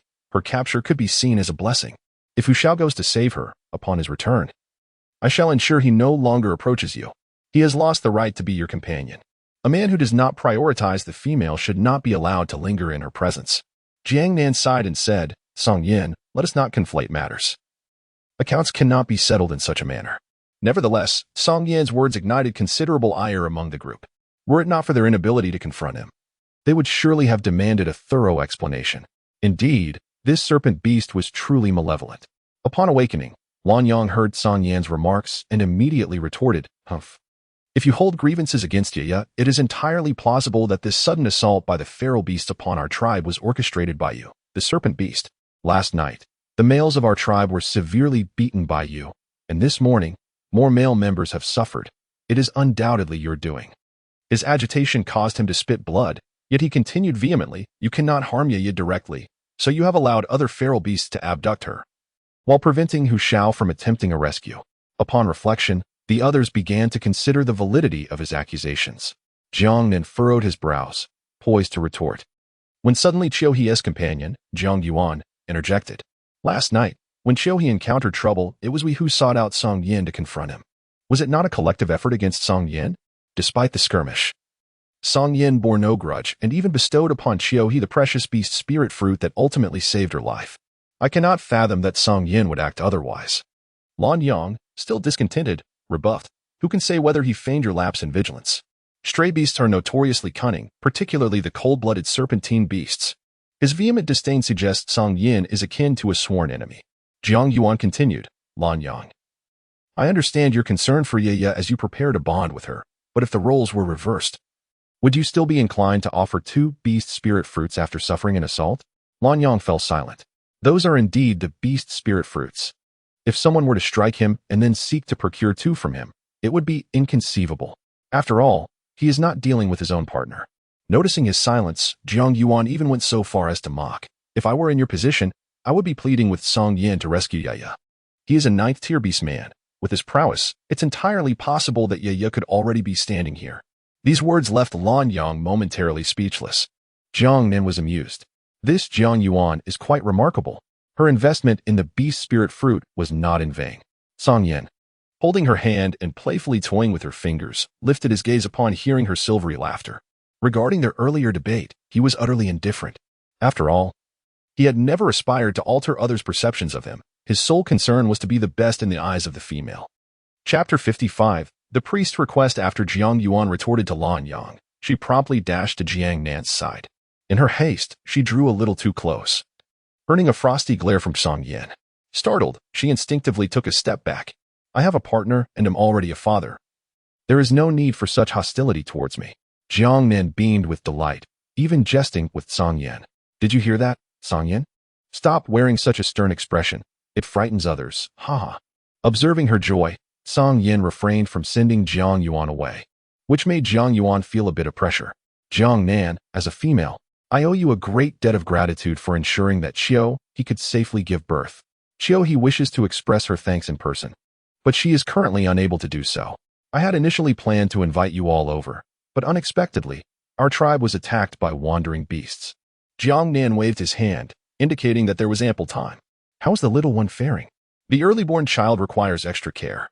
You must ensure that He receives sufficient nourishment, prepare some nourishing soups, and procure wild beast eggs to bolster her health, so that she may have the milk needed for the cubs. Jiang Yuan, feeling somewhat embarrassed, scratched the back of his head. I was just about to inquire about that. I heard from Jian Mei that your dishes are exquisite. He has hardly eaten anything. She finds the roasted meat too pungent and has little milk. Rest assured, I will not let your guidance go to waste. I will hunt in exchange. However, recalling the previous misunderstanding regarding Jiang Nan's push of He, it became evident that Jiang Nan had set aside any grievances to assist her. The other two at home felt somewhat ashamed to approach. This was largely due to the heavy burden of responsibility resting on Song Yan, who was still recuperating. Song Yan, are you willing to teach? Jiang Nan turned to seek the opinion of the individual beside him, knowing full well of her astonishingly poor practical skills and her reluctance to instruct recklessly. Song Yan's expression remained inscrutable, yet his gaze was unexpectedly gentle. I will heed your advice. Then Jiang Yuan, once the issue with the feral beast is resolved, send someone to my cave to observe how Song Yan prepares the food. Once learned, you may cook for He. Very well. Thank you. Rest assured. For any ingredients required for your learning, just inform me, and I shall procure them, including for your. Jiang Yuan's expression faltered momentarily before he redirected. I may not be able to afford the sustenance for your partner. Aha. Song Yan's icy demeanor solidified even further. Jiang Nan, stifling her laughter, let out a series of giggles. Song Yan, he finds fault with your hearty appetite. Haha. If it weren't for the current circumstances, which are not conducive to excessive exuberance, given the injuries sustained and the palpable anxiety that hangs in the air, everyone's demeanor is rather grim. She would have laughed freely. She endeavored to suppress her voice and laughter, yet she forgot that the males possess keen hearing. The females may conceal their conversations, but here, among the males, their dialogue was far from secret. Soon, Jiang Nan felt an unsettling hand wandering at her waist, and her laughter immediately dissipated. Song Yan's fingers traced up her spine. Nan, he murmured, his breath cool against her ear. I was wrong, all right? We're in public. Song Yan leaned closer, his icy breath swirling around her. When we return, I shall deal with you accordingly. He cannot satiate my hunger, but you can. Jiang Nan's cheeks ignited with a fiery blush, while the instigator smiled mischievously, his eyes glinting with amusement. After all this time together, his companion remained so easily flustered. Jiang Yuan, sensing the moment, discreetly took his leave. I must be going now. Ahuo is waiting for my return at home. Jiang Nan also spoke. Song Yan, let us return for now. Song Yan embraced her and turned away. At that moment, a boisterous friend of Ye, known for her loud voice, exclaimed, Jiang Nan, why do you not allow your partner to rescue Ye? He is a 9th-tier beast man. Those stray beasts would surely return Ye upon sighting him. Are you not a part of the tribe? Someone tugged at her from behind, yet she paid no heed. She was unconvinced that the serpent beast would harm her. Indeed, this would provide an opportunity for everyone in the tribe to witness the true nature of the stray beasts, which was fundamentally unchangeable. She commanded in a thunderous tone, send your partner to save Ye. Immediately, Ye had always been her closest friend, having assisted her on numerous occasions. Stray beasts were not known for their compassion. If Ye were not rescued in time, she might never see her again. This thought led her to believe that it was surely Jiang Nan and her companions doing. Otherwise, such a multitude of stray beasts had never before appeared near the tribe. It was undoubtedly orchestrated by that serpent beast. A few of Demei's partners attempted to pull her back, urging, Demei, do not go. However, Demei retaliated with a sharp slap. I am your partner. Who do you support? What? Do you have feelings for her? Would you like me to sever our beast bond to accommodate you? Demei, I do not, then do not impede me, or I shall sever your beast bond and cast you out as a stray beast. Her unreasonable demeanor mirrored that of a madwoman. Song Yan stepped forward, but Jiang Nan hastily intervened. Song Yan, do not proceed. If you act further, I fear the resentment from the tribe will escalate, and they may force us out before the cold season arrives. Priest Ying stepped forward. Demei, enough. That is your partner. How can you bear to act so? Demei's tears cascaded down her cheeks. What of Ye? Can you bear to watch her perish at the hands of the stray beasts? She clung to Priest Ying's hand, insisting, he is a ninth-ring beast man. If he goes, Ye will surely return safely. Is he not also a member of the tribe? What harm is there in letting him go? The chieftain approached. I have already dispatched someone. Hu Shao has also pursued them. They will be able to bring Ye back. Hu Chang, take your partner back. After Demei was led away by her companions, Priest Ying turned his gaze toward Jiang Nan. Jiang Nan spoke first. Priest Ying, do you also wish to take Song Yin with you? Even if Song Yin is willing, I cannot permit him to go. Ye and her companions have consistently harbored animosity towards Song Yin. I am not so magnanimous as to allow him to risk himself for her. And even if he were to return, he would receive no gratitude. She is not a saint. Such thankless tasks are best left to those who desire them. Indeed, the situation is not entirely so. A cloud of sorrow enveloped Priest Ying's face. It is uncertain whether this gloom stems from the recent rescue of Ranji. It concerns the wandering beasts. You may enter, and I shall speak with you. The chieftain appeared somewhat reluctant. Ying, this is exceedingly perilous. Mo Yao is my partner, and his current state is my fault. Jiang Nan seized upon the pivotal words, feeling a surge of astonishment. Wasn't Mo Yao the leader of the pack of strays that had once ensnared him? To his disbelief, he learned that he and the priestess were companions. The Ying priestess extended her hand to place soundproof stones within the cave, effectively silencing their surroundings. She then removed the large fur hat from her head, allowing Jiang Nan to behold her visage for the first time. Her cascading red waves sparkled like flames, tumbling down her shoulders like a waterfall. Yet, the presence of white strands was unmistakable. Her features were exquisitely sculpted. Her large, bright eyes, high-bridged nose, and slightly upturned lips embodied a mature, captivating beauty. However, her skin lacked luster, and weariness etched across her face, revealing a distinct sense of aging. Jiang Nan, I beseech you for a favor. More precisely, I implore your companion for assistance in retrieving Mo Yao. He was once my partner, she uttered, parting her hair at the nape of her neck to reveal a gray wolf's head, a beast mark, half erased and faded, leaving only a vague semblance of a wolf's face. His mark was rapidly vanishing. I do not have the luxury of time to wait for his return. Her expression shifted from sorrow to resolute determination. I must bring him back. Chapter 56. The Tale of the White Priestess of Mo Yao. The White Priestess is not a native of the Tiger tribe. She hails from the equestrian clan as a female chosen to be a priestess candidate. Originally, she was forcibly taken from her tribe by Mo Yao, who brought her back after they formed a bond. This incident mirrored, and even surpassed, the trials faced by Jiang Nan. The tribe's members not only harbored disdain for the strays but also for outsiders, yearning solely for the purest bloodlines to emerge from their own females and males. With her eyes cast down, the White Priestess was enveloped in memories of the past. I had a partner from the equestrian clan, my first mate, who consistently concealed his mistreatment of Mo Yao. During hunts, he would put Mo Yao in peril, ensuring that no one would come to her aid. As a result, she nearly met her demise, yet I remained oblivious to these occurrences, for Mo Yao loved her deeply. However, when the tribe fell victim to an attack by strays, all fingers pointed at Mo Yao. In that instance, the White Priestess too believed him to be at fault.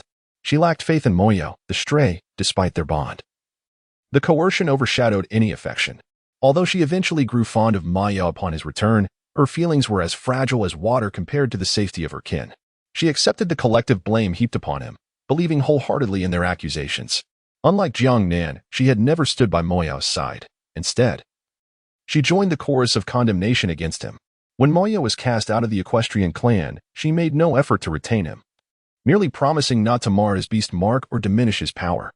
It was only after his departure that I learned from the tribe members of the wrongs they had inflicted upon Mo Yao. I still recall the look in his eyes as he left, filled with reluctance and profound sorrow, before he turned away, his lone figure vanishing into the depths of the forest. The White Priestess clutched her chest, her face etched with grief. Yet, Mo Yao never returned, and she could not find him. In due course, she encountered other tribes and met Huai Chuan and Huai Sheng from the Tiger tribe. When her equestrian partner objected, she departed from her clan, setting forth in search of Mo Yao. Ultimately, she was granted her wish. Amidst a thunderstorm, while seeking shelter, she unexpectedly came across Mo Yao, accompanied by a female who was mounted upon him. Jiang Nan could not help but inquire, "Did he betray you?" The priestess by Ying pressed her lips together in a bitter expression. I, too, have come to that conclusion. I scolded him vehemently and even regretted our union, proclaiming that the wandering beast is unworthy of trust. So, you severed his beast mark? Surely. It was at this moment that the wolf beast's mark was torn apart. However, the priestess by Ying shook her head. No, it was he who did it himself. At that time, Mo Yao had not anticipated that upon encountering the priestess by Ying, he would be met with an endless barrage of accusations. Upon seeing the priestess's other two companions, he was seized with a furious rage. Nearly reaching the 9th tier, he effortlessly took Bai Ying away. He then grasped her fingertips and tore at his own beast mark. In that instant, Mo Yao was met with a backlash, causing him to vomit blood and collapse, resulting in only half of the beast mark being severed. While he bled, he distanced himself from the priestess Bai Ying, declaring, Indeed, I am the cold-blooded and heartless wandering beast. This is my rightful place. His departure was even more resolute than before. Upon my return, I discovered that the female had been ensnared by the lustful flower. When I neutralized its effects, I realized she had been rescued from the wandering beast by Mo Yao, who had never once laid a hand upon her, as she had been forcibly made to inhale the lustful flower's scent, rendering her incapable of controlling herself. Jiang Nan remained silent, her heart aching as she cast a sympathetic glance at Song Yin. She suddenly felt a twinge of pity for the stray beast, as its identity had condemned it from the very beginning to be labeled untrustworthy. Song Yin, sensing her gaze, remarked, The wolf beast is rather foolish. I would never be like that. If I endure any grievances outside, I will certainly inform you, Nan. You will stand up for me, won't you?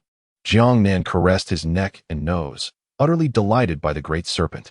He thumped his chest, returning a confident gaze, exuding an air of invincibility. The chieftain cast an irritated glance in his direction, clearly displeased with the public display of affection. It was quite bothersome. Song Yin raised an eyebrow, admonishing him. You are aware that I am the chieftain, aren't you? Perhaps you should heed my words. Just observe the discontent brewing within the tribe since your arrival. There has been no peace. My compliance led to the fate of that wolf beast, with formidable strength. One should not hesitate to address those from the horse tribe who harbor ill will. The greatest folly was abandoning his mate. Losing the beast mark was nothing short of deserved. Jiang Nan observed the chief's irritation, his tail flicking in agitation, and swiftly diverted the conversation. Priest Bai Ying. Mo Yao is now the Wolf King, leading a pack of stray beasts. Moreover, he is likely transformed significantly from his former self. Bringing him back may not restore the beast seal between you. Your bond can never be as it once was, and he remains capable of fleeing at any moment. Having encountered Mo Yao before, his greedy demeanor resembled that of an irredeemable villain. Perhaps the trauma inflicted by Priest Bai Ying has led him to succumb to a darker side of himself. Priest Bai Ying adjusted his hat. I believe Huai Qing will soon return. He will bring me what I need. The beast seal has not been entirely severed, and I am capable of repairing it. As long as the seal has not completely vanished. Jiang Nan felt a tinge of curiosity. What could it be? Huai Qing is your companion, is he not? I believe I heard that name a moment ago. Ah, he is indeed the true chieftain of the tiger tribe, the elder brother of Huai Chuan, and a 7th tier beast. I have sent him into the misty forest to assist me in locating the male crystal of the unicorn thunder beast. Seeing the bewildered expression on Jiang Nan's face, Song Yin elucidated that the male crystal is found solely within the bodies of ferocious beasts of the 7th tier or higher, with a mere 1 in 10 possessing it, which is still quite commendable.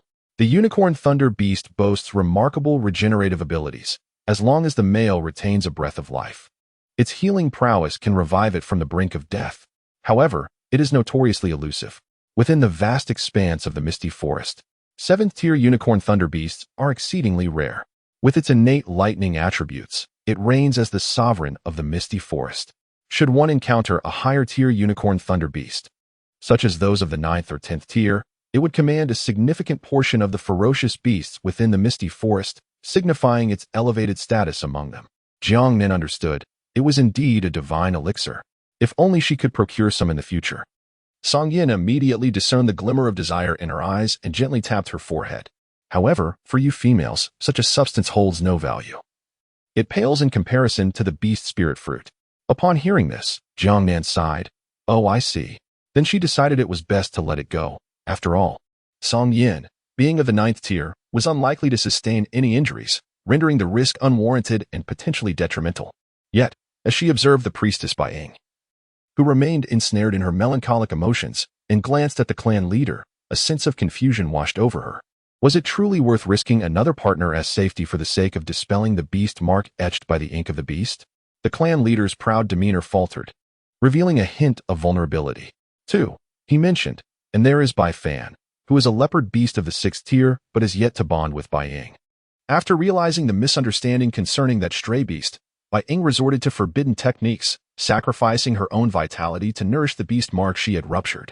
The priestess Bai Ying was acutely aware of her selfishness, yet at that moment, she had not contemplated the consequences. Her only desire was to rectify her mistakes. Had she known her actions would incite worry and peril for her other partners, perhaps she would have chosen differently. She did not wish to sacrifice her other companions in a cycle of errors. Observing the clan leader, who was devoid of his usual imposing demeanor and spoke with a tremor of sorrow, she uttered, "Wai Chuan, I am truly sorry. I am not a good partner." "How could that be? We are here for you, not for that wolf beast. We would never allow you to wither away day by day, your health deteriorating. If that wolf beast continues to cause you distress or anger, we will personally see to his demise." Jiang Nan gradually grasped the entirety of the situation. The beast roar echoed. The black wolf was of the 7th tier, and the 6th tier clan leader was no match for it. Seeking Song Yan's assistance was indeed the only viable option. Moreover, the beast mark on Bai Ying was fading, the remnants of the wolf's head already dimming, signaling an impending complete disappearance. Chapter 57. The red flame lurks. Jiang Nan inquired about Song Yan's opinion. Should he express reluctance to go? She would not wish to impose upon him. The mere thought of Mo Yao conjured images of the crimson wolf associated with Qi Yan. In the past, she had promised to bond with the red wolf as a strategic delay. However, given the considerable time that had elapsed without any approach from him, one could ponder if he had fallen victim to Mo Yao's wrath. Observing his evident fear of Mo Yao, it was likely his beast ring was inferior, significantly increasing his chances of demise, perhaps a blessing in disguise. Yet, it must be acknowledged that he had acted to save her. Jiang Nan bore no substantial burden. If he were to perish, so be it. Their relationship had been merely transactional. It was under the condition of their bond that he had agreed to rescue her. Yet, who could be blamed for his potential demise? This could hardly be held against her. Song Yin remarked that the one who had orchestrated her capture deserved to meet his end. The expression on priest Bai Ying's face darkened instantly. Without Song Yan's assistance, capturing Mo Yao alive would prove exceedingly troublesome. There was a palpable fear that Mo Yao might resist fiercely, unwilling to meet her gaze. Jiang Nan discerned the priest's hesitance, pondering the reason behind it. She still harbored a desire to be of assistance. After all, they were to remain in the Tiger clan for a while longer. A favor from the priest was indeed a rare opportunity. As for that matter, it was, in fact, unrelated to Mo Yao. It was his subordinates who had acted covertly. So, is Nan hoping I would take action? Well, there was a slight inclination towards that. Song Yin observed her as she quietly poked her fingers together, displaying an array of charming feminine gestures. Lowering her head, she nuzzled against Jiang Nan's embrace a couple of times, and then inquired, "Will there be a reward upon my return?" Jiang Nan, feeling a slight itch on his neck, spoke up. "Shall we prepare something delicious?" "No. Please help me wash my hair." The Navi Jiang Nan, unaware of the implications, did not dwell on it. "Very well, I shall wash it for you," Song Yin replied, a smirk playing at the corners of his mouth. "But you must not backtrack, nor attempt to escape." "Why would I run away?" Suddenly, Jiang Nan perceived the underlying issue. It seemed the great serpent was alluding to something. His face flushed crimson. Subsequently, Song Yin addressed the White Ink Priestess. "I can only assure you that he is alive. That is sufficient." The White Ink Priestess immediately nodded in agreement. "Even if he is incapacitated, it matters not. For the male crystal of the Unicorn Thunder Beast can restore any damage." Gently, Song Yin placed Jiang Nan's feet back upon the ground. Jiang Nan glanced over. "Are you leaving now?" "Yes, the sooner I go, the sooner I return. I intended to resolve the issue of the nearby stray beasts, so that when we venture out in the future, you can enjoy yourself without worry. It's not merely for enjoyment. I am in search of food, sustenance." In Song Yan's eyes, she resembled a playful cub delighting in mud.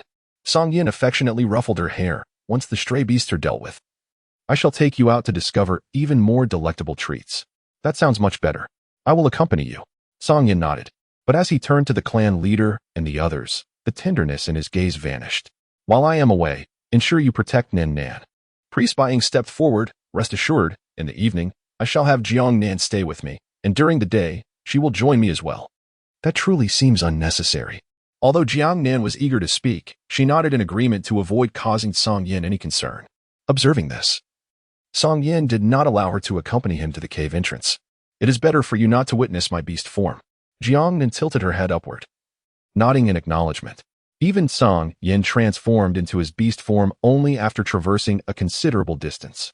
Meanwhile, Jiang Nan approached the entrance of the cave. Witnessing the immense shadow of the serpent surge forth in mere breaths, she wobbled slightly, grasping the stone wall to steady herself. No matter how many times she beheld it, Song Yan's beast form was truly colossal, rendering her weak in the knees and her vision clouded with stars. Even his silhouette was strikingly fearsome. Fortunately, this time she did not succumb to faintness. Priest Bai Ying, intrigued, inquired why she was not permitted to see his beast form. "He is a giant king serpent, the largest among serpentine creatures. Moreover, it is exceedingly rare for a white giant king serpent to reach such a stature." What does rarity signify? The dark giant king serpents are revered, while the white ones are deemed anomalies, least favored among their kin. Although serpent beasts are often abandoned at birth and interfamilial conflict is uncommon, their survival conditions are harsh. The white giant king serpent lacks the ability to conceal itself, making its survival a remarkable feat. I had thought that the giant king serpents were extinct. Jiang Nan felt a pang of compassion. Understanding the immense suffering Song Yin must have endured, far beyond her imagination. Upon noticing the sorrow etched on her face, Priest Bai Ying sighed with a sense of nostalgia. "If only I could trust Mo Yao as much as you do, perhaps he would not have been so resolute in severing the beast mark." Her hand instinctively grazed the nape of her neck. "It is not entirely your fault. Had I been in your position, I too would have been swayed by the words of the wandering beasts. To be honest, when I first encountered Song Yin, my instinct was to flee, which led to my discovery by the tiger's roar. It was only through subsequent interactions that I realized not all wandering beasts are malevolent." Priest Bai Ying felt a slight easing in her heart. Unbeknownst to them, after the wandering beast had seized Ye, a wolf as crimson as a blazing fire lay in ambush outside, its fur smeared with a viscous green substance, an odoriferous fruit designed to mask its scent. Having successfully evaded Mo Yao, it positioned itself near the tiger tribe, contemplating how to extract the female. The serpent accompanying her was particularly troublesome, being of the 9th tier, which made it hesitant to act. However, unexpected fortune was on the horizon. The coyotes launched an assault on the tiger tribe, and from a distance, the serpent beast departed. This prompted the wolf to leap from its concealed perch among the branches. "Fear not, my dear female, I shall come for you soon." Within the tribe, Jiang Nan suddenly shivered as she noticed the ethereal mist swirling around the distant mountains, suffused with an otherworldly aura. Priest Bai Ying followed her gaze. The rainy season is approaching. The mountain fog begins to coalesce. "Chief, should we not urge our people to prepare provisions?" "Ah, indeed," came the reply. At that moment, Jian Mei rushed over, her fur cloak stained with blood. Nan, Bai Ying, you should check on it, Chi. He has ingested hemostatic herbs, yet the blood from his abdomen continues to flow." Priest Bai Ying nodded. "I shall go and see." Jiang Nan followed closely behind. Chapter 58, A New Treatment Method. "Bai Ying, priestess, come and take a look." Approaching in Chi, she pointed to his right side, where blood had matted his fluffy fur, cascading down to the ground and staining the earth and stones a vivid crimson. In Chi, a black bear beast, lay fully prone on the ground, only opening his once clear eyes, now clouded, upon hearing Jian Mei's voice. "I'm fine. I just need to rest a bit, right?" "You're being overly dramatic," Jian Mei retorted. "You've been bleeding for so long. Aren't you afraid of bleeding to death? Let the priestess take a look. It won't cost you a piece of flesh." Her irate demeanor, akin to a volatile powder keg, prompted Jiang Nan to glance back and forth between them several times. Could it be that there was something brewing between these two? She had never seen Jian Mei so anxious over any male before, and Qi's gaze shifted to Jiang Nan and then away. "I'm really fine," he insisted, trying desperately to conceal his injury, even attempting to shift his body to hide the wounded area. Jian Mei scolded, "If you're hurt, don't move around. You're bleeding even more." And Qi, slightly flustered, snapped back, "You're not my partner, so mind your own business. Look at you, an adult still without a mate." How could he let Jiang Nan see his vulnerable side? Compared to the formidable Song Yin and the formidable Hu Xiao, he truly paled in comparison. It was only natural that Jiang Nan, a female, would not be drawn to him. Jian Mei, taken aback by his harshness, felt bewildered. She was concerned for his wounds. Yet he was so fierce with her? Why? Was he mocking her for being single like the other females in the tribe, ridiculing her for being undesirable? Angered, she retorted without restraint, Who wants to take care of you? You deserve to die? Turning to leave, and Chi's eyes betrayed a fleeting panic. Upon seeing Jiang Nan grasp her arm, he pressed his body back to the ground. Jinmei, don't be angry. Jiang Nan observed in Chi's discomfort from the corner of her eye, and her intuition whispered that there was definitely something between these two. She needed to play matchmaker to help her dear sister find a partner. Let us see what Bai Ying, the priestess, suggests. Perhaps we can lend a hand later. Jinmei stepped back, nodding in agreement with Jiang Nan, though her gaze was reluctant to settle on Chi. Bai Ying, the priestess, furrowed her brow and shook her head. I have no other options. I can only try some hemostatic herbs. It seems to be a critical internal organ or blood vessel issue. We must rely on their own healing abilities. So severe? Is there truly no other way? At least stop the bleeding. Jinmei's concern was palpable. Many males had succumbed to injuries from uncontrolled bleeding, gradually wasting away. Those with better luck might manage to staunch the bleeding by consuming more nourishment, but the unfortunate ones could only await their slow demise. Jiang Nan observed a significant wound beneath the thick fur, appearing almost the size of his own head. It was likely inflicted by a coyote during a prolonged struggle. These cunning creatures often target vulnerable areas.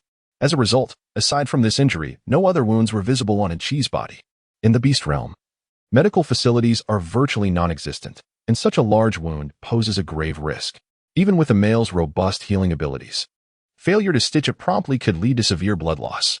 Priestess Bai Ying retrieved a handful of dried hemostatic herbs from the leather pouch slung across her shoulder. If only I had a solution, the injured males in my tribe would not have perished.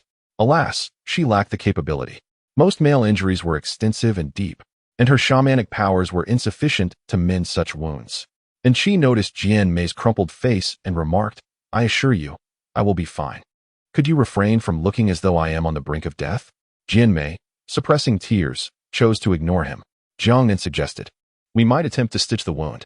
He averted his gaze from the injury, enduring discomfort, and ground part of the hemostatic herbs into powder, sprinkling it over the wound to expedite healing. Bai Ying immediately grasped Jiang Nan's hand, questioning, is this method truly effective? I have never heard of it before. Indeed. Jiang Nan, is this something your tribe has taught you? Jinmei grasped her other hand, effectively sandwiching her between them. And Chi fixed his gaze upon her as he felt increasingly powerless, even the slightest movement becoming a Herculean task. His limbs felt extraordinarily heavy, and his eyelids began to droop.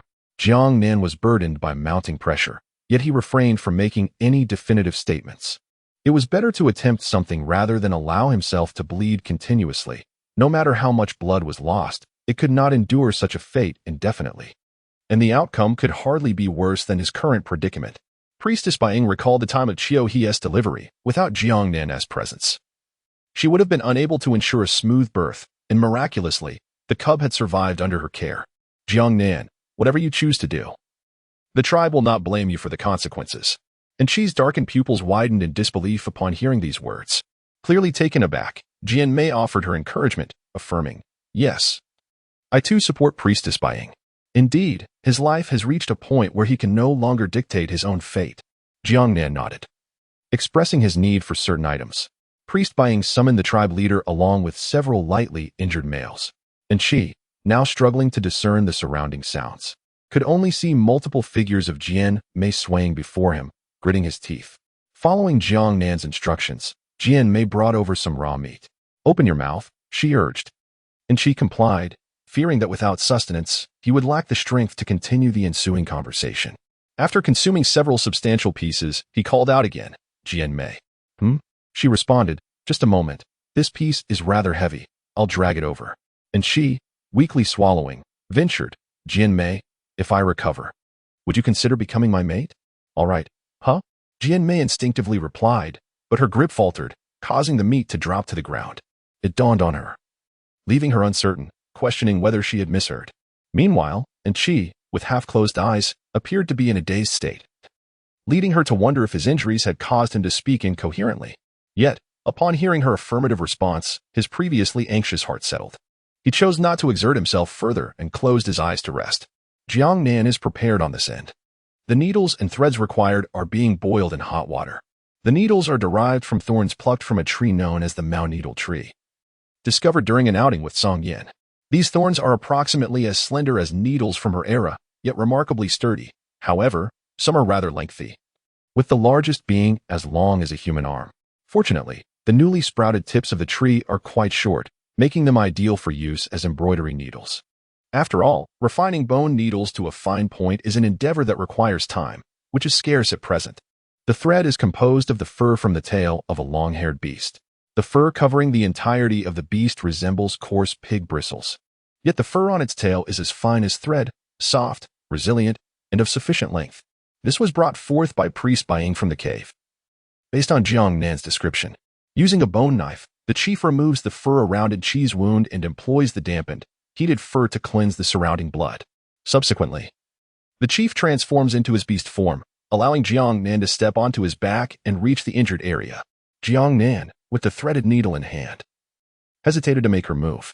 She turned to gaze at the gathered whiting priestess and others below, as she was about to employ a novel healing technique. Many tribespeople had gathered to observe.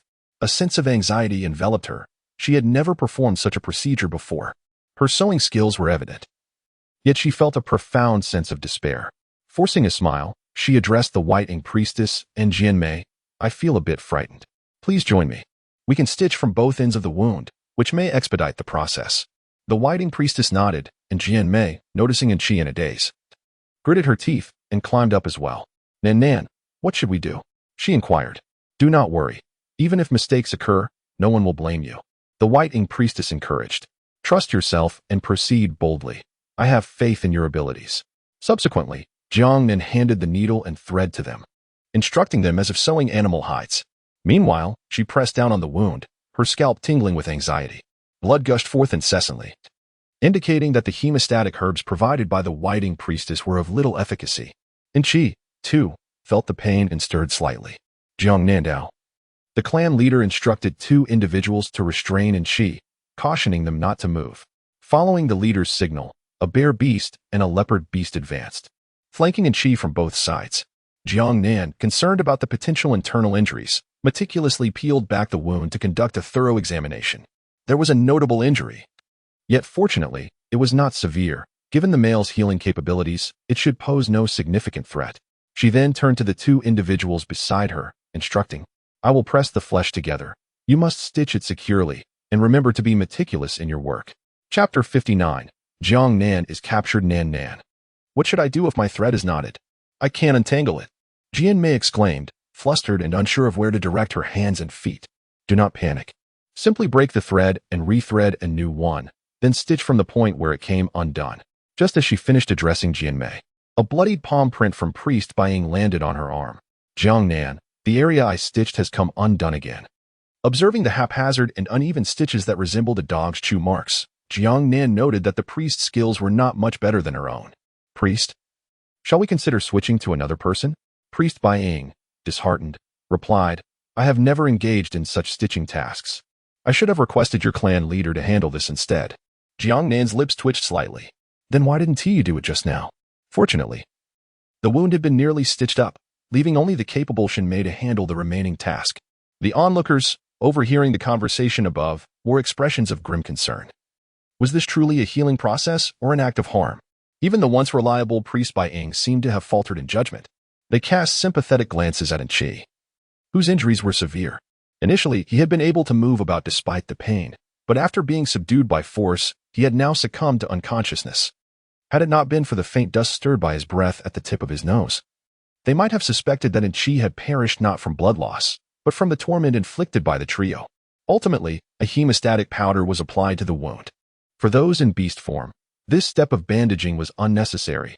Otherwise, the application of medicine would have required inconvenient unwrapping later on. Priest Ying was the first to step down and rest, pleased to see that Chi's bleeding had indeed ceased. Is there anyone else with serious injuries requiring hemostasis? Come quickly, let me stitch you up. Tinyan, weren't you the one bleeding profusely just now? You should come forward. As his gaze swept across the crowd, the designated individual promptly exclaimed, No, I believe my condition is not as dire, and the pain is manageable. I have some matters to attend to, so I will take my leave. The one named hurriedly turned and fled. By the time Priest Ying's attention returned, not a single injured person remained in sight. Jiang Nan, exhausted, sat upon the ground, as if he had rolled in a pool of blood, the scent of iron clinging to him. It was more exaggerated than the time he assisted He in childbirth. Having been nurtured by Jiang Nan for a while, he found himself intolerant of any unpleasant odors. Be cautious of your wounds to prevent infection. I shall return home for a bath, he said. But your partner is not home. Who will heat the water for you? Bai Ying, the priestess, interjected. You may bathe here first and then return. She then kicked the chief, who was nearly drifting into slumber on the ground. Awaken. Go heat the water, and make sure to prepare plenty. Jiang Nan and I will bathe together. Jiang Nan felt somewhat embarrassed and replied, Perhaps it's best not to trouble you. I can boil water myself. I assured you that I would take good care of Jiang Yan, so let us proceed. It is hardly an inconvenience, and with your presence, you can assist me in tending to these injured individuals. Given the circumstances, Jiang Nan ceased to decline. Jian Mei remarked, I will wait here until She awakens before returning. By the time we finished washing, darkness had completely enveloped the surroundings. After having a meal with Priestess Bai Ying, Jiang Nan expressed her desire to return to her cave. After much coaxing and persuasion, Priestess Bai Ying reluctantly consented. The chief escorted her back to the vicinity of her cave. Observing the desolation of the area, he bent down to remind her that the sparse population made it unsafe, suggesting she relocate to a cave within the tribe once her partner returned. Thank you, Chief. I will consult Jiang Yan when he comes back. In truth, it was unnecessary. The solitude was rather pleasant. However, one cannot outright reject the chief's goodwill, as she and Jiang Yan often played contrasting roles. The chief nodded before taking his leave. Jiang Nan returned to the cave, awakening the next morning from the chill in the air. The rainy season was approaching, and the temperatures began to drop in the mornings and evenings. At that moment, the chieftain arrived to escort her for a meal, stifling a yawn upon arrival. Hurry up. Bai Ying has been anxiously waiting for you, he said. The chieftain's demeanor was somewhat aggrieved as he continued, How could I possibly complain of hardship? Bai Ying will surely scold me again, and you are far more important than I at this moment. Jiang Nan chuckled softly, addressing the chieftain. You are the companion of the Whiting priestess. Surely, in her heart, you hold a position of greater significance. This remark alleviated the chieftain's displeasure. Subsequently, Jiang Nan accompanied the priestess to tend to the injured, and along the way, they visited Chi, who had regained his ability to walk. It was undeniable that the recovery capabilities of males were truly remarkable. Observing Chi lively and agile, several males with more severe injuries sought out the priestess for healing. Jiang Nan did not partake in the events and soon discovered bloodstains upon her leather trousers. Noticing the busy Whiting priestess, she refrained from greeting her and resolved to return to the cave to change into another pair. Suddenly, she found herself yearning for the times when she was held by Jiang Yan and did not have to walk. As she departed, the enchanting Demei, who had been hiding in the shadows, also made her exit. Jiang Nan. Upon reaching the cave, Demei rushed out to call her. Jiang Nan furrowed her brows, recalling that this female was named Demei. She was a close companion of Yiya, and upon seeing her sullen expression, it was evident that she had come to provoke. What do you intend to do? I have no ulterior motives. Did you not forbid that serpent beast from rescuing Yiya? You wretched female. Our tribe should never have taken you in from the very beginning. Jiang Nan retreated into the cave, a sense of foreboding creeping over her. If a confrontation arose, the formidable Demei would undoubtedly prove to be her superior. Venturing alone, she felt an undeniable need for caution. Observing her retreat, Demei chuckled. So now you understand fear? Just yesterday, you were quite pleased with yourself. If you were so concerned for her, why not send your partner instead? Fury surged within Demei, but it was quickly replaced with a smirk. Yes. Your companion is a 9th-tier orc, granting you a certain pride. However, should you continue to suffer, you shall not find solace either. Come out. With that, she let out a low growl. From behind the stone, a figure emerged, a man with short, fiery red hair. At first glance, he was striking, his features exquisitely alluring. With crimson eyes gleaming with an unusual light, a hint of a smirk played on his lips, exuding an air of irreverence as if he held the world in contempt. This smile, so close, magnified within Jiang Nan's vision as he seized her by the neck, causing her to emit a muffled groan of pain. She had never encountered this man in the tribe, and it was evident he was no benevolent presence. As soon as she caught sight of him, she instinctively turned to flee, only to be captured in the mere instant it took to pivot. Qian, he leaned in closer. Female, why are you running? Jiang Nan struggled, pleading, let go of me. Demei, if the chieftain and priest Bai Ying discover this matter, do you comprehend the consequences? Demei's eyes brimmed with tears, her fists clenched tightly, trembling with barely restrained emotion. If you vanish, who would ever know that I was involved in this? She insisted. Just take her away. I want to ensure that I can never see her again. Qi Yin hoisted the figure onto his shoulder. He merely scoffed lightly at Demei, a smirk playing on his lips, an enigmatic expression that rendered her weak-kneed, causing her to collapse to the ground. This feral beast had emerged because she had been upset with her partner for not siding with her the previous night, which led her to wander away from the tribe to the riverbank. To her astonishment, she encountered this wild creature. Upon learning that his target was Jiang Nan, she agreed without hesitation to usher him into the tribe and capture Jiang Nan. Help! Help! Help! Jiang Nan cried out loudly, only to have her mouth covered. She was swiftly lifted from her shoulder into the embrace of a man who hushed her, insisting they must not be discovered. Tears streamed down Jiang Nan's cheeks in a desperate rush. Demei, terrified to the core, urged, "Hurry. We cannot let anyone find out." Bringing a stray beast into the tribe would surely lead to her expulsion, as both the chief and the shaman would be aware. The creature, Qi Yin, flicked its tail and swiftly vanished from sight. In Chapter 60, Jiang Nan remained unfamiliar with Qi Yin, as Qi Yin leaped gracefully among the branches. Carrying Jiang Nan with ease, they soon reached a stream after a considerable distance from the tribe. Qi Yin released her, observing the redness around her eyes. Listening with unshed tears, her lips pressed together in a wary expression. Throughout their journey, aside from her initial struggles before leaving the tribe, where she had scratched his arm, she had been surprisingly docile and quiet once they were outside. As tears fell from her eyes, Qi Yin reached out, only for Jiang Nan to immediately recoil defensively. "Do not touch me. Who are you? What has Demei promised you? I can offer you the same. Just let me return." Qi Yin withdrew his hand, a wicked smile playing on his lips. "Oh, ungrateful female, how swiftly you have forgotten me. It has been a while, and you have grown even more enchanting." Her skin radiated a luminescent glow, and her long hair cascaded gracefully down her back, swaying gently in the breeze, carrying with it a faint, alluring fragrance. Her eyes sparkled with clarity, resembling the pristine waters of a lake, capable of ensnaring one's soul. Her lashes were thicker than those of other females and delicately arched upward, yet her gaze betrayed a hint of helplessness and fear.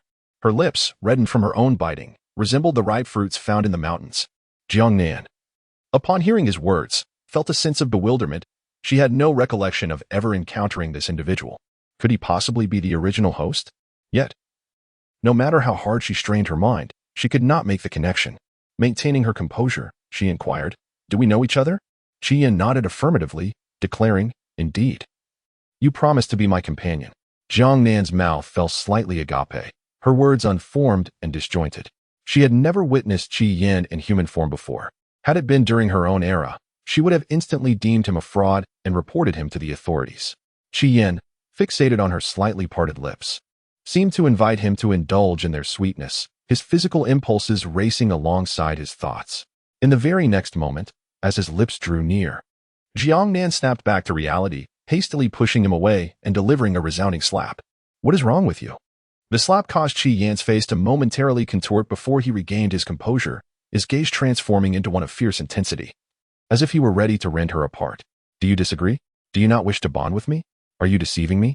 Jiang Nan instinctively exclaimed, "Big brother, have you made a mistake? I have never seen you before." She wiped her mouth with the back of her hand, tears that had previously been held back now cascading down her cheeks after the forceful kiss. Song Yin was not by her side, and she had been taken away. The people in her tribe likely had not yet realized her absence. The red-haired individual before her was clearly not to be trifled with, fierce and violent, instilling fear within her. Initially, she had hoped to stabilize the situation, to negotiate her release, but given the recent actions, it seemed that if she truly wished to return, it would come at a cost. The prospect of forming a bond would undoubtedly be one of the conditions, which she was unwilling to accept. "You haven't seen me?" Qi Yin's gaze was laced with disdain and mockery, his gums nearly bitten to shreds. He had thought Jiang Nan would be different from other females, but it appeared she was no exception. He sought revenge, upon witnessing the blend of fear and resilience in Jiang Nan's eyes. The corners of his mouth curled into a slight, contemptuous smile. "Ah, so you wish to return? Very well, I shall let you go." Jiang Nan was somewhat taken aback. "Really? You are not deceiving me, are you? Suddenly, you intend to let me go?" Observing the malicious smile on his face, her heart raced. Could it truly be this fortuitous? Qi Yin rose. "Do you not wish to leave? I must inform you, this opportunity is singular. Depart. I shall go. I am indeed leaving." Jiang Nan hastily scrambled to her feet. Regardless of its authenticity, it was at least a chance. "All right. Do you remember the way back?" This question jolted Jiang Nan into realization.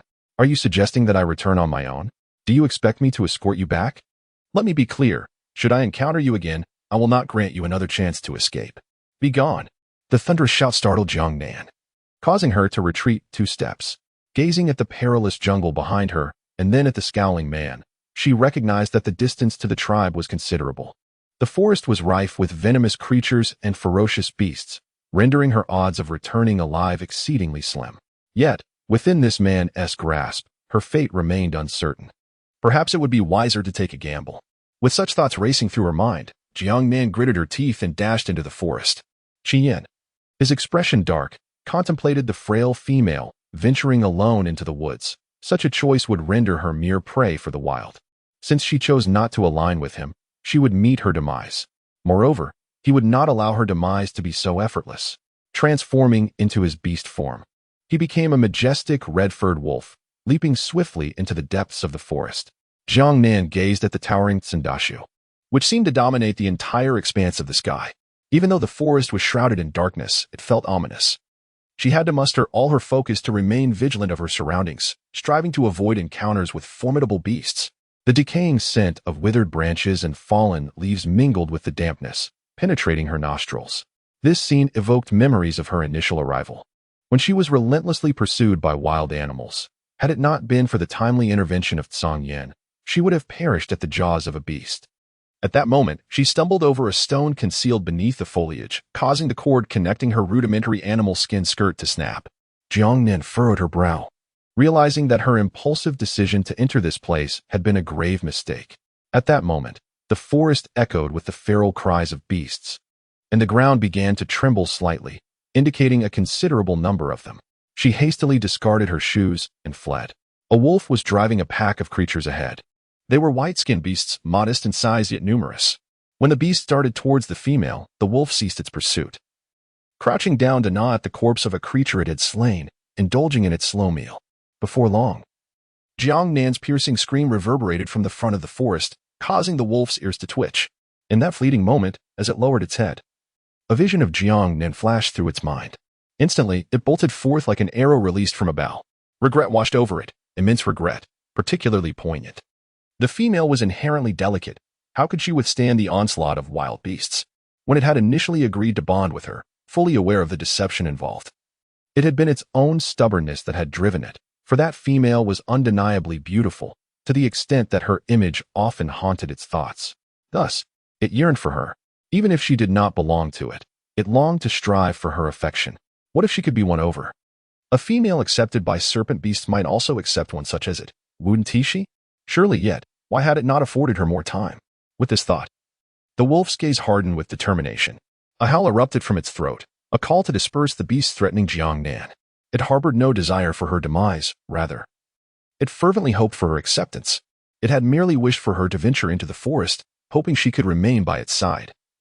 Aware of the dangers that lurked within, yearning for her to plead for her own place beside it. However, it remained uncertain of how to achieve this. Upon reaching the designated spot, the wolf witnessed a scene it would never forget in its lifetime. The female, armed with a sharp wooden spear, battling valiantly against the pack amidst the dense foliage of the forest. Jiang Nan's gaze was resolute as she gripped tightly the sole weapon at her disposal, a sharp curve formed by a broken branch. When the beast charged towards her, there was not a trace of fear in her eyes. Instead, they reflected a determination to engage in combat to the death.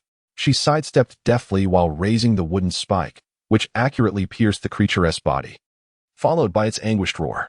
Seizing the moment without hesitation, she withdrew the weapon and thrust downward with precision, striking the beast's abdomen directly. The creature emitted an even more agonizing howl. During the struggle, Jiang Nan sustained injuries herself. This scene astonished Qian, who observed from a distance. He had never witnessed any female possess such prowess in hunting beasts. A heavy scent of blood wafted through the air, mingled with the sweet aroma characteristic of a female, a fragrance that was oddly pleasant. There was also the metallic tang of her own blood.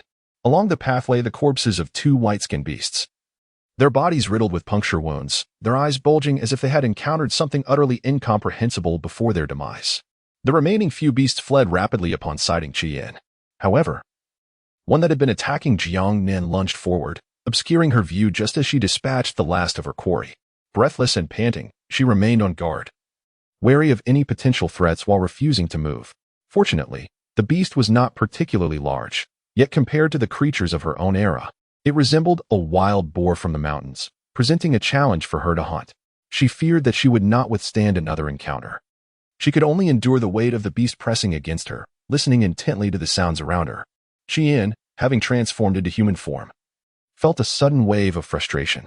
Did this female not know how to climb trees? Was it not common knowledge that white-skinned beasts could not ascend?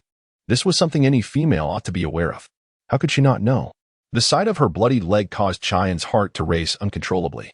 Jiang Nan summoned all her strength to push away the beast pressing against her chest, clutching a spiky branch she had picked up during her flight. Her foot was lacerated by a sharp twig, rendering her incapable of escape.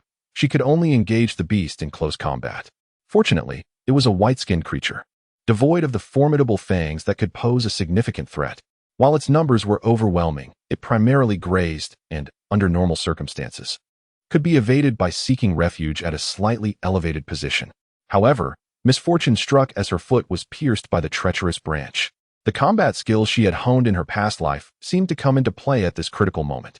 Noticing movement beneath the beast's carcass, her body gradually regained its composure. Bloodied and battered, Jiang Nan emerged from the heap of slain creatures. A surge of joy filled Jiang, who transformed into a mighty wolf, grasping her pelt and pulling her from the pile of beasts. Jiang, is that truly you? Jiang Nan could scarcely believe her eyes. How could she encounter this wandering beast here? Chapter 61. The savage Jiang, still clutching her, departed without acknowledging Jiang Nan. Meanwhile, Luo Bai's hunting party had paused to rest. Feeling parched, he made his way to the stream for a drink when a red wolf suddenly burst forth from the opposite thicket. Instinctively, he shifted to an offensive stance, only to see the wolf carrying a female, entirely ignoring him as it sprinted away. Could that be Jiang Nan? How did she end up with a stray beast, and why was she injured? What had happened to the serpent beast? Had it traded her for another stray? Luo Bai dashed back to his hunting party. Everyone, quickly, we must prepare to return to the tribe at once. Jiang led her to a makeshift cave in the mountains. When Jiang Nan was cast aside, the wounds on her body throbbed painfully, causing her to break into a sweat. Jiang immediately transformed into human form, attempting to lower her gently, yet inadvertently causing her further pain. Are you all right?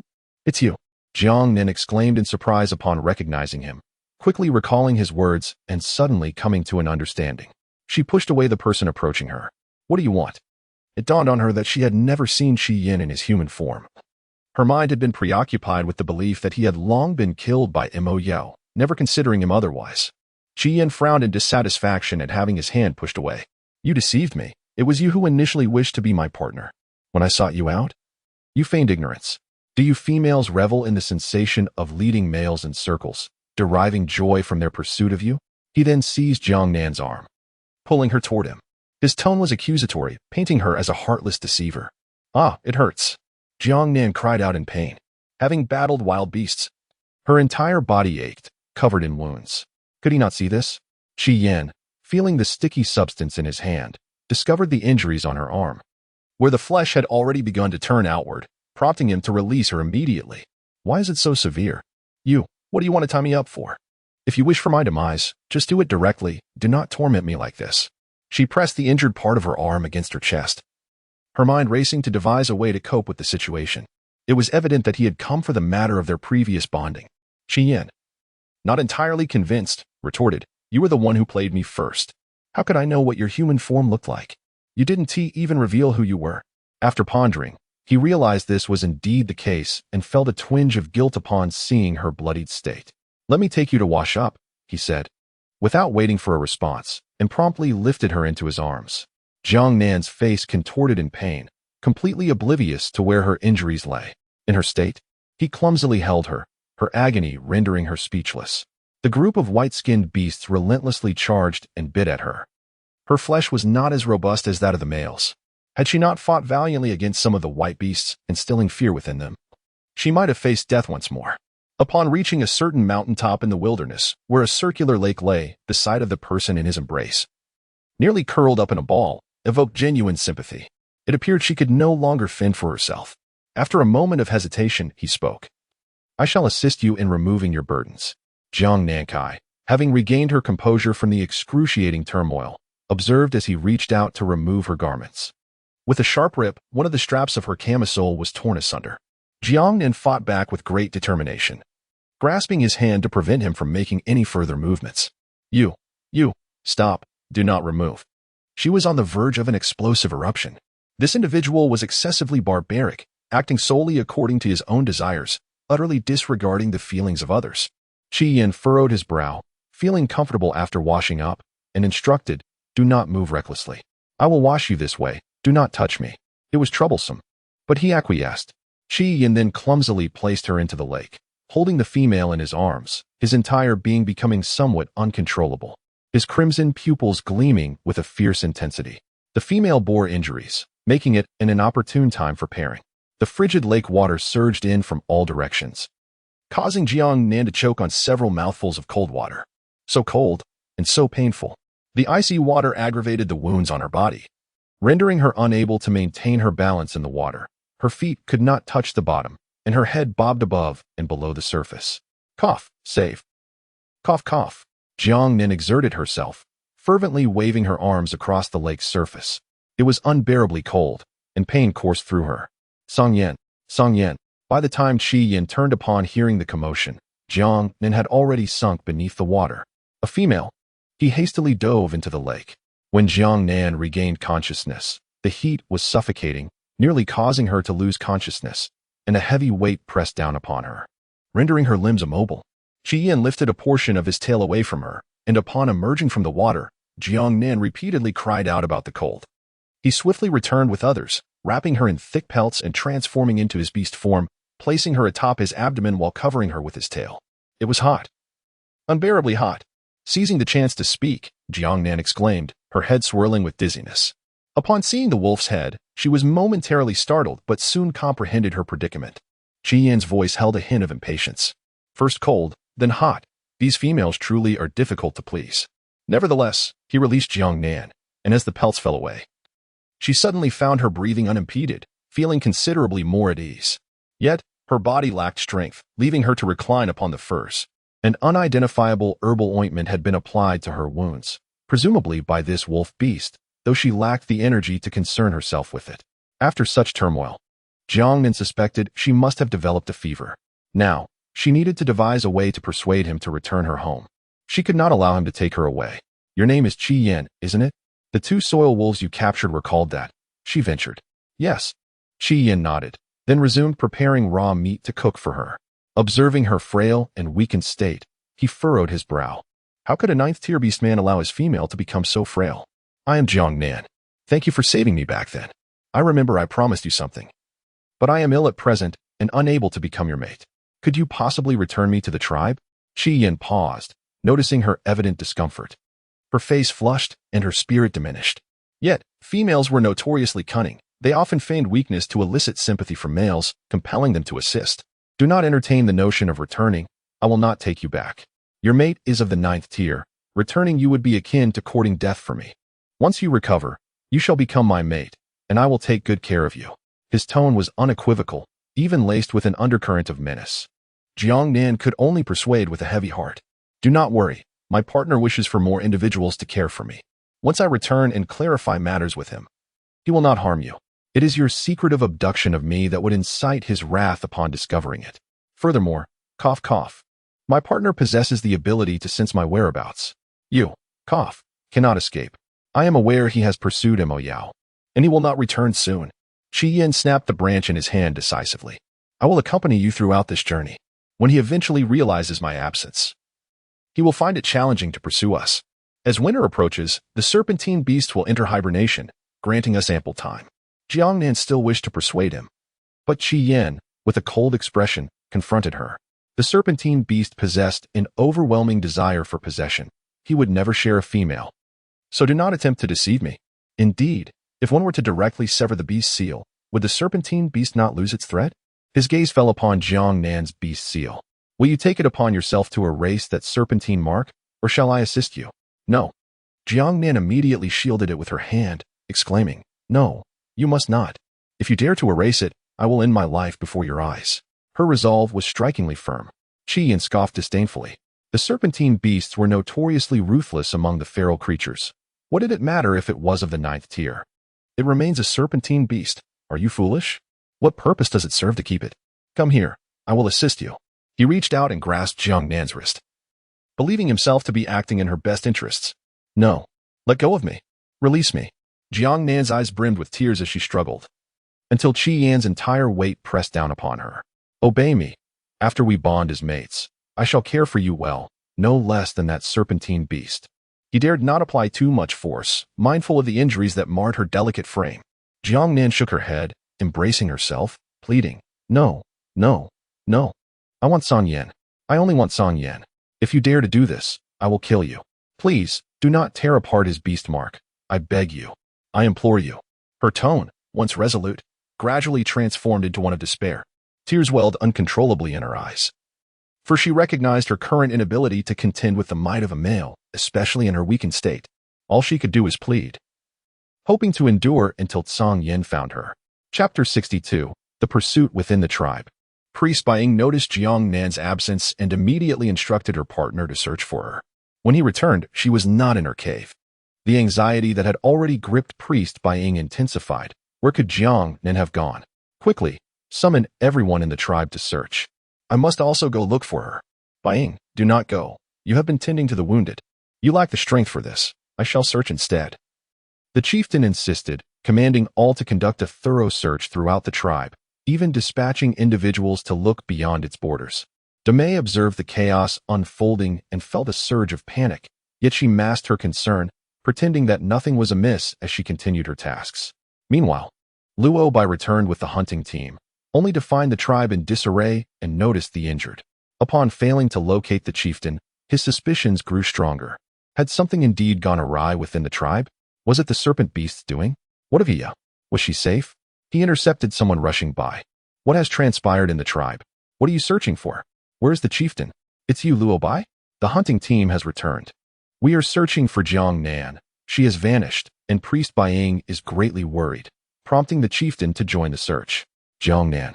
His thoughts drifted to the wolf beast that had abducted her by the river. Do they not realize Jiang Nan has been captured and is no longer in the tribe? Indeed, you are unaware. Last night, the tribe was attacked by feral beasts, and she was gravely wounded, nearly succumbing. But Jiang Nan miraculously healed him using an unusual method I have never witnessed before. As he contemplated this, a revelation struck him, and he hesitated before continuing. Moreover, Luo Bai, your Yaya has been taken by the feral beasts. What? What did you say?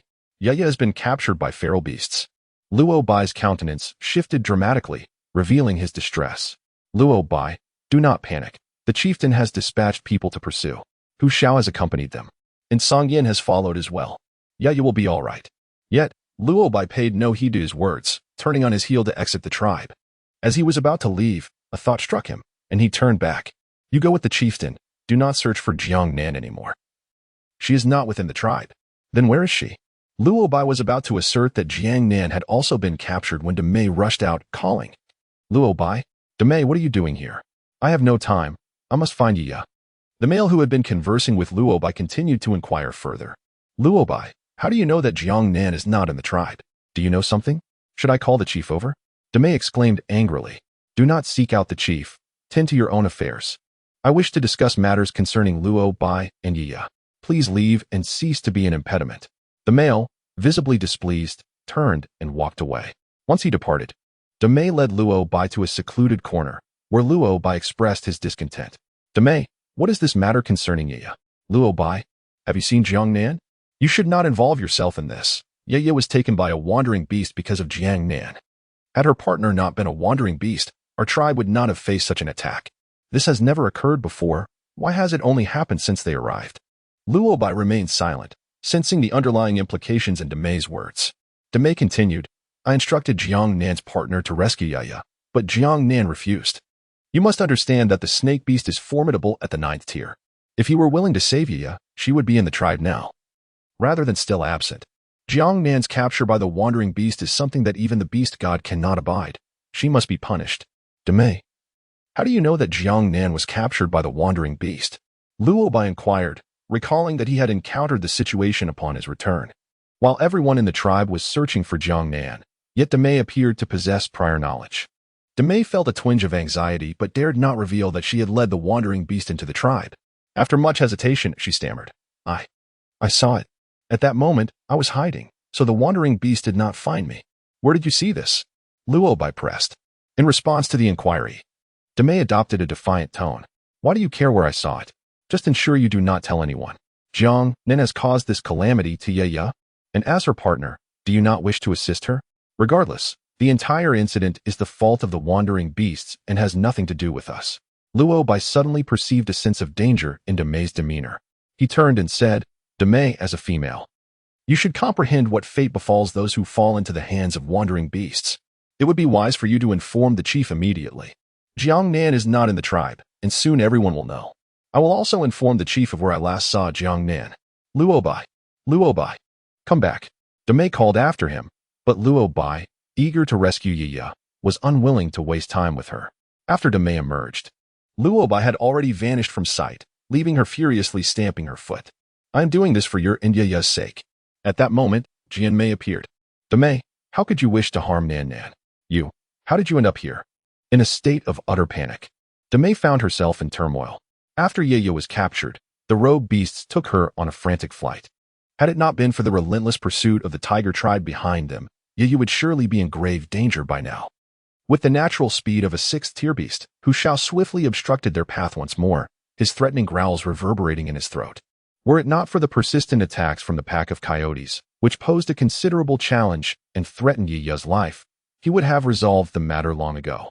Ye was clutched in the jaws of a coyote, her legs lacerated by its sharp teeth, causing tears to stream down her face. The saliva and foul odor enveloped her, prompting her to retch several times along the way, her mouth filled with a sour taste. Upon seeing Hu Shao, she could no longer contain her distress. Woa! Hu Shao, save me. It hurts so much. I'm in so much discomfort. Hu Shao slammed his paw down. Release Ye at once. The remaining members of the tiger tribe joined the chase, encircling the few coyotes that remained. The coyotes, however, remained unfazed. Take one step closer, and we will tear this female apart. If we cannot survive, neither shall she. The leader of the coyotes hissed, signaling the one holding Ye. What followed was a cacophony of Ye's agonizing screams. It hurts. My chest hurts. Please stop. It hurts. Hu Shao. Hu Shao, please save me. Desperation gripped Hu Shao. Silence. Do not harm her. Do you not fear the wrath of the beast god for injuring a female? Meanwhile, the coyote, clenching Ye's body, had begun to draw blood. The leader of the coyotes scoffed. The beast god has long abandoned us. Why should we heed his commands? If we are to perish, let us die together. This female's blood smells rather enticing. Thus, a stalemate ensued. Amidst Ye's wails of agony, Hu Shao reluctantly began to retreat, knowing he could not afford to let her die. This band of rogue beasts was capable of anything. At that moment, he caught a whiff of a powerful, unfamiliar male scent, somewhat akin to that of the coyotes. What are you doing here? Were you not instructed to find the crimson flame? Mo Yao appeared at the mountain's peak, glaring down at the crowd, his eyes landing on Ye. Boss, we didn't find it, but we managed to bring back a female from our ambush on the tiger tribe, intending to entertain you. However, we were pursued closely by the tiger tribe and returned a bit late. Upon recognizing the Wolf King from their previous encounter, Hu Zhao's anxiety intensified. This is bad. He is allied with them, a 7th-tier Wolf King, and I am not yet capable of defeating him. What should I do? As Mo Yao leapt down, the members of Hu Shao instinctively recoiled. None among them possessed the prowess to confront Mo Yao. In a swift motion, he brandished his wolf claws, sending the leader flying. Why did you venture into the tiger tribe? Are you seeking death? Chapter 63. Seeking Jiang Nan. Upon witnessing this, the other ground wolves, terrified, lowered their tails and flattened their ears, retreating further in the face of Mo Yao's advance. The wolf beast that had captured Ye promptly released her, stammering, Boss, we merely wished to observe you. Seeing you so solitary, we thought to bring a female. Yet their true intentions remained concealed, as they yearned for a female to satiate their own desires. Song Yin, who had been trailing behind them, raised his colossal serpent head to regard Mo Yao's arrival. Mo Yao, having noticed him, turned to flee. Boss, the female. Stay here if you wish to perish, Mo Yao retorted without glancing back. Meanwhile, at Jiang Nan's side, Qi Yin abandoned his intention to break her beast mark and withdrew from her. Wasn't it he who coerced you into bonding with the serpent beast? Why do you shield him so? Was it your choice? How could it be? Don't females typically loathe the cold, indifferent serpent beasts? Coughing violently, Jiang Nan curled into herself. Speechless. Observing the tears on her face, Yin reached out to wipe them away, only to discover her forehead burning with fever, his brows furrowing in concern. What is wrong with you? Why are you so hot? Jiang Nan squinted, feeling feverish. I must return to the tribe, or I shall perish. Yin hesitated this time, burdened by the memories of his mother. Since being cast out of the tribe, he had never interacted with females nor ventured to other tribes for a glimpse, leaving him utterly ignorant about caring for them. He understood that females needed tender care, yet he lacked the knowledge to provide it. Remaining in the sand fortress among the pack of coyotes had only deepened his ignorance. What if the female were to die because of him? He had nearly caused her demise once before. After much deliberation, he said, I will take you to another tribe. As long as we find one with a priest or shaman, you shall be saved. With that, he lifted her in his arms. Yin, I wish to return. Yin will be back soon, and he will worry if he cannot find me. Moreover, you will be in danger. Let us go back, shall we? Why do you keep thinking about that serpent beast? I am not afraid of being hunted by him. What are you worried about? Jiang Nan observed that gentle words were ineffective, compelling him to adopt a mixture of both softness and firmness. Let us return together. I shall assure them that you are my companion, and they will accept you. Yin, do you truly wish for us to live in hiding? Your actions may lead me to despise you, to loathe you, and I would never choose to be your partner. Yin stood momentarily stunned. Song Yan's tail entwined with Mo Yao's wolf leg, dragging the nearly incapacitated Mo Yao back to the tribe. The fur on the side of Mo Yao that was in contact with the ground was nearly stripped away, leaving much of the skin abraded. The onlookers had never witnessed such a wretched beast. Had it not been for Song Yan's presence, they might have assumed it was a corpse. Song Yan, being of the 9th tier, moved with a swiftness far surpassing that of others. He had not bothered with Hu Shao and Yaya during his return. Having dealt with the stray beasts, he hurried back, not wishing for his female to grow anxious with concern. Priest Bai Ying's eyelids twitched at the sight of Mo Yao's near-lifeless state, yet she did not attend to Mo Yao on the ground. Instead, she addressed Song Yan. Song Yan, Jiang Nan has been taken by the stray beasts. You must rescue him quickly. The chieftain has already gone. Upon hearing these words, Song Yan lifted his serpent head, his tail sweeping through the surroundings like a harbinger of calamity. What happened while I was gone? The dust raised by his movement obscured Bai Ying's vision, causing everyone to take cover, with only her standing before Song Yan. Jiang Nan needs you now. Once she returns, I shall rectify my previous errors. Humph. If anything befalls Nan, I will ensure that every member of the tribe pays the price. He pivoted his serpent head and surged forward, sensing the mark of Jiang Nan. Once Song Yan had departed, Jian Mei cautiously stepped forward. Priest Bai Ying, will Nan be all right? Your earlier divination confirmed she is safe, did it not? Bai Ying pressed her hand against her chest as she sat upon the ground, replying, Yes, she is unharmed. Do not worry too much. Who is this that Song Yan has brought back? How unfortunate. Is he still alive? He is named Mo Yao. My companion. Yin held the individual tightly and hurried toward the tiger tribe, with Jiang Nan, feeling unwell, lying on her back, covered with a beast skin blanket. The wolf's back was broad enough that, under steady conditions, she would not fall. At that moment, he sensed an overwhelming pressure sweeping across the ground ahead, causing him to grit his teeth and instinctively retreat, wishing to flee with the person upon his back. The strength of this 9th-tier being was indeed formidable. He had thought Mo Yao could buy them some time, yet the pursuer arrived far too swiftly. In the brief span of that thought, the serpent's head opened wide, seemingly intent on swallowing him whole. However, upon sensing Jiang Nan on his back, the serpent's head vanished in an instant, transforming into a silver-haired man, who then seamlessly coiled around the person he carried. Nan. Jiang Nan's face was flushed crimson, and feeling a familiar chill, she lifted her eyelids. Song Yan, you have returned.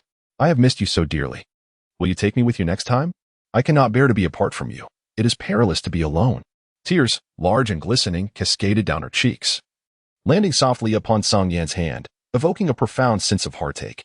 The scent of wolf beasts enveloped her, a potent aroma that could only arise from intimate proximity. Yet an inspection revealed no trace of wolf beast markings. Song Yan pressed his chin against the crown of Jiang Nan's head. His eyes bloodshot as if on the verge of weeping, yet his tone remained exceptionally gentle, as if fearing to frighten her. Please wait a moment longer. I shall vanquish him and return you home. Yin was already poised for battle.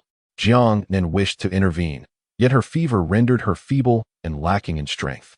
Song Yan, Please, don't. However, to her astonishment, Song Yin lifted her and placed her in a secure location, behind a large boulder that obstructed her view. Subsequently, the imposing white serpent surged upward, towering over the trees of the forest, its breath causing the leaves to rustle and dance in a symphony of whispers. Jiang Nan, witnessing the unfolding chaos, felt her vision blur, the relentless gale threatening to hurl her away.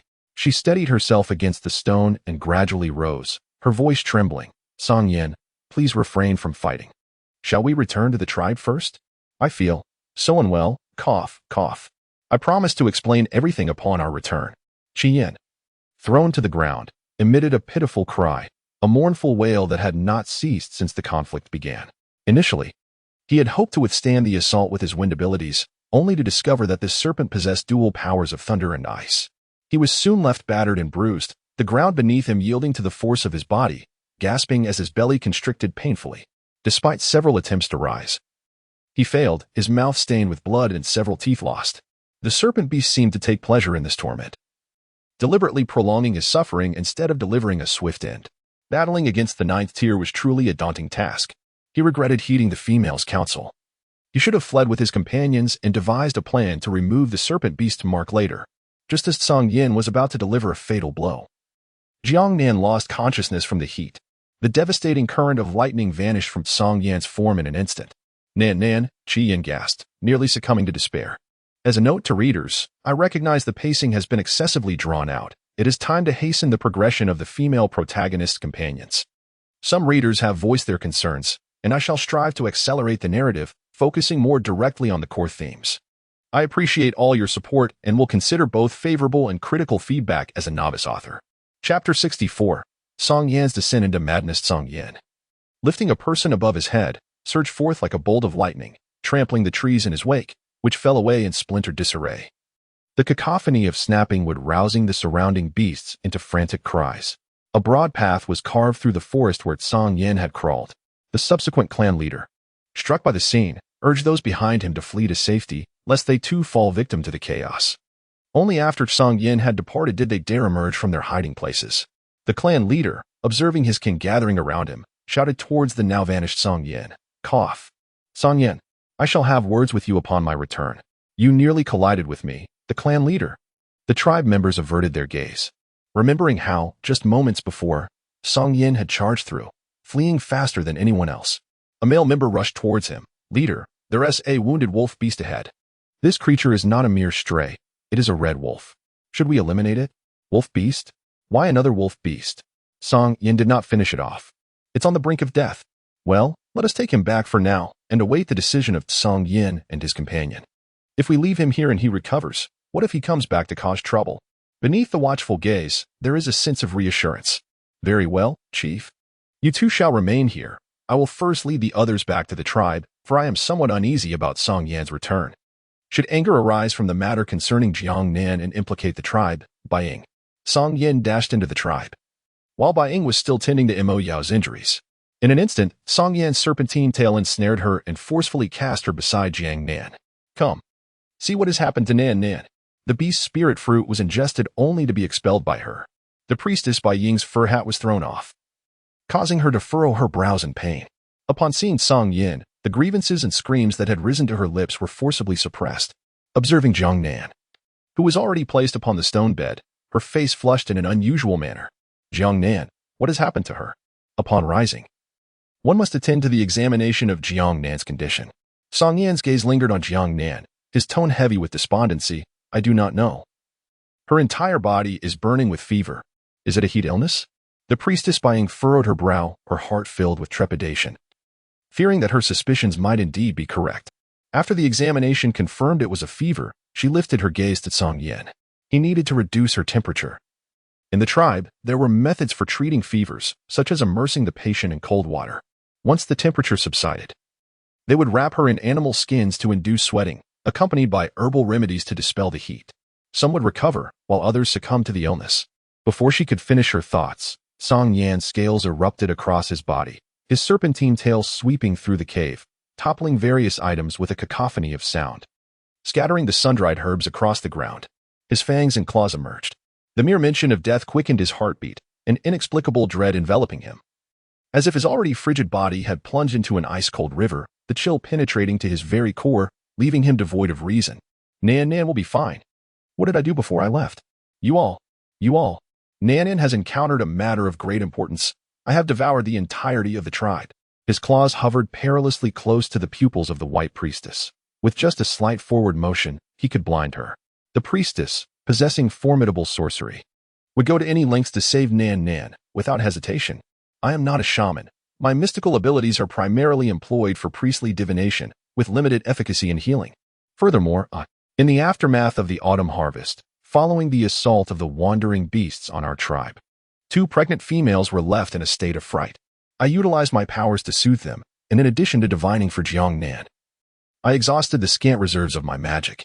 The golden eyes of the Yin narrowed, its serpentine tongue flickering menacingly as its body towered, while its tail swept across the ground, striking the stone wall with a resonant clang. The tribe's chieftain paced anxiously outside the cave. For the priestess by Ying had placed silencing stones, rendering them unable to hear the commotion within. Observing Song Yin's frantic demeanor, one might wonder if something had befallen its mate. Song Yin suppressed the turmoil within, only to hear a commotion nearby, as his robust tail flicked into the air. Mo Yao, who had managed to rise, was now slammed against the stone wall by his own actions. The cave trembled slightly, prompting voices from outside. What is happening? Does it feel like the cave is shifting? Surely not. You must be mistaken. Perhaps you are indeed seeing things. Mo Yao, the high priest by Ying, tears of fear streaming down her face, gazed at the nearly deranged Song Yin and suddenly exclaimed, "Didn't you have a beast spirit fruit earlier? It has excellent restorative properties for females.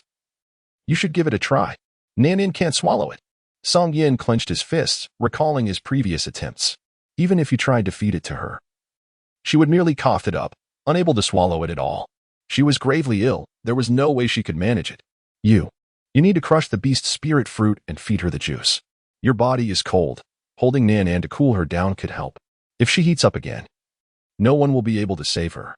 Venting your anger on me is futile. It won't aid Nan's recovery. If all else fails, we can take her to the larger tribe to find a shaman. In that instant, Song Yan's fury was extinguished and reason returned. Yes, if she couldn't consume it whole, he could crush it. In dire straits, he could even bite it himself. He was simply too anxious, overwhelmed with worry. At the cave entrance, the chieftain rushed inside, witnessing the chaos that had unfolded. Mo Yao lay in a corner, his life hanging by a thread, with his blood splattered across the stone wall. His partner sat on the ground, tears brimming in her eyes. Bang! Upon rushing forward, he aimed to confront Song Yin. "How dare you frighten my partner? I will end you. Don't think your 9th-tier status makes you invincible. Today, it's either your life or mine." Which one? The high priest by Ying grasped his arm, urgently imploring, "Don't make things worse. He harmed me. Please take me to check on Mo Yao." She trembled violently, her body succumbing to fear. Mo Yao was already on the brink of death, and after being struck by Song Yin's tail, he showed no signs of life. It was highly likely he had been killed. Knowing this outcome, she was at a loss, her fear rendering her powerless to control her shaking. However, the chieftain was unwilling to heed her words. "No, if I don't teach him a lesson, he will only grow bolder. I might as well resign as chieftain."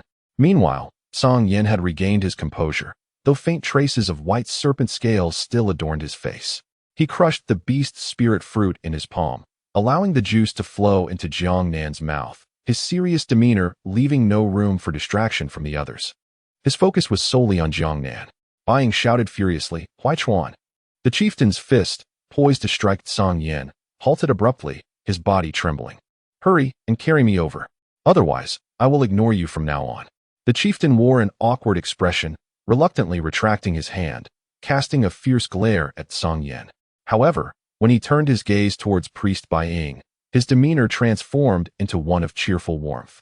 All right, please do not be upset. Allow me to accompany you," he said. Chapter 65, Cherishing One's Own Serpent. In a state of deep slumber, Jiang Nan felt as though her entire body was ablaze, akin to being scorched over an open flame. Upon regaining consciousness, she discovered her arms and legs bound, entwined amidst branches, with a fierce fire raging beneath her. The searing embers ignited her skin and fur, rendering it unbearably hot. She yearned to cry for help, yet found her voice silenced, trapped within her throat. The oppressive heat enveloped her, causing her skin to gradually shrivel. It was unclear whether the droplets sizzling in the fire were sweat or oil, producing a hissing sound. with wisps of gray smoke rising ominously.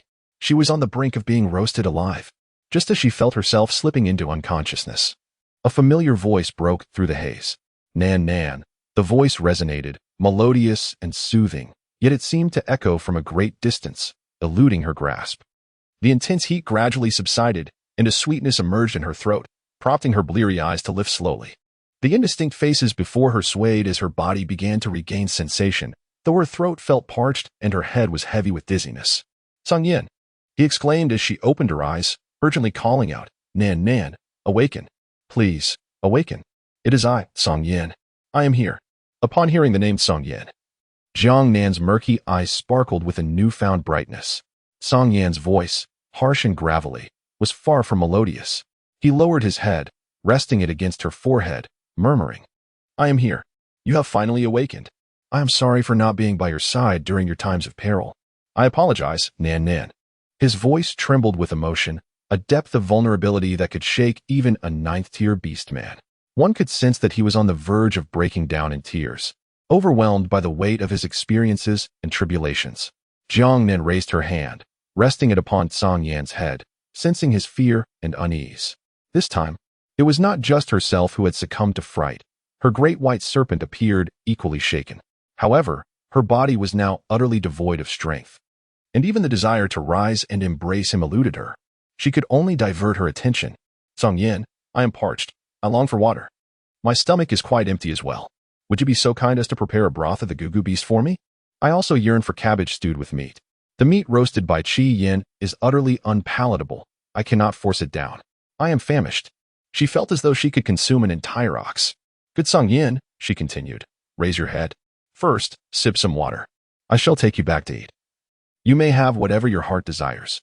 Would you like the previously savored sour and spicy shredded potatoes?" His serpent tail coiled around, delivering water to Jiang Nan's lips. After downing 3 cups, her throat felt soothed, and her vision became clearer. Upon realizing she was no longer in her cave, she noticed the whiting priestess wearing a pained expression, while the chief beside her murmured incessantly, seemingly offering comfort. "What troubles the whiting priestess?" Upon hearing her voice, the chief looked up and exchanged a few words with the priestess. The previously grim countenance of the priestess lifted slightly, her shoulders relaxing as if a burden had been eased. As long as she was unharmed, all was well. She approached. "Jiang Nan, are you feeling better?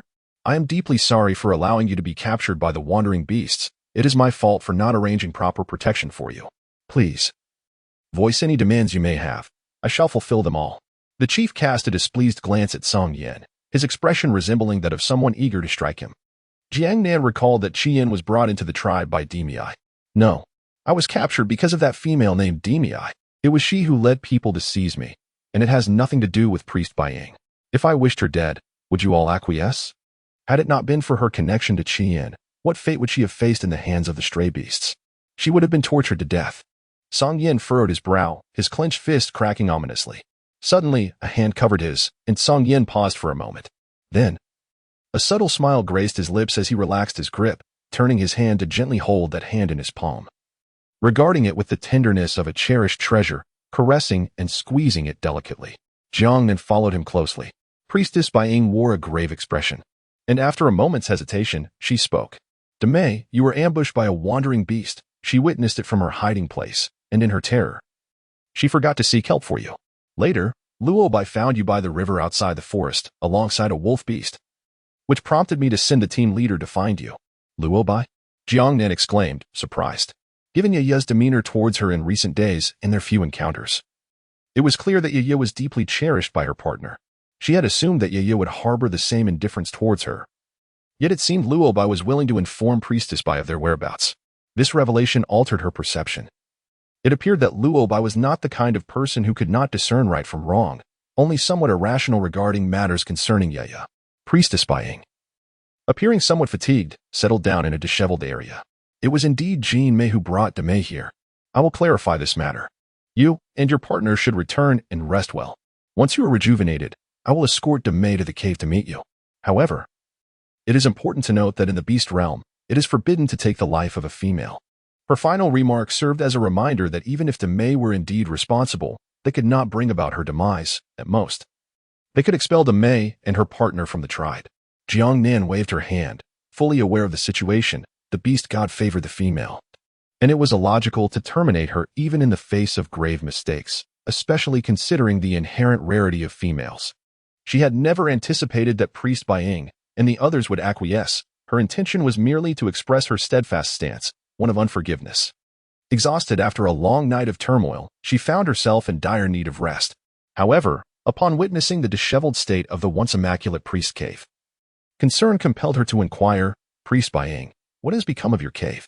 Has that pack of wandering beasts returned?" Seizing the moment, the clan leader interjected with enthusiasm. Indeed, this time, the temperament of that wandering beast was particularly foul. It nearly laid hands on Priest Bai. Is it not fearful of divine retribution? A bolt of lightning should strike him down. How dare he raise a hand against the priest of our tribe? Jiang Nan, unaware of the situation, continued to inquire. How reckless can one be? Is there no one to intervene? What of the people in the tribe? Was the high priest being injured? Did the wandering beast manage to capture and kill anyone? Chief, you of all people should know better. You are the partner of the high priest. How could you fail to protect her? There is but one priestess in our tribe. Song Yan's brow twitched slightly, startled by the mention of death. Yet, reflecting on the matter, the blame indeed lay with him, fueling the chief's ire. The chief's gaze bore down on Song Yan, laced with a hint of schadenfreude. What of your ninth tier? You too fear for your partner, don't you? Indeed, Jiang Nan, I too desire to capture that wandering beast and exact my vengeance. However, I fear you would be reluctant, for I am no match for it. If you remain silent, no one else will be able to subdue it. Song Yan hastily interjected. Ah, Nan, are you not hungry? Let us return and eat first. He cradled her, ready to flee. Wait, actually, there is no rush. She was still pondering the chief's cryptic words, her eyes never leaving Song Yan, which revealed an underlying dissatisfaction that became more apparent upon deeper reflection. Goodness. My great white serpent dares to lay a hand on the priestess, she thought. In the beast realm, priests and shamans are regarded as messengers of the beast god.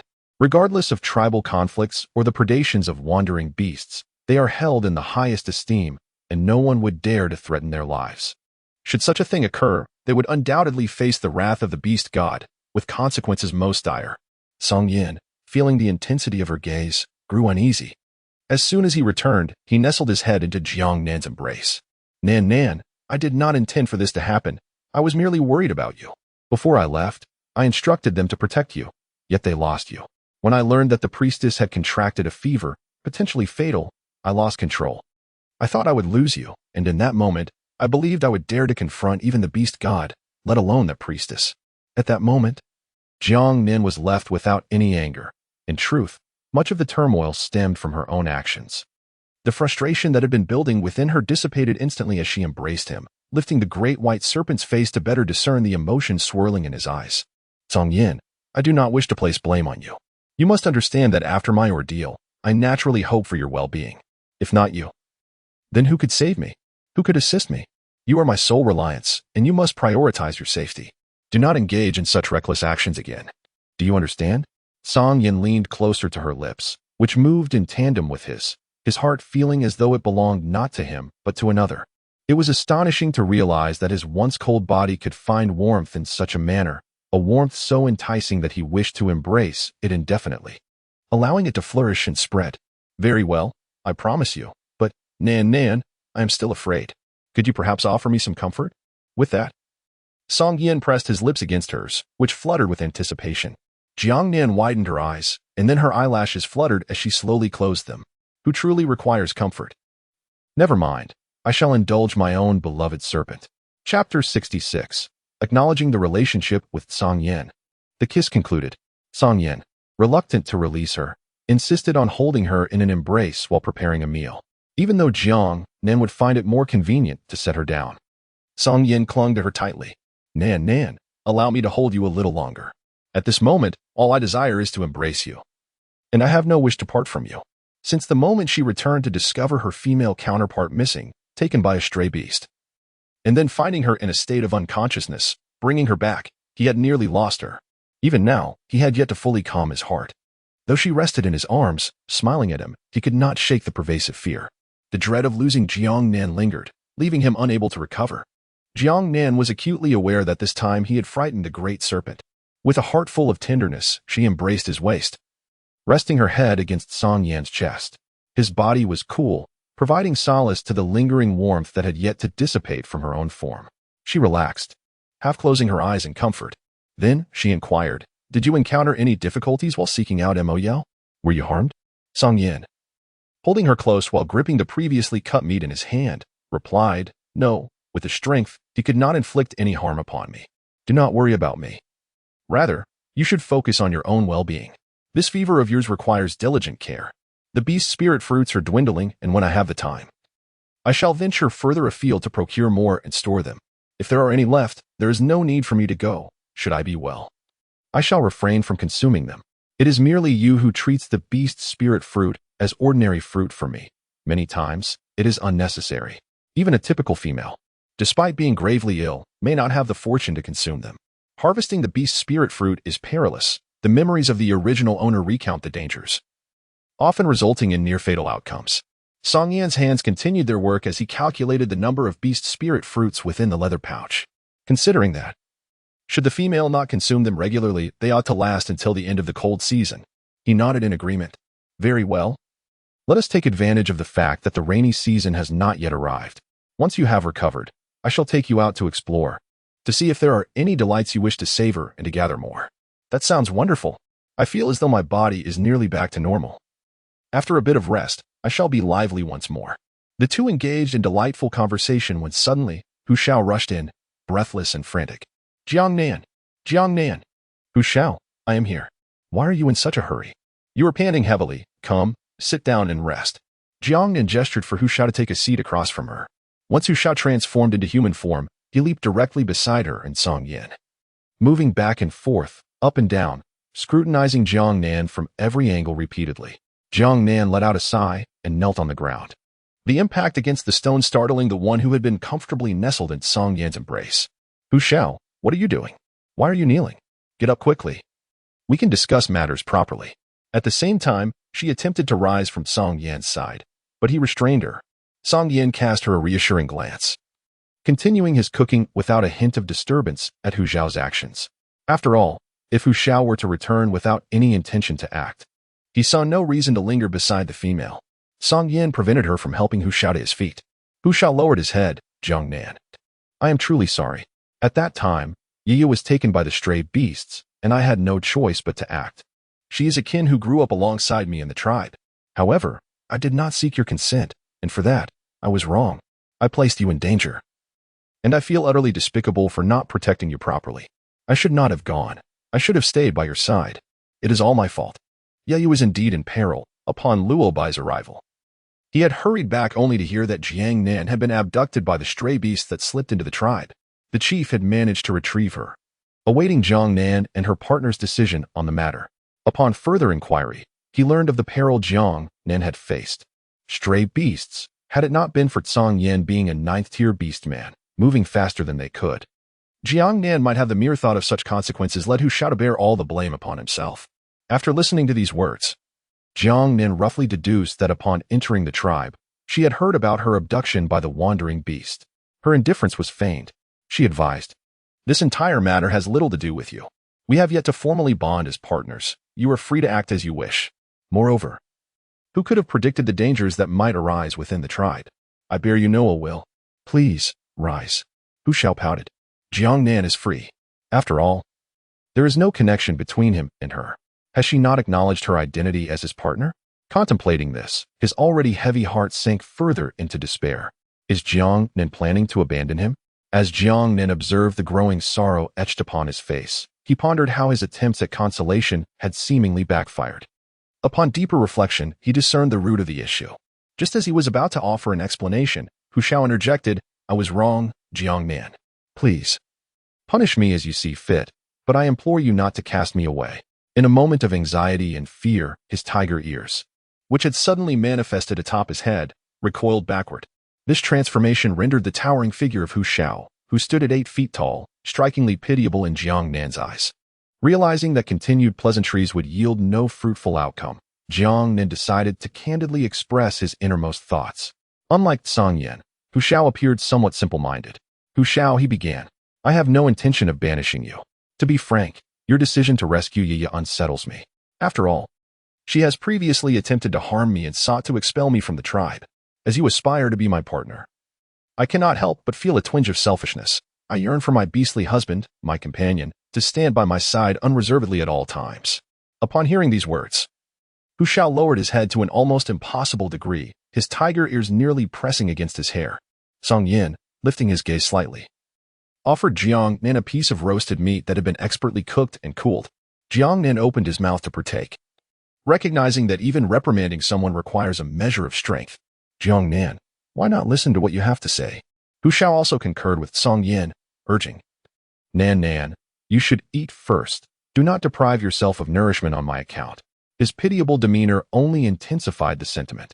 Jiang Nan compromised and opened her mouth to take a bite. Indeed, hunger had overtaken her, and had it not been for her ravenous state, she could have easily drifted off to sleep in Song Yin's embrace. As she chewed, she discovered that this meat differed somewhat from what she had previously consumed. It was far more delectable, causing her eyes to sparkle with delight. Song Yin, of course, noticed her transformation and wiped the grease from the corners of his mouth. "Is it delicious?" he inquired. "This is the meat of a dual-horned beast. Its texture is more tender than that of other wild creatures." "Delicious," Jiang Nan affirmed with conviction. However, she did not overlook the still kneeling Hu Shao, and continued the earlier conversation. "Hu Shao, consider this from another perspective. You and Yi are kin of the same tribe. When your people are in peril, if you hesitate or evade your responsibilities for various reasons, I would lose all respect for you. Such a person is unworthy of being my companion." After she spoke, Hu Shao sat in stunned silence, contemplating her words for an extended period. Then, his ears perked up as he exclaimed, "Jiang Nan, you mean I could become your companion, right?" "Ah?" Jiang Nan responded, taken aback, having only heard that single line. Song Yan's hand, which had been roasting the meat, momentarily paused at Jiang Nan's statement before quickly returning to its task, flipping the meat over. Hu Shao, eager for her affirmation, awaited her response with bated breath. Jiang Nan's gaze settled upon Song Yin, and he thoughtfully allowed the roasted meat to cool before presenting it to her. Noticing her inquiring eyes, he understood well the concerns that weighed on her mind. Song Yin felt that the female truly cherished his feelings, rendering all else of little significance. Nan, he declared, "Whatever decision you make, I shall wholeheartedly support you." Jiang Nan then turned to Hu Shao and said, "In any case, I do not hold anything against you. Please rise. Kneeling is inappropriate and may draw unwanted attention. Regardless, your actions regarding you were not wrong. However, once you truly become my partner, things will not be so simple. I will be upset, deeply upset, so much so that even kneeling will not appease me." She felt a warmth returning to her body, a stark contrast to the coolness she had just experienced. Was this a veiled acknowledgement that Hu Shao would be part of her life in the future? No. It was more than that. It was somewhat embarrassing. Chapter 67. Vows with Jiang Nan's affirmation. The shadows that had loomed over Hu Zhao's heart vanished in an instant. He felt inadequate, lacking the strength of Song Yin. Compared to Song Yin, he was utterly trivial. If it were not for the fact that the Song Yin serpent beast had to hibernate during the cold season, he might never have had the chance to become Jiang Nan's partner. He considered himself fortunate, extraordinarily fortunate to have encountered Jiang Nan and to have garnered her affection. Remaining on the ground, he had no intention of rising. His gaze fell upon Jiang Nan's delicate feet, marred with scars. These were remnants of her previous escapades in the forest. On her right foot, a deep crimson gash revealed flesh beneath. His heart ached at the thought of her pain during that moment. But why was he absent when she needed him most? Gently, he lifted Jiang Nan's foot, resting his forehead softly against her instep. "Hu Shao, what are you doing?" Jiang Nan exclaimed, hastily attempting to withdraw her foot. "It hasn't even been washed yet." "Do not move," Hu Shao urged, fearing that a sudden motion might cause her further discomfort. Jiang Nan found herself paralyzed with fear. The sound of the tiger's roar transformed into a deep, hoarse whisper, as though it emanated from the very depths of his soul. Nan, I swear by the beast god, I shall cherish you with my life, protect you, and accompany you. Should I betray this oath? Let me be torn apart by wild beasts, scorned by all, and shattered by the beast god, with no hope of redemption." As he spoke, those eyes, brimming with infinite tenderness, gazed up at her, imploring her to accept his vow. Each word resonated with conviction, echoing like sacred wedding vows. So earnest and sincere that Jiang Nan's heart raced uncontrollably. What more could she desire? What hesitation could remain? Song Yin loved her enough to relinquish his ambitions for dominance in exchange for her safety. Why should she cling to modern notions and the rules of the beast realm? If she were to embrace this reality, she must choose one who truly loved her, someone she favored. In that moment, she felt a metaphorical shackle within her shatter with a decisive crack. A smile graced her lips. Very well, I accept your oath. Nan, Nan, Nan, Nan. I am truly overjoyed. From now on, you shall be my partner. I finally have a companion. The tiger, filled with exuberance, leapt up in excitement, yearning to embrace Jiang Nan, to kiss her, to assure her that he would never regret this choice. Yet, as he lunged toward her, he was abruptly swept away by a serpent's tail, forcefully flung out of the sea. Jiang Nan felt a twinge of concern upon hearing the sound of something crashing outside. Could it be that Hu Shao was in trouble? Song Yin, what are you doing? Hu Shao reassured. I'm fine, truly. I've merely stepped out to hunt and to dig a hole nearby. The noise gradually faded, as if he had many tasks to attend to. Meanwhile, Song Yin cast a reproachful glance in his direction. Nan Nan, you haven't even formed a bond with him yet, and you're already worrying about him? What about me? What about my feelings? His tail lay flat against the ground, motionless, as it conveyed his discontent. Jiang Nan had not expected that merely agreeing would lead to the swift maintenance of familial harmony. She merely felt that although Song Yin was formidable, he could not always be by her side. Since they were destined to unite eventually, why not do so sooner, thus alleviating Song Yan's burdens? Moreover, she harbored feelings for Hu Shao. The atmosphere had reached a certain peak, and it seemed rather excessive not to express anything. She playfully draped her arms around Song Yan's neck, batting her eyelashes. Were feelings of jealousy in the air? Song Yin lowered his head, pondering the essence of jealousy. It was indeed a sense of discontent and bitterness upon witnessing her agreement with Hu Shao. A feeling of unhappiness enveloped him. Yes, I'm indeed jealous, Nan Nan. Will you cease to cherish me once you have another partner? As a serpent beast, my body will eternally remain cold, and during the frigid season, I cannot embrace you. But Hu Shao is different. He possesses warm fur and can keep you company. The thought of her nestling against Hu Shao during the cold nights stirred his unease and irritation. He worried that his beast form might frighten her. Would she still hold affection for him upon awakening? Jiang Nan shook his head. How could that be? You are my most beloved to she. No one can ever usurp your position in my heart. Song Yin, you need never worry about such matters. My dear Nan Nan, you certainly know how to soothe. In an instant, Song Yin's lips curled into a smile, and his tail began to sway from side to side. His joy was unmistakable. In truth, he wasn't genuinely concerned about this issue. He merely sought a measure of comfort from the female. How could he allow her to harbor greater affection for another? Should that ever occur, he would undoubtedly take her away, nurturing her until she once again placed him at the forefront of her heart. Jiang Nan, indulging in her meal, remained oblivious to the perilous intentions of her formidable serpent. Once satiated, she yearned for a peaceful slumber. After finishing her meal, Jiang Nan inquired about the matter of Qi Yan. Song Yan, did you slay the beastman who captured me? He truly meant me no harm. Had it not been for his assistance in severing ties with Hu Shao, we would not have evaded the relentless pursuit of the wandering beasts, and thus would never have encountered you. Initially, having been abducted by a desert wolf, I found it hard to regard Qi Yan as a benevolent figure, given his association with a band of desert wolves. However, in comparison to the two beastmen who captured me, he was somewhat more tolerable. Ultimately, he aided my escape. Yet once I was liberated, I paid no heed to his fate. When mentioning this to Song Yin, it was merely a casual remark. I never intended to bond with Qi Yan. In moments of peril, it is human instinct to seek to avert even greater calamity. Throughout her upbringing, she aspired to inherit her family's legacy, yearning for her father's approval. What she gleaned from her business acumen was not sincerity, but rather the primacy of self-interest. When it comes to matters of profit, anyone can don the guise of authenticity, speaking sweetly to friends while whispering deceit to foes. Her perception of Qi Yan was fundamentally one of shamelessness. She desired his assistance yet wished to evade any sense of obligation, seeking to gain without giving. In truth, she harbored a biased view of the wandering beasts, believing that even if Qi Yan had aided her, he could never be deemed a virtuous beastman. Song Yin lifted her onto the stone bed, retrieving various fruits from his leather pouch, responding as he rummaged through. No, I am aware he once rescued you. In the end, I refrained from delivering a fatal blow. When the clan leader returned, I sensed his presence, and he was likely brought back as well. Rest assured, he is not dead. Jiang Nan rose, feeling a mixture of relief and unease. Song Yin, I thought with your temperament, you would have beaten him to death. It is a relief that he is unharmed. Otherwise, I would carry guilt for the rest of my life. She could not recall the extent of the damage Song Yin had inflicted before she lost consciousness, as she had been barely able to stand. Beset by a fierce wind that rendered her eyes unable to open, biting into the ginkgo nut that Song Yin had offered, she continued. The howling wind nearly swept me away. I could hear nothing. His wind attributability is why you perceive the wind to be so powerful. He attempted to use it to obstruct me.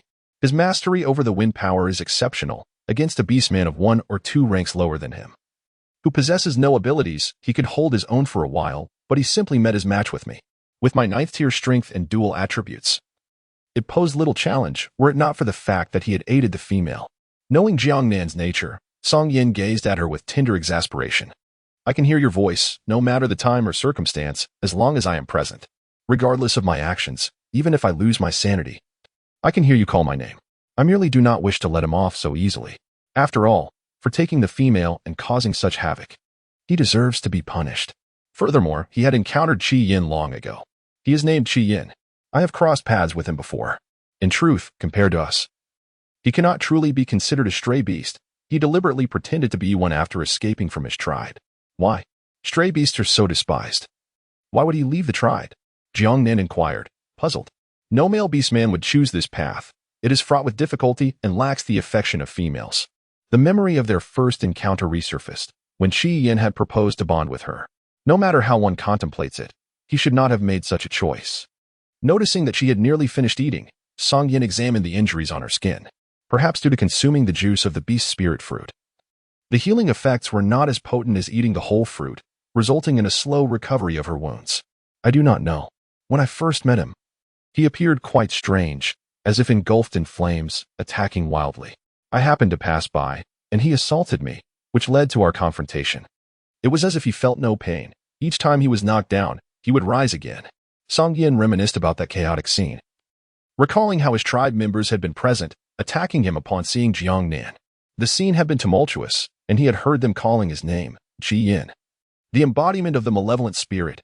He must be captured. Song Yin had no desire to engage in such fighting, particularly against his own tribe. Ultimately, he withdrew, unaware of Qi Yin's fate. Occasionally, he heard whispers of him from other stray beasts, noting that he had joined their ranks after fleeing from his original tribe. Yet, due to his peculiar nature and nonconformity, the strays were reluctant to associate with him. Jiang Nan, initially drowsy and yawning, widened his eyes upon hearing Song Yin's words. Evil spirit. Could there truly be evil spirits in the beast realm? The original owner's memories contained no references to such beings.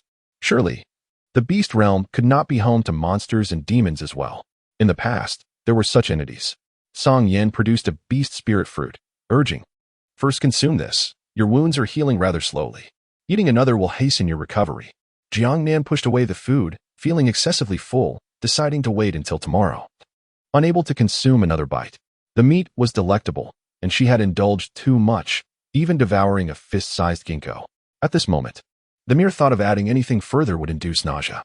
Seeing her genuine reluctance to eat, Song Yin reluctantly acquiesced, returning the beast spirit fruit to the leather pouch in his space for safekeeping.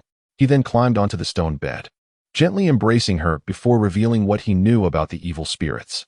I once heard tales of these malevolent entities while traversing the 2 continents. Would you like to hear? Nan? Yes. What are they about? Jiang Nan nodded, questioning if this was a bedtime story. There was once a shaman in a tribe, exceptionally beautiful. A striking presence amidst a tribe devoid of females, filled entirely with males. Song Yin's narrative unfolded like a modern horror tale, detailing the birth and demise of evil spirits. The shaman's beauty was such that any male who beheld her would kneel before her. With just a word from her, they would willingly lay down their lives. However, the females from nearby tribes often disappeared, prompting the priests of the tribe to seek the whereabouts from the beast god. Eventually, they discovered that it was the most beautiful shaman who had taken them away. She drank the blood of the females and feasted upon their flesh, particularly relishing their hearts. For this was the means by which she sustained her beauty. Her power to enchant hearts grew ever stronger. In time, the priests and shamans from other tribes united to eliminate her. Yet, she had grown too swiftly and became too formidable. Though she perished, she left behind a curse before her death, declaring that her servants would descend upon the beast realm to avenge her and even assist in her return. That battle claimed the lives of many beast folk, and numerous powerful shamans and priests fell as well. As a result, in the entire beast realm, There are scarcely a few shamans and priests worth noting, most being mere novices. Jiang Nan felt increasingly invigorated, completely devoid of any drowsiness. Is it true that your fiery essence is a result of the curse from the malevolent spirit? Are you truly an ill-fated beastman? Chang Yin chuckled softly, gently pressing the head that was tilted back in her embrace downwards. I do not know. I have never encountered such a malevolent spirit, Chang Yin replied, resting her head upon Jiang Nan's shoulder, her chin inadvertently brushing against the delicate curve of her collarbone. There are countless tales surrounding her, including one of a beastman. She is depicted as a beautiful and benevolent shaman, pursued by numerous males who yearn to be her partner, engaging in ceaseless brawls on her behalf, which incited the jealousy of many females. In a coalition, they conspired to burn her alive, many of whom she had previously rescued and aided, leaving her seething with rage. Before her demise, she cast a curse. Jiang Nan turned over, facing Song Yin. Goodbye, she murmured, feeling restless. Regardless of the outcome, it would remain the same.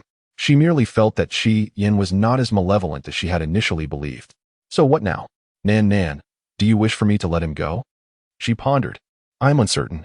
If I release him, I fear he may return to seek me. I had previously promised to become his partner, and he did indeed save my life.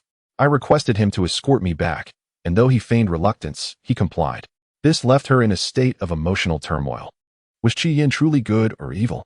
She could not arrive at a definitive conclusion. He was, after all, somewhat superior to Hu Shao, and having him by her side did not displease her. Jiang Nan was rendered speechless by shock. It felt as though Song Yin had opened his meridians and, having agreed to pair with someone, began to introduce people into her life. Observing her pout and complex expression, Song Yin tenderly kissed her cheek. Do not worry. As long as I am here, whether you accept it or not, he poses no threat to you. Sleep now, and we shall deal with future matters later. Upon hearing these words, Jiang Nan was filled with profound emotion. Yes, Song Yin, having you by my side is truly wonderful. Though the embrace was cold, her heart was warm. Song Yin was exceedingly kind to her, to the point where she questioned whether she was dreaming. She suddenly recalled her previous life, when she had no one to rely on or trust. How could she describe it? Ah, yes, it was akin to the exquisite dolls displayed in shop windows, admired for their beauty and delicacy. Yet, the overwhelming sentiment she encountered was, so expensive. What is the use? Purchasing it would be a waste of money. It is merely a broken doll, and no amount of fine packaging can alter the fact that it is just cotton inside. Not worth it. Indeed. It was the consensus that she was not worthy. She was deemed unworthy of the substantial investment of time and resources, and her actions were looked down upon. Her parents shared this sentiment, as did those around her. To be granted the chance to live again and encounter such a remarkable beastman as Song Yin was akin to waking from a dream with a smile. She cast aside all lingering discontent from her mind. Once Song Yin and the others fell into a deep slumber, he gently released the person in his embrace, adding another layer of fur over Jiang Nan. The evening's temperature had become unsuitable for holding the female close, as it would awaken her from the cold. He could only cover her more generously, wrapping her securely with the fur. As dawn approached, he heard the sound of rain outside the cave. His eyelids fluttered open. This rainy season had arrived earlier than before. With no concerns about food due to the tiger's hunting, he rarely found the opportunity to snuggle beside Jiang Nan, keeping her company as she continued to sleep. The presence of others magnified the comfort of their surroundings. Because Song Yin was by her side, Jiang Nan enjoyed an exceptionally deep and prolonged slumber. When she eventually awoke, she discovered that it was already the afternoon of the second day. Song Yin, too, only rose after she had awakened. Are you awake? Let me take you to wash up. Soon we shall have something to eat, he said, gently lifting her and guiding her toward the opening of the cave to freshen up. Jiang Nan discovered Hu Shao foraging for food in the cave. Upon seeing her, he beamed with an exceptionally broad smile. Nan, I picked a multitude of your favorite fruits last night. Do indulge in them shortly. Jiang Nan agreed, feeling a touch of embarrassment at the thought of living together as a trio in the future. Jiang Nan then realized that it was raining outside. The rain was not heavy, falling like fine threads, resembling mist and smoke. Song Yin handed her a piece of animal hide to wipe her face. Indeed, the rainy season had arrived earlier this year, and it would continue for a considerable duration. It would be difficult for you to venture outside, as getting drenched could lead to illness. If we had something to shield us from the rain, we would remain dry. Don't you possess waterproof animal hide? We could fashion a raincoat, thereby preventing my body from becoming wet. A raincoat, what an intriguing name. However, wearing such animal hide is quite uncomfortable. Once soaked, the fur becomes heavy. Moreover, it is not made of fine, soft hair but rather coarse and prickly. Aside from its water-resistant properties, it serves little other purpose. During the rainy season, it is also used to wrap the females. Sometimes, in urgent situations, one must endure the rain to realize the sole utility of this hide. When he hunts the spiny beasts, he does not retain much of their fur. Their large size means that keeping just 1 or 2 pieces is sufficient. Jiang Nan pondered for a moment. Since Mao's words were indeed bothersome, she decided to disregard them. I will inform you shortly on how to proceed. It is quite simple. Song Yin concurred, as it was not an overly complicated matter. Very well, I shall await your instructions. Indeed. Trust me, there will be no issues. At that moment, Hu Xiao shouted from within, Nan Nan, I have prepared the dishes. Come in and taste how I fared. After hastily completing her grooming, Song Yin carried her inside, where Jiang Nan beheld 3 eggs resembling goose eggs. Song Yin had previously brought back numerous eggs, all of which were 3 times the size of goose eggs. And the sudden sight of these left her slightly disoriented. The visual disparity between chicken eggs and ostrich eggs was striking. She had initially assumed that all eggs in the beast world were excessively large. Song Yin had also mentioned that there were even larger eggs, but they were rather unpalatable, as he himself did not consume them due to their foul odor. Jiang Nan was set down, seated between them. Since he had accepted the tiger's roar, he could no longer monopolize the female. Jiang Nan was acutely aware of the intent behind his actions during their previous meals. He had always taken the initiative to eat for himself, never once setting aside food for her. Once seated, he turned to Hu Xiao and inquired, What kind of egg is this? It appears different from any others I have encountered. This is the egg of the cha-cha bird, Hu Xi replied. They are relatively small in size, and thus their eggs are too. However, the flavor is exquisite. I believe you will enjoy it. I specifically sought them out. Their nesting sites are quite elusive, hidden within stone caves atop cliffs, making them difficult to find, which is why I could only procure this limited quantity. As Hu Xiu continued to chatter animatedly, Song Yin had already begun to peel the egg. With a few deft movements, he presented it to Jiang Nan, urging, Indeed, it is delightful. South, do give it a taste. In my earlier days, I had a penchant for indulging in these eggs. Yet they are not overly hard to locate. A typical nest contains a dozen or so eggs, though they tend to hide some here and there, never too far apart. Jiang Nan received the 2 sparkling eyes. Truly? Does that mean there is still more? Hu Xiao gazed at Song Yin, feeling somewhat as if his own contributions had been usurped. He was not like a snake, able to wriggle through narrow spaces. The stone wall was smooth, and the cave was quite constricted. Without risking the egg's integrity, he could only painstakingly enlarge the opening. Transforming back into his human form to retrieve, it was perilous, especially for a male in the wild, perched precariously on a cliff. He lacked the prowess of a 9th tier. This was an egg he had painstakingly acquired, initially hoping to showcase himself before Jiang Nan. Song Yan's remarks rendered him speechless. Was this not an insinuation of his own inadequacy? He harbored no resentment, for it was the undeniable truth. He could only interject before Song Yin could speak. If Nan Nan enjoys it, I shall seek it out again. He feared that Song Yin would attempt to claim it for himself. Song Yan's eyelids drooped, a smile gracing his lips. Once Hu Xiao departed, he would be left to accompany the female, which was rather pleasant. He found himself begrudgingly warming to Hu Xiao, whom he had initially regarded with disdain. Jiang Nan took a couple of bites, savoring the delicate texture of the egg, which lacked a strong fishy taste. It was indeed delicious. She mused that next time, making a steamed egg dish would surely yield delightful flavors, requiring only a sprinkle of coarse salt for seasoning. However, the thought of the rain outside made her reconsider. Let us not go out. The stone walls will likely be very slippery in the rain, and we can forego eating for now. We can wait until the weather improves. Her reasoning was straightforward, regardless of how formidable the beastmen might be, whether it was Song Yin or Hu Xiao. She simply wished for their safety and believed that unnecessary risks should be avoided. She preferred to see them in good health and spirits. Meanwhile, as she finished the first egg, Song Yin had already handed her the second. He truly understood her needs, and she responded with a grateful glance. After sleeping for so long, she was genuinely hungry. On the other side, Hu Xiao was touched by her earlier words. In his experience, females were typically pampered, commanding their partners and receiving their care. They would occasionally throw tantrums to acquire something dangerous, and as males, they felt obliged to comply. He had never encountered a female like Jiang Nan, who expressed such concern for her partner's safety and considered their well-being. He yearned to do so much more. especially with a beastman as powerful as Song Yin around. He felt compelled to prove his worth to secure a place in Jiang Nan's heart. He also desired her exclusive affection. Pounding his chest, he assured her, "Do not worry, Nan, it's just retrieving an egg. There is hardly any danger involved. This bird lays eggs primarily during the rainy season, and outside of this period, they are nearly impossible to find." "Oh, I was just wondering why Song Yin had brought me any of these delicious eggs before. It turns out this bird only lays eggs in the rainy season," she exclaimed.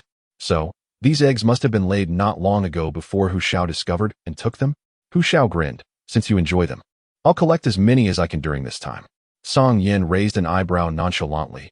"I cannot accommodate too many in my space at the moment.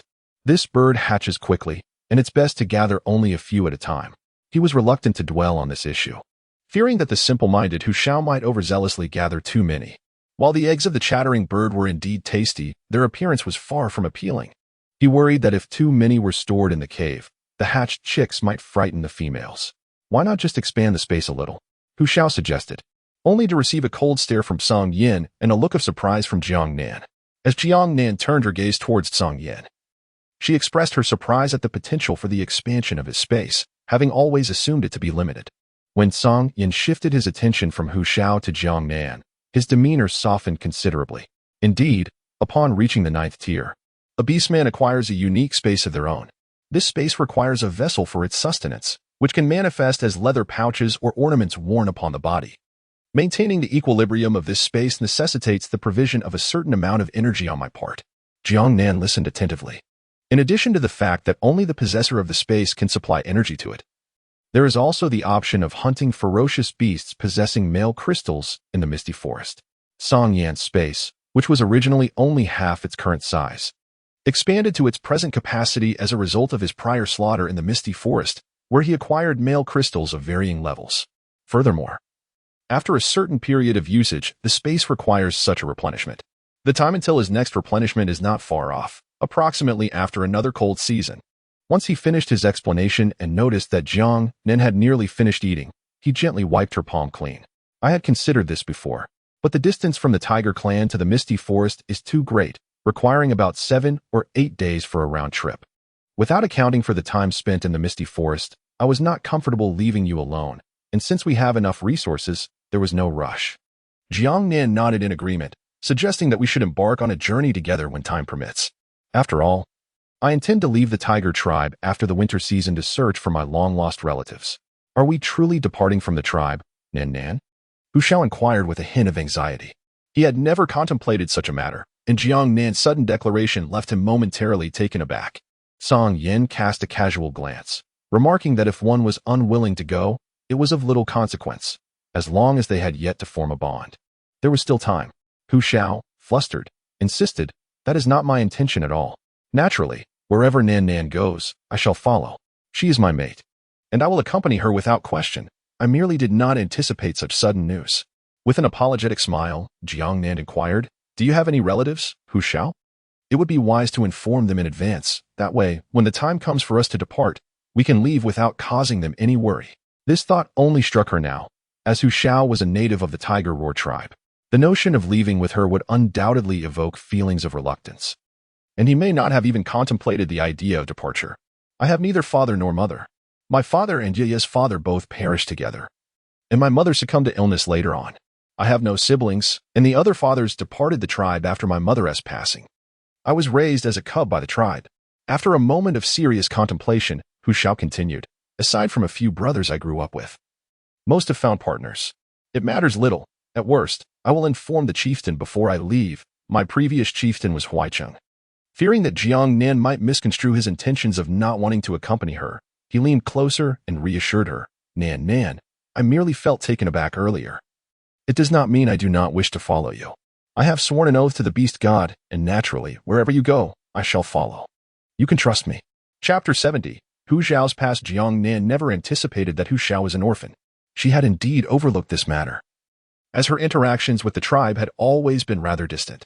Upon learning about Hu Xiao's background for the first time, she was still reeling from the poignant realization of his solitary upbringing when his large face almost pressed against hers. "I believe you," she affirmed. "Of course I believe you. I am still unaware of the whereabouts of my own lost kin, and without a certain direction, I would not dare to leave recklessly. Jiang Nan did not shy away from the approach of Hu Shao. Having decided to accept him as her partner, there was no need for pretense.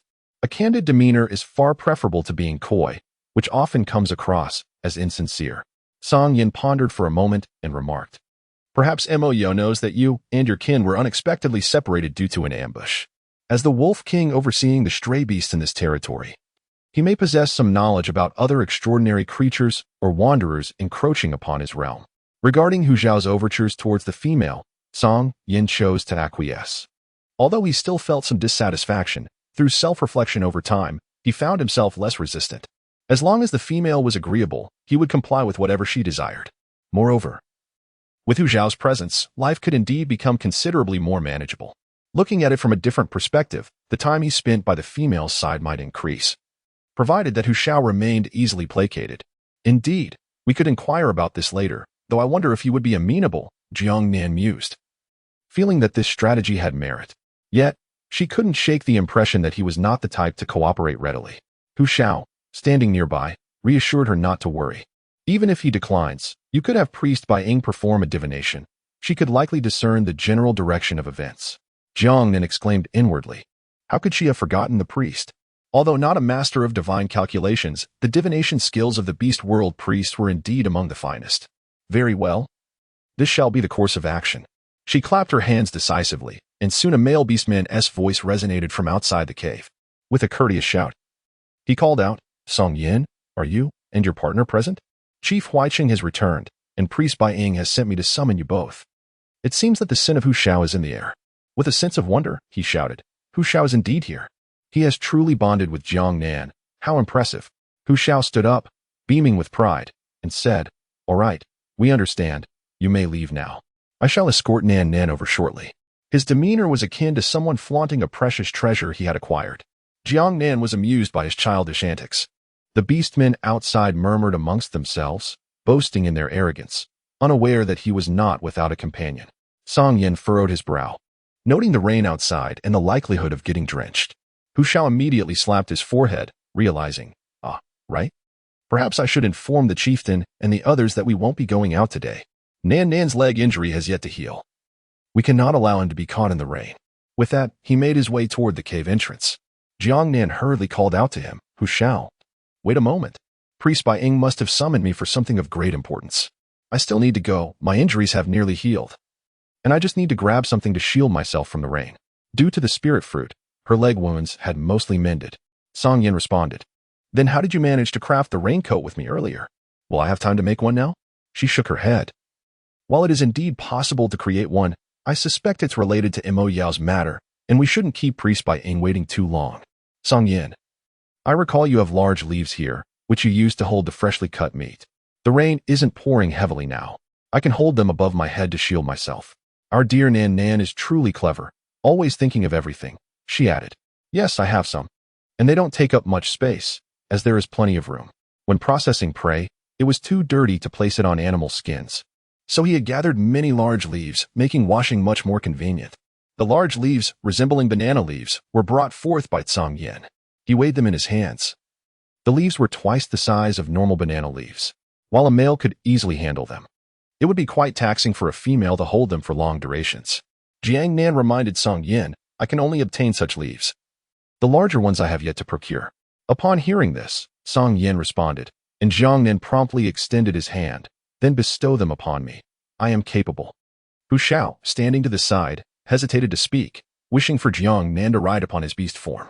Such a thought was exceedingly evident, practically etched upon his countenance. Jiang Nan remained oblivious as Song Yin observed the scene before him. Noticing the female's outstretched hand, he firmly clasped it within his grasp, drawing her closer to him. Upon witnessing this, Hu Zhao's eyes dimmed slightly. Song Yin, being Jiang Nan's first beast husband, transitioning into his beast form seemed entirely natural. He was also prepared to shift into his beastly guise, eagerly awaiting the moment when the two would embark on their journey. Jiang Nan initially believed that she would need to embrace him with one arm, while using the other to shield herself from the leaves. Thus, she wrapped her arms around his neck to maintain her balance. Song Yin consistently prioritized her comfort, fearful that she might tire from the journey, wishing to spare her any hardship. Indeed, this was the case. However, this time he positioned her, measuring her weight, upon the shoulder of Hu Xiao. He warned her to hold on tight, lest she risk a fall. Hu Xiao instinctively grasped Jiang Nan's foot that dangled at his chest, still bewildered by the situation. Song Yin gently reminded her, Nan, if you don't loosen your grip, do you wish for me to carry you? Jiang Nan gently lowered her hand that was draped over his neck. She hadn't anticipated that Song Yin would entrust himself to Hu Xiao. The great serpent truly considered everything for her, yet surrendering himself to another must surely weigh heavily on his heart. Nevertheless, when they found themselves alone, she would undoubtedly soothe her great serpent with tender care. Seated securely upon Hu Xiao's shoulder, she felt as if she were perched upon a sturdy bench. It was immensely stable. Moreover, Hu Xiao's warm hand firmly held her legs, ensuring that she would not tumble, even without his support. Song Yin placed a large leaf into Hu Xiao's other hand. Hold this. The leaf is quite sizable and a bit heavy. It would be better in your grasp. We can simply walk over without transforming into our beast forms. Hu Xiao, finally realizing the situation, responded with delight, rest assured, I can manage this. And so, the trio ambled leisurely toward the cave of the priestess Bai Ying. Upon stepping outside, they felt the refreshing coolness of the rain as it pattered against the leaves, creating a soothing rustle. Song Yin and Hu Xiao shielded her from the rain, ensuring not a single drop penetrated their sanctuary. As they passed by various caves within the tribe, their presence together drew astonished glances. Although it was known that Hu Xiao was pursuing Jiang Nan, few expected he had already succeeded. While they bore no beast marks upon them, the day of their union seemed imminent. Some even greeted Hu Xiao openly, causing a charming blush to linger on Jiang Nan's cheeks. Hu Xiao responded joyfully, receiving expressions of delight about their eventual pairing. Additionally, some females noticed the leaf Jiang Nan held aloft and requested their own partners to fetch one as well, so they too could carry leaves while visiting during the rain. Thus, they attracted the attention of many as they arrived at the priestess's cave. Chapter 71. Safely returned, Hu Xiao was the first to detect the familiar scent within. Exclaiming with joy, it is indeed Chief Huai Cheng. He has returned, along with Bai Fan, and they are unharmed. At that moment, Song Yin opened his arms and lifted Jiang Nan from Hu Xiao's shoulder into his embrace. So tell me, is it more comfortable on Hu Xiao's shoulder or in my arms? Hu Xiao leaned in, his face brimming with anticipation. That is not a favorable question, he remarked. Jiang Nan cast a lingering, resentful glance at Song Yin. Initially, she had contemplated teasing him about Hu Xiao's comfort, but upon further reflection, she realized that some jests were ill-advised. Thus, she replied, it's all quite comfortable. A faint smile played upon Song Yan's lips as he gently brushed her nose with his fingertip. Are you merely being dismissive? Do you wish to embrace both of us while we slumber tonight? I, for one, would not mind. I merely fear that you may find it overwhelming. Upon hearing this, Jiang Nan was left astounded. Her jaw dropped in disbelief. Could it be that she meant that? Was that truly her implication? Nan felt a flush of embarrassment. Song Yin leaned closer to her slightly heated face, remarking that it was quite natural to feel shy. Come now, don't be like that, he urged. We are in public. Let's hurry inside. She found herself too timid to gaze at Hu Xiao's appearance. Burying her head against Song Yan's chest, she urged him, quickly, let's go. Song Yin, equally wary of provoking her further, complied. Their conversation was overheard by other males within the cave. Although soundproofing stones were present, they only muted the sounds from within, not those from outside. Consequently, a myriad of expressions adorned their faces, yet through their exchanged glances, they discerned a common sentiment. This serpent beast is truly audacious. Once the individuals entered, however, they all resumed their usual demeanor. As Jiang Nan gazed into the cavern, he noticed the presence of two additional male orcs, alongside Priest Bai Ying and the chieftain.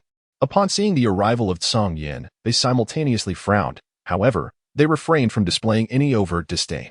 Greetings, Jiang Nan introduced himself. I am Huai Cheng, the elder brother of Huai Chuan. Bai Ying has informed me of your contributions to the tribe. Here, I wish to express my gratitude and extend a warm welcome to your inclusion among us. Jiang Nan's gaze settled upon the orc's visage, which bore a striking resemblance to the current clan leader. Tall and imposing, his features were sharply defined, with resolute facial characteristics and deep, amber-hued eyes that seemed to possess an uncanny ability to perceive the unspoken. As Jiang Nan's eyes flitted between him and Song Yin, no trace of displeasure or disdain was evident on his countenance. His overall demeanor exuded a formidable presence, far surpassing that of the reigning leader. When she and Song Yin had previously joined the tribe, the leader had offered them no words of welcome. Meanwhile, an orc with long, Flowing black hair approached to introduce himself. I am Bai Fan. Greetings to you both. He regarded Song Yin with a hint of nostalgia. Ah, the king of serpents. I once encountered one, and in comparison to you, its strength was significantly lacking. I wonder if it still survives. His slightly raised eyebrows conveyed a sense of confidence and determination. His eyes, slender and bright with light green irises, sparkled with vitality. The corners of his mouth turned upward, radiating an endearing charm and humor. Huixiong, Bai Fan, you have finally returned, exclaimed Hu Xiao, unable to conceal his excitement.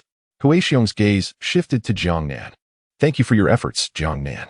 Bai Fan placed a hand upon Hu Xiao's shoulder, adding, I half expected to return and find you paired with Yaya.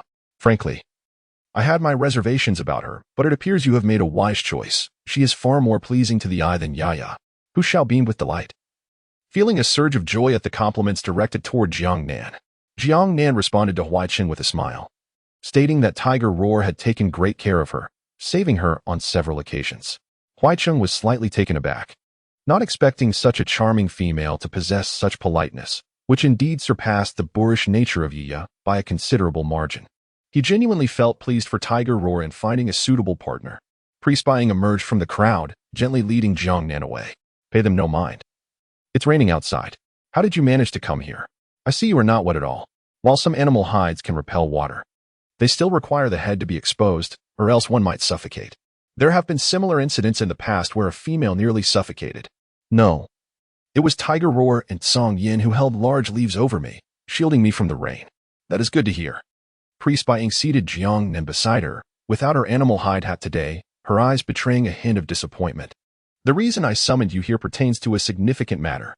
Initially, she vehemently denied any involvement, claiming that the entire affair had nothing to do with her.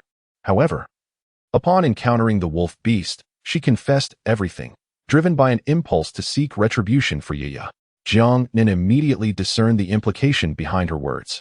Were the priestess Bying and the chieftain here today to instruct me on how to address this matter, or do you wish to intercede on her behalf?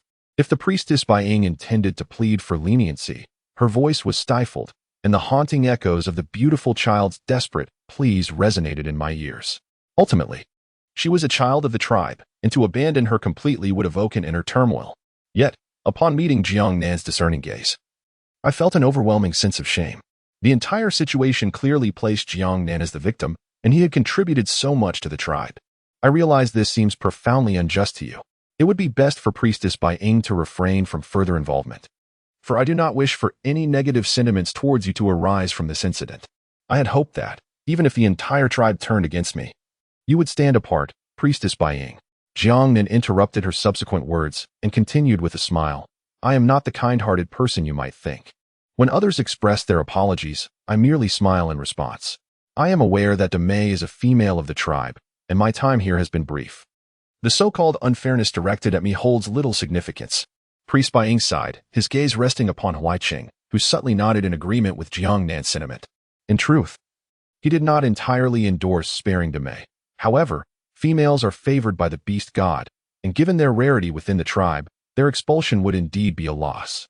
Yet, such indulgence would not bode well for the tribe. His partner, having softened at Demei's plea, wished to consult Jiang Nan. Knowing Jiang Nan's compassionate nature, he acquiesced. After careful consideration, Priest Bying declared, I will expel Demei from the tribe, along with her partner, ensuring they shall never return to the Minghu tribe. This is the most severe punishment I can impose. Song Yin inquired, when will this take place? Today, tomorrow, or after the winter season? Priest Bying understood Song Yan's intent. It would be prudent to allow them to endure this winter. Expelling them now would be perilous. Song Yin, however, disagreed, questioning whether anyone had considered the danger posed to Nan if she were taken away. Either they leave today, or I shall employ my own methods. Must you always stir up trouble? The current chieftain exclaimed in exasperation, lamenting Song Yan's persistent presence.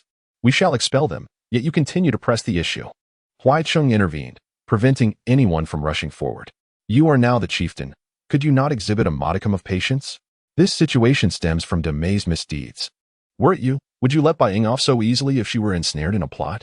I, the chieftain, fell silent, and though he felt no anger, he affirmed, of course not.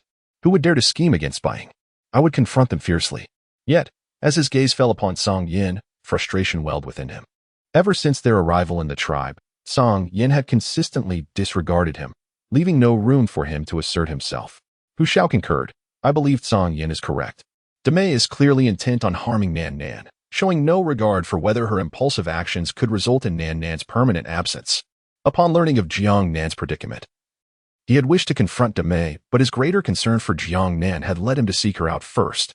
The fact that Hu Shao spoke out for a member of their tribe underscored the gravity of Demei's actions. Priest Buying nodded, I understand.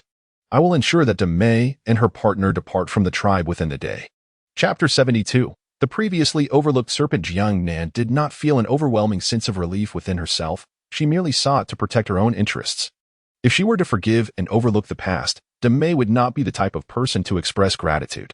Should a similar situation arise again, she would surely take advantage of the tribe's protection, and Jiang Nan could not guarantee that fortune would favor her once more. After resolving the matter, Jiang Nan took the initiative to inquire about Mol. The expression of the priestess, Bai Ying, deepened with concern upon realizing that Jiang Nan wished to know the whereabouts of her kin.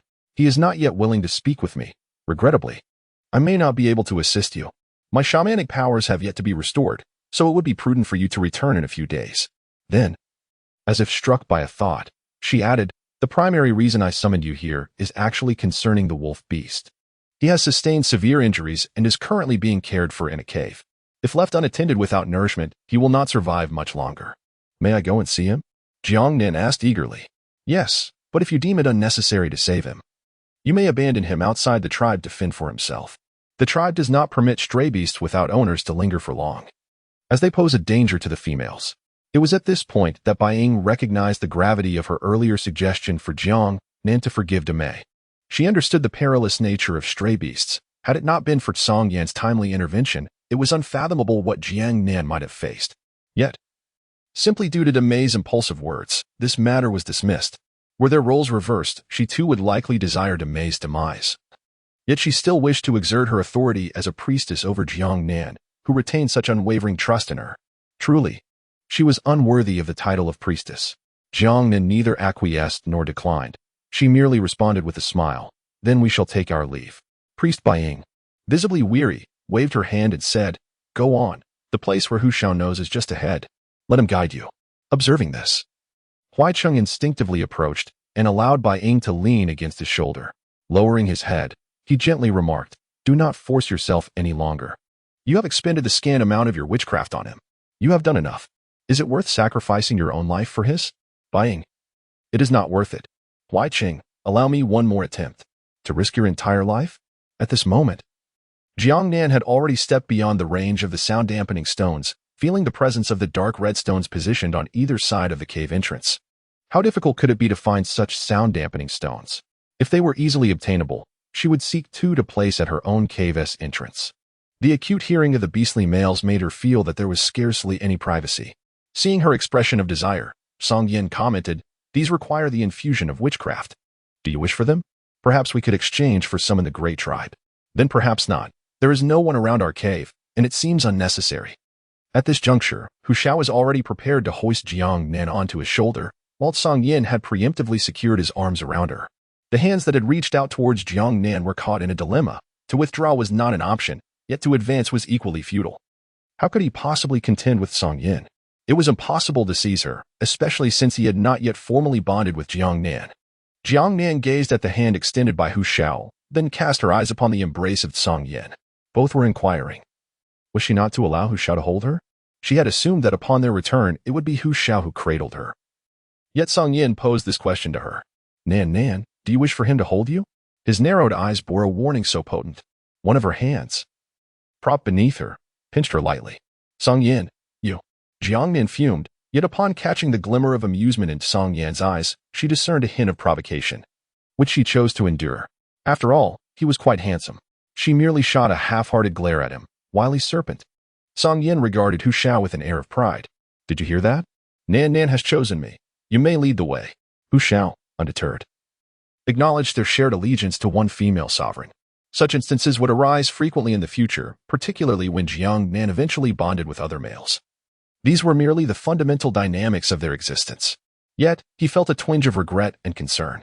Why was it that when he carried Jiang Nan earlier, she had perched upon his shoulder, while Song Yin could envelop her entirely in his arms. He was not lacking in strength. He could easily hold her. He too yearned to embrace the delicate, fragrant female. The more he pondered, the more convinced he became that Song Yin was being deliberately mischievous. Jiang Nan observed the dejected expression on Hu Zhao's face and offered solace. You must be tired from carrying me earlier. You and Song Yin should take turns, so neither of you becomes too fatigued. Upon hearing the female's concern for him, Hu Zhao's face instantly brightened with a smile. You needn't worry about my exhaustion, Nan Nan. You are quite light. You should eat more. Really? I feel like I've gained weight recently, she replied. Lately, her days had been filled with eating and sleeping. As the beastly world offered little in the way of entertainment, with an abundance of ingredients found, her culinary creations had multiplied, leading her to believe she was consuming more than usual. The leather skirt Song Yin had made for her felt a bit snug, and she had set it aside for the time being, planning to alter it when she had the chance. Hu Shao lifted a leaf and said, No, Nan Nan. You don't realize how slender you appear compared to the other females in the tribe. You see, males like us who are too thin tend to face bullying. Surely, you are not one of those who gets bullied? She inquired. Of course not. Hu Shao chuckled, revealing his sharp fangs. I am the one who does the bullying. Except for Luobai, my beast ring is the fastest and the most impressive. And who do you usually bully? She asked. There are many. You know it's she, right? He is quite thin and lacks strength. He had to eat a lot to bulk up, and then we would bully him, Jiang Nan inquired. And Hu Shao was able to recount numerous events from his own past. As they journeyed together, Jiang Nan gained a deeper understanding of him. He could be classified as the type of child that parents find most exasperating, one who does not heed reprimands, evades punishment, and exhibits the audacity to repeat his transgressions. Gradually, Jiang Nan's gaze settled upon Song Yin. Song Yin, what about your past? I have yet to hear your story. My father cast us out the moment we hatched. As for my mother, I cannot recall her distinctly. When I first laid eyes upon her, it was evident that she held no affection for us. From that point onward, I existed solely to survive, striving to grow stronger, competing with beasts for sustenance. I have also faced the wrath of beastmen. Chased and beaten, those memories are far from pleasant and hold little value. Jiang Nan suddenly felt a pang of sorrow. Song Yin, you shall no longer be alone. You have me, and I shall remain by your side eternally. Song Yin's experiences resonate deeply with her own, neglected by both father and mother. Yet, Song Yin's plight is even more tragic, having weathered countless storms of blood and chaos. The scant references she had heard regarding Song Yin's kind, such as the giant king serpent, underscored the devastating mortality rate they faced. Furthermore, the serpent's white scales offered no camouflage within the jungle, making survival all the more arduous.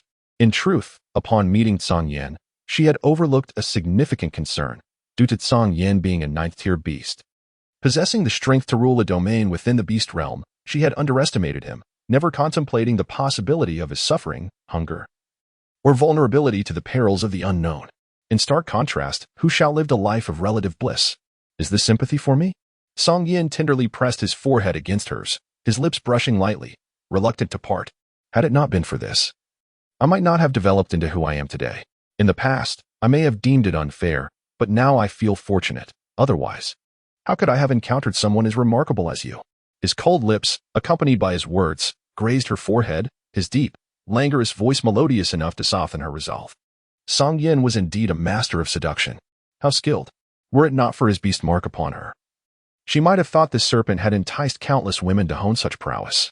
At this moment, Hu Shao turned back. Nan Nan, we have arrived. The wolf beast awaits inside. Chapter 73. Discussion equals no discussion. The cave's entrance was situated in a secluded area, nearing the edge of the tribe, where two tigers lay sprawled. Upon sensing the approach of others, they rose from their resting place. Recognizing Hu Shao, they stretched their claws in a languid yawn. You have finally arrived. Let us proceed. Chief, now that you are here, we need not concern ourselves with the wolf beast. Hu Shao approached them with familiarity, exchanging greetings. Very well, your efforts are appreciated. I shall take care of things here. You may return to your mates. Naturally, accompanying his wife in the cave was far more enticing than guarding the wolf beast, prompting a swift departure. Upon seeing Song Yin, he even nodded in acknowledgement. Before they could enter, a wave of bloodiness caused Jiang Nan to furrow her brow. Hu Shao, standing beside her, cautioned, Nan Nan. Perhaps it is best if you do not enter. This cave has housed other beasts and contained the spoils of hunts long past. The stench is quite potent and has not been aired in ages. If you have any questions, come with me, I will enter with him. No need. I shall go in alone. Jiang Nan contemplated for a moment and ultimately resolved to clarify things face to face. Although it was permissible for Hu Xiao to venture forth, he harbored concerns about being unable to deter the wolf's predatory instincts. Song Yin had neither set the individual down nor intended to carry him inside, as the stench within was unbearable, and he wished to spare the female from such an unpleasant experience. He addressed Hu Xiao, instructing him to pull the creature out while they remained at the cave's entrance. "Ah, I can certainly extract him. You all just wait here," Hu Xiao replied, promptly dashing into the cave. It wasn't long before a wolf, its fur a vibrant shade of crimson, was dragged out by Hu Xiao, clutching its front paws. At that moment, Qi Yan's eyes appeared a dark red, devoid of spirit. The weight of his exhaustion rendered him incapable of resistance, leaving him to be towed along by Hu Xiao. The ground bore witness to his passage, marked by streaks of blood. As his gaze met Jiang Nan's, the dim red hue in his eyes gradually regained some vitality. However, upon catching sight of the beastman holding the female, the vibrant colors in his eyes dulled once more. Hu Xiao dropped the wolf's paw at the cave's entrance, scrutinizing the bloodstains on his hands with evident displeasure. He pondered what he would do if the female requested to be held. Nan, I've brought him out. You can inquire now." He then hurried to a nearby water source to wash his hands. Jiang Nan beheld the once resplendent wolf, now disheveled and matted, its once vibrant fur dulled and marred by dark crimson clots of blood, rendering it a pitiful sight indeed. It was rather tragic. Yet, in comparison to the ordeal of being cast into the lake, nearly drowning, one might say it was a fitting retribution. She gently patted Song Yan's arm, requesting, "Please set me down. I wish to speak with him." Noticing a nearby stone, Song Yan retrieved a soft piece of animal hide from his pouch and laid it upon the stone before finally releasing Jiang Nan. He casually extracted 2 vivid red fruits from his pocket. Jiang Nan waved his hand, expressing his lack of appetite. "I shall eat later." Song Yan retrieved the fruit once more. Witnessing such a pitiful scene, she truly found it hard to eat, and soon her concern arose. "Can you still speak?" "I am uncertain. I ask you, can you speak?" Song Yan turned to look at Qi Yin. The pressure emanating from the 9th-tier beast caused the wolf lying on the ground to shiver twice, lowering its eyelids and weakly emitting a sound from its throat. Yes." The response was vague and reluctant, as if too many words could not escape. The mere ability to respond was sufficient. Jiang Nan organized his thoughts and said, "Qi Yin, if you agree with my words, please respond with a sound. If you disagree, remain silent. I merely wish to clarify our conversation." Qi Yin's gaze reflected a hint of sorrow, as she feared that the words from the female would not be those she longed to hear. Perhaps, if she found herself in disagreement, she would instruct the serpent beast beside her to end her life, thereby eliminating any future concerns. He truly felt devoid of options. Jiang Nan's sweet voice resonated. "Initially, I was truly grateful for your rescue of both me and Hu Xiao. However, my failure to return and seek you out was a narrow-minded decision on my part, for which I sincerely apologize. Of course, my agreement to become your partner was also born out of necessity." Upon hearing this, Qi Yin's eyes brimmed with resentment, as if to accuse me of deceit. I felt a pang of guilt for the hurt I had caused her. Regaining my composure, I continued, "Yet your forceful abduction of me was unjust. Particularly when you cast me into the woods, where I encountered wild beasts, fell ill, and nearly lost my life. Thus, my partner's actions against you are not without reason. You cannot claim to be wronged." I laid out the facts plainly, hoping to dissuade any thoughts of vengeance in the future.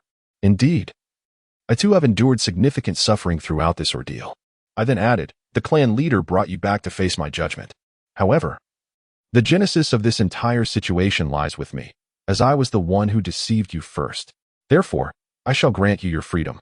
But I implore you not to trouble me again in the future."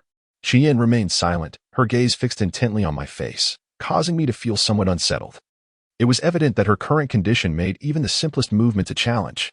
I quickly reassured her, "If you consent, I will ensure that these two will assist in your recovery." Hu Xiao, having finished washing his hands, approached and observed Qi Yin's displeasure. "Nan, just cast him aside. Why concern ourselves with his fate?" Jiang Nan lifted his gaze. "If it had not been for Qi Yin, neither of us would have escaped from that pack of jackals." Hu Xiao let out a sound of disapproval. "No, don't." Qi Yin struggled to utter those 2 words. Song Yin regarded him with indifference. Aware of the wolf beast's intentions, "You still wish to bond with Nan."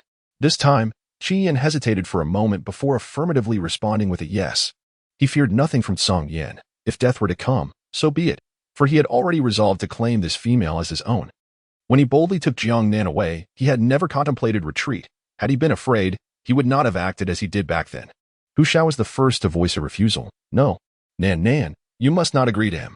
He had only just persuaded Jiang Nan. And how could another beast come along so swiftly to vie for affection? Song Yin elucidated, when a male of the wolf clan chooses to follow a female, it signifies absolute loyalty. Hu Shao disagreed. What about that group of wolves from the sand fortress? Jiang Nan recalled descriptions from the original owner's memories.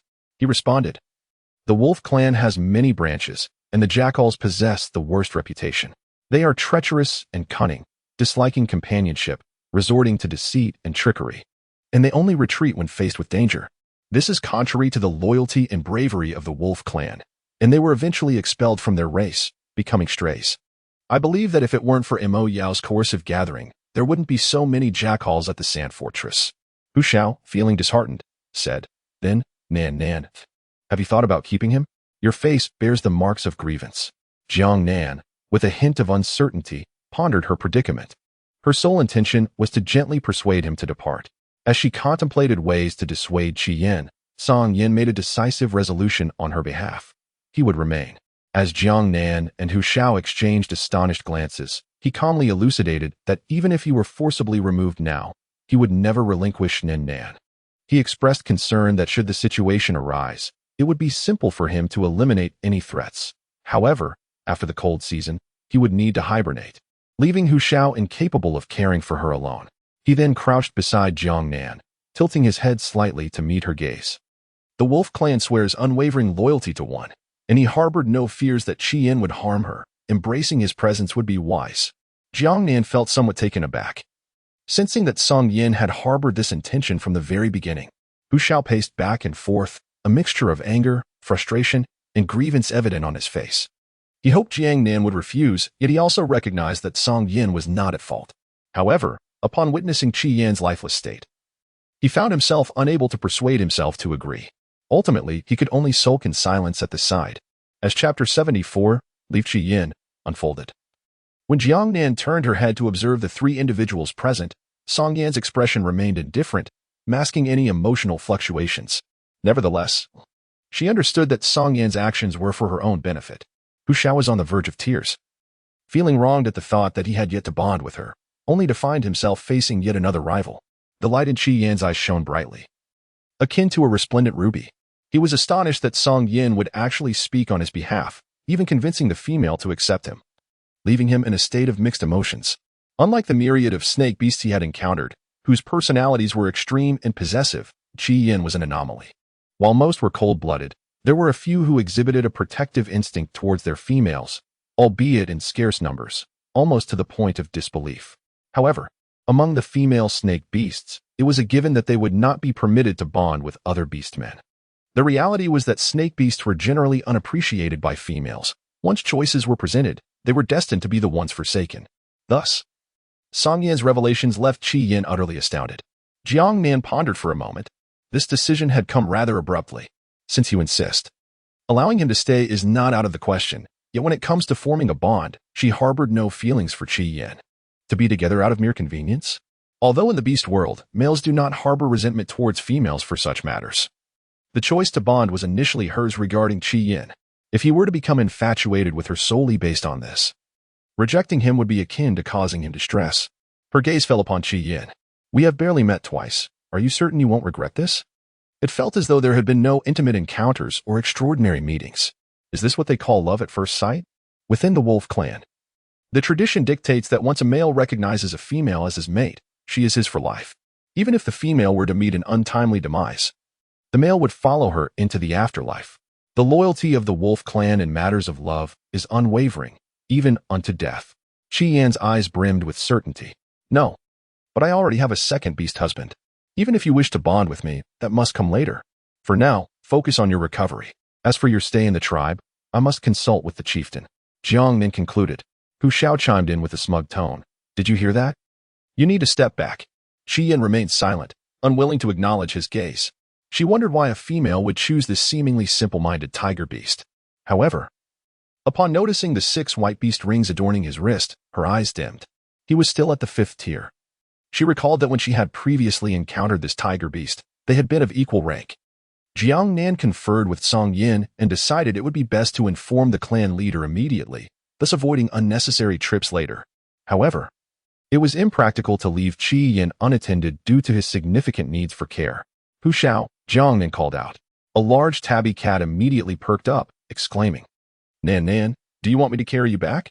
As he reached out, Jiang Nan shook her head. No. I need you to take Qi Yin back to the cave. Song Yin will accompany me to see Priest Ying. We must inform them about Qi Yin. If it weren't for the rain, she could have gone alone, but the downpour made it inconvenient. Song Yin insisted that no one should be left alone by her side. Thus, Hu Xiao was tasked with escorting Qi Yin back first. Meanwhile, Song Yin had already dragged a deceased beast from the hide space and tossed it onto the ground. He then turned to Hu Xiao, instructing him to finish eating before returning and to staunch the bleeding to avoid leaving a mess. Once you return, place it by the cave you excavated. Hu Xiao was reluctant, but at that moment, Jiang Nan grasped his hand, saying, just bear with it for me, my great tiger. Instantly, this sentiment cheered him. Nan Nan, don't worry. I will take good care of him on the way back. Yes, I trust you. I'll leave this to you, Song Yin, and I will go find Priest Ying first. Hu Xiao had no further complaints. He was willing to do whatever the female asked of him. Song Yin then cradled Jiang Nan and returned to Priest Ying's cave. Due to the soundproofing stones, they were unaware of the events that had transpired within. Upon entering, they saw Priest Ying lift her head from the clan leader's shoulder, her eyes reddened. Clearly having been weeping. Jiang Nan, why have you returned? Is the matter with that wolf beast unresolved? Inside the cave, there was no sign of Huaicheng. Bai Fan sat on the opposite side of Priest Ying, his face a mask of disinterest, yet worry betrayed him. Even as he attempted to conceal his emotions upon seeing Jiang Nan and the others, it was evident. He inquired, where is Hu Xiao? Did he not come with you? Upon witnessing the situation, Jiang Nan refrained from inquiring further and simply summarized the matter of keeping Qi Yin as a companion for them. He proceeded to elucidate the reasons behind this decision, recalling the promises made to Qi Yin in a brief manner. The others expressed no objections. Only the clan leader wore a worried expression. Why can't you choose someone more suitable? You already have Song Yin by your side. Must you also summon a stray beast? Is this some peculiar preference of yours? The priest Ying directly confronted him. Be quiet. What do you mean? I have examined that wolf beast. It bears no female markings, and it is neither a discarded beast nor related to the soil wolves. It must have been rejected by the tribe or escaped from them. How could it possibly be any better than a stray beast? The clan leader's words were met with a glare from Ying. If you have nothing constructive to say, then do not speak. He expressed his grievances, mumbling, when trouble arises, you still come looking for me, and I can't even voice my thoughts. Ultimately, under the weight of threatening glances, he chose to remain silent. Do not worry, clan leader. After the cold season, we shall leave the tribe and refrain from causing you undue trouble, Jiang Nan assured. Bai Fan raised his gaze. Is Hu Xiao aware of this? He is. He intended to inform you before we departed. He wishes to seek out my long-lost relatives. Now that I am present, clan leader, does this ease your mind? Jiang Nan teased with a smile. Bai Fan nodded. That is good. Hu Xiao may be somewhat slow-witted. And though he suffers greatly when protecting weaker young ones from being bullied, he will surely treat you well. I was quite worried when I left, as he had been easily deceived by Ye. At this moment, Jiang Nan recalled the incidents involving Hu Xiao. But he tends to bully others, doesn't he? Just him? Please, he is fortunate if he isn't the one being beaten. He never listens and insists on opposing everyone. Unbeknownst to him, Hu Xiao, feeling somewhat slighted, sneezed. Qi Yin expressed disdain at the droplets landing on his flesh. Hu Xiao, I did not spit, he asserted, casting a doubtful glance at Qi Yin, who, unconvinced, avoided the nearest piece of flesh and crawled to a different spot. Hu Xiao pondered, is this what it means to be disliked? Chapter 75, Silent Guardianship. Upon hearing this, Jiang Nan felt somewhat speechless, realizing that Hu Xiao had revealed only half of himself. We are aware of your decision to keep the wolf beast as a companion. I trust you will manage him well. You may return now. He coughed lightly, though it was not severe, yet it lingered for quite some time. At this juncture, Bai Fan's gaze shifted from Song Yin to Jiang Nan, sensing a strong bond between them. As they prepared to depart, Bai Fan called out to them. Wait, Jiang Nan. Could you assist Ying? I see that you and your companion have a wonderful rapport. Jiang Nan turned back. Song Yin promptly embraced him and turned around once more. Ying immediately interjected. Bai Fan, do not trouble Jiang Nan. The situations of Song Yin and Mo Yao are not the same. A shadow of sorrow flickered in his gaze. Perhaps it is worth inquiring, for what if there exists a solution? By Fan Rose. Recalling that Bai Ying had previously discussed Mo Yao's predicament with you, correct? Indeed, Bai Ying was once one of the priestess's companions. Jiang Nan nodded. This simplifies matters considerably. Upon returning, Mo Yao has steadfastly refused to communicate with Bai Ying or consume anything to aid his recovery. His existence has solely relied on Bai Ying's forbidden techniques to sustain his life. Yet, as you are aware, if this continues, Bai Ying may perish because of him. Bai Fan's concern did not lie in Mo Yao's fate. Rather, it was the well-being of the female he cherished. Bai Ying's unwavering determination had already driven Huaiqing away. He wished for Bai Ying to cease her futile attempts to save him. Upon hearing this, the priestess's eyes glistened with unshed tears. I merely wished to try once more. Had I known that bringing him back would lead to his demise, I would never have entertained such thoughts. I should not have believed that the beast markings could be restored, nor that Mo Yao would heed my words. Nor should I have allowed Huaiqing and the others to venture into the misty forest. I have brought ruin upon everyone. Yet now, what am I to do? Should I merely watch Mo Yao perish before me? If so, I would be condemned to live in such shadows for the rest of my days, and I am terrified. The priestess, lacking the esteemed presence she once held among her kin, now appeared as vulnerable as any ordinary female when confronted with her partner.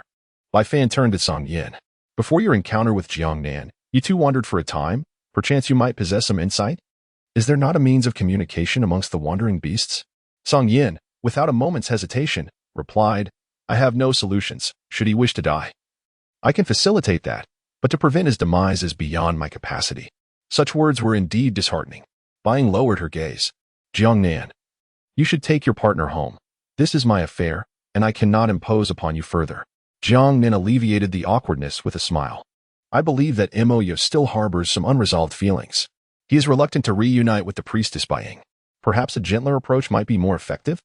Individuals who are particularly stubborn tend to become overly fixated when they are upset. This is especially true for those of the wolf clan. When they are enamored, they may devote themselves wholeheartedly, willing to fight fiercely for you without hesitation. However, if they suffer a wound that is not promptly healed, they may find it nearly impossible to move on. Reflecting on her interactions with the priestess Bai Ying, it is evident that she is not one to easily yield. Her demeanor towards the clan leader speaks volumes. Even when angered to the point of expelling Huaiqing, she exhibited little concern. In her daily dealings with her partner, she appears to be someone who prioritizes her own perspective above all else. As for Mo Yao, it seems that there are communication barriers at play.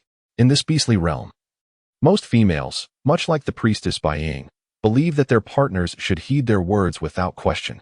They cannot tolerate disobedience and presume that even if they err, the male should not take offense.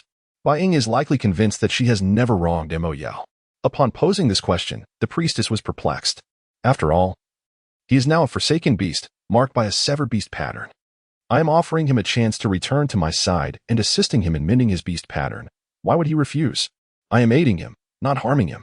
Observe the tone of this assertion.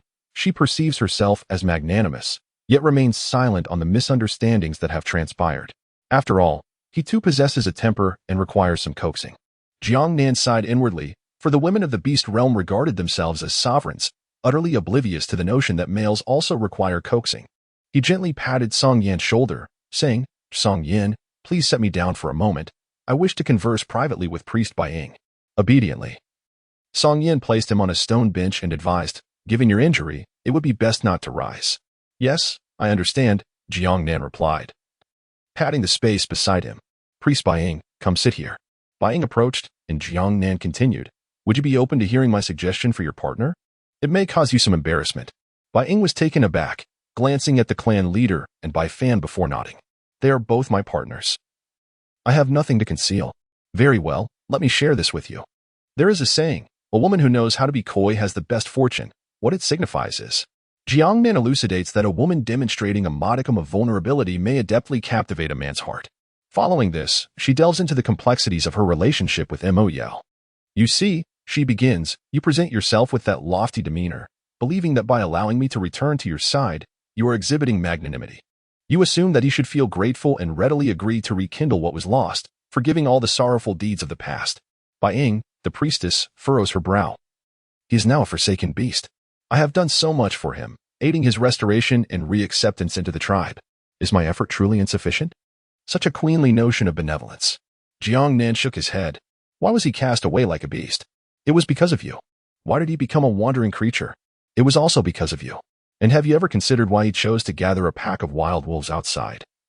Positioning himself as their king, priest Ying? Was it not his own desire to do so? In truth, when you encountered him with another female in the cave, I pondered whether Mo Yao had always been by your side, revolving around you. Otherwise, if he truly wished to depart, having lingered for so long, he could have traversed 2 continents without ever crossing paths with you. This revelation prompted the chieftain to reflect, and alongside priest Ying, they decided to seek out Rao. Frequently, Wai Ching and I would catch the scent of unfamiliar beasts, yet we had not previously recognized Mo Yao, nor had we any connection to him. The faintness of the scent posed no threat, so we paid it no mind. Upon reaching this point, the chieftain raised his gaze to meet the astonished eyes of priest Ying. When we encountered him in the cave, there was no mistaking his scent. It was simply that Huaiqing and I felt he was lingering nearby and did not inform you. Bai Fan suddenly recalled something. The tiger tribe had often been plagued by attacks from wild wolves, yet after you returned with Huaiqin and the others, the wild wolves ceased their assaults. With these puzzling matters accumulating, it became evident that Mo Yao had left, but he had never truly departed. He had always remained by priest Bai Ying's side, albeit in a different manner. At this moment, priest Bai Ying wept, expressing, "Then why does he refuse to return to my side? I do not require his silent protection from afar. I wish for him to come back." Jiang Nan tugged at the person beside her, speaking playfully.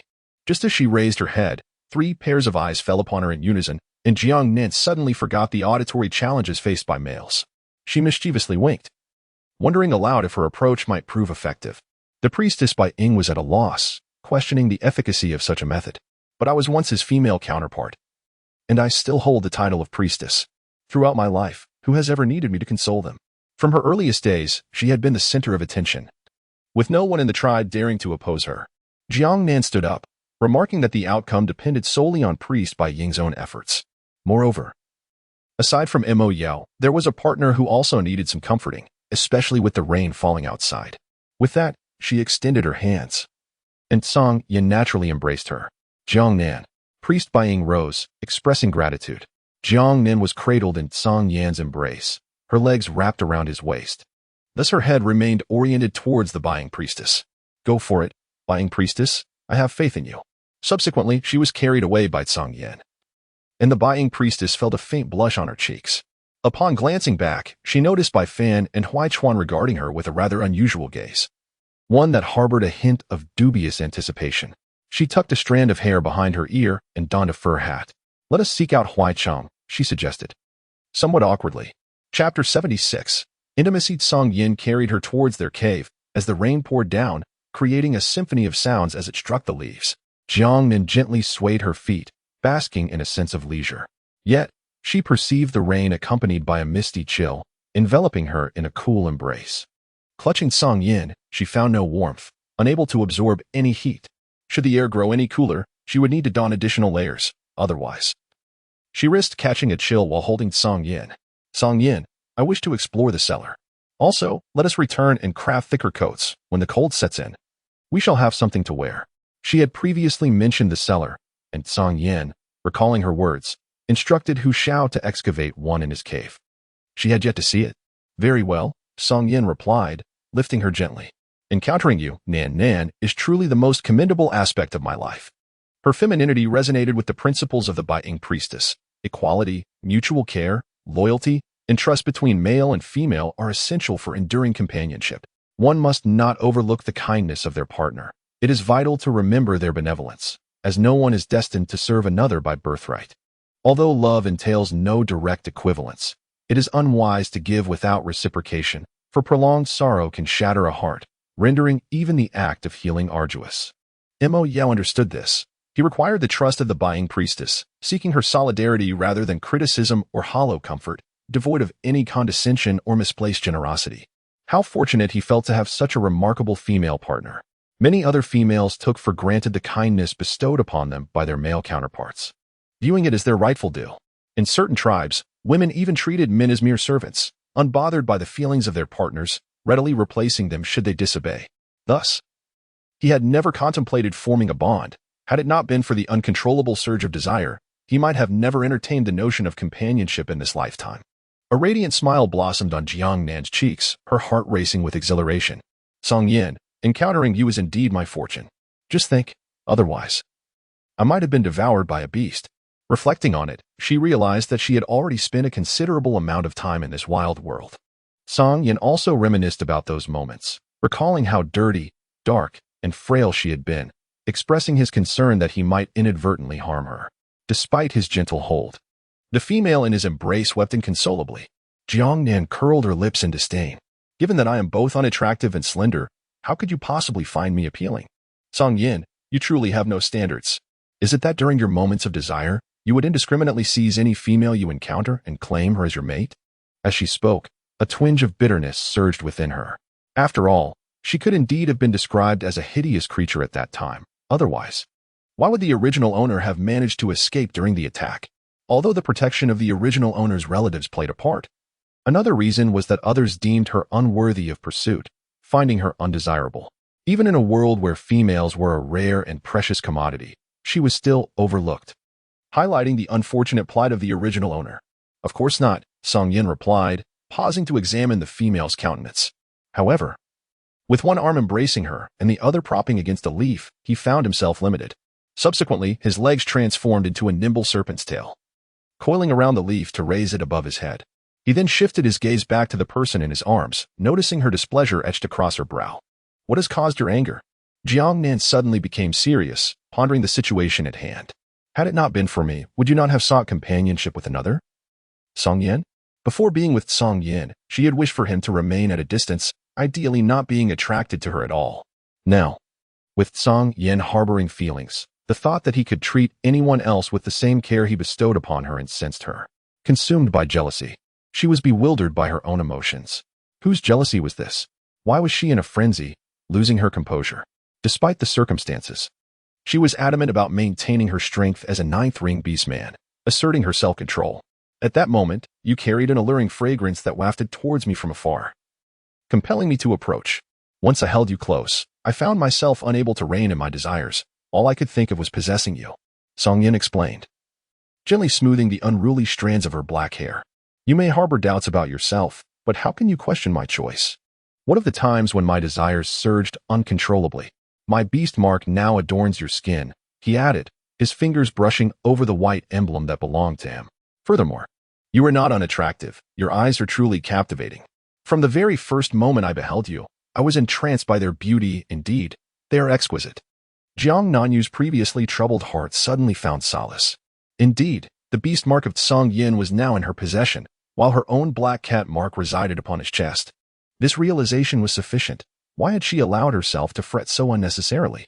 I understand now. Let us return. Perhaps Hu Shao and the others have already made their way back ahead of us.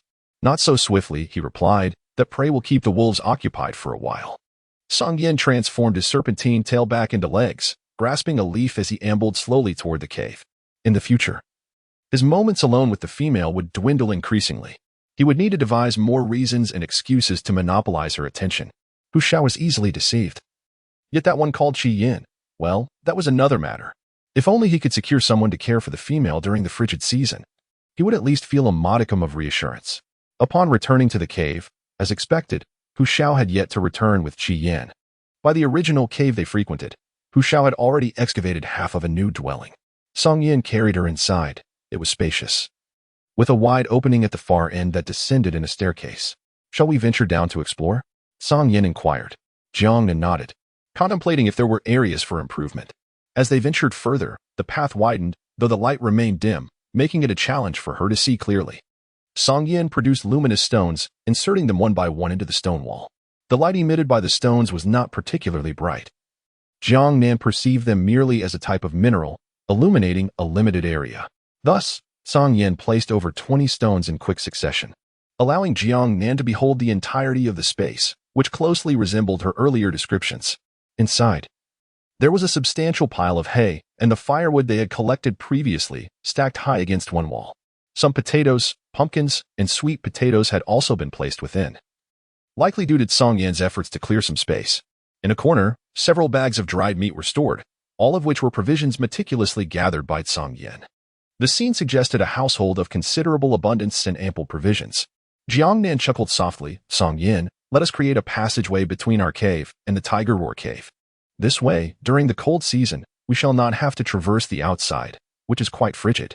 I have also considered excavating a chamber beneath our cave to connect with the cellar here, allowing me to hibernate within while you can easily move between the two. That sounds splendid.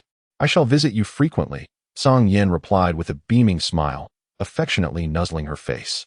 I will strive to delay my hibernation, so I can spend more time with you. When the time for slumber arrives, I will descend. The cold of winter is formidable. You might not even wish to leave your warm bed. Moreover, during his hibernation, he would assume his beast form, and given the previous demeanor of the female, she might be frightened by his appearance. Nevertheless, hearing Jiang Nan's words filled him with joy. Jiang Nan, feeling a slight itch from his fur against her nape, tilted her head back. I will certainly come to see you. You should hibernate well. Don't nuzzle so much, it tickles. At that moment, Song Yin retrieved a particularly large piece of animal hide from his leather pouch and spread it over the hay, gently placing her upon it.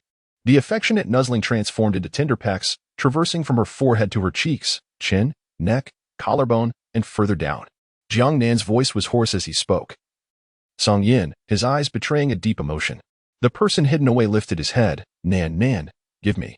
Tonight you are not belonging to anyone else. Stay with me a little longer. I need you. His gaze dimmed slightly, and with a flicker of desire, he pressed his lips against hers. If it were possible, he truly wished to possess the female entirely, harboring such thoughts towards any male who approached. Jiang Nan was acutely aware of the bond he shared with Hu Shao. As others savored the sweetness of her lips and shifted their focus elsewhere, Song Yin, with a hint of pride in his tone, proclaimed, I shall be gentle, sparing you from excessive fatigue. Yet I shall not reserve too much energy for you and Hu Shao. He feared the pangs of jealousy that might arise. Reluctant to hear the sounds of their night together. Song Yin, they will return soon. Jiang Nan's voice trembled with emotion. Then I shall hasten my pace. Tears welled up in Jiang Nan's eyes as she lamented. Oh, the great serpent is truly wicked. Chapter 77, The Tenderness of the Tiger's Roar. As Jiang Nan was carried out, Hu Shao had just returned to the cave, cradling Qi Yin, shaking off the raindrops from his fur. At that moment, he spotted Song Yin, who emerged from the cellar, exuding a vibrant spirit. The scent that clung to him was distinctly that of Jiang Nan, a unique fragrance that followed an intimate encounter. This aroma prompted Qi Yin to raise his wolf head, upon seeing Jiang Nan sleeping peacefully with a rosy complexion. He lowered his head and closed his eyes once more, a deliberate gesture from the serpent beast. Hu Xiao's expression was also grim. Yet he ultimately refrained from voicing any concerns. Song Yin mentioned to Hu Xiao his intention to connect the two caves and urged him to dig in this direction as much as possible. He then added that provisions for the cold season must be prepared, as he only possessed female supplies and none for them. Hu Xiao, my food is located in the cave I previously inhabited. Once the tunnel is completed, I shall transport those provisions here. Once I regain mobility, I will retrieve the prey I had hidden. Noticing their understanding, Song Yin chose not to elaborate further, his gaze settling on Hu Shao. Take Nan back to rest and keep watch over her. I need to venture out. When Nan awakens, she will be hungry. So remember to procure something for her to eat. Hu Shao willingly obliged, yet inquired, where are you going? When will you return? I am searching for spirit fruits. I aim to gather as many as possible before they completely fall. Nan's constitution is significantly weaker than that of the other females. Ensure that no unrelated individuals disturb her. I will return by tomorrow morning at the latest. Although the females need not accompany him, as the foremost beast husband, he must provide Hu Shao and the others the opportunity to bond, while he himself would prefer to remain outside for a time. As for the wolf beast, listen closely. Additionally, I shall seek out other edible items. The fare for the females is often peculiar, yet quite delightful. Hu Shao nodded, affirming, understood. Song Yin cautioned. Be cautious tonight, otherwise, I shall not spare you. You need not worry about that. Hu Shao fully understood the implication. Song Yin intended for him to bond with Jiang Nan this evening. Subsequently, Song Yin transformed into a colossal white serpent. Flicking his tail through the rain, his lingering gaze briefly resting on the slumbering Jiang Nan. Take good care of her. With a swift motion, he darted out. Hu Shao cautiously cradled the person in his arms, observing the distance between the two caverns. Indeed, if they were to connect the tunnels, it would be far more convenient. Otherwise, as it stood, their comings and goings were rather cumbersome. The rain posed little concern for them, but it was imperative to ensure Jiang Nan remained dry. Grasping the leaves placed at the entrance, He secured his hold on the person before finally emerging from the cave. Qi Yin lay on the ground, watching him carry the individual away. They were quite adept at caring for the females. It was no wonder that the females were reluctant to remain by his side. Reflecting on past events, a twinge of discomfort settled in his heart. When Jiang Nan awoke, she discovered that aside from Hu Shao, Song Yin was absent. Recalling the events that transpired before she fell asleep, warmth crept to her cheeks. That was precisely the spot Hu Shao had just excavated. And now she found herself hesitant to meet his gaze. Upon noticing Jiang Nan stirring awake, Hu Shao promptly strode over from the cooking area. Observing her flushed face and lackluster demeanor, he immediately expressed concern. "What is the matter? Are you feeling unwell?" "No, I'm fine. I might have just been a bit warm from sleeping." Jiang Nan quickly shifted the topic, asking, "Why are you alone? Where is Song Yin?" "He has gone out to fetch the beast's spirit fruit for you. He won't return until tomorrow morning at the earliest." Upon seeing that she was unharmed, Hu Shao felt relieved and extended his hand, intending to carry her down. "Allow me to take you to eat. May I carry you?" His approach was not one of immediate action, but rather a gentle inquiry, his demeanor imbued with a tender caution. Jiang Nan was momentarily taken aback. Yet she willingly extended her hand, saying, "All right, Tiger's Roar, embrace me." She understood that Song Yin had stepped out to grant her and Tiger's Roar some private space. However, her waist felt somewhat weak at the moment. She pondered whether she could endure it later in the evening. Tiger's Roar, filled with joy, held her close, utterly exhilarated. He had finally embraced the fragrant, soft female. Jiang Nan gazed into the pot, where the contents remained uncooked, consisting of chopped cabbage and an unknown beast's bones, which had been previously sought edition ever since he had taught Song Yin to prepare soup using the bones of the Gugu beast. She had demonstrated an ability to apply this knowledge creatively, substituting various beast bones to concoct delightful broths. "Hu Shao, are you making soup?" he inquired. "Yes. Song Yin taught me this. If you're hungry, you may have some fruits while we wait," she replied, handing him the ginkgo nuts beside her. Jiang Nan held it in her hand, yet did not partake, for she was not hungry. Gazing at the torrential rain pouring outside the cave entrance, she noted its intensity. Hu Shao, with his gaze lowered, did not pay attention. The rainy season often heralded prolonged downpours. Initially, there would be intermittent showers followed by longer stretches of rain, which could cease momentarily before resuming for an extended duration. This pattern would persist until the rainy season concluded, giving way to the cold season. "What do people typically engage in within the tribe during this time?" Jiang Nan inquired.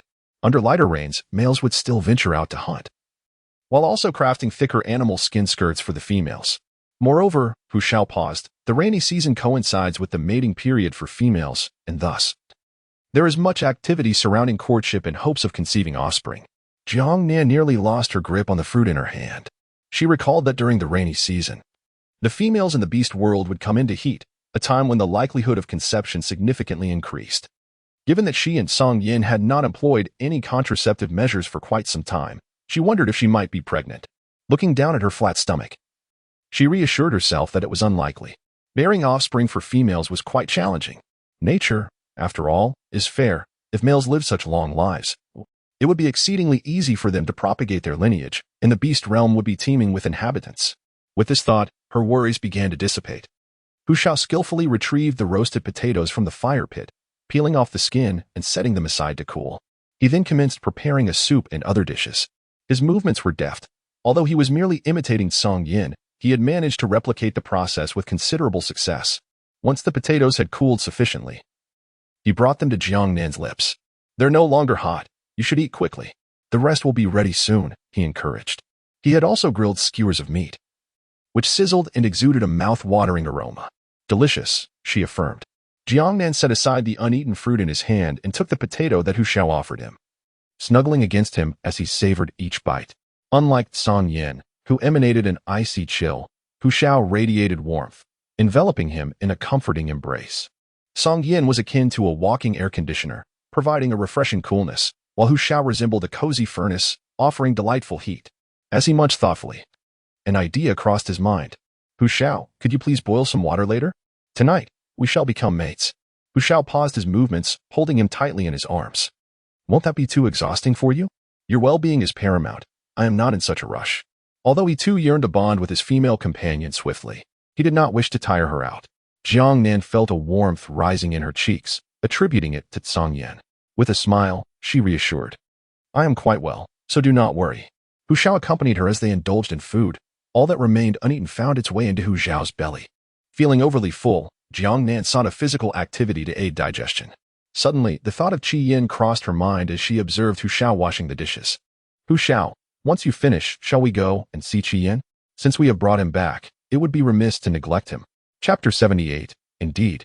Responsibility awaits. As Hu Xiao carried Jiang Nan to the cave where Qi Yin resided, they discovered him languishing there, devoid of vitality. His body bore no visible wounds.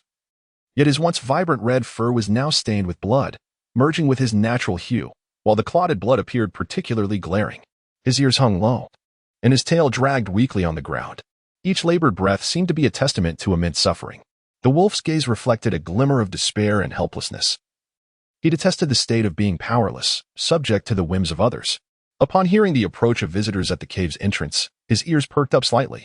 Through his blurred vision, a delicate figure drew near, restoring clarity to his surroundings. It was Jiang Nan. Hu Xiao, will he need a long time to recover like this? Jiang Nan inquired. No matter how many times she looked, the current state of Qi Yin was truly lamentable. She had been present at the time and, under the circumstances of poor visibility, could only hear the anguished cries emanating from him. Hu Xiao responded nonchalantly, it's not too bad. He should recover in about 80 days. There's no need for you to worry, Nan Nan. Our ability to heal is quite robust. He won't perish. Just don't get too close, although he isn't bleeding now. He carries a foul odor. The female, being particularly fastidious, should be cautious not to be sullied by this wolf beast. Oh, Qi Yin emitted two pain sounds from his throat, his gaze landing on Jiang Nan. Unsurprisingly, she immediately expressed her concern. What is it? Where does it hurt? The saying of the jackal holds true. Females are inherently soft-hearted. Qi Yin held again, and Jiang Nan prepared to approach him for an examination. Hu Xiao intercepted her. Nan Nan, he's clearly putting on an act. I know, Jiang Nan replied, patting his hand. Only then did Hu Xiao relent. Turning to Qi Yin with a tone that was frosty, akin to reproving a disobedient child, stop pretending to be pitiful. Where does it hurt? You can speak, can't you? Let me see if you need to visit the Whiting Priestess for some pain-relieving herbs. Qi Yin, having been exposed, felt a twinge of embarrassment. I just let out a sound of pain. I didn't intend to make you feel sorry for me. Hu Xiao scoffed from the side. Qi Yin rested his wolf head on his paw, turning away from Jiang Nan's gaze. I'm fine. You should go back. He was acutely aware that the means by which he had kept the female by his side were rather despicable and understood that she held no affection for him. Yet, he found himself unwilling to depart. This feeling was particularly perplexing. Being in proximity to her was enough. As for the prospect of forming a bond in the future, he felt uncertain. Hu Xiao was incensed by Qi Yin's demeanor. The female had come to check on him out of goodwill. And yet he responded with such a frigid attitude. Nan Nan, let's go. I'll take you back. Don't pay him any mind. You came all this way to see him. And look at how he behaves. Upon hearing that she had come specifically to see him, Qi Yin's crimson eyes sparkled, focusing on Jiang Nan as she moved. You came to see me? Yes, I wanted to check on your recovery, Jiang Nan replied candidly, circling around Qi Yin. She approached the areas where the blood was more pronounced to assess the severity of his wounds. Fortunately, there was no active bleeding. Recovery seemed to be merely a matter of time. At that moment, she noticed a deep gash on the lower part of his abdomen, faint beads of blood still visible. The fur in that area was sparse and short, with the wound being significantly torn. She could see it quite clearly. As she approached, Qi Yin immediately drew his hind leg closer, obstructing her view. Why are you blocking? Let me see. There's still bleeding from your abdomen. Qi Yin, hearing her insistence, shifted away slightly, his voice hoarse as he replied, It's just a graze. It's not very serious. Don't look there. That place is certainly not suitable for a female to gaze upon. During the skirmish, I sustained a gash on my abdomen from the protruding rocks, which was further exacerbated by a vicious attack from that serpent, causing the wound to deepen and bleed profusely. This injury is indeed the most severe I have encountered. However, Jiang Nan found it peculiar. Why would one refrain from allowing others to examine their wounds? Hu Xiao suddenly came to a realization, grasping Jiang Nan, who was intent on inspecting the injury. Nan Nan, be obedient. Do not look any further. He will be fine. At worst, I shall procure some pain-relieving herbs from Priest Baying shortly. Beneath the beast's abdominal region, what else could there be but? Author's note. You understand, right? I shall refrain from being too explicit, lest I face restrictions. Seeing Hu Xiao's demeanor, one would think he had encountered a grave misfortune, as he insisted on leaving. Yan's reaction was equally intense. It was merely a matter of inspecting a wound. Upon returning to the cave that she originally shared with Yan, her curiosity compelled her to inquire, "Hu Xiao, are you and Yan concealing some secret from me?" Hu Xiao's face contorted in exasperation. He wished to dispel any doubts the female might harbor, so he ultimately revealed the reason. This revelation left Jiang Nan yearning to burrow into the earth and hide. She had not previously contemplated the privacy of males and their beast forms. Previously, she had observed cats and dogs without feeling any discomfort. Yet, one must wonder. Yan could not possibly have exposed his most vulnerable region, could he? No wonder Yan insisted on clinging to her. What a predicament! Jiang Nan, with a flushed face, finally spoke. How much pain must it be? Is the pain-relieving herb effective? It's a matter of life and death, after all. Not something trivial. I suddenly feel that the two cries of anguish from earlier were not feigned. Hu Xiao, oblivious to Jiang Nan's thoughts, scratched his head. It's not too bad. The wound is just a bit deep. The pain-relieving herb can alleviate his suffering. I shall seek some from priest buying later. Why not go now? Jiang Nan urged Hu Xiao towards the cave entrance. Hu Xiao was reluctant, pondering whether the female was so concerned about that wolf beast. Did she have a fondness for him? He spoke. Is there really a need to rush? Jiang Nan tilted her head, wondering why there was no urgency. Hurry there and back. I shall await your return in the cave. She sensed that Hu Xiao bore no fondness for Yan, thus disregarding his injuries. Having recently agreed to become Hu Xiao's partner, the sudden emergence of Yan weighed heavily on her heart. Yet, Jiang Nan felt a pang of guilt. Yan had been excessively harsh. One ought not to strike faces in a brawl, nor resort to underhanded tactics. Yan had latched onto her, and she deemed it only fair to assume responsibility. Half pushing, half urging, she guided him to the cave's entrance. Upon seeing Jiang Nan nearly out of the cave, Hu Xiao promptly scooped her up. I understand now. I shall go immediately, so do not emerge. After placing Jiang Nan comfortably on the stone bench lined with animal skins, he transformed into his beast form. Before departing, he turned back to reiterate, wait for me. Whatever you wish to do must await my return. If you grow bored, there are fruits I have prepared for you. Consume them while I am gone. Very well, go ahead. I comprehend, she replied. Hu Xiao, reluctant, cast glances back 3 times, ultimately setting off towards the white spirit priestess with a heavy heart. He aimed to hasten his journey, retrieve the items, and return to accompany the female. Yet, he pondered what the wolf beast had done.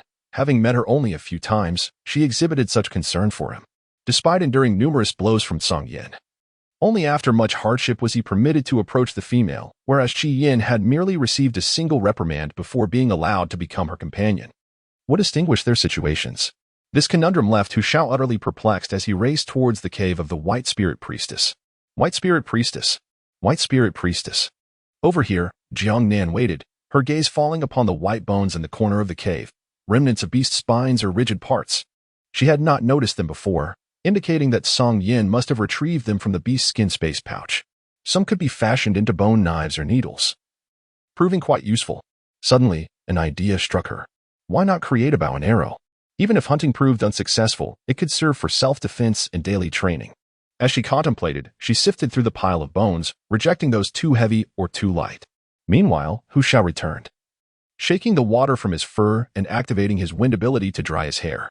Upon spotting Jiang Nan handling the bones, he approached her immediately. Nan.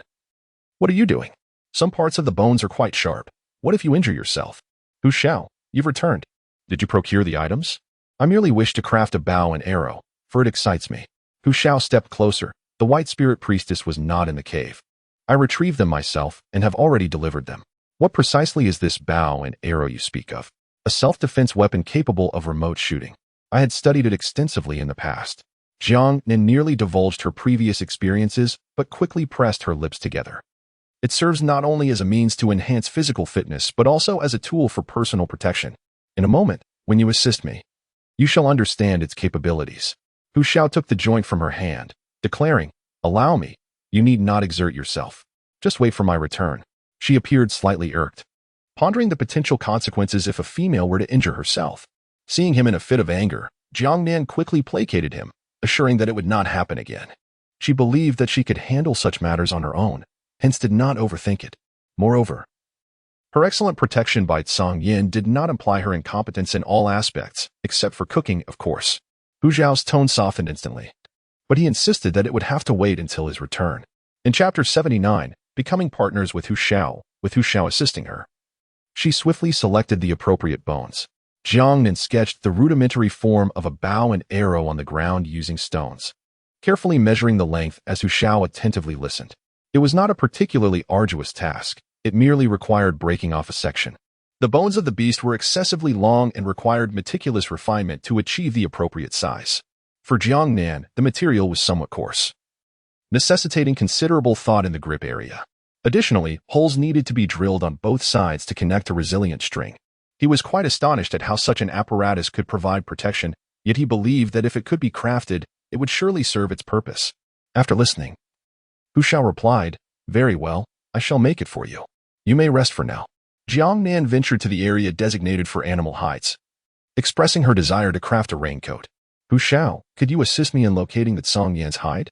Staying in the cave is quite dull." Nan. "These tasks are indeed our responsibility. Would you mind if I first complete your bow and arrows before I assist you with the raincoat?" He replied. "Hu Xiao, please let me try. I must learn to take care of myself. It is merely a piece of clothing. It won't exhaust me." The original body had suffered from prolonged malnutrition and arduous travel, leaving it quite depleted. However, thanks to Song Yan providing her with ample spirit fruits and attentive care, her health had significantly improved. This was evident during her tussle with He. Aside from her endurance and strength being somewhat lacking, she was otherwise in good condition. The task of making a raincoat would hardly tire her. Moreover, being confined indoors during the rain, without the solace of a phone or television, would drive her to madness. Surely, she couldn't resort to sleeping again, could she? As Hu Xiao contemplated his response, Jiang Nan had already latched onto his arm, shaking it with both hands. "Hu Xiao, is it all right?" Her eyes sparkled like crystals, rendering him momentarily defenseless, and he quickly softened. "Very well then, I shall assist you." "Certainly," she replied, knowing she would require Hu Xiao's help in cutting the hide.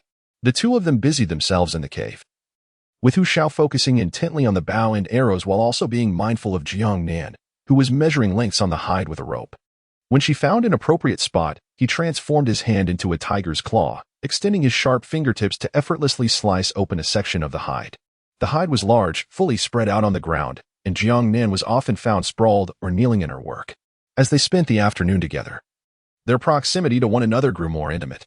At times, when Jiang Nan turned her head, their faces nearly met, catching Hu Xiao off guard, prompting him to retreat slightly. Yet, after maintaining some distance, he felt a sense of reluctance. After all, he was her partner. Why should he concern himself with being too close? Jiang Nan, however, harbored no such worries. She had begun to genuinely accept Hu Xiao's presence beside her. Without any hesitation, she reached out and tugged at the hide skirt he wore, pointing to a section of the hide beneath them. "Hu Xiao, use your claws here. Cut to this side." As he positioned himself, one hand firmly planted on the ground while the other extended to a specified length, which was somewhat lengthy, Jiang Nan did not retract his hand, choosing instead to wait for Hu Xiao to make his move to avoid any missteps. He then assumed a kneeling posture, supported by all fours, with his backside facing the stone bench where Hu Xiao sat. At that moment, Hu Xiao felt the blood within him begin to boil, his throat parched with thirst. The voice that escaped his throat was somewhat hoarse as he gradually crouched down, extending his claws. However, his attention was fixated on Jiang Nan's slender waist. From this angle, the female's waist appeared excessively delicate, as if he could grasp it with a single hand. Moreover, it bore scattered crimson marks, likely remnants from an intimate encounter with Song Yan. This sight caused Hu Xiao's claws to veer off course. Suddenly, he felt Jiang Nan's warm hand enveloping his wrist. "Oh dear, Hu Xiao, you've strayed over there. It's here, right here, not there. I didn't want that side. Otherwise, I would have had to start over." Jiang Nan straightened her back and inadvertently collided with the imposing figure of Hu Xiao beside her. The overwhelming heat radiating from his skin startled her. How warm! Hu Xiao's stature was tall and upright, exuding a solid presence akin to a mountain. His broad shoulders and narrow waist, coupled with the smooth and powerful contours of his muscles, enveloped her, rendering her as if trapped in a corner with no escape. When she lifted her gaze to meet Hu Xiao's face, the fierce intensity of his stare instilled a sense of fear within her. This was a stark contrast to the naive and innocent Hu Xiao she once knew. He now resembled a predator poised to ambush its prey, ready to devour. The line of his jaw was taut, his Adam's apple bobbing as he breathed heavily. Jiang Nan sensed something amiss and tentatively called out, "Tiger's roar?" The sound was so melodious that it severed a thread of restraint in someone's mind, causing all self-control to vanish as they captured the lips before them. He yearned for her. Jiang Nan emitted a muffled groan from her throat, instinctively attempting to push him away. Yet, when the mountain-like figure pressed closer, she found herself utterly devoid of strength to resist. She watched as tigers roar, in a state of urgency, tore at the beast's skin. Despite his apprehension, Jiang Nan chose to close his eyes and acquiesce. It was inevitable. He had pondered how to navigate the evening's circumstances, given his close proximity to someone outside of Tsangyan.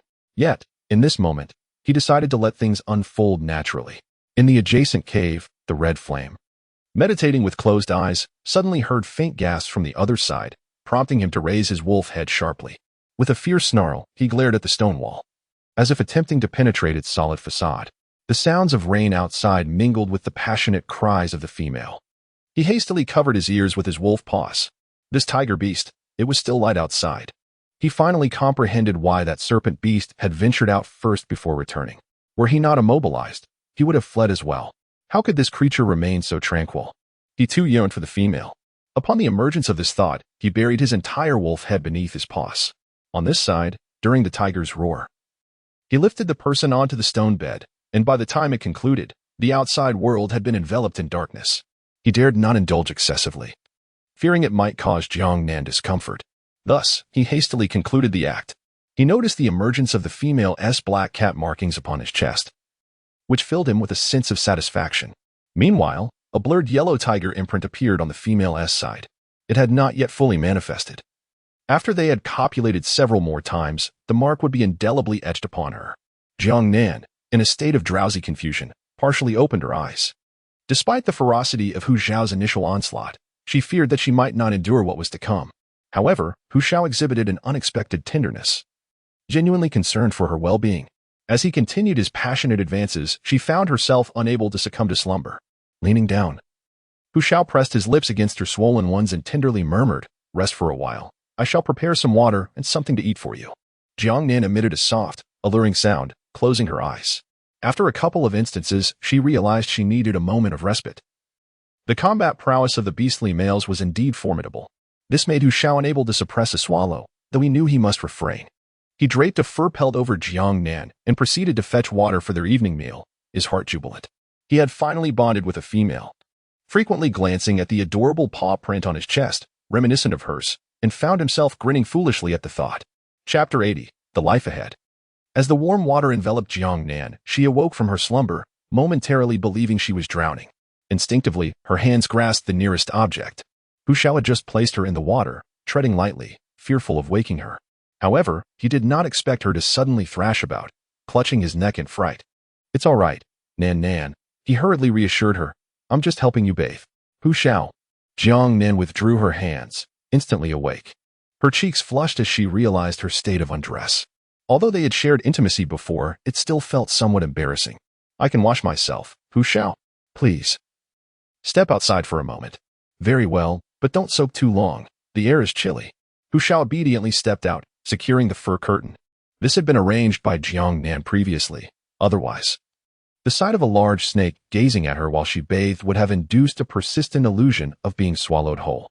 Once he had left, Jiang Nan finally relaxed, taking the opportunity to inspect the beast markings belonging to Hu Xiao on her body. After a thorough search, she discovered that the mark on her left side was incomplete. The cave was dimly lit, with only the faint glow of luminous stones illuminating her surroundings. Upon closer inspection, she noticed a hazy patch of pale yellow at her waist, with delicate black lines faintly visible. She truly had become bonded with a beast other than Song Yin, and surprisingly, it was not as repulsive as she had anticipated. At least Hu Xiao was exceedingly gentle with her, causing her face to flush anew. How embarrassing! She covered her face with her hands, her entire body sliding down halfway from the edge of the tub. Nan. Hu Xiao entered to find her submerged up to her nose, his heart racing as he rushed to rescue her. "What happened?" He quickly lifted her from the water. "Hu Xiao, why did you come in?" "I'm fine. Please put me down." She felt flustered and bashful, uncertain of where to place her hands. Hu Xiao gently set her back in the tub. "I came to fetch the fur garment you would wear. Seeing half your head submerged in water made me worry for your well-being. Are you truly all right? Your face is so red. Have I exhausted you?" He felt a twinge of guilt. Jiang Nan smiled as she explained, "I'm perfectly fine. I simply enjoy bathing this way. However, I am feeling a bit hungry. It's already prepared. You can eat as soon as you finish your bath." "All right then, Hu Xiao, please wait for me outside." Hu Shao nodded, glancing at Jiang Nan's back with concern. Nan, if you need anything, please be sure to call for me. Jiang Nan softly acknowledged as she emerged. Clad in a long, sleeveless garment fashioned from animal hide, which gracefully reached her ankles. This exquisite piece was crafted during her time with Jian Mei. Meanwhile, Hu Shao continued to refine the bow and arrows, the initial form of the weapon already taking shape. He had also wrapped a delicate layer of animal skin around the arrows for added comfort. Upon seeing her, he set aside his tools. Nan, come quickly and partake in the meal. Jiang Nan extended his hand, and Hu Shao embraced him, lifting him effortlessly into his arms. He felt delighted that the female sought his affection. I had prepared skewers of roasted pumpkin and a hearty pork and cabbage soup. Hu Shao placed the already prepared dishes before Jiang Nan. The aroma was enticing. I was genuinely famished. Jiang Nan eagerly picked up a meat skewer and began to eat. Do indulge yourself. You ought to gain a bit of weight. The females of the tiger tribe consume far more than you do, he remarked, ladling more soup into Jiang Nan's bowl. I consumed copiously, being a female of the cat clan, which differed from the tiger clan, making it impossible for me to match their appetite. If you can eat more, do so. I was just afraid of bumping your waist, I added. Coughing ensued as Jiang Nan choked on his food upon hearing this. There was an underlying sense that life ahead would be vibrant and spirited. After a simple wash-up following the meal, Jiang Nan, yawning from fatigue, was cradled by Hu Shao and placed onto the stone bed. Rest well. I will ensure your raincoat is ready. The person in his arms rubbed their eyes, feeling content. Song Yin returned at the second hint of dawn. A colossal serpent casting shadows across the hills, eventually arriving at the cave entrance. As he passed by the cave where Qi Yin lingered, he caught a glimpse of him just as he awoke.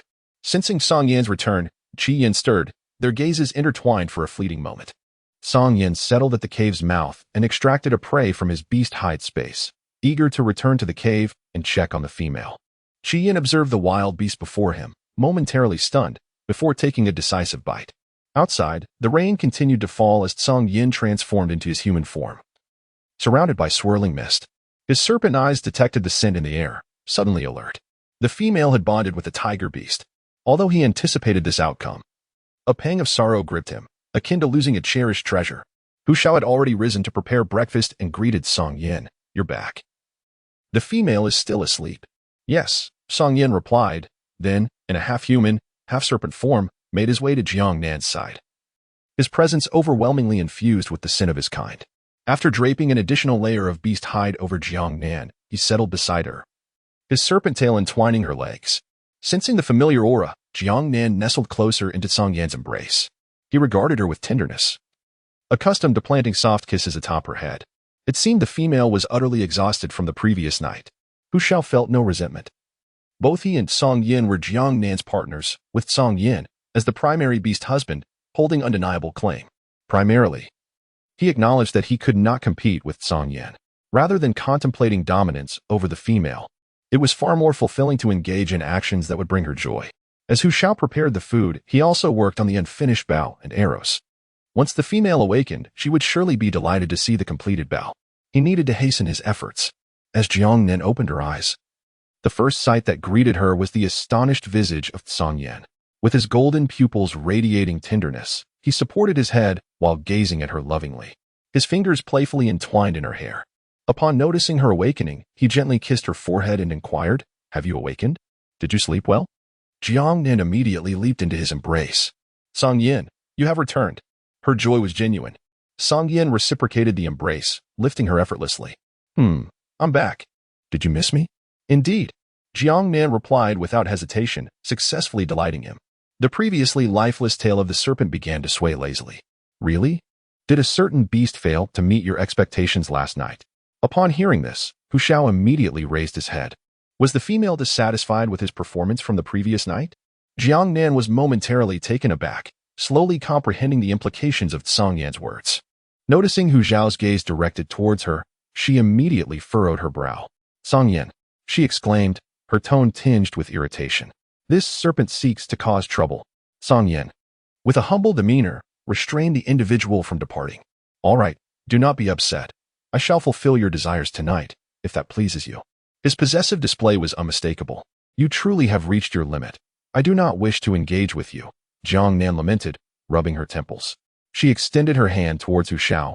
Hu Shao, please carry me to wash up. Hu Shao rose, Oh, very well. Song Yin immediately issued an apology. All right, I concede. I simply long for you. Please do not be angry. I will carry you to wash up.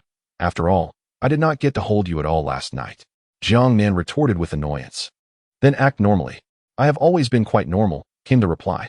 Chapter 81. The bow and arrow. Song Yin swept through the air, cradling the other person in his arms, soaring past Hu Shao. The two engaged in lively banter, completely oblivious to Hu Shao, who stood nearby. He bore no resentment. Attempting to gauge the weight of the bow in his hands, it could not be overly heavy, yet for a female, it was not light either. Would holding it for an extended period prove tiresome? At this moment, Jiang Nan recalled the matters concerning Qi Yin, and as he leaned close to Song Yan's ear, his face flushed with embarrassment. However, the usually stoic Song Yin let out an unexpected chuckle. Whose is it? How come I am unaware? Jiang Nan averted her gaze, her eyes drifting elsewhere as the rain continued to pour outside, turning the ground into a muddy expanse. I saw everything, she said, her voice lacking conviction. You saw it? Really? Song Yin suddenly leaned in closer, pondering whether Nan was concerned about his future ability to care for her, or if she simply felt pity for him after he had been struck too hard. I can't always be the one to clean up after you, can I? It cannot be that I must constantly accept the role of a partner. As for Qi Yin, he bore his share of responsibility. After all, he had agreed to be her partner, leading to all these subsequent complications. She vowed never to allow such a situation to arise again, resolutely refusing to make promises contingent upon their partnership. If more individuals like Qi Yin were to appear attractive, perhaps, but what if they were not? She had her own standards of beauty. Song Yin regarded Jiang Nan with a mixture of surprise and affection, finding her somewhat endearing yet rather foolish. Did her feminine instincts truly lead her to believe that keeping Qi Yin around was due to her having been too harsh, or that she lacked the capacity for procreation? Was it her responsibility? How could such an odd notion even arise? Jiang Nan felt somewhat at a loss under the gaze of Song Yin. Lowering her head, she murmured, I did nothing wrong. At that moment, Song Yin chuckled softly, saying, Indeed, Nan is never at fault. Next time, I shall ensure you are not burdened. If we encounter such beasts, we shall eliminate them without hesitation. I will never allow my dear Nan to bear the consequences. Understood? That's not what I meant. Jiang Nan replied, somewhat speechless. Was it truly the case that only these two paths were available? After much contemplation, she ultimately refrained from making excessive demands, hoping only that she would not encounter such reckless beasts in the future. Noticing the frown on her face, Song Yin chose not to elaborate further, allowing her to assume that the wolf beasts were inadequate. This would delay the bonding process, permitting the female to acclimate to both Hu Shao and himself. While leaving Qi Yin behind was convenient for the cold season, affording protection to the female, he did not wish to pressure her into bonding due to his own reasons. The topic was thus brushed aside. When Jiang Nan returned after washing up, she discovered that Hu Shao had already crafted a bow and arrows, awaiting only the string and arrows to be strung. She exclaimed in excitement, Hu Shao, you finished it so quickly. With a smile, Hu Shao handed it to her. Nan, take a look and see if there are any modifications needed, and I shall amend them. Song Yin, you must let me down, Jiang Nan insisted. Wriggling free from Song Yan's grasp, she took the bow and immediately assumed a stance to draw it back, declaring, very well. Once the string is attached and the feathered arrows are prepared, I can go hunting. However, upon hearing the word hunting, both Hu Shao and Song Yan's expressions changed dramatically. Song Yin, you intend to hunt? Hu Shao exclaimed, no, that is far too dangerous. How can a female hunt?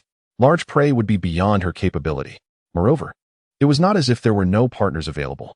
The very notion of allowing a female to hunt was utterly inconceivable.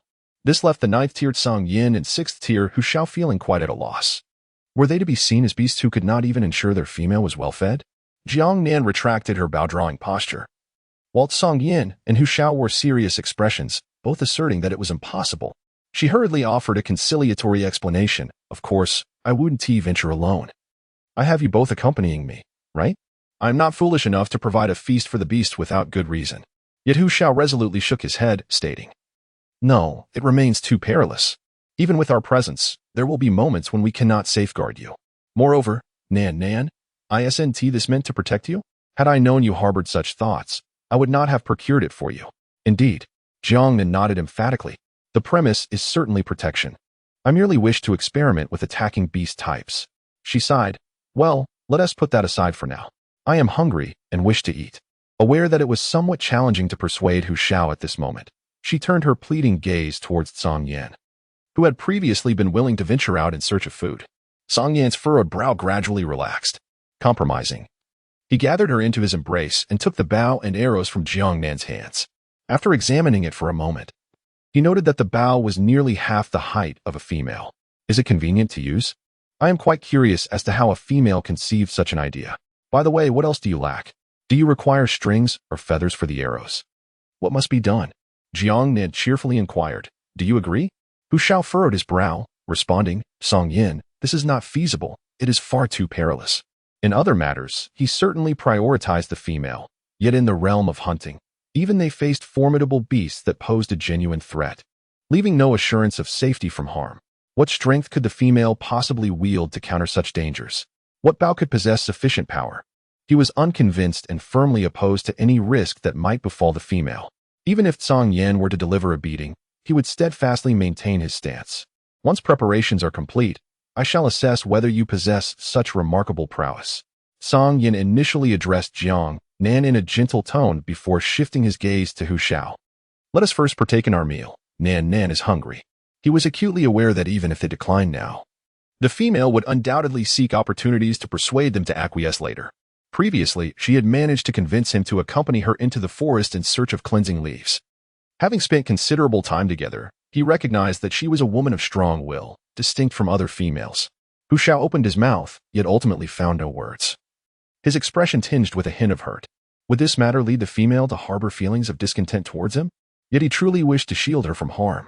As the foremost beast husband, how could Song Yin indulge in such reckless behavior, unaware of the peril it might thrust the female into? With a tinge of unusual emotion, he approached to retrieve a bowl. After obtaining what he desired, Jiang Nan turned to find the great tiger with a despondent expression, clearly troubled and melancholic. Realizing that his concerns for her were the root of his vehement opposition, Song Yin discerned the gentle inclination in his embrace toward comforting Hu Shao and willingly set him down. I possess what you seek. The beast tendons can serve as the bowstring. They exhibit remarkable resilience and tensile strength, though they require some effort to draw. I shall prepare it for you, and if it proves too arduous, I will procure alternatives. In the meantime, you should attend to your sustenance. The beast tendons were extracted from the formidable creatures of the misty forest, exceedingly slender yet unyielding, and he had retained them in his space for their utility in binding items. Excellent. I am quite capable of this, Jiang Nan asserted with confidence. After all, she had triumphed in the citywide archery competition thrice. Such tasks were well within her grasp. Chapter 82. Ye returns wounded to the tribe at that moment. Hu Shao presented a bowl of soup, and as Jiang Nan accepted it, she seized the opportunity to converse with the great tiger. Hu Shao, Song Yin is unable to carry me while managing the bow and arrows. Would you be so kind as to hold me? She spoke the truth. Despite the animal pelts adorning the stone bench, it lacked the comfort of their embrace. This was particularly evident after the tumultuous battle of the previous night. Without anything to lean against, she found herself aching after a brief sit. Once the rainy season abated, she would undoubtedly need to procure a few wooden stools. Hu Shao, eager to oblige, effortlessly lifted her into his arms. Yet, he could not suppress his concern. Nan, I am merely worried for your safety. Please do not be upset. The outside world is truly perilous. When we venture out to hunt, we require a dozen companions, and even then, injuries are commonplace. How much more vulnerable you are? He was cautious, afraid to apply too much pressure while cradling her, fearing that excessive force might harm her. He could not fathom her audacity to wish to hunt alongside them. Was it simply her reliance on Song Yan's ninth-tier prowess, or did she genuinely possess such skills? Hu Shao remained uncertain, yet he dared not gamble with her life. The thought of her being upset and ignoring him tormented him deeply. After savoring a hearty sip of soup, Jiang Nan glanced sideways at the dimly lit pupils of Hu Shao. I understand that I am not angry. Your concern for me is evident, so how could I possibly harbor any resentment? Straightening my posture, I positioned myself to better observe Hu Shao's face. Hu Shao, I have not ventured into peril alone. Both you and Song Yin will always be by my side, will you not? Moreover, my practice with the bow and arrow is fundamentally to safeguard myself, yet is it not also a goal I strive to attain? However, Hu Shao pondered, even so, it remains an unsafe endeavor. Jiang Nan interjected, but what is it? Do you lack confidence in your ability to protect me?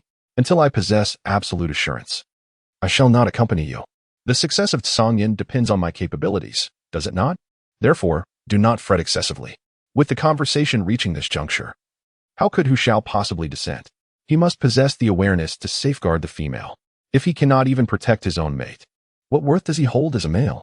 Nan, rest assured, I will swiftly enhance my strength, and wherever you go in the future, I shall be able to protect you. Indeed, you have already attained the status of a sixth-ring beast man, which is quite remarkable. I believe you will continue to grow stronger. I will. Jiang Nan continued to sip her soup with a smile, realizing that the great tiger was indeed easy to please. Had it been Song Yin, he would have toyed with her for a while before letting go. It was evident that a partner should be someone as honest and straightforward as this. After their meal, Song Yin placed the already crafted bow and arrows into Jiang Nan's palm for her to assess their fit. Perfect. Just as Jiang Nan was about to draw the bowstring, a hurried voice echoed from outside the cave. Jiang Nan, could you come with me to see Yaya? Hu Shao, who was washing dishes outside, hurried back into the cave upon seeing Luobai's beast form rushing towards him. It's Luobai, he thought. What does he want with me? Jiang Nan set down the bow and stepped outside, finding Luobai, now in human form, drenched and standing in the rain with his hair clinging to his skin, looking quite disheveled. Song Yin and Hu Shao flanked Jiang Nan on either side. Jiang Nan, could you please check on Yaya? She was bitten by a stray beast, and her wound is worsened. Priest Bai Ying hopes you can visit her. Luobai's gaze hesitated slightly as it landed on Hu Shao, pausing before adding, Yaya wishes to see Hu Shao as well. However, upon noticing the beast mark on Hu Xiao's chest that belonged to Jiang Nan, he understood that there was no possibility for Yaya and Hu Shao. Yet, thinking of Yaya's current condition, he still spoke up. Hu Shao recalled the past grievances with Yaya and remembered her feelings for him, secretly wishing for his support. Thus, he resolved not to go. I won't be going. I have already bonded with Jiang Nan, and I will heed her wishes. I will not get too close to any other females. Let Yaya focus on her recovery. With Priest Bai Ying present, I trust she will be fine. He recalled the moment he saved Yaya, how she cried and apologized, expressing her fears and desires for his embrace, wanting him as her partner, lamenting. He had rejected her, clearly stating that his affections lay solely with Jiang Nan. When Luobai arrived, he promptly returned to the tribe to find Jiang Nan and hand Yaya over to him. Yaya was moving too slowly due to her injury, and he lacked the patience to wait. Unbeknownst to them, their return to the tribe had been delayed, possibly due to the early onset of the rainy season. Yaya's condition was dire, prompting Luobai's urgent visit. Unexpectedly, Luobai knelt on one knee before Jiang Nan, startling her completely. What are you doing? She exclaimed. Song Yin furrowed his brows, his tail striking the ground with a thud, creating a small crater. You startled my Nan, he growled, ready to unleash his fury. Jiang Nan promptly placed his hand on Song Yan's arm. Stop always thinking that fighting is the solution. Behave yourself. He then turned to Luobai, saying, And you, why are you kneeling before me? Get up. Is Yaya gravely injured? If Priest Bai Ying is unable to assist, what can I do? Your kneeling will not resolve anything. Priest Bai Ying had confided in him about several matters, including the tragic miscarriage of He and how Yaya had been ostracized by the females of the tribe, targeting him specifically. Luobai was visibly distraught. He had never anticipated Yaya would go to such lengths. Although she could be somewhat spoiled, he had always believed that her strong disposition stemmed from a lack of parental figures, a defense mechanism to protect herself. After all, when she was by his side, she was gentle, endearing, and remarkably kind. However, with Yaya now severely injured, he could not afford to dwell on her past actions. Her safety took precedence over all else. Unlike Hu Shao, who believed that since Yaya was the most beautiful female, she deserved the strongest male protector, and thus considered himself the mightiest orc, Luobai understood that Hu Shao genuinely cherished Yaya. His deep affection allowed him to overlook her many flaws. Priest Bai Ying had conveyed this information in hopes that Luobai could provide Jiang Nan with an explanation concerning Yaya, especially since she and Mei had yet to apologize, continuously postponing their arrival. Moreover, there had been incidents involving Mei conspiring with wandering beasts from outside the tribe to take Jiang Nan away, claiming it was for Yaya's sake. Luobai feared that Jiang Nan might be deterred from rescuing Yaya due to these circumstances. Priest Bai Ying had suggested that if not Jiang Nan, they should seek a more capable shaman from a larger tribe. After all, Jiang Nan had previously treated Hu Zhao's broken leg and assisted in Qi with suturing wounds, which had become well known throughout the tribe. Orcs kneel only before the beast gods, esteemed priests, or their own partners. They do not kneel to anyone else. Luobai was exerting his utmost effort and sincerity. I understand that your reluctance is natural, especially since Yiya has caused you harm. Yet, she has been bitten on the leg by a coyote, and blood has been seeping along the way. The wound is festering and turning black. Priest Baing can only manage the symptoms, but cannot facilitate recovery, which is why I was sent to find you. His gaze subtly fell upon Hu Shao, hoping he might assist Yiya. Now that he was Jiang Nan's partner, if Hu Shao could speak up, perhaps Jiang Nan would be more inclined to agree. However, Hu Shao stood silently to the side, deliberately ignoring the glance directed at him, clearly unwilling to offer help. Jiang Nan surmised that the infection was undoubtedly the result of a wound, leading to necrosis of a portion of the flesh. It is highly probable that improper care during transit, combined with a lack of timely cleaning, allowed for bacterial contamination, exacerbated by exposure to rain. If not addressed promptly, it is likely that Yiya's leg would suffer irreparable damage. She truly did not possess such altruism as to assist those who sought her troubles only to be plagued again after their ailments were healed. However, Luobai, having witnessed her abduction by Qi Yan, returned to the tribe without concealing the incident, proving himself a noble beast, albeit unfortunate in his choice of companion. I can consent to visit and assess the situation, though I must clarify in advance that my ability to provide a solution is uncertain.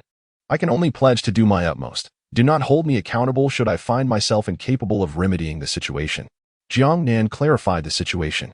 Chapter 83, Concern.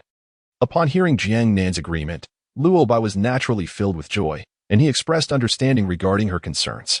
Rest assured, regardless of whether you can assist Yiya with her injuries, I shall not hold you accountable. As long as Jiang Nan is willing to accompany me to the school, he turned, transforming into a formidable white tiger, shaking off the excess water droplets from his fur. Come, I shall lead you there. In times of concern, one often becomes flustered. His thoughts were solely focused on the prospect of bringing Jiang Nan to treat Yiya's wounds.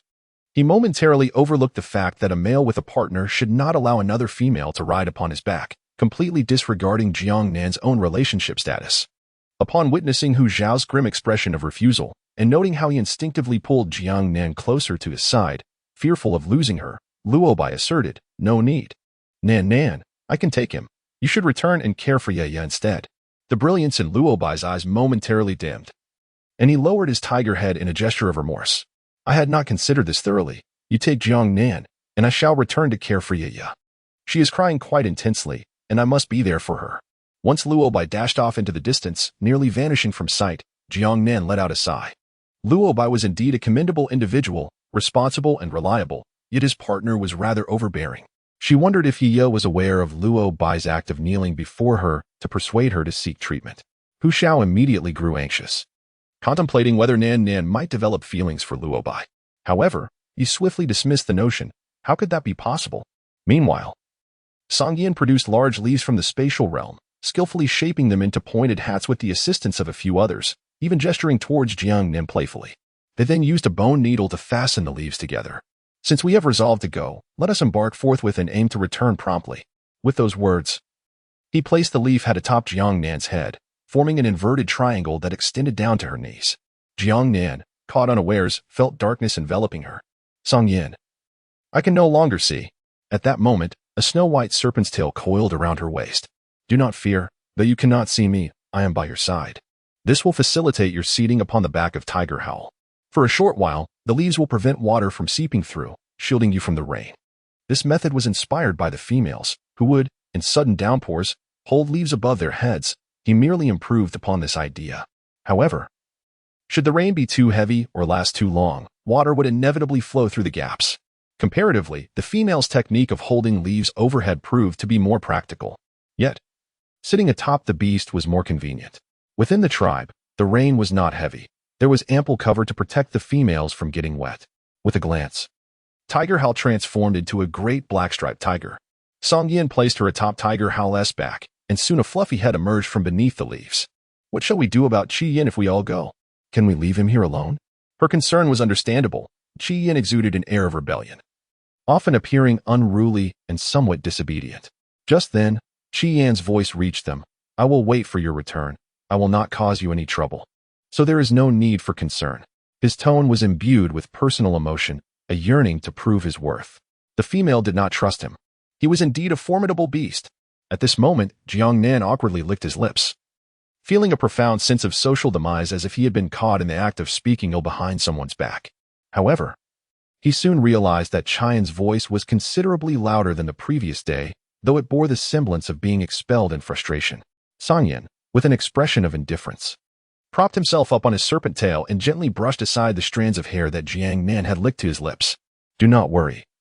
He is unable to move now, and even if he had the desire, he lacks the capability. Qian, with a scowl, longed to unleash a torrent of curses but found himself powerless to alter the reality. Frustration etched across his face. Qian clenched his teeth. This serpent beast was indeed insufferable.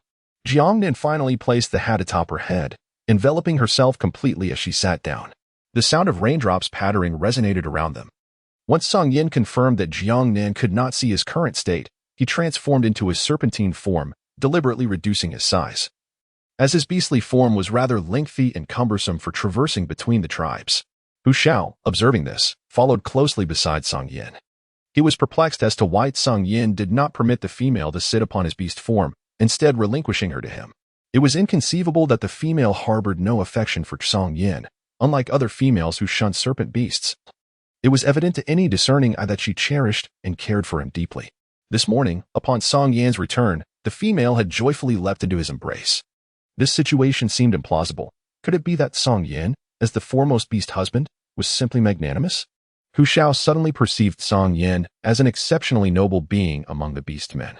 Were he in Song Yan's position, he would never consider allowing a female to be bestowed upon another, wishing instead that she would choose him every time they ventured out. His admiration for Song Yin surged immensely. Yet, had Song Yin been privy to his thoughts, he might have deemed him overly contemplative.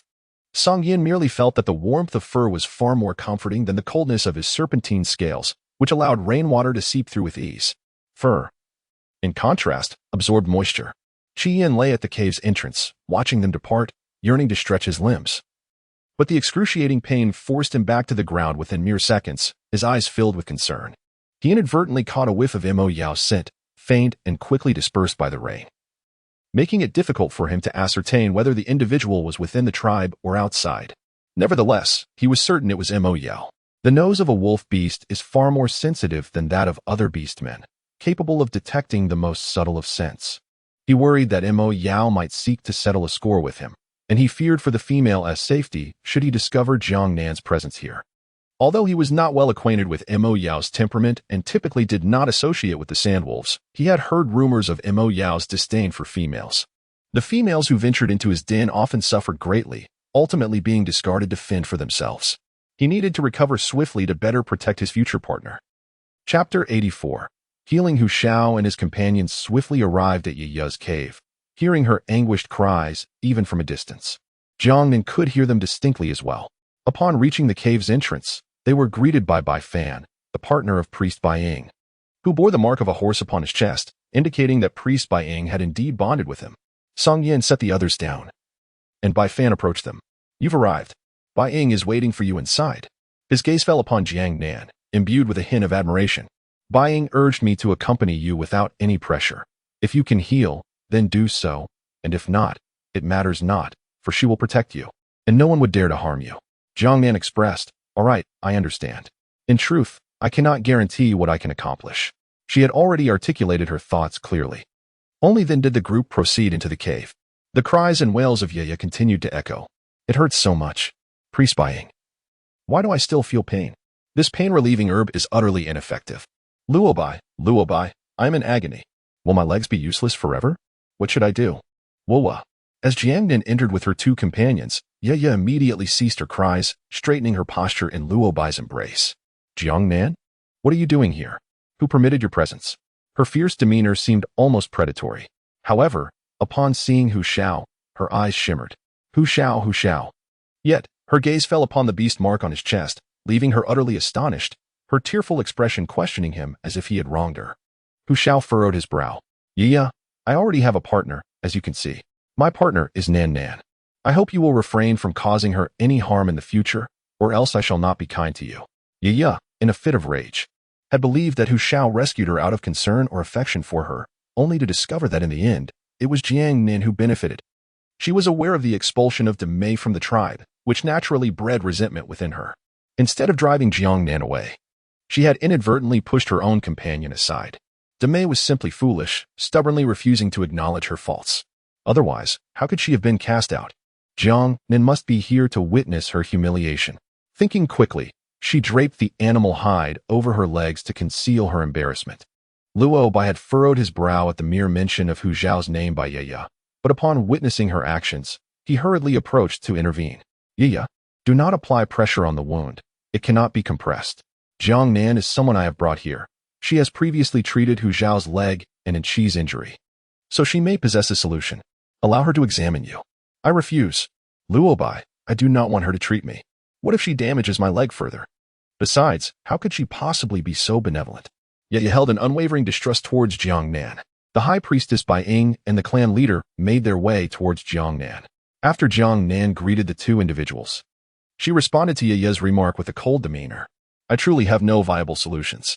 Luo Bai, you have heard it as well. Since your partner is unwilling to let me examine her, I shall take my leave. Moreover, with priest Bai Ying present, she will not come to harm. Ye's expression darkened. Priest Bai Ying, feeling somewhat exasperated, rubbed her forehead. Her own matters had been numerous lately due to the early onset of the rainy season, and the trivialities within the tribe had increased. Fortunately, Huaiqing had returned. Otherwise, relying on Huaichuan would have driven her to despair. Seeing Ye so wounded yet still so proud, she declared, Ye, I am with you. My abilities cannot heal your leg for the time being. I can only prevent further deterioration. Jiang Nan is the one I sent Luo Bai to find.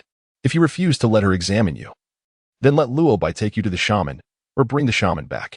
I truly have no other options. This also meant that she would have to depart with Jiang Nan and the others. At this, Ye panicked. Priest Bai Ying, that's not what I meant. Luo Bai, as she saw everyone preparing to leave, she immediately grasped Luo Bai's hand with a pitiful expression. To her surprise, Luo Bai did not come to her aid. Instead, she regarded Ye with a profoundly unfamiliar gaze, startling her. Luo Bai, why are you looking at me like that? You must stop, Priest Bai Ying. It must be that Jiang Nan has said something to her, which is why she won't let me be examined. Luo Bai, with tears in her eyes, she rubbed them pitifully, evoking sympathy. Meanwhile, Lan Yang, who had not yet formed a bond with Ye, decided to chase after her. Ye, I will go. But Luo Bai barked, no, you will not. Though her voice was not loud, it shocked Ye, as Luo Bai had never spoken to her in such a tone before, leaving her stunned and motionless. Jiang Nan, who was stepping outside the cave, heard Luo Bai's voice but did not turn to look back. She simply continued towards the entrance. She had anticipated that Ye might refuse her treatment, and it seemed her expectations were not far from reality. She had only come due to Luo Bai's earnest pleading, wanting to avoid appearing heartless. At this juncture, Priest Bai Ying walked alongside her, not urging Jiang Nan to save anyone. Jiang Nan, if there are no other matters, would you care to visit me? I wish to discuss the situation with Mo Yao further.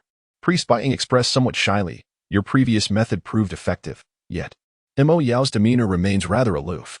She sought further advice from Jiang Nan, leaving Ye to Luo Bai, who had been informed of everything.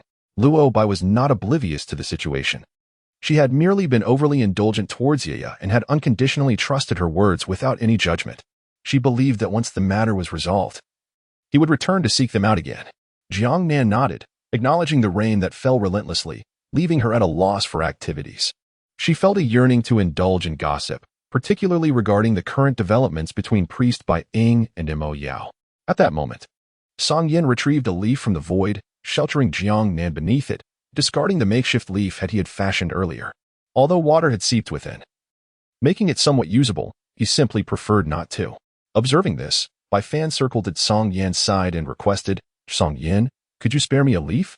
Venturing out in this rain is rather inconvenient. As a leopard beast, he harbored an aversion to being drenched and held a particular disdain for water. Jiang Nan stood by in silence, taken aback by such directness. Priest Bai Ying, Bai Fan, I have a beast hide to shield against the rain. Must he be so shameless? After all, he is her partner. How could she ask others for something? Frankly, it is somewhat disgraceful for a priestess. Chapter 85. The quarrel. Bai Fan scoffed, questioning the need for face. What good does it do? Can it shield you from the rain, or help you win him over? Jiang Nan, you and your partner. You behave as if we are all so familiar, and it seems you wouldn't refuse. Jiang Nan remained speechless. Song Yin silently handed over a piece. Thank you. Bai Fan attempted to place his hand on Song Yan's shoulder, but Song Yin quietly evaded him. Thus, Bai Fan rested his hand on Hu Shao instead. Hu Shao, come, recount to me how you won Jiang Nan's heart. In the tribe, you were nearly beaten to death before the female felt pity and consented, not to mention your ambush at her den. The priest Bai Ying pulled Bai Fan's ear towards him, commanding, silence. Do you think everyone is like you? Bai Fan, far from being angered, leaned in and playfully kissed him. Hu Shao is more to my liking, yet he is simply too earnest. Bai Ying glared, get lost. He was met with a firm slap. Jiang Nanmu remained in her usual state only after Tsang Yin embraced her. Priest Bai Ying explained, ignore him.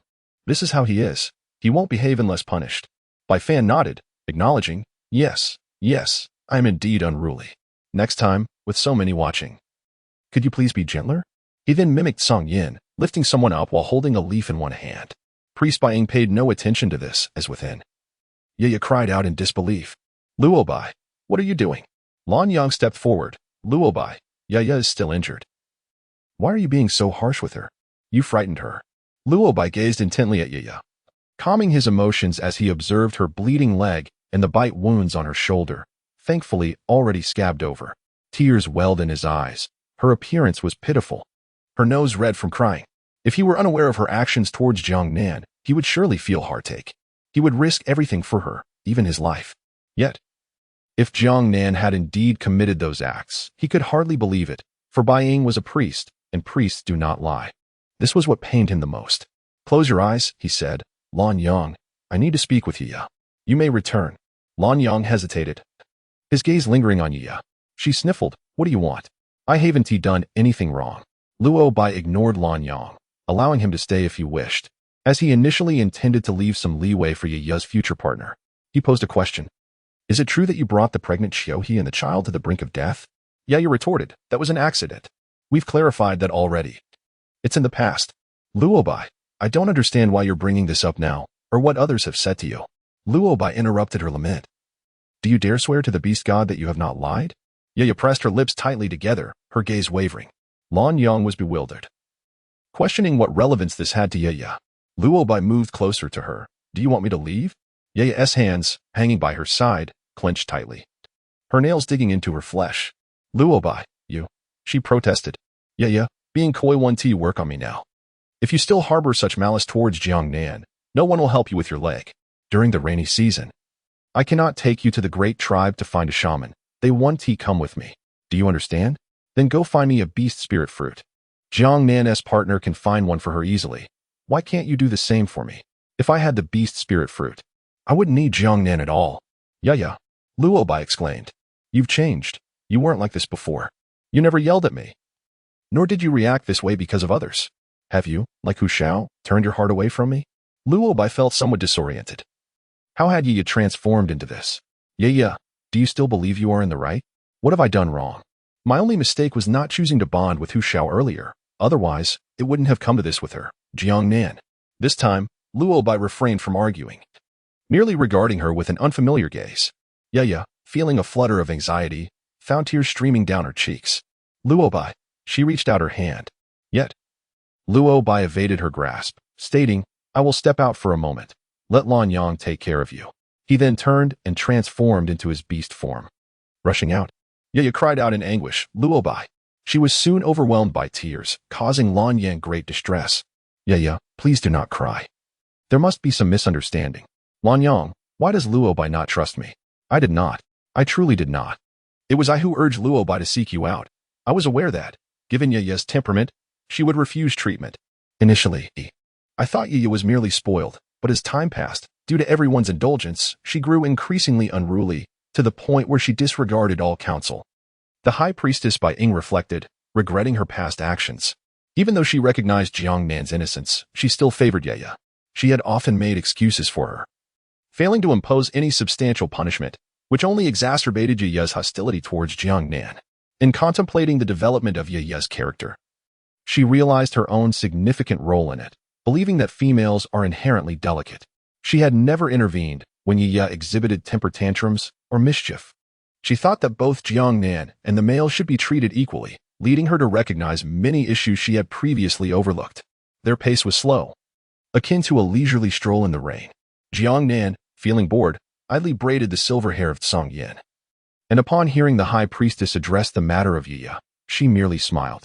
I had my suspicions. However, she found a worthy companion.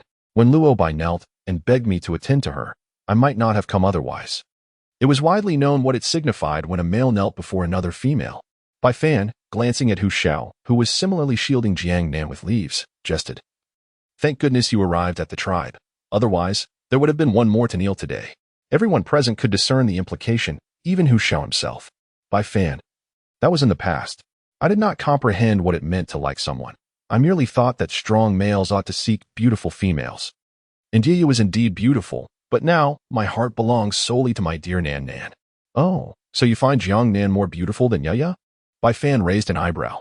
Hu Shao immediately turned to look at Jiang Nan. No, it's not like that. I have genuinely fallen for Nan Nan. Her appearance is of no consequence. Bai Fan continued. So, do you think Jiang Nan is unattractive? Not beautiful? Chapter 86. Mo Yao's attitude. Oh no. It's not that. Nan Nan is both beautiful and kind, unlike my feelings for Yi. I never truly liked Yi. I merely considered her a suitable choice for a partner. However, after encountering Nan Nan, everything changed. Nan Nan, don't listen to Bai Fan's nonsense. I am not. Hu Shao was now thoroughly flustered, feeling that the more he explained, the more tangled the situation became. Fearing that Jiang Nan might doubt his sincerity, his hands trembled slightly as they held the leaves. I am not that kind of beast. It was challenging for him to elucidate the circumstances from the past. Yi would still show him kindness and speak to him gently. He thought of her as the best choice for a partner in the tribe, capable of bearing strong offspring, and they seemed well matched. Beyond that, he hadn't given it much thought. It was only after meeting Jiang Nan that he realized that a female did not necessarily have to choose a strong male. A gentle disposition could be equally endearing. Moreover, she wasn't as spoiled as other females. She respected males and treated her partner well. Unlike Yi, who abandoned him when he was hurt, Jiang Nan took responsibility. This aspect alone made her far superior to other females. Unconsciously, he found himself wanting to see her, to pay attention to her, to converse with her, and to draw closer to her, thoughts he had never experienced with Yi. Consequently, he envied Song Yan, and felt a strong yearning to become a female-less partner. I believe you, Hu Shao. I know you truly care for me. Enduring so many beatings from Song Yan without retreating. In the beast world, when it's time to pair up, one just pairs up.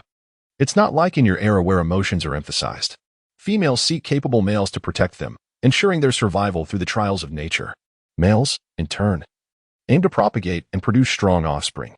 The selection of partners is inherently variable, with emotional foundations being rather tenuous. Relationships are generally cultivated over time. Although this does not exclude the possibility of childhood affections. Even she couldn't have initially liked Song Yan. At this moment, Priest Bai Ying grasped Bai Fan's arm. Glaring at him, Bai Fan, with a look of earnest submission, silently pleaded for mercy. I'm not hurt, just don't harm yourself. Bai Ying retorted. Speak less and move quickly. Hu Shao felt relieved. Nan Nan, if you trust me, nothing else matters. You are my partner, so naturally, I trust you. Bai Fan cast a glance at Hu Shao, filled with a sense of comfort, as if he had finally entrusted his foolish son to someone worthy. Jiang Nan, indeed, as Bai Ying remarked, is an exceptionally fine female, surprisingly accepting a cold-blooded beast man as her first mate, particularly this Song Yan, who is notably obedient. This evokes a sense of astonishment and sincerity. The clan leader, Huai Chuan, made the wisest decision by allowing Jiang Nan and her companions to join the tribe. In the distance, Huai Chuan sneezed, appearing rather bewildered. At this moment, they had arrived at the entrance of Bai Ying's cave, where Huai Chen was busy preparing food. Upon their return, he merely nodded in acknowledgement as a form of greeting. Mou was not present, after being nearly incapacitated by Song Yan's tail. He had been relocated to the cave of clan leader Huai Chuan for safekeeping. As females came to Bai Ying's cave for treatment of injuries and ailments, Mo Yao, being a discarded beast with his beast mark erased, was not deemed suitable to remain in the cave. Jiang Nan was released by Song Yan. Her foot injury had completely healed, and Song Yan placed no restrictions on her moderate mobility, allowing her to converse with other females. Jiang Nan casually glanced and noticed a familiar plant. He picked it up and sniffed, confirming the fragrance. Priest Bai Ying, what do you intend to do with this? He discerned that what she held was tea leaves. I find its aroma refreshing and quite pleasant, so I decided to gather some.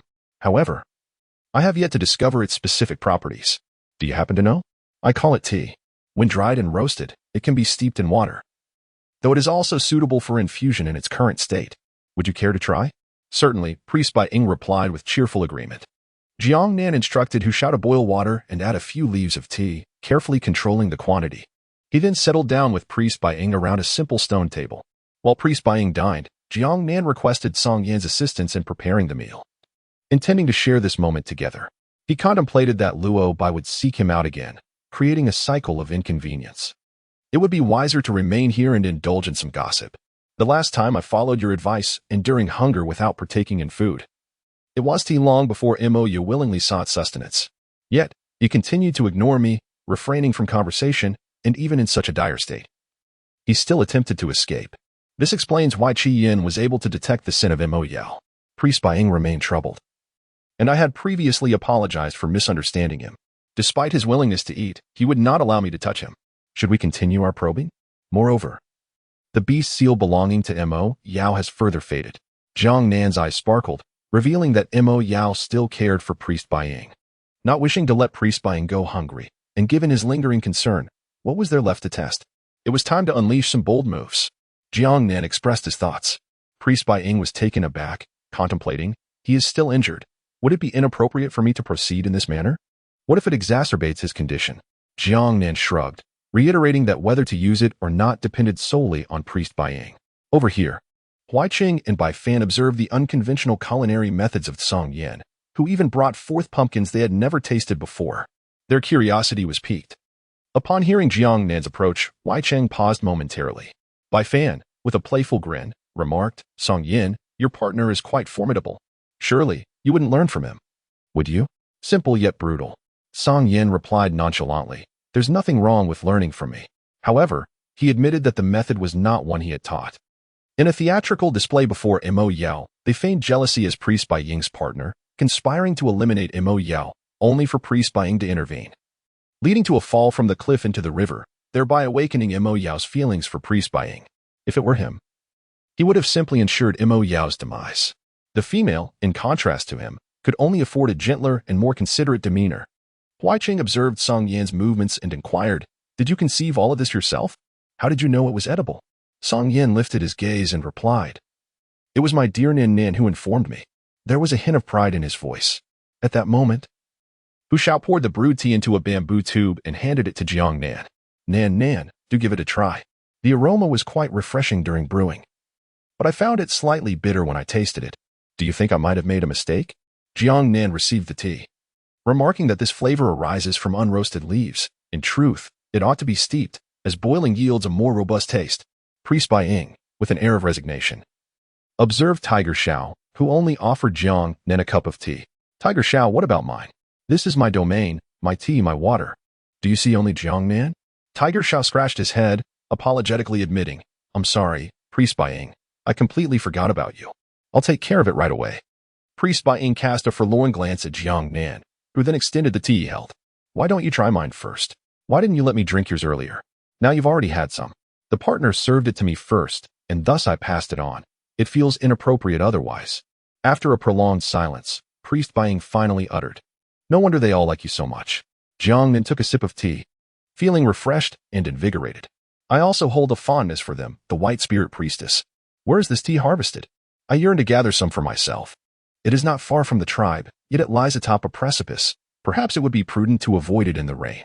This time, it is not Hu Shao delivering the tea, but rather Huai Qing. The White Spirit Priestess accepted it and turned her gaze towards Jiang Nan. I too. Jiang Nan chuckled softly, let's raise our glasses. Chapter 87, The Final Time. Jiang Nan remained in the cave of priest Bai Ying, sharing a meal with the companions of the priest. Upon tasting the dish prepared by Song Yan, priest Bai Ying expressed disdain for the culinary efforts of her partner. The two then engaged in a lengthy conversation. The male was not particularly fond of cooked food, primarily because it did not satiate him as much as raw meat did. However, he would accompany his female partner in consuming some. Hu Shao halted Bai Fan's reaching hand. Do not eat that, Bai Fan. My partner still wishes to partake. Bai Fan, with a vacant gaze, replied, I haven't even touched it. Didn't you say you weren't eating? Hu Shao retorted, that is not for you to decide. You've changed. Hu Shao, you used to share good food with me. What did I share? You clearly snatched it. Bai Fan extended her claws. Indeed, I did take it. Seizing the moment when Hu Shao was distracted, She reached for the grilled pumpkin skewer, only to have a snake's tail block her. Bai Fan exclaimed in surprise. Song Yin lightly pushed her hand away, placing the meat skewer before Hu Xiao. Hu Xiao's eyes sparkled as he pushed Bai Fan's hand aside. This time, you shall not take it. With a resigned sigh, Bai Fan withdrew her claws, saying, Song Yin, this is a duel between the two of us. What is your involvement? Song Yin replied, you could seek assistance. When his gaze fell upon Huai Cheng replied in a flat tone, I cannot win either. So do not judge me by my appearance. Hu Xiao was amused, his eyes resting on Song Yin, who grew increasingly pleasing to behold. Jiang Nan gazed at Song Yin, perceiving a subtle shift in his demeanor, as if he now possessed an instinctive protective nature. Although he had previously dealt a decisive blow to Hu Xiao, there remained a sense of camaraderie, akin to an elder brother shielding his younger siblings. Bai Fan, exasperated and speechless, slapped his thighs in frustration. Whatever it is, I will have Huai Cheng handle it for me. Yet Huai Cheng, displaying no regard for his authority, retorted, I am not inclined to assist, even if I could. Bai Fan's expression conveyed his dismay, as he realized they were all conspiring against him. Bai Ying, the priestess, felt utterly vexed, often embarrassed by Bai Fan's antics. Bai Fan, could you possibly restrain yourself a little? It was precisely this behavior that had led her to hesitate in forming a bond with him. Huai Cheng, ever the embodiment of composure, noticed Bai Ying's displeasure and promptly intervened, saying, let us gather our belongings. You two continue your conversation.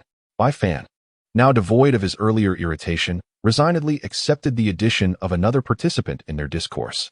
Jiang Nan and priestess Bai Ying engaged in extensive conversation while the incessant rain continued to fall outside the cave. After a prolonged wait, Jiang Nan saw no sign of Luo Bai coming to seek her out.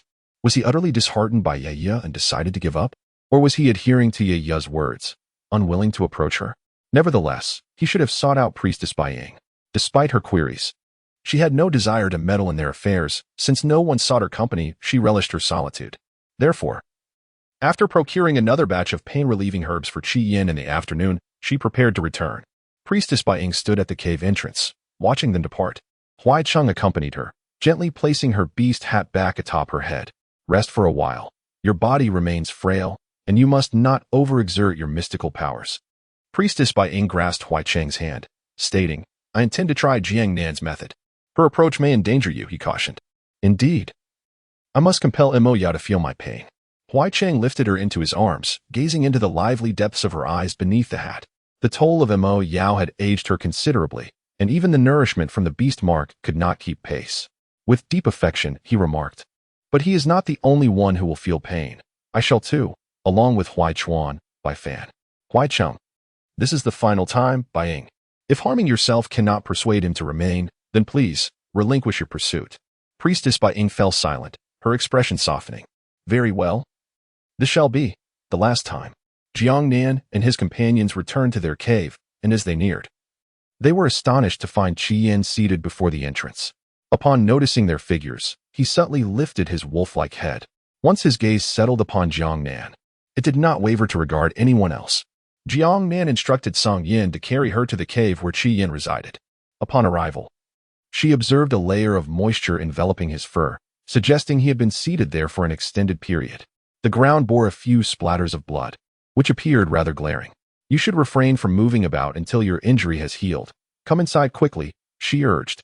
Qi Yin attempted to stir, yet it seemed a formidable challenge. After rising, he barely managed a few steps before collapsing onto the ground, his tail limply trailing behind him. Why have you only just returned? Hu Xiao inquired, to which Qi Yin retorted, why should it concern you when I return? This wolf beast had yet to become a mate for a female, yet he seemed to meddle quite freely, even if he were a mate. The actions of the female sovereign were none of their business. Song Yin gently set Jiang Nan down, observing Hu Xiao's fierce demeanor. Weren't you supposed to be out hunting? Why haven't you gone yet? He remarked, his tone suggesting a desire for Hu Xiao to take his leave. Hearing Song Yan's words, Hu Xiao glanced once more at Jiang Nan. Jiang Nan Dao, Hu Xiao, return swiftly. Dusk is approaching. At this moment, the tiger felt elated, affirming, I shall return promptly. After Hu Xiao departed, Jiang Nan instructed Song Yin to provide the pain-relieving herb to Qi Yin. Song Yin, with a flick of his tail, executed the task with a blend of brute force and efficiency. Qi Yin sniffed the herb before consuming it without a hint of hesitation. However, his gaze remained fixated on Jiang Nan, chewing the slightly bitter foliage, troubled by the thought that he had been left alone in the cave today, neglected. Compassion stirred within him. Remembering that the raincoat from yesterday was yet unfinished, he requested Song Yin to fetch it and expedite its completion, while also keeping Qi Yin company. Song Yin brought the items over and laid several layers of animal hides on the unrefined stone bed, allowing Jiang Nan to sit comfortably. He then unfurled the incomplete animal hide raincoat. Qi Yin attentively listened as Jiang Nan guided Song Yin on the crafting process, absorbing the instructions keenly. For no one had ever taught him this skill, he was entirely inexperienced. After Jiang Nan finished, Song Yin began to sew. At this moment of leisure, her gaze fell upon Qi Yin. She discovered that Qi Yin's eyes had been fixed on her as well. Their gazes collided in the air, prompting Qi Yin to awkwardly avert his wolf-like head. "I was not looking at you," he insisted. Jiang Nan was taken aback, but soon a smile graced his lips. The demeanor of Qi Yin was indeed unpredictable. Previously, he had appeared like a wild dog, unruly and unmanageable, yet now he resembled a timid pup, pathetic yet somewhat proud. Jiang Nan initiated the conversation. "Qi Yin, you were once under Mo Yao's command. Do you know him?" To his astonishment, Qi Yin exhibited a pronounced reaction upon hearing Mo Yao's name. His entire body tensed, head held high, and his eyes glimmered with sharp intensity. "Have you seen him? Keep your distance. He is not a good man." Mo Yao was truly pursuing him, yet he was still injured and had not yet recovered. Jiang Nan did not anticipate his intense reaction, even his eagerness to stand up. "Qi Yin, do not move. I am merely inquiring about you. He is currently in the tribe, having once been the partner of the tribe's priest and has now been brought back." "What? He is in the tribe?" Qi Yin, the entire wolf, felt uneasy. "Do you comprehend how perilous he is? You simply brought him back to the tribe, and he has already been marked as a discarded beast by the females. What purpose does his return serve? Are you not afraid that he will lead the feral beasts to assault the tribe?" Jiang Nan contemplated, her fingers interlocked, grappling with the multitude of factors at play, rendering her explanation quite challenging. It appeared that in Qi Yin's eyes, Mo Yao was not perceived as a commendable beast. "Rest assured, his current predicament is more dire than yours, and the remaining strays under his command have already been vanquished by Song Yin. He lacks the authority to rally anyone to assault the tribe, so there is no need for concern. Regardless, his capabilities are formidable, and he possesses a wealth of cunning. Gathering such a multitude of strays in one place is no simple feat if you choose to keep him within the tribe without the restraint of a beast mark. Exercise caution." However, upon learning of Mo Yao's severe injuries, a sense of temporary relief washed over her. This would at least afford him time to recuperate and create a buffer, striving to swiftly break through to the 6th tier, lest he come seeking her out without the means for self-preservation or escape. Chapter 88. Is Mo Yao good or evil? Jiang Nan, filled with curiosity, pondered the reasons behind such matters. What actions had been taken? If there truly existed a secret too grave to disclose, would the method provided by priest Baiying pose any peril? What if Mo Yao were indeed a cunning wolf, feigning innocence before priest Baiying? It would be prudent to seek clarity. Qi Yin, lying on the ground in a state of distraction, remarked that he had only heard other beastmen mention Mo Yao. His manner of conduct was no less ruthless than that of certain cold-blooded beastmen, having committed numerous acts of harm against females, with many of his subordinates meeting their demise at his jaws. Concerned that his words might frighten the females, he chose to be succinct. Fearing they might mistakenly believe he had also participated in such deeds, he explained his own involvement, stating that he had been taken in by Mo Yao after sustaining injuries. However, he typically led a solitary life with little interaction with him, merely agreeing to assist in guarding the borders of the sand fortress and to drive away any beastmen who dared to provoke them when necessary. Observing Jiang Nan's reaction with utmost care, he noted the subtle furrow of her brow, which had begun to gather in concentration, causing a flutter of unease within him. "I have not engaged in such actions," he asserted. Jiang Nan lifted her gaze, encountering a pair of eager crimson eyes. Realizing that Qi Yin feared she might misconstrue his intentions, she refrained from uttering the cliché phrase of trust, for she perceived the inherent hypocrisy of humanity. Regardless of the narrative being conveyed, individuals invariably cast themselves as the innocent and benevolent party. Her understanding of Qi Yin was insufficiently profound. Listening solely to his perspective left her unable to render a sound judgment. The complexities of morality cannot be distilled into mere words. Through their previous encounters, she had an instinctive feeling that Qi Yin was not the embodiment of malevolence she had anticipated. Rather, he possessed an unwavering determination, which compelled him to heed Song Yin's counsel and retain the presence of others. She proceeded to inquire further about Mo Yao. Have you witnessed him engage in such acts? If indeed he had, she felt an urgent need to inform Priest Bai Ying, for Mo Yao had transformed into someone unrecognizable from her prior encounters. Re-establishing a bond would not bode well. While Qi Yin may not have been the instigator, he undoubtedly played a role, at the very least assisting Mo Yao in capturing females. Qi Yin hesitated momentarily before shaking his head. I have not seen it myself. I have merely heard the tales from those jackals. He would bring females back to his den alone, where they would endure unspeakable torment, only to be discarded into the forest or some other place, left to be devoured by wild beasts. Jiang Nan directed her gaze towards Song Yin, a hint of concern flickering in her eyes. If this were indeed the case, how heartbroken would Priest Bai Ying be after all she had done for Mo Yao? Song Yin gently ruffled her hair, soothing her troubled spirits, then his golden eyes shifted, landing upon Qi Yin. Isn't the sense of smell of your wolf beast quite acute? He bears no scent of females. Cannot you detect that? Qi Yin stood momentarily dumbfounded, then recalled his previous interactions with Mo Yao, realizing that he had indeed not detected any trace of a female's fragrance on him. But what could that signify? What if, by chance, he simply had not been in the company of females? Who could ascertain such a thing? As he prepared to straighten his neck and retort, Song Yin preempted him. In my past encounters with abandoned beasts, the scent of females was overwhelmingly potent. Even after a period without contact with females, that aroma would not fade. Rather, it would layer upon him, marking him as a traitor. Qi Yin withdrew his outstretched neck, feeling a mix of confusion and incomprehension, akin to a student stumped by a complex math problem. How was he unaware of such traits in abandoned beasts? If that were the case, how could those around Mo Yao remain oblivious? And where had those females disappeared to? This inquiry was indeed valid. Jiang Nan found himself perplexed, as the original owner's memories were quite limited, and the knowledge regarding the abandoned beast was scant. Song Yin did not wish to elaborate further. Yet upon noticing Jiang Nan's look of confusion, he spoke gently. Abandoned beasts are rare. They do not roam freely everywhere. The tribe is only aware of the beast's seal being broken and knows little beyond that. I encountered one by chance. It so happened that this abandoned beast harbored ill intentions toward a female of the tribe. Upon its discovery, the priest inquired about the foul odor emanating from it, and it was then that I learned the truth. He then lifted his gaze towards Qi Yin. I am unaware of what he did to the female. Only he can provide those answers. His eyes shifted back to Jiang Nan, his tone softening. He is the partner of the priest and will not tolerate infidelity from him. Many circumstances are more comprehensive than you might anticipate, so there is no need for concern, regardless of whether this Mo Yao is benevolent or malevolent. He bears no connection to you, nor does the priest's choice affect you, so there is no need to dwell excessively on it. He greatly appreciates the female's kind and gentle nature, yet he fears her excessive compassion. Just like today, when he is to treat a female named Yiya, his heart is filled with reluctance that Yiya harbors no good intentions toward his own female. The male lullaby kneels, and the female acquiesces. Ultimately, he is too soft-hearted.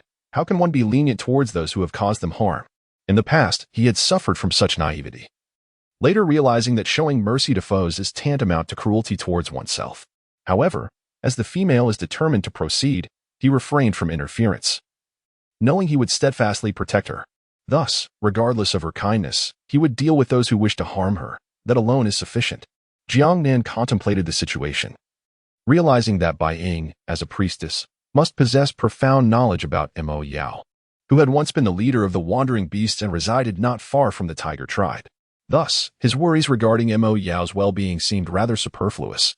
Dismissing such thoughts, he pondered why he should concern himself with the affairs of Bai Ying's partner. Song Yin, your sewing skills are remarkably swift. His attention was drawn to the beast-skin raincoat in Song Yan's hands. In this primal world, where buttons were non-existent, she devised a method using the teeth of wild beasts to create holes, stitching 2 layers at the button area to ensure that the button secured within would prevent rainwater from seeping through. Qi Yin observed the intimate interaction between the two as Song Yin dressed the female in a beast-skin garment he had never witnessed before, complete with a large hood that almost concealed her entire head, leaving only her mouth visible, opening and closing. How does it look? The fur-removed beast's skin is lightweight, reaching down to the legs, allowing for easy movement. Song Yin lifted her up. Let us go and seek materials for bows and arrows, and test the waterproofing effect. Jiang Nan was in high spirits, but Qi Yin wore a discontented expression, his wolfish face clouded. It was raining outside, yet he couldn't help but think of venturing out. What if, he pondered, it were to turn out like before, when illness had befallen them? That time, merely taking a bath in the lake had led to such severe consequences. However, as the words lingered on the tip of his tongue, he refrained from voicing them, feeling that perhaps he was meddling too much and might come across as imposing upon her freedom. He simply struggled to articulate his concern. Jiang Nan cautioned Qian, "Do not venture to the cave entrance in the rain. Your wound must not come into contact with water. We shall return shortly." Qian responded with a reluctant, soft hum. Song Yin approached the cave entrance, contemplating his beast form. "If you are afraid, then simply close your eyes." Jiang Nan understood what he was, and he reassured himself that he could gradually acclimatize. "As I endure the frigid season, you hibernate, and I long to see you. What if I faint upon our first meeting? What then?" After a moment of hesitation, Song Yin slowly nodded. "I shall endeavor to minimize my beastly form. Perhaps that would ease your trepidation." Jiang Nan wished to convey that it was entirely unnecessary, for no matter how formidable Song Yin appeared in her eyes, he seemed overwhelmingly colossal, far beyond her comprehension. However, she did not wish to dismiss his goodwill. Nodding, she acquiesced. Song Yin transformed into his beast form, and Jiang Nan beheld as his white serpent tail expanded tremendously, eventually becoming thicker than her thigh. As her gaze ascended, she was met with the sight of the immense serpent coiled at the cave's entrance, obscuring the sun. The crimson forked tongue flicked out, and the serpent's head twisted downward. In an instant, Jiang Nan's complexion turned pale, her heart pounding like thunder, her senses overwhelmed with dizziness. Her entire body weakened, and she involuntarily stumbled backward, on the verge of falling to the ground when Song Yan's tail shielded her back. Song Yin immediately expressed his concern. "Nan Nan." She reassured him, "I am fine. I just need a moment to recover." "It's all right, Song Yin. Please place me atop your head. I shall regain my composure there." Jiang Nan extended her hand, closing her eyes to take several deep breaths. A chill enveloped her entire being from head to toe. Song Yin, instead of following her example, transformed into human form and embraced her tenderly. "Let us depart. I shall carry you back to rest." Chapter 88. The Chief's Unfortunate Day. Jiang Nan leaned against Song Yin, her face still devoid of color. Viewed from the front, she was far more striking than in profile, though she appeared terrifying, thankfully. She did not faint as she had before. This marked significant progress, and it was believed that with further adaptation, her fears would dissipate. However, given her current state, it was not suitable for her to venture outside. Jiang Nan nodded in agreement. "Very well then." Qian, with his wolfish ma agape, was about to inquire about her condition. Yet, before the words could escape his lips, Song Yin had already taken her away. When Hu Shao returned, it was already midnight. The rain had suddenly intensified, accompanied by flashes of lightning and the rumbling of thunder. After placing the game they had hunted at the entrance of Qi Yan's den, he stood drenched at the entrance of Jiang Nan's cave, peering inside. Song Yin, half closing his eyes, revealed golden irises that glimmered with a cold light in the darkness. "Be quiet," he urged softly. Hu Shao nodded, utilizing his wind abilities to dry his soaked fur.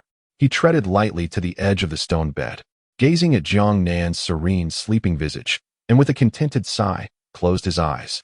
Song Yin, once more closing his eyes, enveloped her in his embrace, gently covering her ears with his hands to shield her from the thunderous claps outside, before drifting into slumber, inhaling the scent of the female beside him. On the following day, the rain was far heavier than it had been the night before, yet it was still less than during the pre-monsoon deluge. Should they venture out, it would not be long before they were thoroughly soaked. Outside the cave, some low-lying areas had already begun to accumulate water. As Jiang Nan engaged in her morning ablutions, a sense of unease washed over her. The beast realm was particularly susceptible to sudden mountain floods and mudslides. Would this incessant rain pose any danger? The Minghu tribe was not situated at the base of a mountain, but rather in a higher geographical location, which alleviated her concerns regarding rising river waters affecting the tribe. This thought brought her some comfort. Having just finished breakfast, Jiang Nan was practicing with her bow and arrow while Song Yin and Hu Shao assisted her in selecting bones for arrow making. After deliberation, Song Yin decided to use the hardest bones from the ferocious beasts of the misty forest, which could easily penetrate the skin of ordinary wild animals. However, the task of carving and refining the arm-thick bones into usable arrows would require considerable time and effort. Suddenly, without any warning, the tribe leader burst in, and upon spotting Jiang Nan, attempted to seize her. Song Yin immediately wrapped his arms around her, shielding her within his embrace. The leader lunged but missed Jiang Nan, momentarily stunned, was taken aback by the sight of a massive tiger charging toward her. The visual shock combined with the sudden lack of solid ground beneath her feet sent her tumbling into Song Yan's arms. The entire incident transpired in mere seconds, leaving her mind in a whirl. Hu Xiao instinctively positioned himself in front of Jiang Nan, questioning the leader's urgency. "Leader, what are you doing? You're soaked. You've drenched everything." The leader, fraught with anxiety, glanced at Song Yan. "Jiang Nan, come with me at once. Bai Ying and the others are absent. I'm the only one left in the tribe, and Luo Bai is gravely injured." His distress was palpable. The burden of leadership seemed to rest solely on Luo Bai's shoulders. Furthermore, Luo Bai was one of the tribe's few sixth-tier beast men. His absence would significantly diminish the tribe's combat capabilities. The leader was in a state of panic, particularly since Bai Ying was enacting some plan that left him alone in the tribe without any support, compelling him to seek out Jiang Nan. "Come with me. We must attend to the injured beast." Hu Xiao grumbled in discontent. Why does everyone come to Jiang Nan when they're hurt? She's neither a priestess nor a shaman. What if she falls ill while tending to others? Who will care for her? His primary concern was for Jiang Nan's well-being, pushing everything else to the back of his mind. Enraged, the leader raised his tiger paw. "Have you forgotten your allegiance to the tribe? Just because you've recently bonded does not mean you can abandon us. I could easily end your life." Hu Xiao deftly dodged the swipe, while Jiang Nan interjected. "What happened to Luo Bai? Why is he near death?" Song Yan gently loosened his hold on her, concerned that she might feel uncomfortable. The leader, upon hearing her question, sprang to his feet, nearly colliding with the cave's ceiling. "It's all because of Yiya. She insisted on having a beast spirit fruit, and Luo Bai went to fetch it. This morning, he was found injured, lying not far from the tribe.